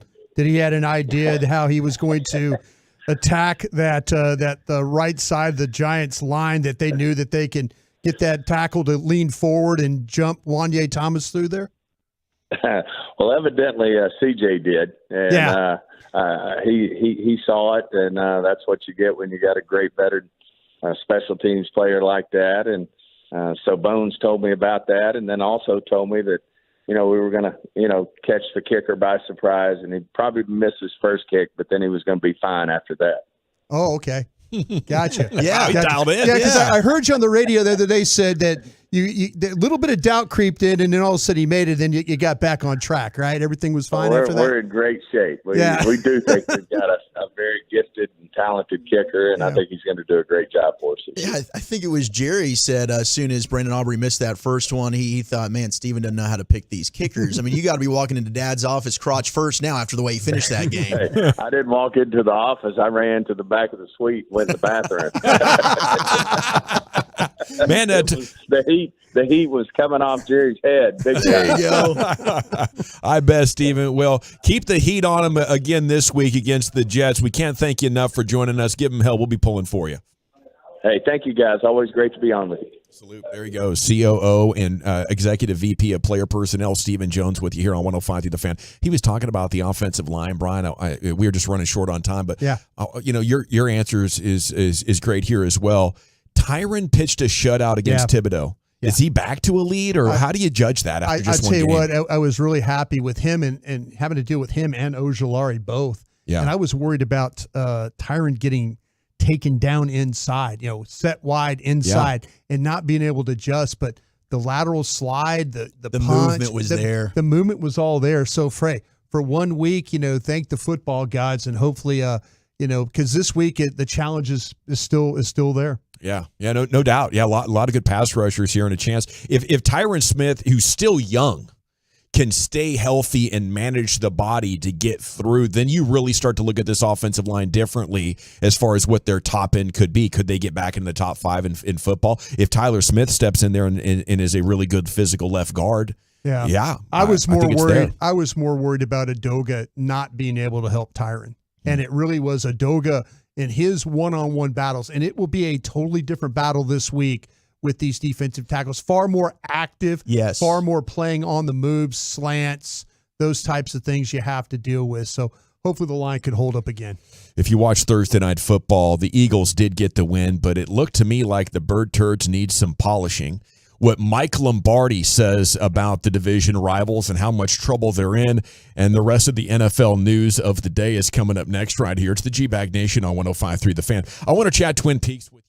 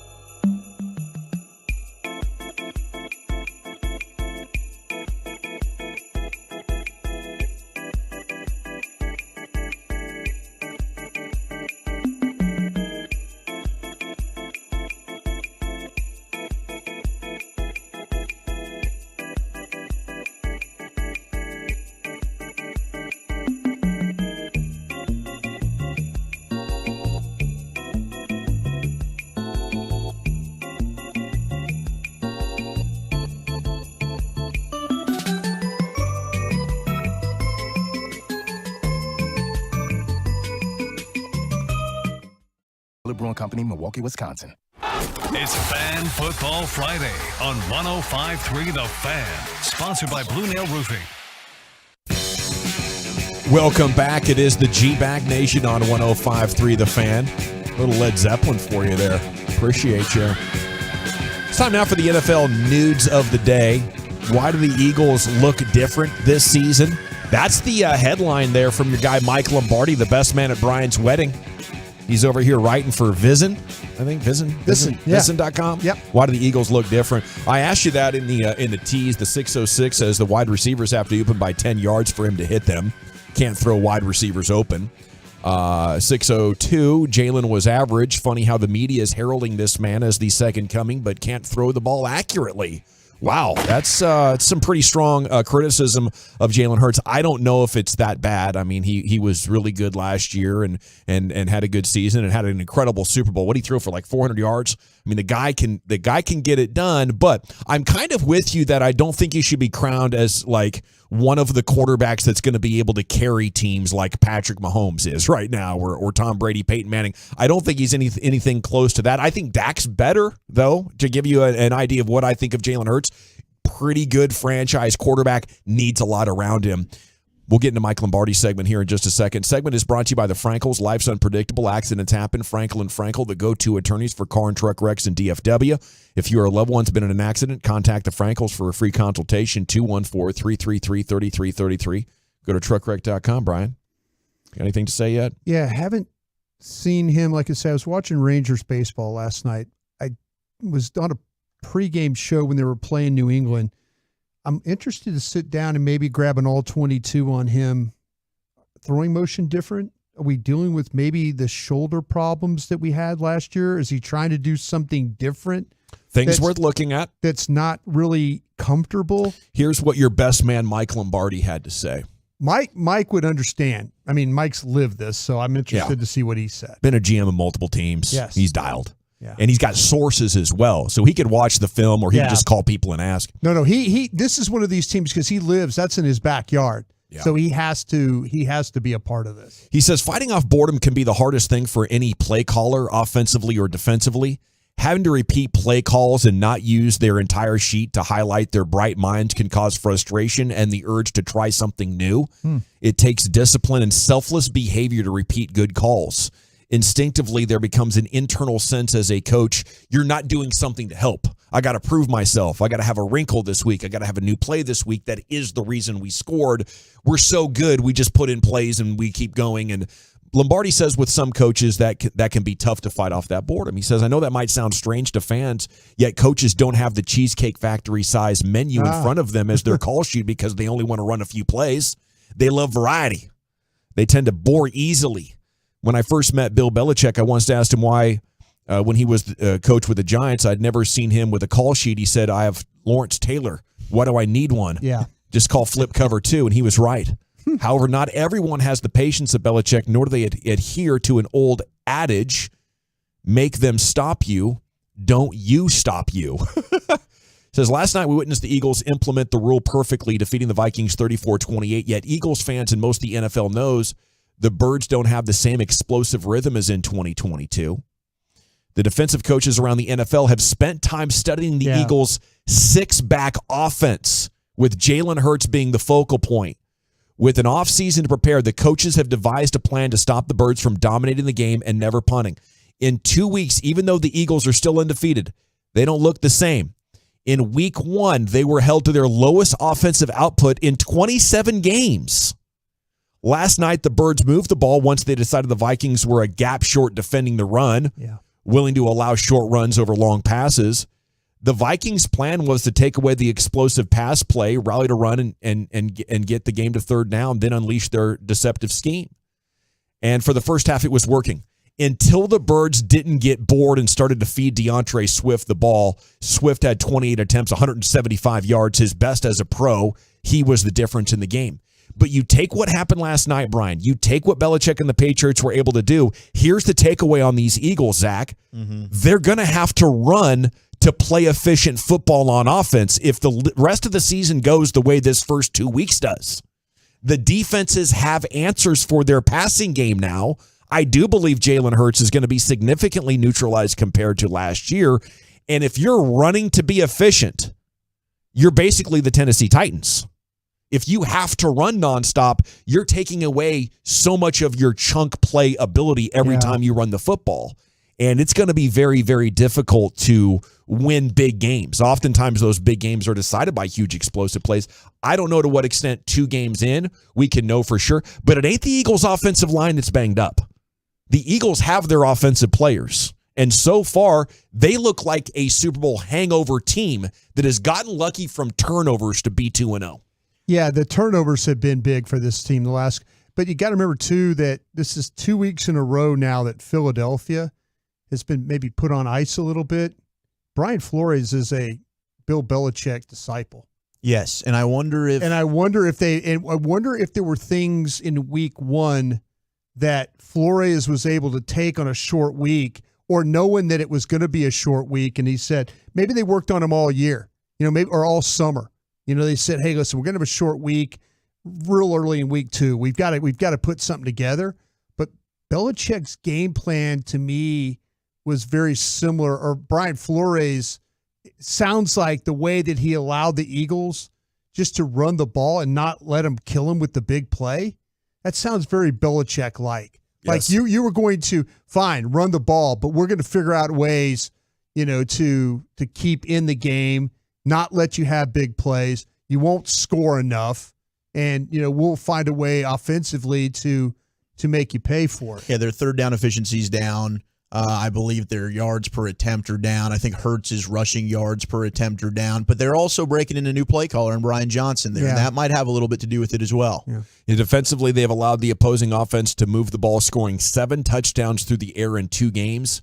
Last year, they allowed 1.29 touchdown passes per game. Now it's at 3.5. Wow. Several numbers. The Eagles have only 4 sacks in 2 games, none from Hassan Reddick. Yeah. Last year they led the entire NFL with 70. In 2022, they allowed 4.8 yards per play, and already this year they're allowing 5.7. And again, the Patriots and Vikings fumbled the ball 6 times, losing 5 of them, and the Patriots allowed a pick 6, which ended up costing them the game. There is optimism and confidence to harvest inside this division. Chuck, what else do you have for us here in the NFL news of the day? No doubt, and Avonte Maddox, one of the Eagles' better secondary players, is feared to have torn his pec, so that could be a season ender there as they're dealing with some injuries as well. Other news when it comes to health, Rams wide receiver Puka Nacua, he's going to be ready to go against the 49ers. He was a late addition to the injury report. And then Travis Kelce and Chris Jones should play against the Jags as well. You brought that up earlier. Now, Aaron Rodgers was on Pat McAfee today. It's his first appearance since, of course, the injury. Said surgery went great. And he had a message for the doubters on Pat McAfee's show today.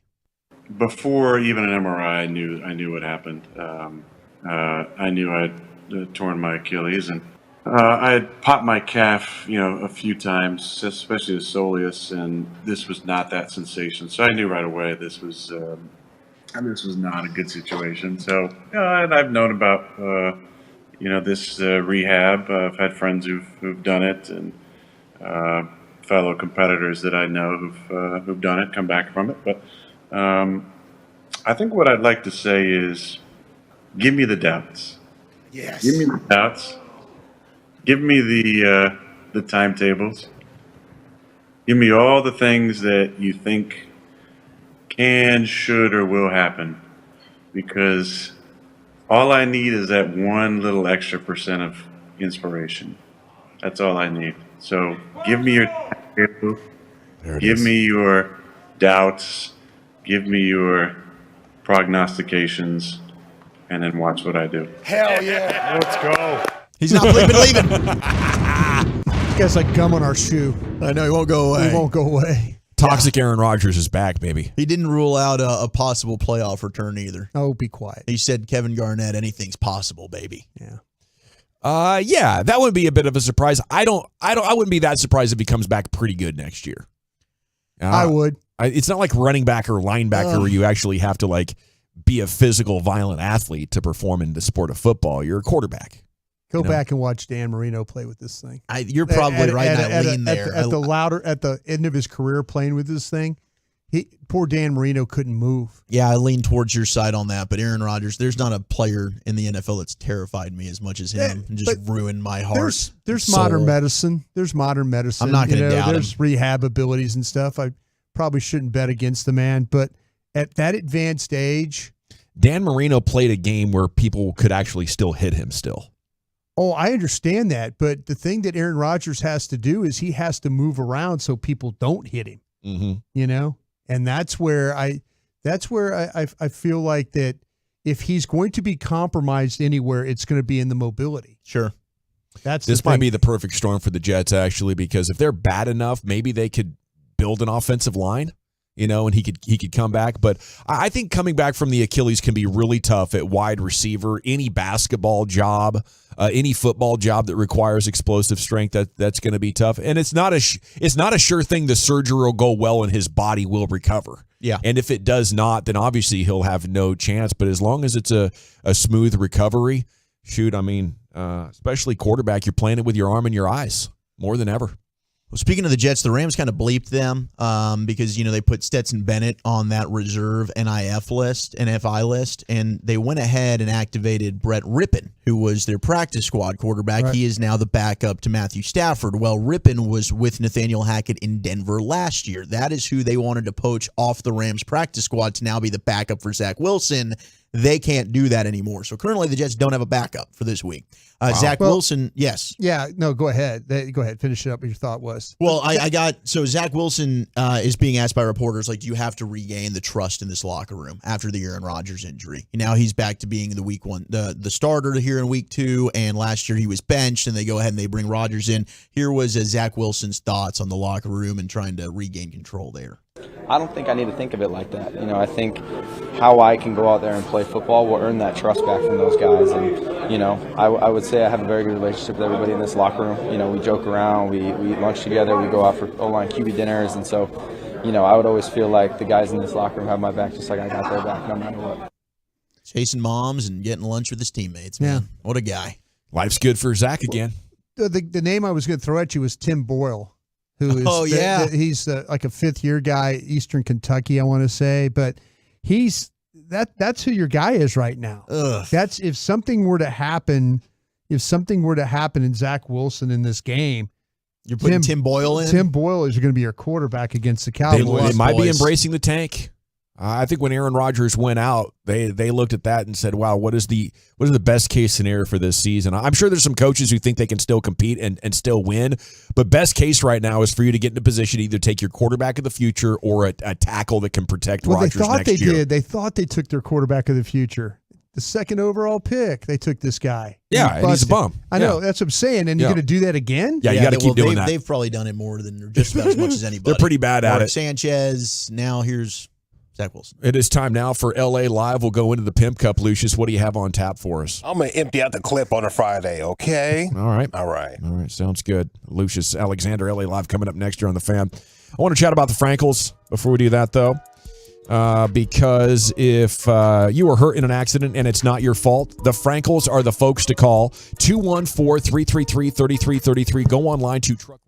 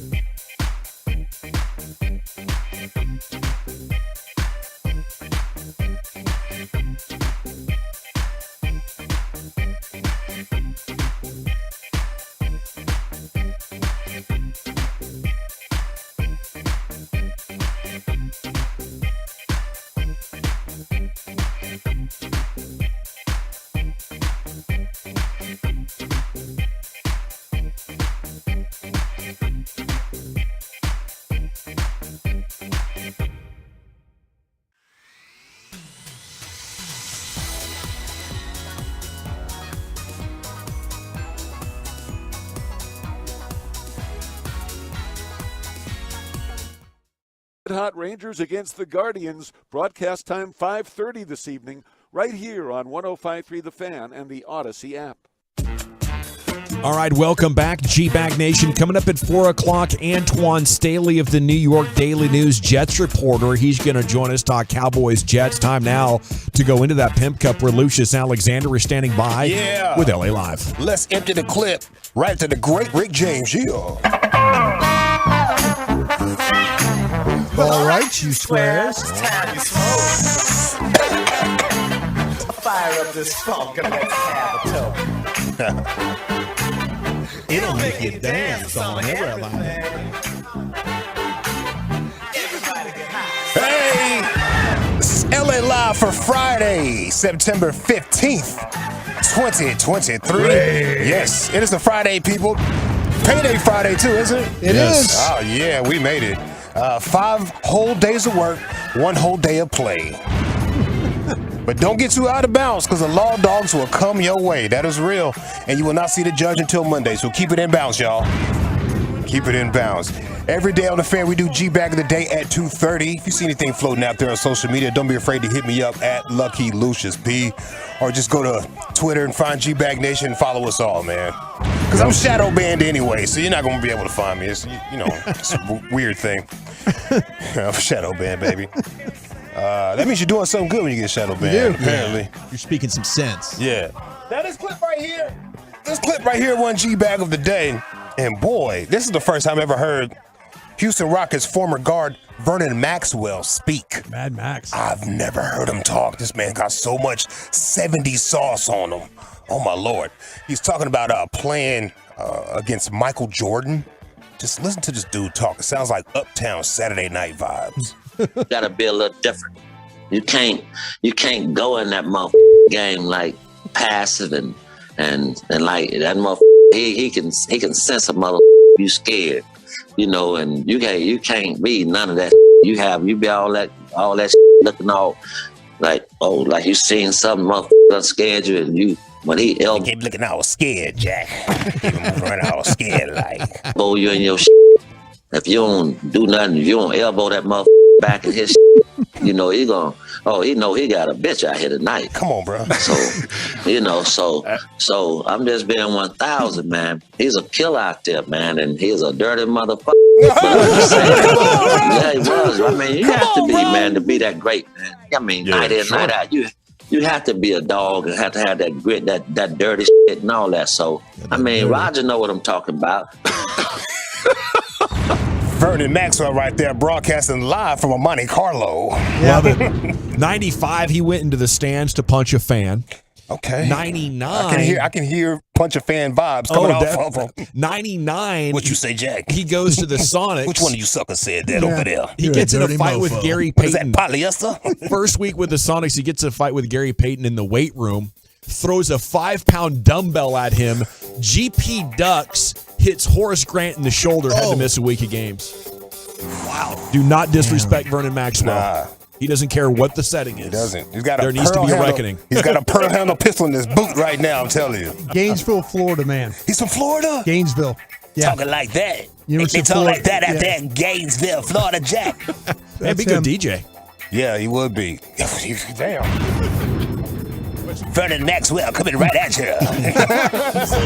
Little Wolfman Jack. Little Wolfman Jack. Yeah. Let's see. Speaking of G-Bag of the Day situations, by the way, happy Friday, folks. We made it, yes. Yeah, we did. I will be cleaning this weekend. Kind of like a spring cleaning vibe, but it'll be fall, I guess. Fallout? I don't know. I got new Nas, though, on deck. Some new Puff Daddy. Hey. And some new Joe Button to listen to keep myself entertained while I do all this cleaning. But back to what I was saying. G-Bag. Like 1995 all over again. Yeah, we back, baby. We ain't never went nowhere. Speaking of G-Bag of the Day, Jerry Jones. Remember when Jerry Jones jumped on with Sean, RJ, Bobby, and Peyton? Yes. And he only recognized one guy in there, joint? Bobby and everyone else. Yeah, let's see. Let's welcome in the 1-0 owner and general manager of your favorite football team. Good morning, Jerry Jones. How are you? Hey, good morning, Bobby. Everybody, let me welcome everybody to a great morning. Yay! Yeah. Welcome everybody to a great morning. Hello, Twitter world. Hello, Twitter world. I got beef with them over there. He said they got beef. Well, Coach McCarthy jumped on the Sean and RJ show this morning, the RJ and Choppy show. Different variations of this show right here. Right. And I feel like he put the sauce back in it too. Listen to this.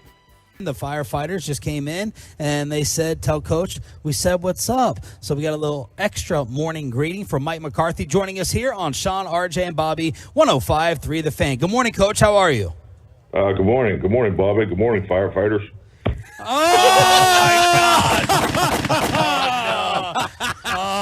that's that cold. hurts me personally. That hurts me. I hurt my feelings. Well done. Well done, sir. Well done. Hey, Lucius, did Mike slap the table after he said that? Did we get a mic like Bobby firefighters and then slap? He was proud of himself. Was I think he so. Let's see. Let's investigate. 105.3 The Fan. Good morning, Coach. How are you? Good morning. Good morning, Bobby. Good morning, firefighters. He did. That was a table slap on his end. It's on somebody's end. Yeah. Somebody reacted somewhere. I don't know which one, but somebody did Sean react. with the little hands probably missed the table. So I be can't that imagine loud. Sean. You saying Sean? So you're saying Sean actually did swing to the mic, but it was just so short. It was missed. Wow. Fingertips got the edge of the man. table. That sounded like a meaty man hand there. A thud. Like some real andouilles, baby. Maybe a guy with a little girth to him. You know? Girth and tonnage. Likes meatball subs.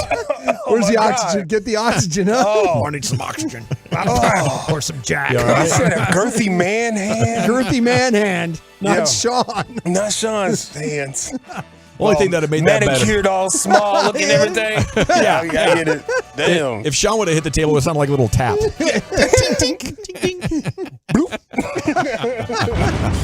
Yeah, what you're talking about.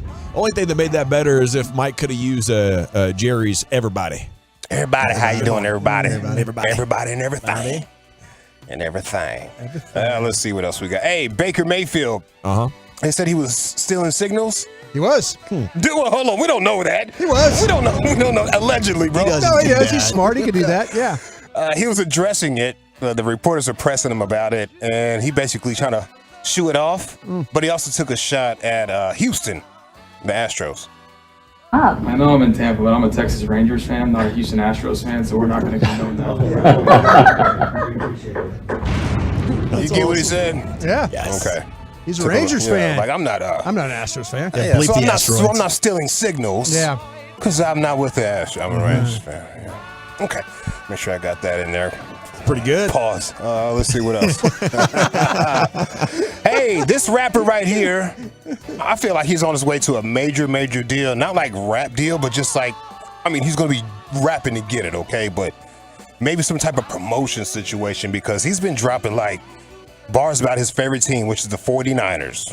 Okay. So bear with me here. But his name is Locksmith. He's been talking about the 49ers, maybe just like his third video or something like that. So if he keeps it up, somebody's going to be seeing what's going on. Like he's put it in chronological order and everything. It sounds great. Tell the story about what's been happening in a few weeks or preseason or whatever. Just listen to this.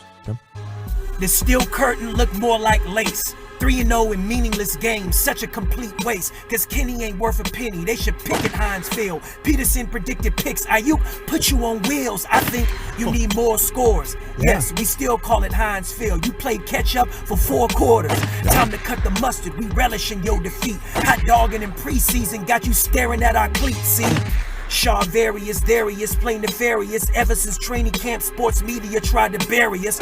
Brock's back early, elusive and more sturdy. He's mobile and accurate, plus the leadership acumen backing him. And Drake Jackson coming into his home, take advantage of double teams. The backfield is your own. Armstead steady the ship, Nick Bosa the guillotine. Even Tomlin can't defend this pathetic still a team. Poor George with slim pickings. Listen, we don't slouch. Time to barbecue some lamb down in Levi South. We are not the Seahawks. Don't expect that success. Your fans are the press. We own the NFC West. Yeah, this guy's got it. I feel like if he keeps something like that going, somebody's going to jump on there for some type of promotion somehow, some way, someday. That's good, I just hire him to my promotions department. Yeah.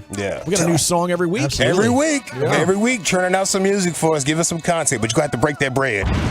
You're going to have to break their bread to get him to move. And before we get out of here, I have a weekend warning. Remember, people, if you get locked up for going out of bounds out here, because they have the bounce lines put out there for you. If you go out of bounds, you won't see the judge until Monday, okay? Yeah.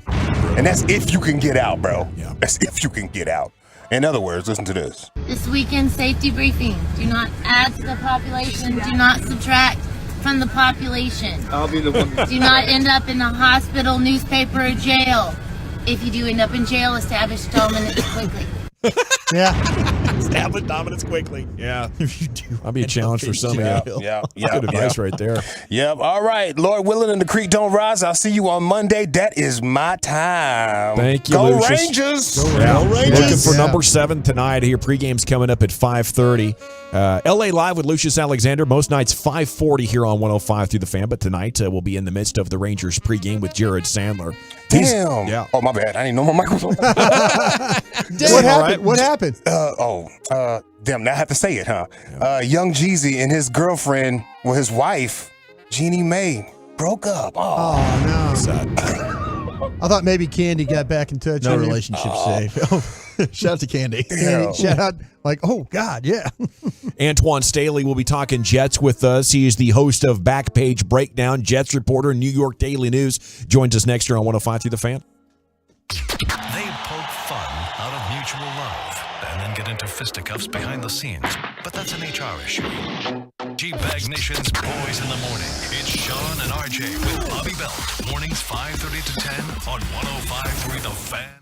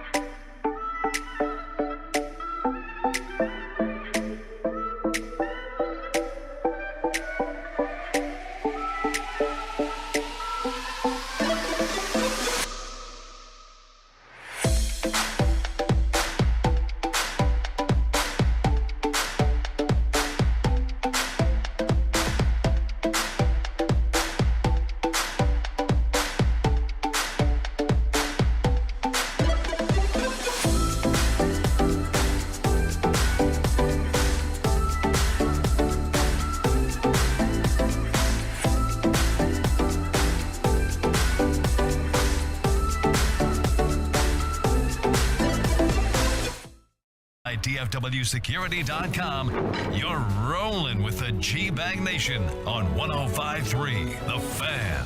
Welcome to the nation. Here we go. It's hour 3 of the G-Bag Nation on 105.3 The Fan. Hope you're having a fantastic day.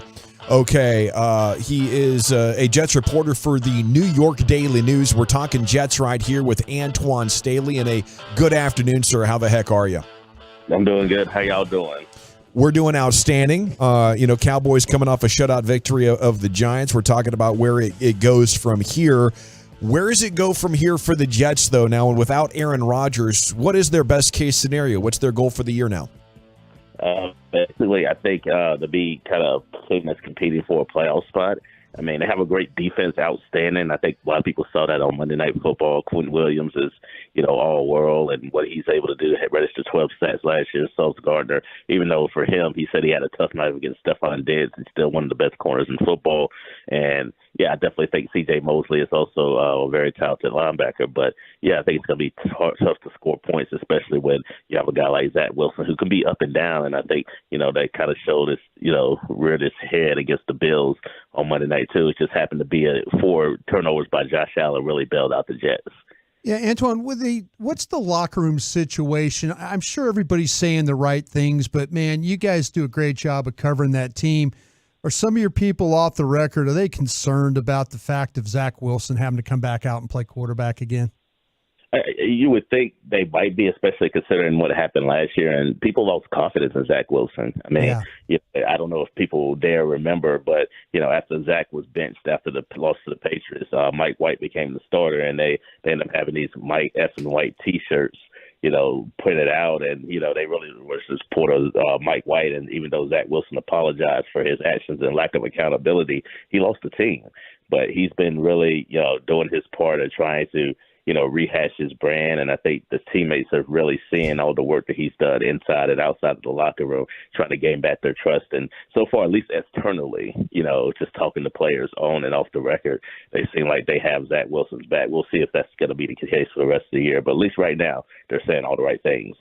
What's the state of the Jets' offensive line? I noticed Dwayne Brown, Mekhi Becton both on the injury report. I mean, certainly the Cowboys had a field day against the Giants and their patchwork offensive line a week ago. I mean, it's still a work in progress. We're talking about an offensive line that really didn't get a lot of time together in preseason and training camp.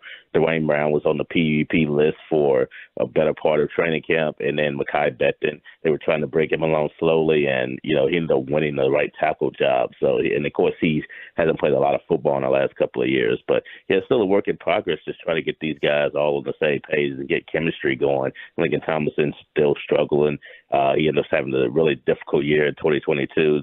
If you look at the PFF grades and also just the film of the game on Monday night against the Bills, he did not have a particularly good night. Elijah Vera Tucker is their best offensive lineman. He's all world, but even if you have one good offensive lineman, if you have 3 or 4 that are mediocre to average, then that's really going to stand out, especially against a team with the Cowboys that has the pass rush in the front 7 that they do. We saw that against the Giants where registered 7 sacks, and I think they're going to try to get after Zach Wilson once again on Sunday. He's Jets reporter Antoine Staley, New York Daily News, with us here on The Fan. Jets fans are talking trash on Twitter. I don't have a good barometer for how they all feel, but there's a couple noisy ones, Antoine. I just want to know from you, do any credible media members or sources on your end think the Jets have a good chance to get a win here? Not that I know of. No. If they exist, I hadn't talked to them. I mean, to be honest with you, I've asked, a lot of the people that I work with who make it a trip, and I think everybody's picking the Cowboys. This is because, I think, what they were able to do to the Giants, not necessarily beat the Giants, but just demolished them in the manner that they did. And the game wasn't even, it was 40-0, but it easily could have been, 55, 60 points scored on the Giants offense there and defense there last week. So, I think it's going to be a struggle just for the Jets to be able to score points. I like the Jets defense. I think that's going to keep them in the game for a little bit. But, again, as you guys know, it takes points to win in the NFL. And I think the Jets are going to have a hard time, generating some offense against this stout Cowboys defense. But, Antoine, I mean, okay, even with Breece Hall and and that crew, running the football. To me, that seems like the best path. If the Jets are going to win this game, it's going to be about trying to create some turnovers, run the football, and play your ass off on defense. Basically, yes. I wrote that in my keys. Like, yeah, they're gonna have to run the ball. But the problem is Breece Hall is still gonna be on a pitch count. I don't know what that pitch count is gonna be. Last week it was 11 touches, if you remember correctly. But he did well on all 11 touches. Really, all of them were big plays. So I'm sure the Cowboys understand that. They're probably going to load like 8 or 9 in the box and force Zach Wilson to beat them. And I think that's what teams really did late last season. If you look at, the formula that the Patriots have used against Zach Wilson, who has had his number and really the Jets' number since he's gotten in the league, they really just load the box and force Zach Wilson to beat him. I expect the Cowboys defense to do quite the same there. And then really, look at the opposite end defensively. I think trying to get out to Dak Prescott and force him to make mistakes too. We obviously know, Dak and, his real chronicle interceptions from a year ago. Yeah, I think if you try to get some pressure on him, you just hope that he can make some mistakes and that can keep you in the game. How frustrated is a guy like Garrett Wilson? I mean, he was supposed to break out, be the next bona fide stud, top 10 caliber receiver with Aaron Rodgers, and now he's back with Zach Wilson. I think from his perspective, you look at it, he still won Offensive Rookie of the Year despite the fact that he had 3 different quarterbacks starting last year. He had Joe Flacco, had Mike White, and Zach Wilson, and he still was able to be the NFL Offensive Rookie of the Year. So I think for his perspective, like he feels like he's going to shine no matter who's back there at the quarterback, and I don't blame him. Sure. It's just a matter of, I think people were expecting Garrett to be in that upper echelon receivers once, Aaron was there to go along with guys like Tyreek Hill and Devontae Adams and, players like that. And it still might happen, but, I definitely think, it's going to be more emphasis, especially moving forward on the running game for the Jets. Do you think they would try to say, heck, let's go for it and just put this ball up into Garrett Wilson's area 15 times? Or is that just a horrible idea considering how much pressure Zach's going to be under?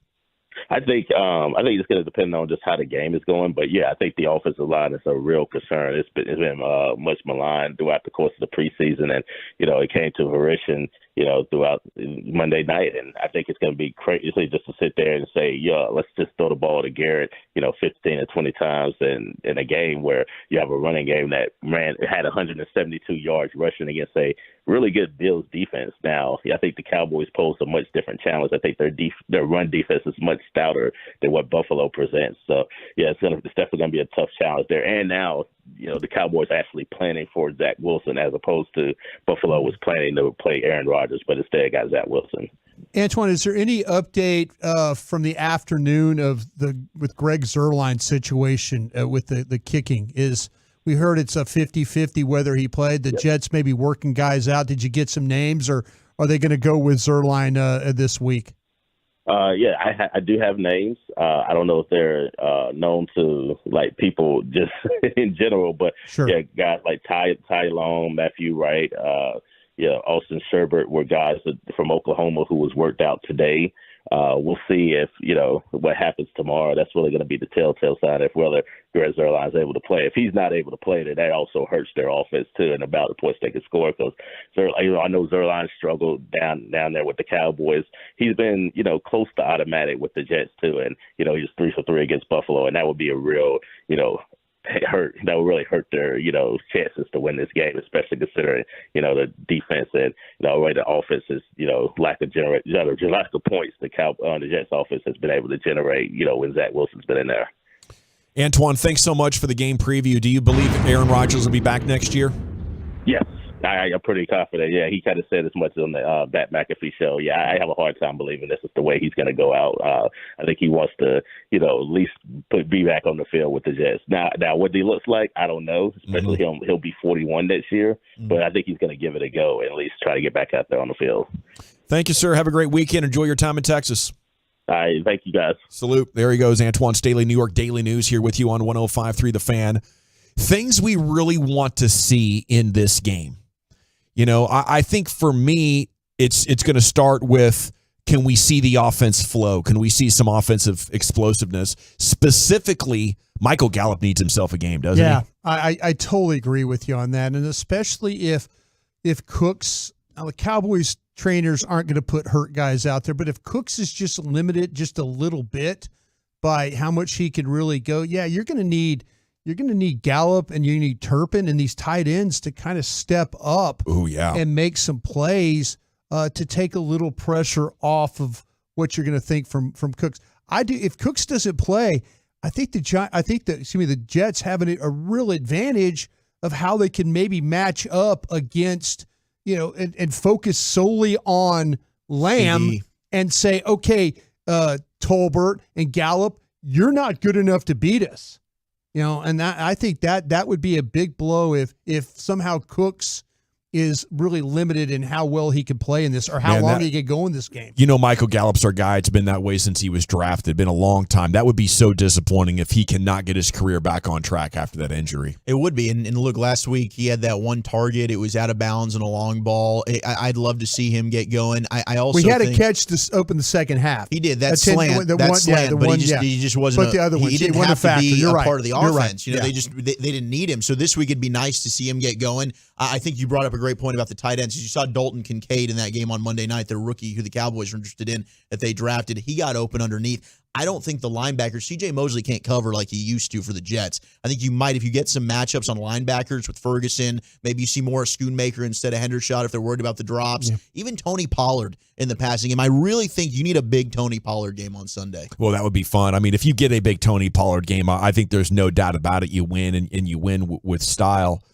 Could we get another great game from Tyron Smith, Brian? What can you tell us about his matchup? Yeah, that's where it's going to really hinge is in a couple of different spots because John Franklin Myers, I think, is a pretty good when you start to talk about edge. Will McDonald is an edge, a rookie from Iowa State that I know Zach and I really, really liked, coming out of the draft this year. Will Carl Lawson play? He's been dealing with back issues. He had 7 sacks last year. Mm-hmm. But, they didn't want to play him on back-to-back games on a short week. And so that's why I think he's going to play this week. Jermaine Johnson, who was a first-round pick. Florida State. Is a guy that's a long-range. They've got some legitimate pass rushers when it comes to this game. They'll rotate a lot of guys through there. So it's not going to be just one guy rushing against Tyron Smith. He's probably going to see 2-3 different guys as this game wears on. Last week was huge, and obviously last year at the end of the season he had fought hard to recover from a massive injury in one of the last practices of their preparations, and then just was not good in Week 18 or the playoff game. So you wonder, had the injuries got the best of him? But last year was a huge step in the right direction. Speaking of getting healthy, just stay healthy. I think that's a huge one. And you come out of week 1 feeling great. How many more of those weeks can we have? If you get into blowouts, we're taking out every important player. I don't care about your bonuses. I don't care about your incentives. This team right now for the Cowboys is different than the ones we've seen the last couple of years. This one has the ability to be so damn good that they could go up against juggernaut teams and suppress them with this defense and figure out a way to get enough points offensively. But I saw something different last week, and I wonder how many injuries you could withstand. I want to totally eliminate the luck factor on that. And as soon as we're up 3 scores in the second half, I'm sorry, but we're getting players out of the game, and we'll see how this thing moves on. But as long as we're not turning the ball over in those situations, we're not going to have to worry about teams catching up on this defense. That's what made the Eagles so damn good last year. They were the best second quarter team in the NFL. They averaged 12 points a game in the second quarter. Now, we talked earlier about how they've regressed. They're averaging about 5 this year, but they would build a lead, and then their pass rush, when teams are having to throw, would wreak havoc. That is a similar style to how the Cowboys want to operate 100%. It plays right into their strength, right? So for me, I'm with you. I'm very, very excited about the depth that they've got on defense. It's so much deeper than they've ever been previously. And even on offense, I mean, heck, if you get up, you need to get Tyron Smith the hell out of there, right? Let's get Awesome Richard some opportunities. Some of these young guys at TJ Bass start to develop some of those young backup linemen. Yeah, and you can't plan on blowouts. I mean, shoot, if the Giants had scored on the opening drive last week and taking a little bit better care of the football in their second and third drives, maybe you're in a slugfest there in the fourth quarter. But I do want to know if they have a plan to get Trey Lance in the game. And that's something that I would love to see eventually. Too soon right now. But if you spend a 4 on him, considering the context of everything going on, you want to get him in games. and see if you can develop him or see what he looks like in your surroundings so you can have a good idea of what you're dealing with in the offseason. Well, he would have to be your second quarterback if that was the case. Yeah. So he's got to impress you a lot in practice. Yeah. So you would trust him to go win a game. Right. Or you would have to make 2 quarterbacks totally eligible, and then you would not have the luxury of the extra spot. Right. And I don't think the Cowboys would do that. No, and that spot's too valuable. No, they're struggling right now. We asked Stephen Jones about that because they're going to have some healthy scratches. Last week, Jordan Lewis was a healthy scratch. Yeah. There are going to be some healthy scratches coming up with guys like Bell, Wanye Thomas, but especially with Wilson and those guys coming back. Yeah, but that's an important rule. And if you're watching the game and wondering why the guy doesn't get in there, the third guy is ineligible unless the second guy also gets hurt. Right. Yeah. Okay. So they're dressed, but they're not able to go in unless Cooper Rush got hurt. Top 10 time, Wooly Bully. Where are we going? National Double Cheeseburger Day. I've got the top 10 fast food burgers. You give me your favorite one, and I also have some viral Mike McDaniel and a lineman Chick-fil-A order for you. What do you think, and what do you grade it? That's next. Okay, it's well known in the auto industry, though, that leasing volume increases in periods of elevated interest rates.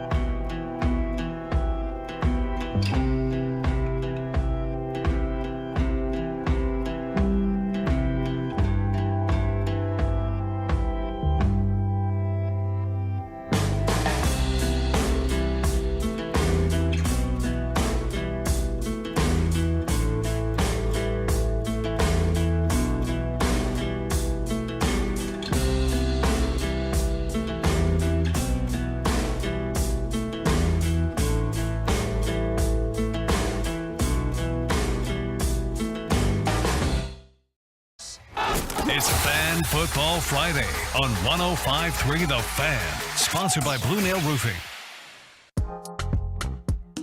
Welcome back, Nation.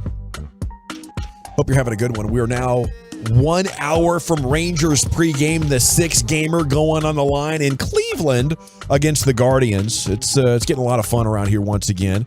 It's time now, though, for Zach's Top 10 at 420. It's brought to you by Window Nation. Go to windownation.com.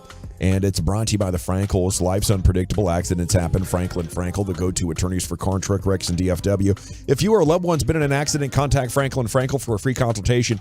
It's 214-333-3333. Go online to truckwreck.com. Now here he is, Zach with an H, the Woolly Bully.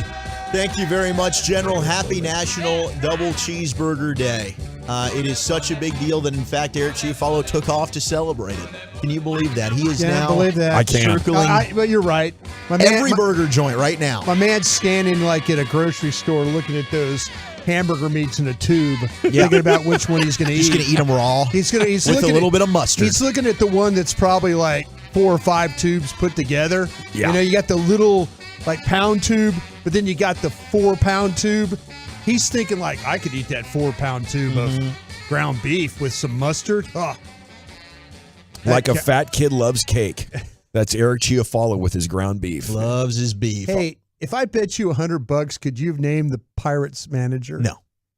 I don't it's think Roberto I could've. Clemente Day, by the way. Yeah. Should be Banny. So, yeah.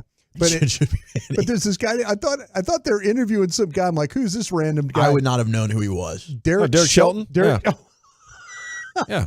Mr. Baseball over there. I've been watching the MLB Network. Shoot, you put the Rangers in every day. in a playoff race, I'm paying attention. It's Derek It's been Shelton, 7 Brian. years. Did but, you? yeah. Did, he's been the manager for the Pirates for 4 years. Yeah, that's shocking. Seriously. What'd you say? Yeah, exactly. Exactly. What'd you say? So we've got the top 10 fast food or quick service cheeseburgers that I'm going to get to. What's your favorite? We got a lot of love for In-N-Out, shockingly, on the text right now, which I guess it shouldn't be shocking. In-N-Out's Double Double is pretty damn delicious. Now, this person's trying to just rain on Whataburger's parade by also giving love to the Double Double from In-N-Out. Give me Keller's. Okay, Keller's. Listen, Give me no just doubt. Keller's. In-N-Out's a great burger. You know, you don't have to hate one to love the other. No, you really don't. I'll eat either one. Be very happy. Yeah. In-N-Out's a 9.8 out of 10. It just happens that Whataburger's here, and it's a 10. Yep, and Whataburger is I'll tell outstandingly you delicious. what, Whataburger, they'll test my patience. Yeah, they will. They'll do that. I ordered one when I was 59 years old. I was almost 60 by the time I got it. You know, Hey, that'll happen. You know, is that just good because things come to those who wait? Is that just because of how fresh it is and how good? I think so. I think it just takes time. You know, it's they know, don't we're they? cooking it to order, They know. Hey, we're cooking it to order. You're going to have to wait. Maybe you're going to have to pull up to the next door. and you're willing to wait. I absolutely We're all going to do it. At We're 1:20 curse in at the 'em, morning the other day, I was willing to wait. but we're going to do it. Yeah. Now, my guy Mike McDaniel, he's the best. I love him as a head coach, and all of his post game and pressers. They're fantastic. So he got caught on the jumbotron there at SoFi Stadium. And Daniel Jeremiah of NFL Network, who calls the games for the Chargers, when the Dolphins were playing, was able to see this. He gives a breakdown of Mike McDaniel during a challenge and what he did on the screen. If you've been to SoFi, when they have a challenge, they'll put both coaches on the screen. So you see him and you see Brandon Staley. And Brandon Staley, you know, he's not looking at a camera or anything. He's just walking around. He's got his headset on, maybe, you know, arms folded. Well, Mike McDaniel sees it. He's looking at it. He sees himself up there. They're zoomed in on his face. And you see him glance up at the scoreboard and he sees it, pulls his microphone from his headset down, Ryan, and he goes, run the ball the next 5 plays. Run the ball the next 5 plays. And I'm like, this is hilarious. I mean, of course, they're chucking it all over the lot. Like it was beautiful. Mike McDaniel. Always having fun out there, man. He's great. He's just a treasure, and we're fortunate to have him. Now, we had Eric Armstead of the San Francisco 49ers. He did a TikTok video in which he goes into a Chick-fil-A, and he shares with us his order. So here's what an NFL defensive lineman gets at a Chick-fil-A. Number 1 combo, standard chicken sandwich, large fry. Also goes with the Arnold Palmer. Oh, yeah. You got to go spicy.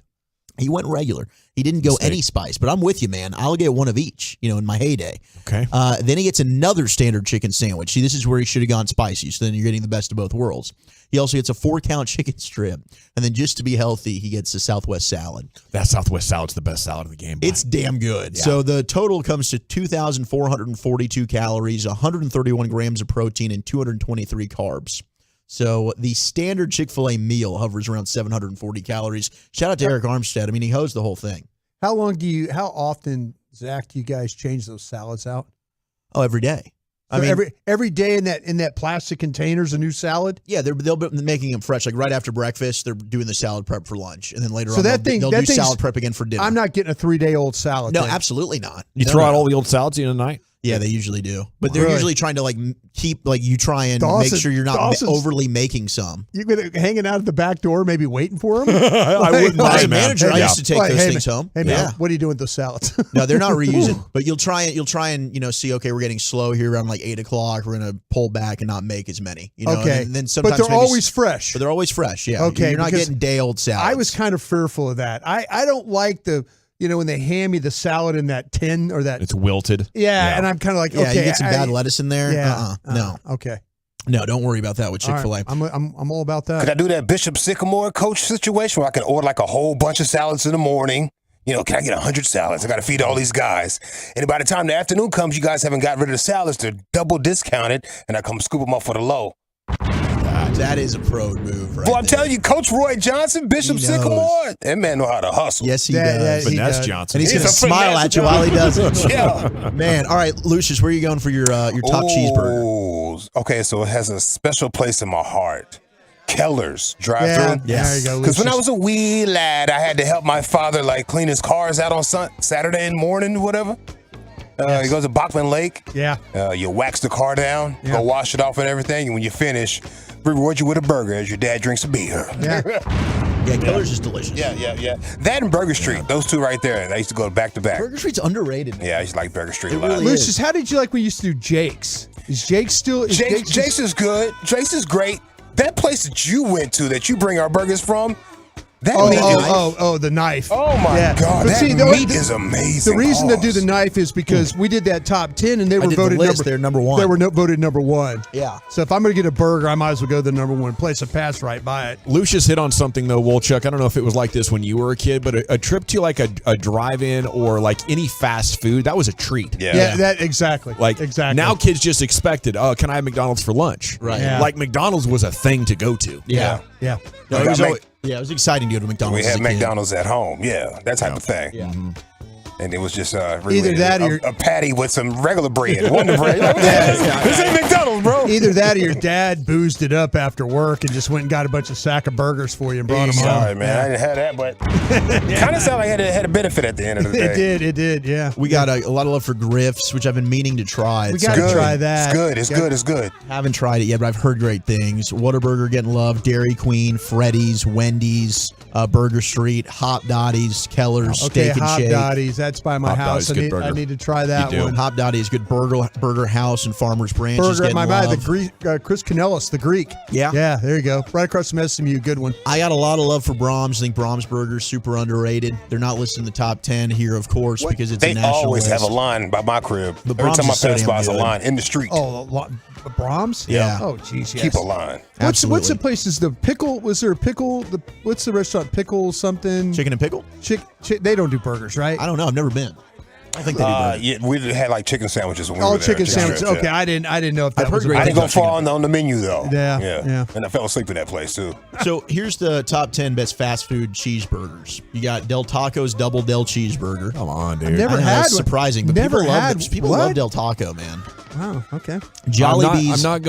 I'm not going to a Chinese spot for a steak. I'm Right, not going I hear to ya. Del Taco for a burger. But supposedly this thing's good. I'm not going to knock it till I try it. Jollibee Big Yum Burger. That's I'll also have to try next year in Oxnard. Yeah, maybe. I mean, I didn't even get we don't go to Del Taco. It's No. weird, but whatever. We drive by it every day. Every day. Yeah. Jollibee's Big Yum Burger. There's a Jollibee actually by my apartment. Number 8. Jollibee? Jollibee, yeah. It's Okay. actually it's like a Filipino chicken place. Oh. But they also got they got an interesting menu there. Okay. I've thought about hopping in and trying it, but soda obviously can't do that. Number 8, Jack in the Box. Yeah. Bonus Jack, why not? You can't go wrong with or a Jumbo Jack, and it's cheap, man. Jack in the Box still cheap. Good milkshakes. Yeah, very good milkshakes. They get a deal with Snoop's got a deal where it's like this. Oh, he's a munchie meal. The munchie meal. Yeah. And it's like 2 Yeah. tacos, a burger, a bunch of other things going on. They Is that market for to like smokers. $6? Yeah, they do. Is that legit? I think it's legit, man. All that food for I like haven't $6? gotten it, but it looks legit. It's probably not as big. Yeah, right? all Somebody that will sue 'em. food. Okay. All that food. Okay. You know? Okay. It's not as much as you're seeing on the commercial. They do. They got me fooled. They got a burger, a couple of tacos. Yeah, I mean it's good, but remember, most of our stuff that we eat here in America, you can't even sell in other countries. Yeah, you got to keep that in mind when you buy like a whole meal for $6. Yeah, the processed crap that's in it. Number 7 is Carl's Jr. or Hardee's with their superstar not with bad. cheese. Not bad at all. Number 6 is the Wendy's Dave's Double. Oh, single. I know you're a single guy, but Single it's with National cheese. Double Day. Oh, I'm sorry. Double That's with the cheese. only reason we're going to double here, Double but with I know cheese. you're a single guy. Yeah, double cheese. The Quarter Pounder with cheese at McDonald's. There you go. Whataburger comes in at number 4, the double meat Whataburger with cheese. Shout out to the guy from the 817 who's in line right now adding bacon to his delicious Yeah, double don't worry. cheeseburger. Red Cross is going to be dropping you some supplies there for your weight. Number 3, you got the Sonic Supersonic double cheeseburger. What? Yeah. Sonic is good. Sonic is good. I used to be with Sonic you. it's fresh. I It's used to really be with fresh. you. I didn't like your tone, bro. Apparently, I need to come back and try the Sonic Burger. I think I tried it once in like 1997. I said I was out. Sonic's up their Yeah. burger game because I agree. When I was younger, I was like, I'm not getting a burger at Sonic. I'll get the breakfast items or Yes. maybe a coney or something. Their The drinks, Cinesnacks. their drinks added with alcohol are Yes. some of the best in the league. Yes. Yeah. Sonic goes great with rum. A lot of rum. Yeah. Yeah. And that ice is undefeated. Yeah. Number 2 is In-N-Out's Double Double. Rum's underrated, really. Yeah. Hell yes. Where'd the rum go? That might be the Where's most all the important thing rum? you said all day today. We're getting love for White Castle as well on the text. White Castle was an honorable mention. I love white. It'll tear you up It too, will bro. bigger than Every Texas. time. Oh my gosh. Dude. And it's a great tear up though. Yeah. I was in Ohio just. That's some great drunk food right there. But number 1, best fast food burger, again, it's popping up on these lists. Rock'em sock'em robots.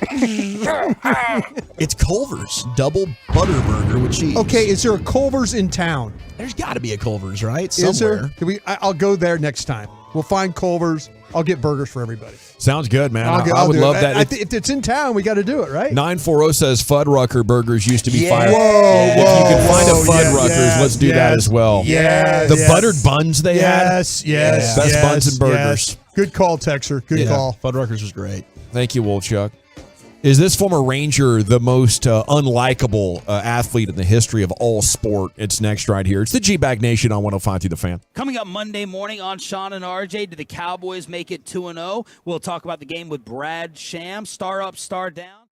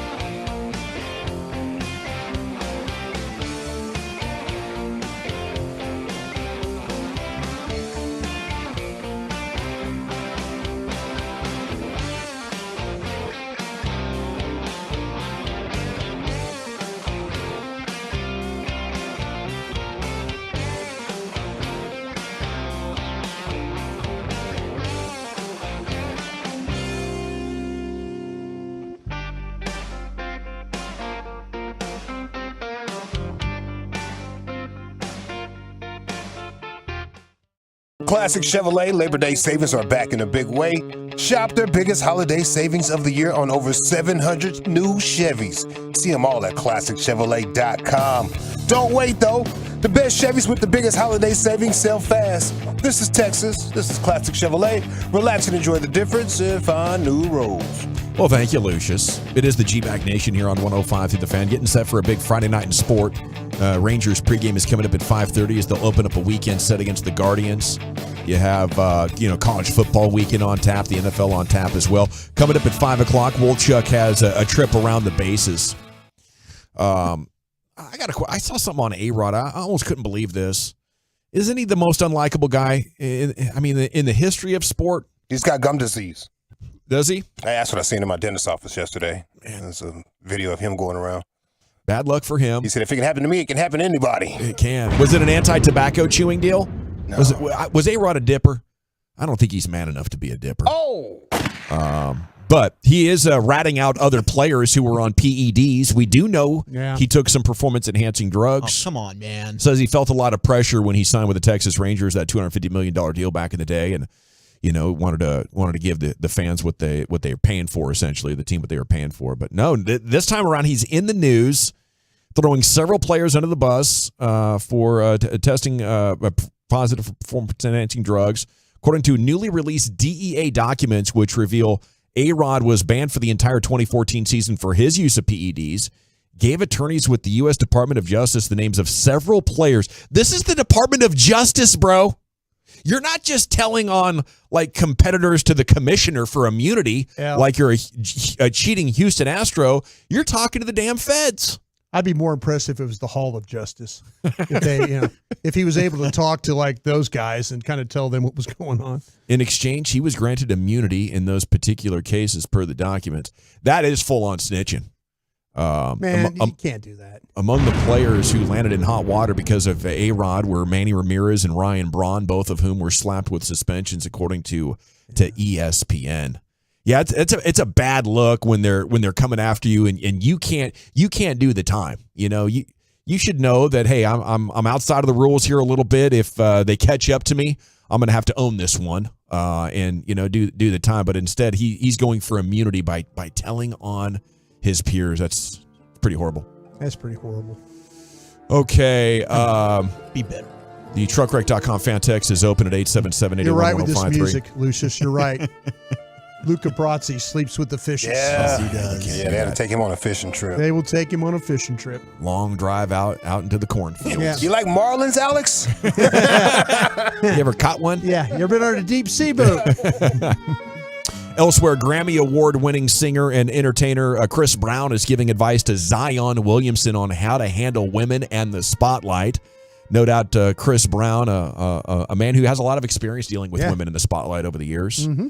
And he joined Shannon Sharp's Club Shay Shay and advised the NBA star. What advice would I give to Zion right now? Would you give to Zion? I don't know. Do what you want with your personal life. Just be in great shape.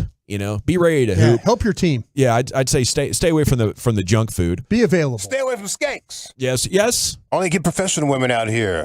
Go to a hospital, a law firm, or have you seen the real estate agents out here? A lot of good women. Do something like that. I'll tell you what. Find you a house. If your knee hurts, the girls can help you out. I think those ladies at the hospital, I think they're a little crazy in a good way. Yeah. I think they are. Good. I think they are. Leave skanks alone, though. Love a good nurse. You really should. And essentially, that's what Chris Brown said. He says he does pray for Williamson. He said, I'm praying for you, Lord, please let him stay away from these hoes. As we sacrifice this virgin. Said he should be mindful of the certain company you will keep, or the trappers will present themselves. Yeah. Okay? These girls are snipers. They're scanning. They are snipers. Yeah, they're snipers. They're observing, and they're like poker players. They're waiting for the person that's going to go all in at the wrong time. And they see him walking around looking all goofy. You know what I'm saying? Like you can see that goofy look on him. She's like, "Oh, that's a lick." Chris said he's sure Williamson's teammates are giving him sound advice, but he says you got to hold. He's got to hold his head together. It sounds like he thinks he's probably getting pretty good advice, but it's hard. The downfall of most men, if there is a troubling fall, it's usually a a lady, a young lady. And, sometimes by no fault of their own, sometimes. But in June, Zion got caught in a love triangle when he revealed he and his girlfriend were having a baby. In November, the baby announcement surprised adult film star Mariah Mills, who publicly stated that she and Zion had been romantic together for 3+ years. So definitely got messy. I'd say she got real messy. Needs to go down the quarter, see some of those voodoo ladies. That'll help him. Get some voodoo, kind of get some spirits. Sacrifice a chicken, rub the juice on them, be exactly, like, hey. He needs to get to those voodoo dolls. Yeah, that's the hoes away. Yeah, when one's being mean to him, he just get the spirits. Get the spirits out of his way. Yeah. Light your ass up if you're thinking about that. Speaking of ladies in the world of sports, former Spanish soccer president has been banned from approaching the player that he kissed. Luis Rubiales dealing still with this storyline 40 days later. He was given a restraining order now. It's gone legal. He cannot come within 200 meters of Jenny Hermoso, who he kissed on the lips during the post-match medal ceremony. That kiss, which Hermoso did not consent to, has already cost Rubiales his job and led to sexual assault charges. He has denied any wrongdoing. And the Lakers have locked down forward Jared Vanderbilt with a long-term deal. It's going to be 4 years and $48 million for him. They got him from the Jazz last year. He averaged 7.6 boards and 1 steal down the stretch. And that's worth $50 million these days. Dude, I need to go back and, work on my jumper or something like that. The cash is good in the NBA these days. Okay, and then the A.J. Brown story, Nick Sirianni tight-lipped about that sideline spat from last night, but everybody involved is being pretty cool with it, from other wide receivers to the quarterback saying, look, everybody's competitive. Jalen Hurts even said he's my best friend. I think that's just one of those deals where you're competing, you get frustrated. And Jason Kelsey was saying the same thing. Like, I'd rather somebody voice how they're feeling instead of just bottle that up inside. We want that communication on the sideline. He said he did the same thing last weekend in the Patriots game. Really? All right. There you go then. 30 minutes of show remaining, including a visit with Jared Sandler coming up at 5:15. We'll preview this Guardian series. Woolchuck, where are you taking us next? Yes, happy Robert Clemente Day, as shout out to you all. Thank you. Clemente Roberto? Day? Yeah. Is it Roberto? Roberto Clemente Day? Roboito? Saw him play. Did you? He's really good. We'll get stories from Brian next. Really good. Looking forward to it, but not before we tell you about my friends at D&M Leasing. Here we are. We made it to Friday. It's the weekend, and I hope you have a great weekend. I do. If you need a new vehicle, you might be thinking, well, should we head into the dealership tonight or tomorrow or Sunday? You don't need to do either of those. Just call D&M Leasing right now, 972 or 817-35-LEASE. Go to dmautoleasing.com and tell them what you want. They'll deliver your brand new vehicle to you. And it makes more sense than ever right now to come on over and join the Easy Lease family. It's well known in the auto industry. Leasing volume increases in periods of elevated interest rates. And today is no different. We have elevated interest rates big time.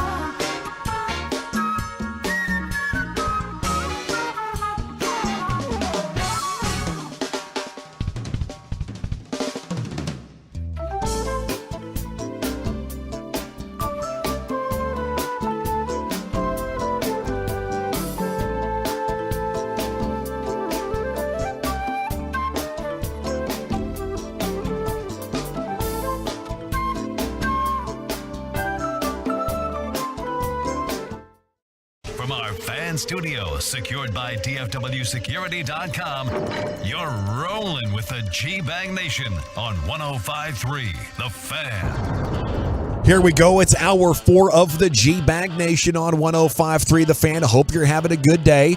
It's time for a proper round tripper. Jared Sandler's going to join you coming up in about 15 minutes to preview the Rangers and Guardians series. Nice little weekend set for you here as the Rangers are winners of 6 in a row. Now, I do have to let you know, I have my hat on talking to you. So if that's disrespectful, my apologies. It's also on backwards. So I hope you can withstand that without feeling like you need to turn the dial. Here's Zach Wolchuk with that round tripper. What was that? Wait. What was that all about? I'm just letting the adults know that I have my hat on. Well, what's wrong? You're doing radio. Who cares? Could be disrespectful to some people. A lot of people don't like it when somebody with a hat on talks to them. Yeah, my mama raised me better. My bad. I was letting them know. My bad for not being more aware. You got it, buddy. That's weed. That's weed. I just wanted to be a transparent radio show. I appreciate you being transparent. Chuck. And you know what? I am sorry about that. You're absolutely right. I thought you were going to come after me. I was like, dang, this is going to get interesting. No. I was. Why the hell do we care that you're wearing a hat? I was supportive of you. I was like, hey, listen, people can go kiss your know what. The Colorado State fan just jumped out of him all of a sudden. No, man. Hey. Lost all 5 of them. I'd say we wore some bummy clothes doing radio, man. Yeah, I mean, part of it. Yeah, we do. How about Corey Seager, man? Glad to see we're on the same page, Brian. Yeah, Corey Seager's the man. It only took me 4 minutes to do it. Sorry about that, bro. I know Jared's been going down the statistics for him, and we'll get Jared's thoughts on Seager and why he should be the MVP, even though even Bruce Bochy knows it's not realistic because of Shohei Ohtani, but the dude's been unreal. He's got 40 doubles. It's the second most in Major League Baseball. He's done that with 159 less at-bats than Freddie Freeman, who's in first, and 70. Matter of fact, Freeman, he crushes the ball too. Freddie Freeman's fantastic. He's about to get the doubles record, or he's coming close to being one of the. But he can step aside. Guys. Okay, Corey Seager, better. I love Corey Seager. Better. Yeah. What Siegs is doing is unreal, and of course you can hear it right here on 105.3 The Fan. Now, you wanted me to go through the Roberto Clemente Award nominees because you're going to tell me who's going to win this thing, Brian. Yes, I am. Now, every team has a representative. It's like the Walter Payton Award. It is. The Rangers representative is John Gray, who's on the bump tonight for the Rangers. Pitch well, please, sir. You think John Gray has a chance? He does a lot of work because for every win, he donates $500. It's a lot. To a charity, yep. The D-backs have Nick Ahmed. You got Matt Olson for the Braves, Kyle Gibson for the O's. Okay. Marcus Stroman for the Cubbies, Liam Hendricks for the White Sox. There's your great story. There's your story right there. My vote's probably Liam Hendricks. Probably so. Hunter the Green, lead singer of Oasis. It's a different guy, okay, but they look very similar. Yeah. Jose Ramirez for the Guardians, Kyle Freeland for the Rockies, Miguel Cabrera, final season for the Tigers. Does he get a bump? Hearing some really positive things about him, right? A lot of positive things about Miguel Cabrera and his off the field exploits. I heard he's one of the best. Jeremy Pena of the Astros, he's not going to win it. I wouldn't vote for him. There's no Carlos. Yeah. Mike Trout of the Angels, Chris Taylor of the Dodgers, Jorge Soler of the Marlins, Christian Yelich, Carlos Correa, Francisco Lindor, Aaron Judge, Tony Kemp, Kyle Schwarber. I do love me some Kyle Schwarber. Kyle Schwarber, he seems like a very good candidate. Shane McClanahan, no chance. Why? Because he pitches for Tampa? His arm's just falling off. Paul Goldschmidt, Marco Gonzalez, and Brandon Crawford. And then you got Vladdy Guerrero Jr. for the Blue Jays. I think our pitcher, Liam, is going to win it. You think Liam Hendricks? Yep. So we're in I'll make that bet with you. I think Liam Hendricks is going to get that. I think what did he do? He survived cancer. Yeah. And now, unfortunately, he did get hurt this year when he came back, but still an amazing story. A big story. Came back, pitched after surviving cancer. You guys know, we just talked about this off air. I know you guys are aware, but the Savannah Bananas. If you don't know who the Savannah Bananas are, great I would clips. Encourage you to go look on YouTube or TikTok, wherever you might go for your social media. It's the Savannah Bananas. They're like the Harlem Globetrotters of baseball. They do tricks. It's fun. It's a family-friendly environment. But they are going to get an exhibit dedicated to the sports wackiest team, the Savannah Bananas. It's going to open today in Cooperstown in New York. So the Baseball Hall of Fame giving love to the Savannah Bananas. Quote, "I'm blown away," said Bananas owner Jesse Cole. He told the AP in a telephone interview. As a kid, you look up to all your heroes in the Hall of Fame. To even be considered for a display that shares what we're doing is really, really special. And this is a bucket list type of deal, I think, to go see the Savannah Bananas. Well, you better plan it well in advance. You got to plan like a year ahead because they sell that place out. They do a great job. They're very entertained. That's one of those games. Is if you go that if the fan catches a foul ball, it's an out. So you launch Really? one. You launch, Yeah, like the fans are involved in this. They have different rules. Yeah. So like if you launch one the second deck and the fan somehow catches it on the fly, It's really cool. it's man. an out. It's fun. I love it. It's fun. part of baseball and sport history, really, because it's barnstorming, isn't it? Isn't that what they're doing? They're just cruising around, playing different teams, putting on a show. Yeah, and I think they play like one specific other team. It's kind of like it's like the New York Generals, or the Washington Generals. And they also do tricks and weird stuff. Yeah, they do some dances with you as well. The It's a umpires blast. are involved. It's a lot of fun. Yeah. I thought this was interesting. The Athletic put out every team's ranking in terms of their rookie class and the impact they've had on their season. The Rangers came in at 13th among all 30 MLB teams. They got a grade of a B+. The notable rookies, of course, for them this year have been Josh Young, who's been out due to injury, but was probably the favorite to win their AL Rookie of the Year. They got a B+. All right. And then Cody Bradford. Cody Bradford was great last night. I would like to pat myself on the back for the Nolan Ryan Award for helping. Helping Cody? Well, I felt like that I've kind of I think I've talked the most about him on anybody on this show. About when he comes in, like early when every situation, whether it was they had to tag him in as the starter, the helper starter guy.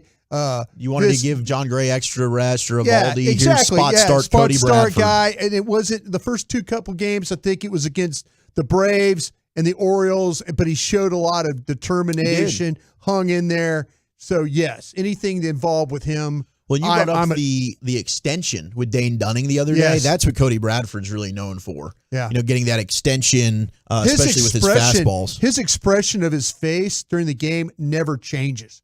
You can tell he's locked in. He seems like he gets it. Oh, no, Mentally, he gets it. He's done a great job. He really has. Number one team in Major League Baseball in terms of their rookie class. Orioles. It's the Reds. The Orioles are number 2. Oh. The Reds, and it's really Ellie De La Cruz has skyrocketed them, but they've also got late. He came up like a month or two into the season.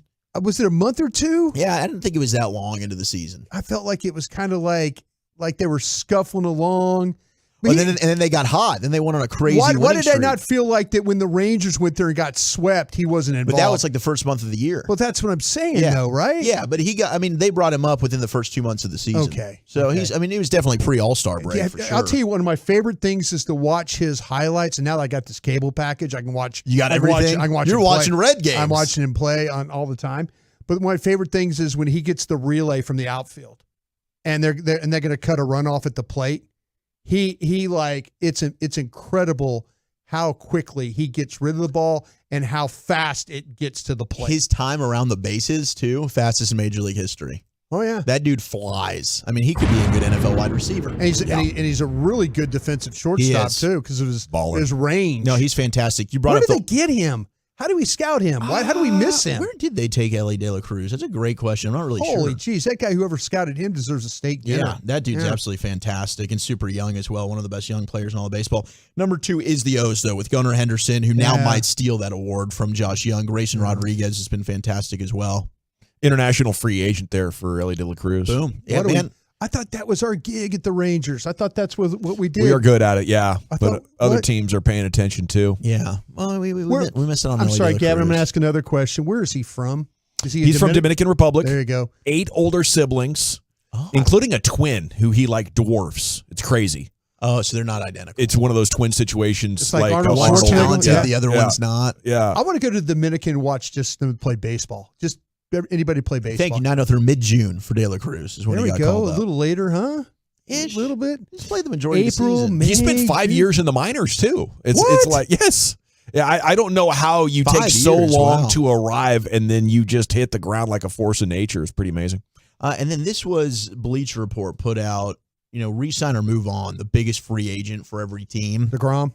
Well, DeGrom's not going to be a free agent, but I see what you're saying there. You got I didn't mean that. I really didn't. The Rangers have several free agents. Jordan Montgomery, who they traded for, of course, Aroldis Chapman as well, Martin Perez. Chapman's done. The two that I think are interesting would be Robbie Grossman, who's been red hot, and then Mitch Garver. They selected Mitch Garver as the Rangers' biggest impending free agent, and they also went with move on. Considering the money they're going to have to pay, and they're already paying for DeGrom, Scherzer, Evaldi, Gray.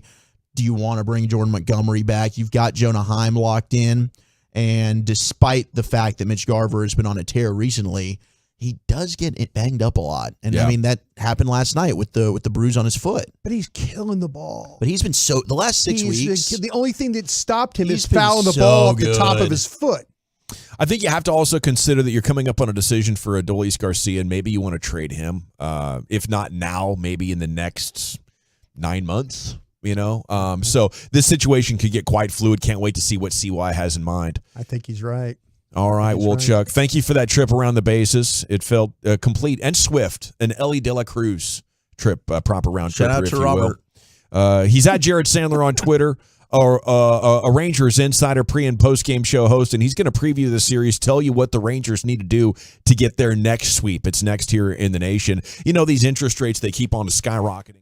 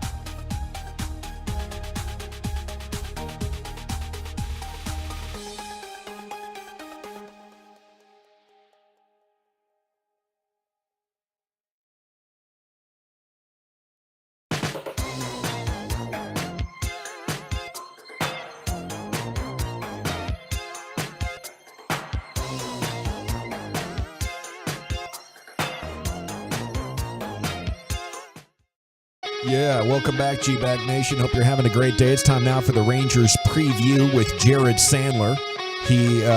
He's in the house and ready to do your pregame show as the Rangers visit the Guardians tonight in Cleveland. Segment's brought to you by the Frankels. Life's unpredictable. Accidents happen. Frankel & Frankel, the go-to attorneys for contract wrecks and DFW. If you or a loved one's been in an accident, contact Frankel & Frankel for a free consultation. It's 214-333-3333. Go online to truckwreck.com. And Sands preview is brought to you by Blue Nail Roofing. And a good evening, Jared. How the heck are you? What's up? Sorry, I forgot to get my. You didn't even have to stand up to do that. Hey, did you? Broadus, that's not nice. Hey, What's up, Lucius? I just want to let you know that I appreciate you. I asked you when the winning streak hit 3 games if it was safe to say the Rangers are one of the hottest teams in baseball. Now the winning streak has doubled since then. They do have the longest streak now. I think they're pretty sexy compared to the rest of the league. I know you love a good streak. I do love a good streak. This is good stuff here, Jared. Can we keep it going against the Guardians? What do we need to do? Well, Cleveland is a team that is right now they see the light at the end of the tunnel, and it's a train. They're just trying to get there.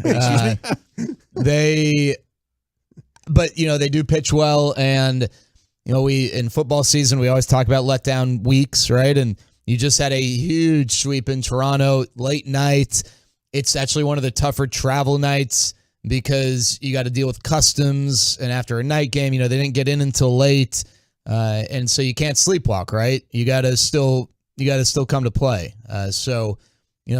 Just like the A's took 2 of 3 from the Astros, was it earlier this week or whenever? I mean, the Rangers aren't ready to play, then they might be in rough shape because the Guardians do pitch well, but they just don't hit. And the Rangers obviously are playing for a lot, and the Guardians are playing for nothing.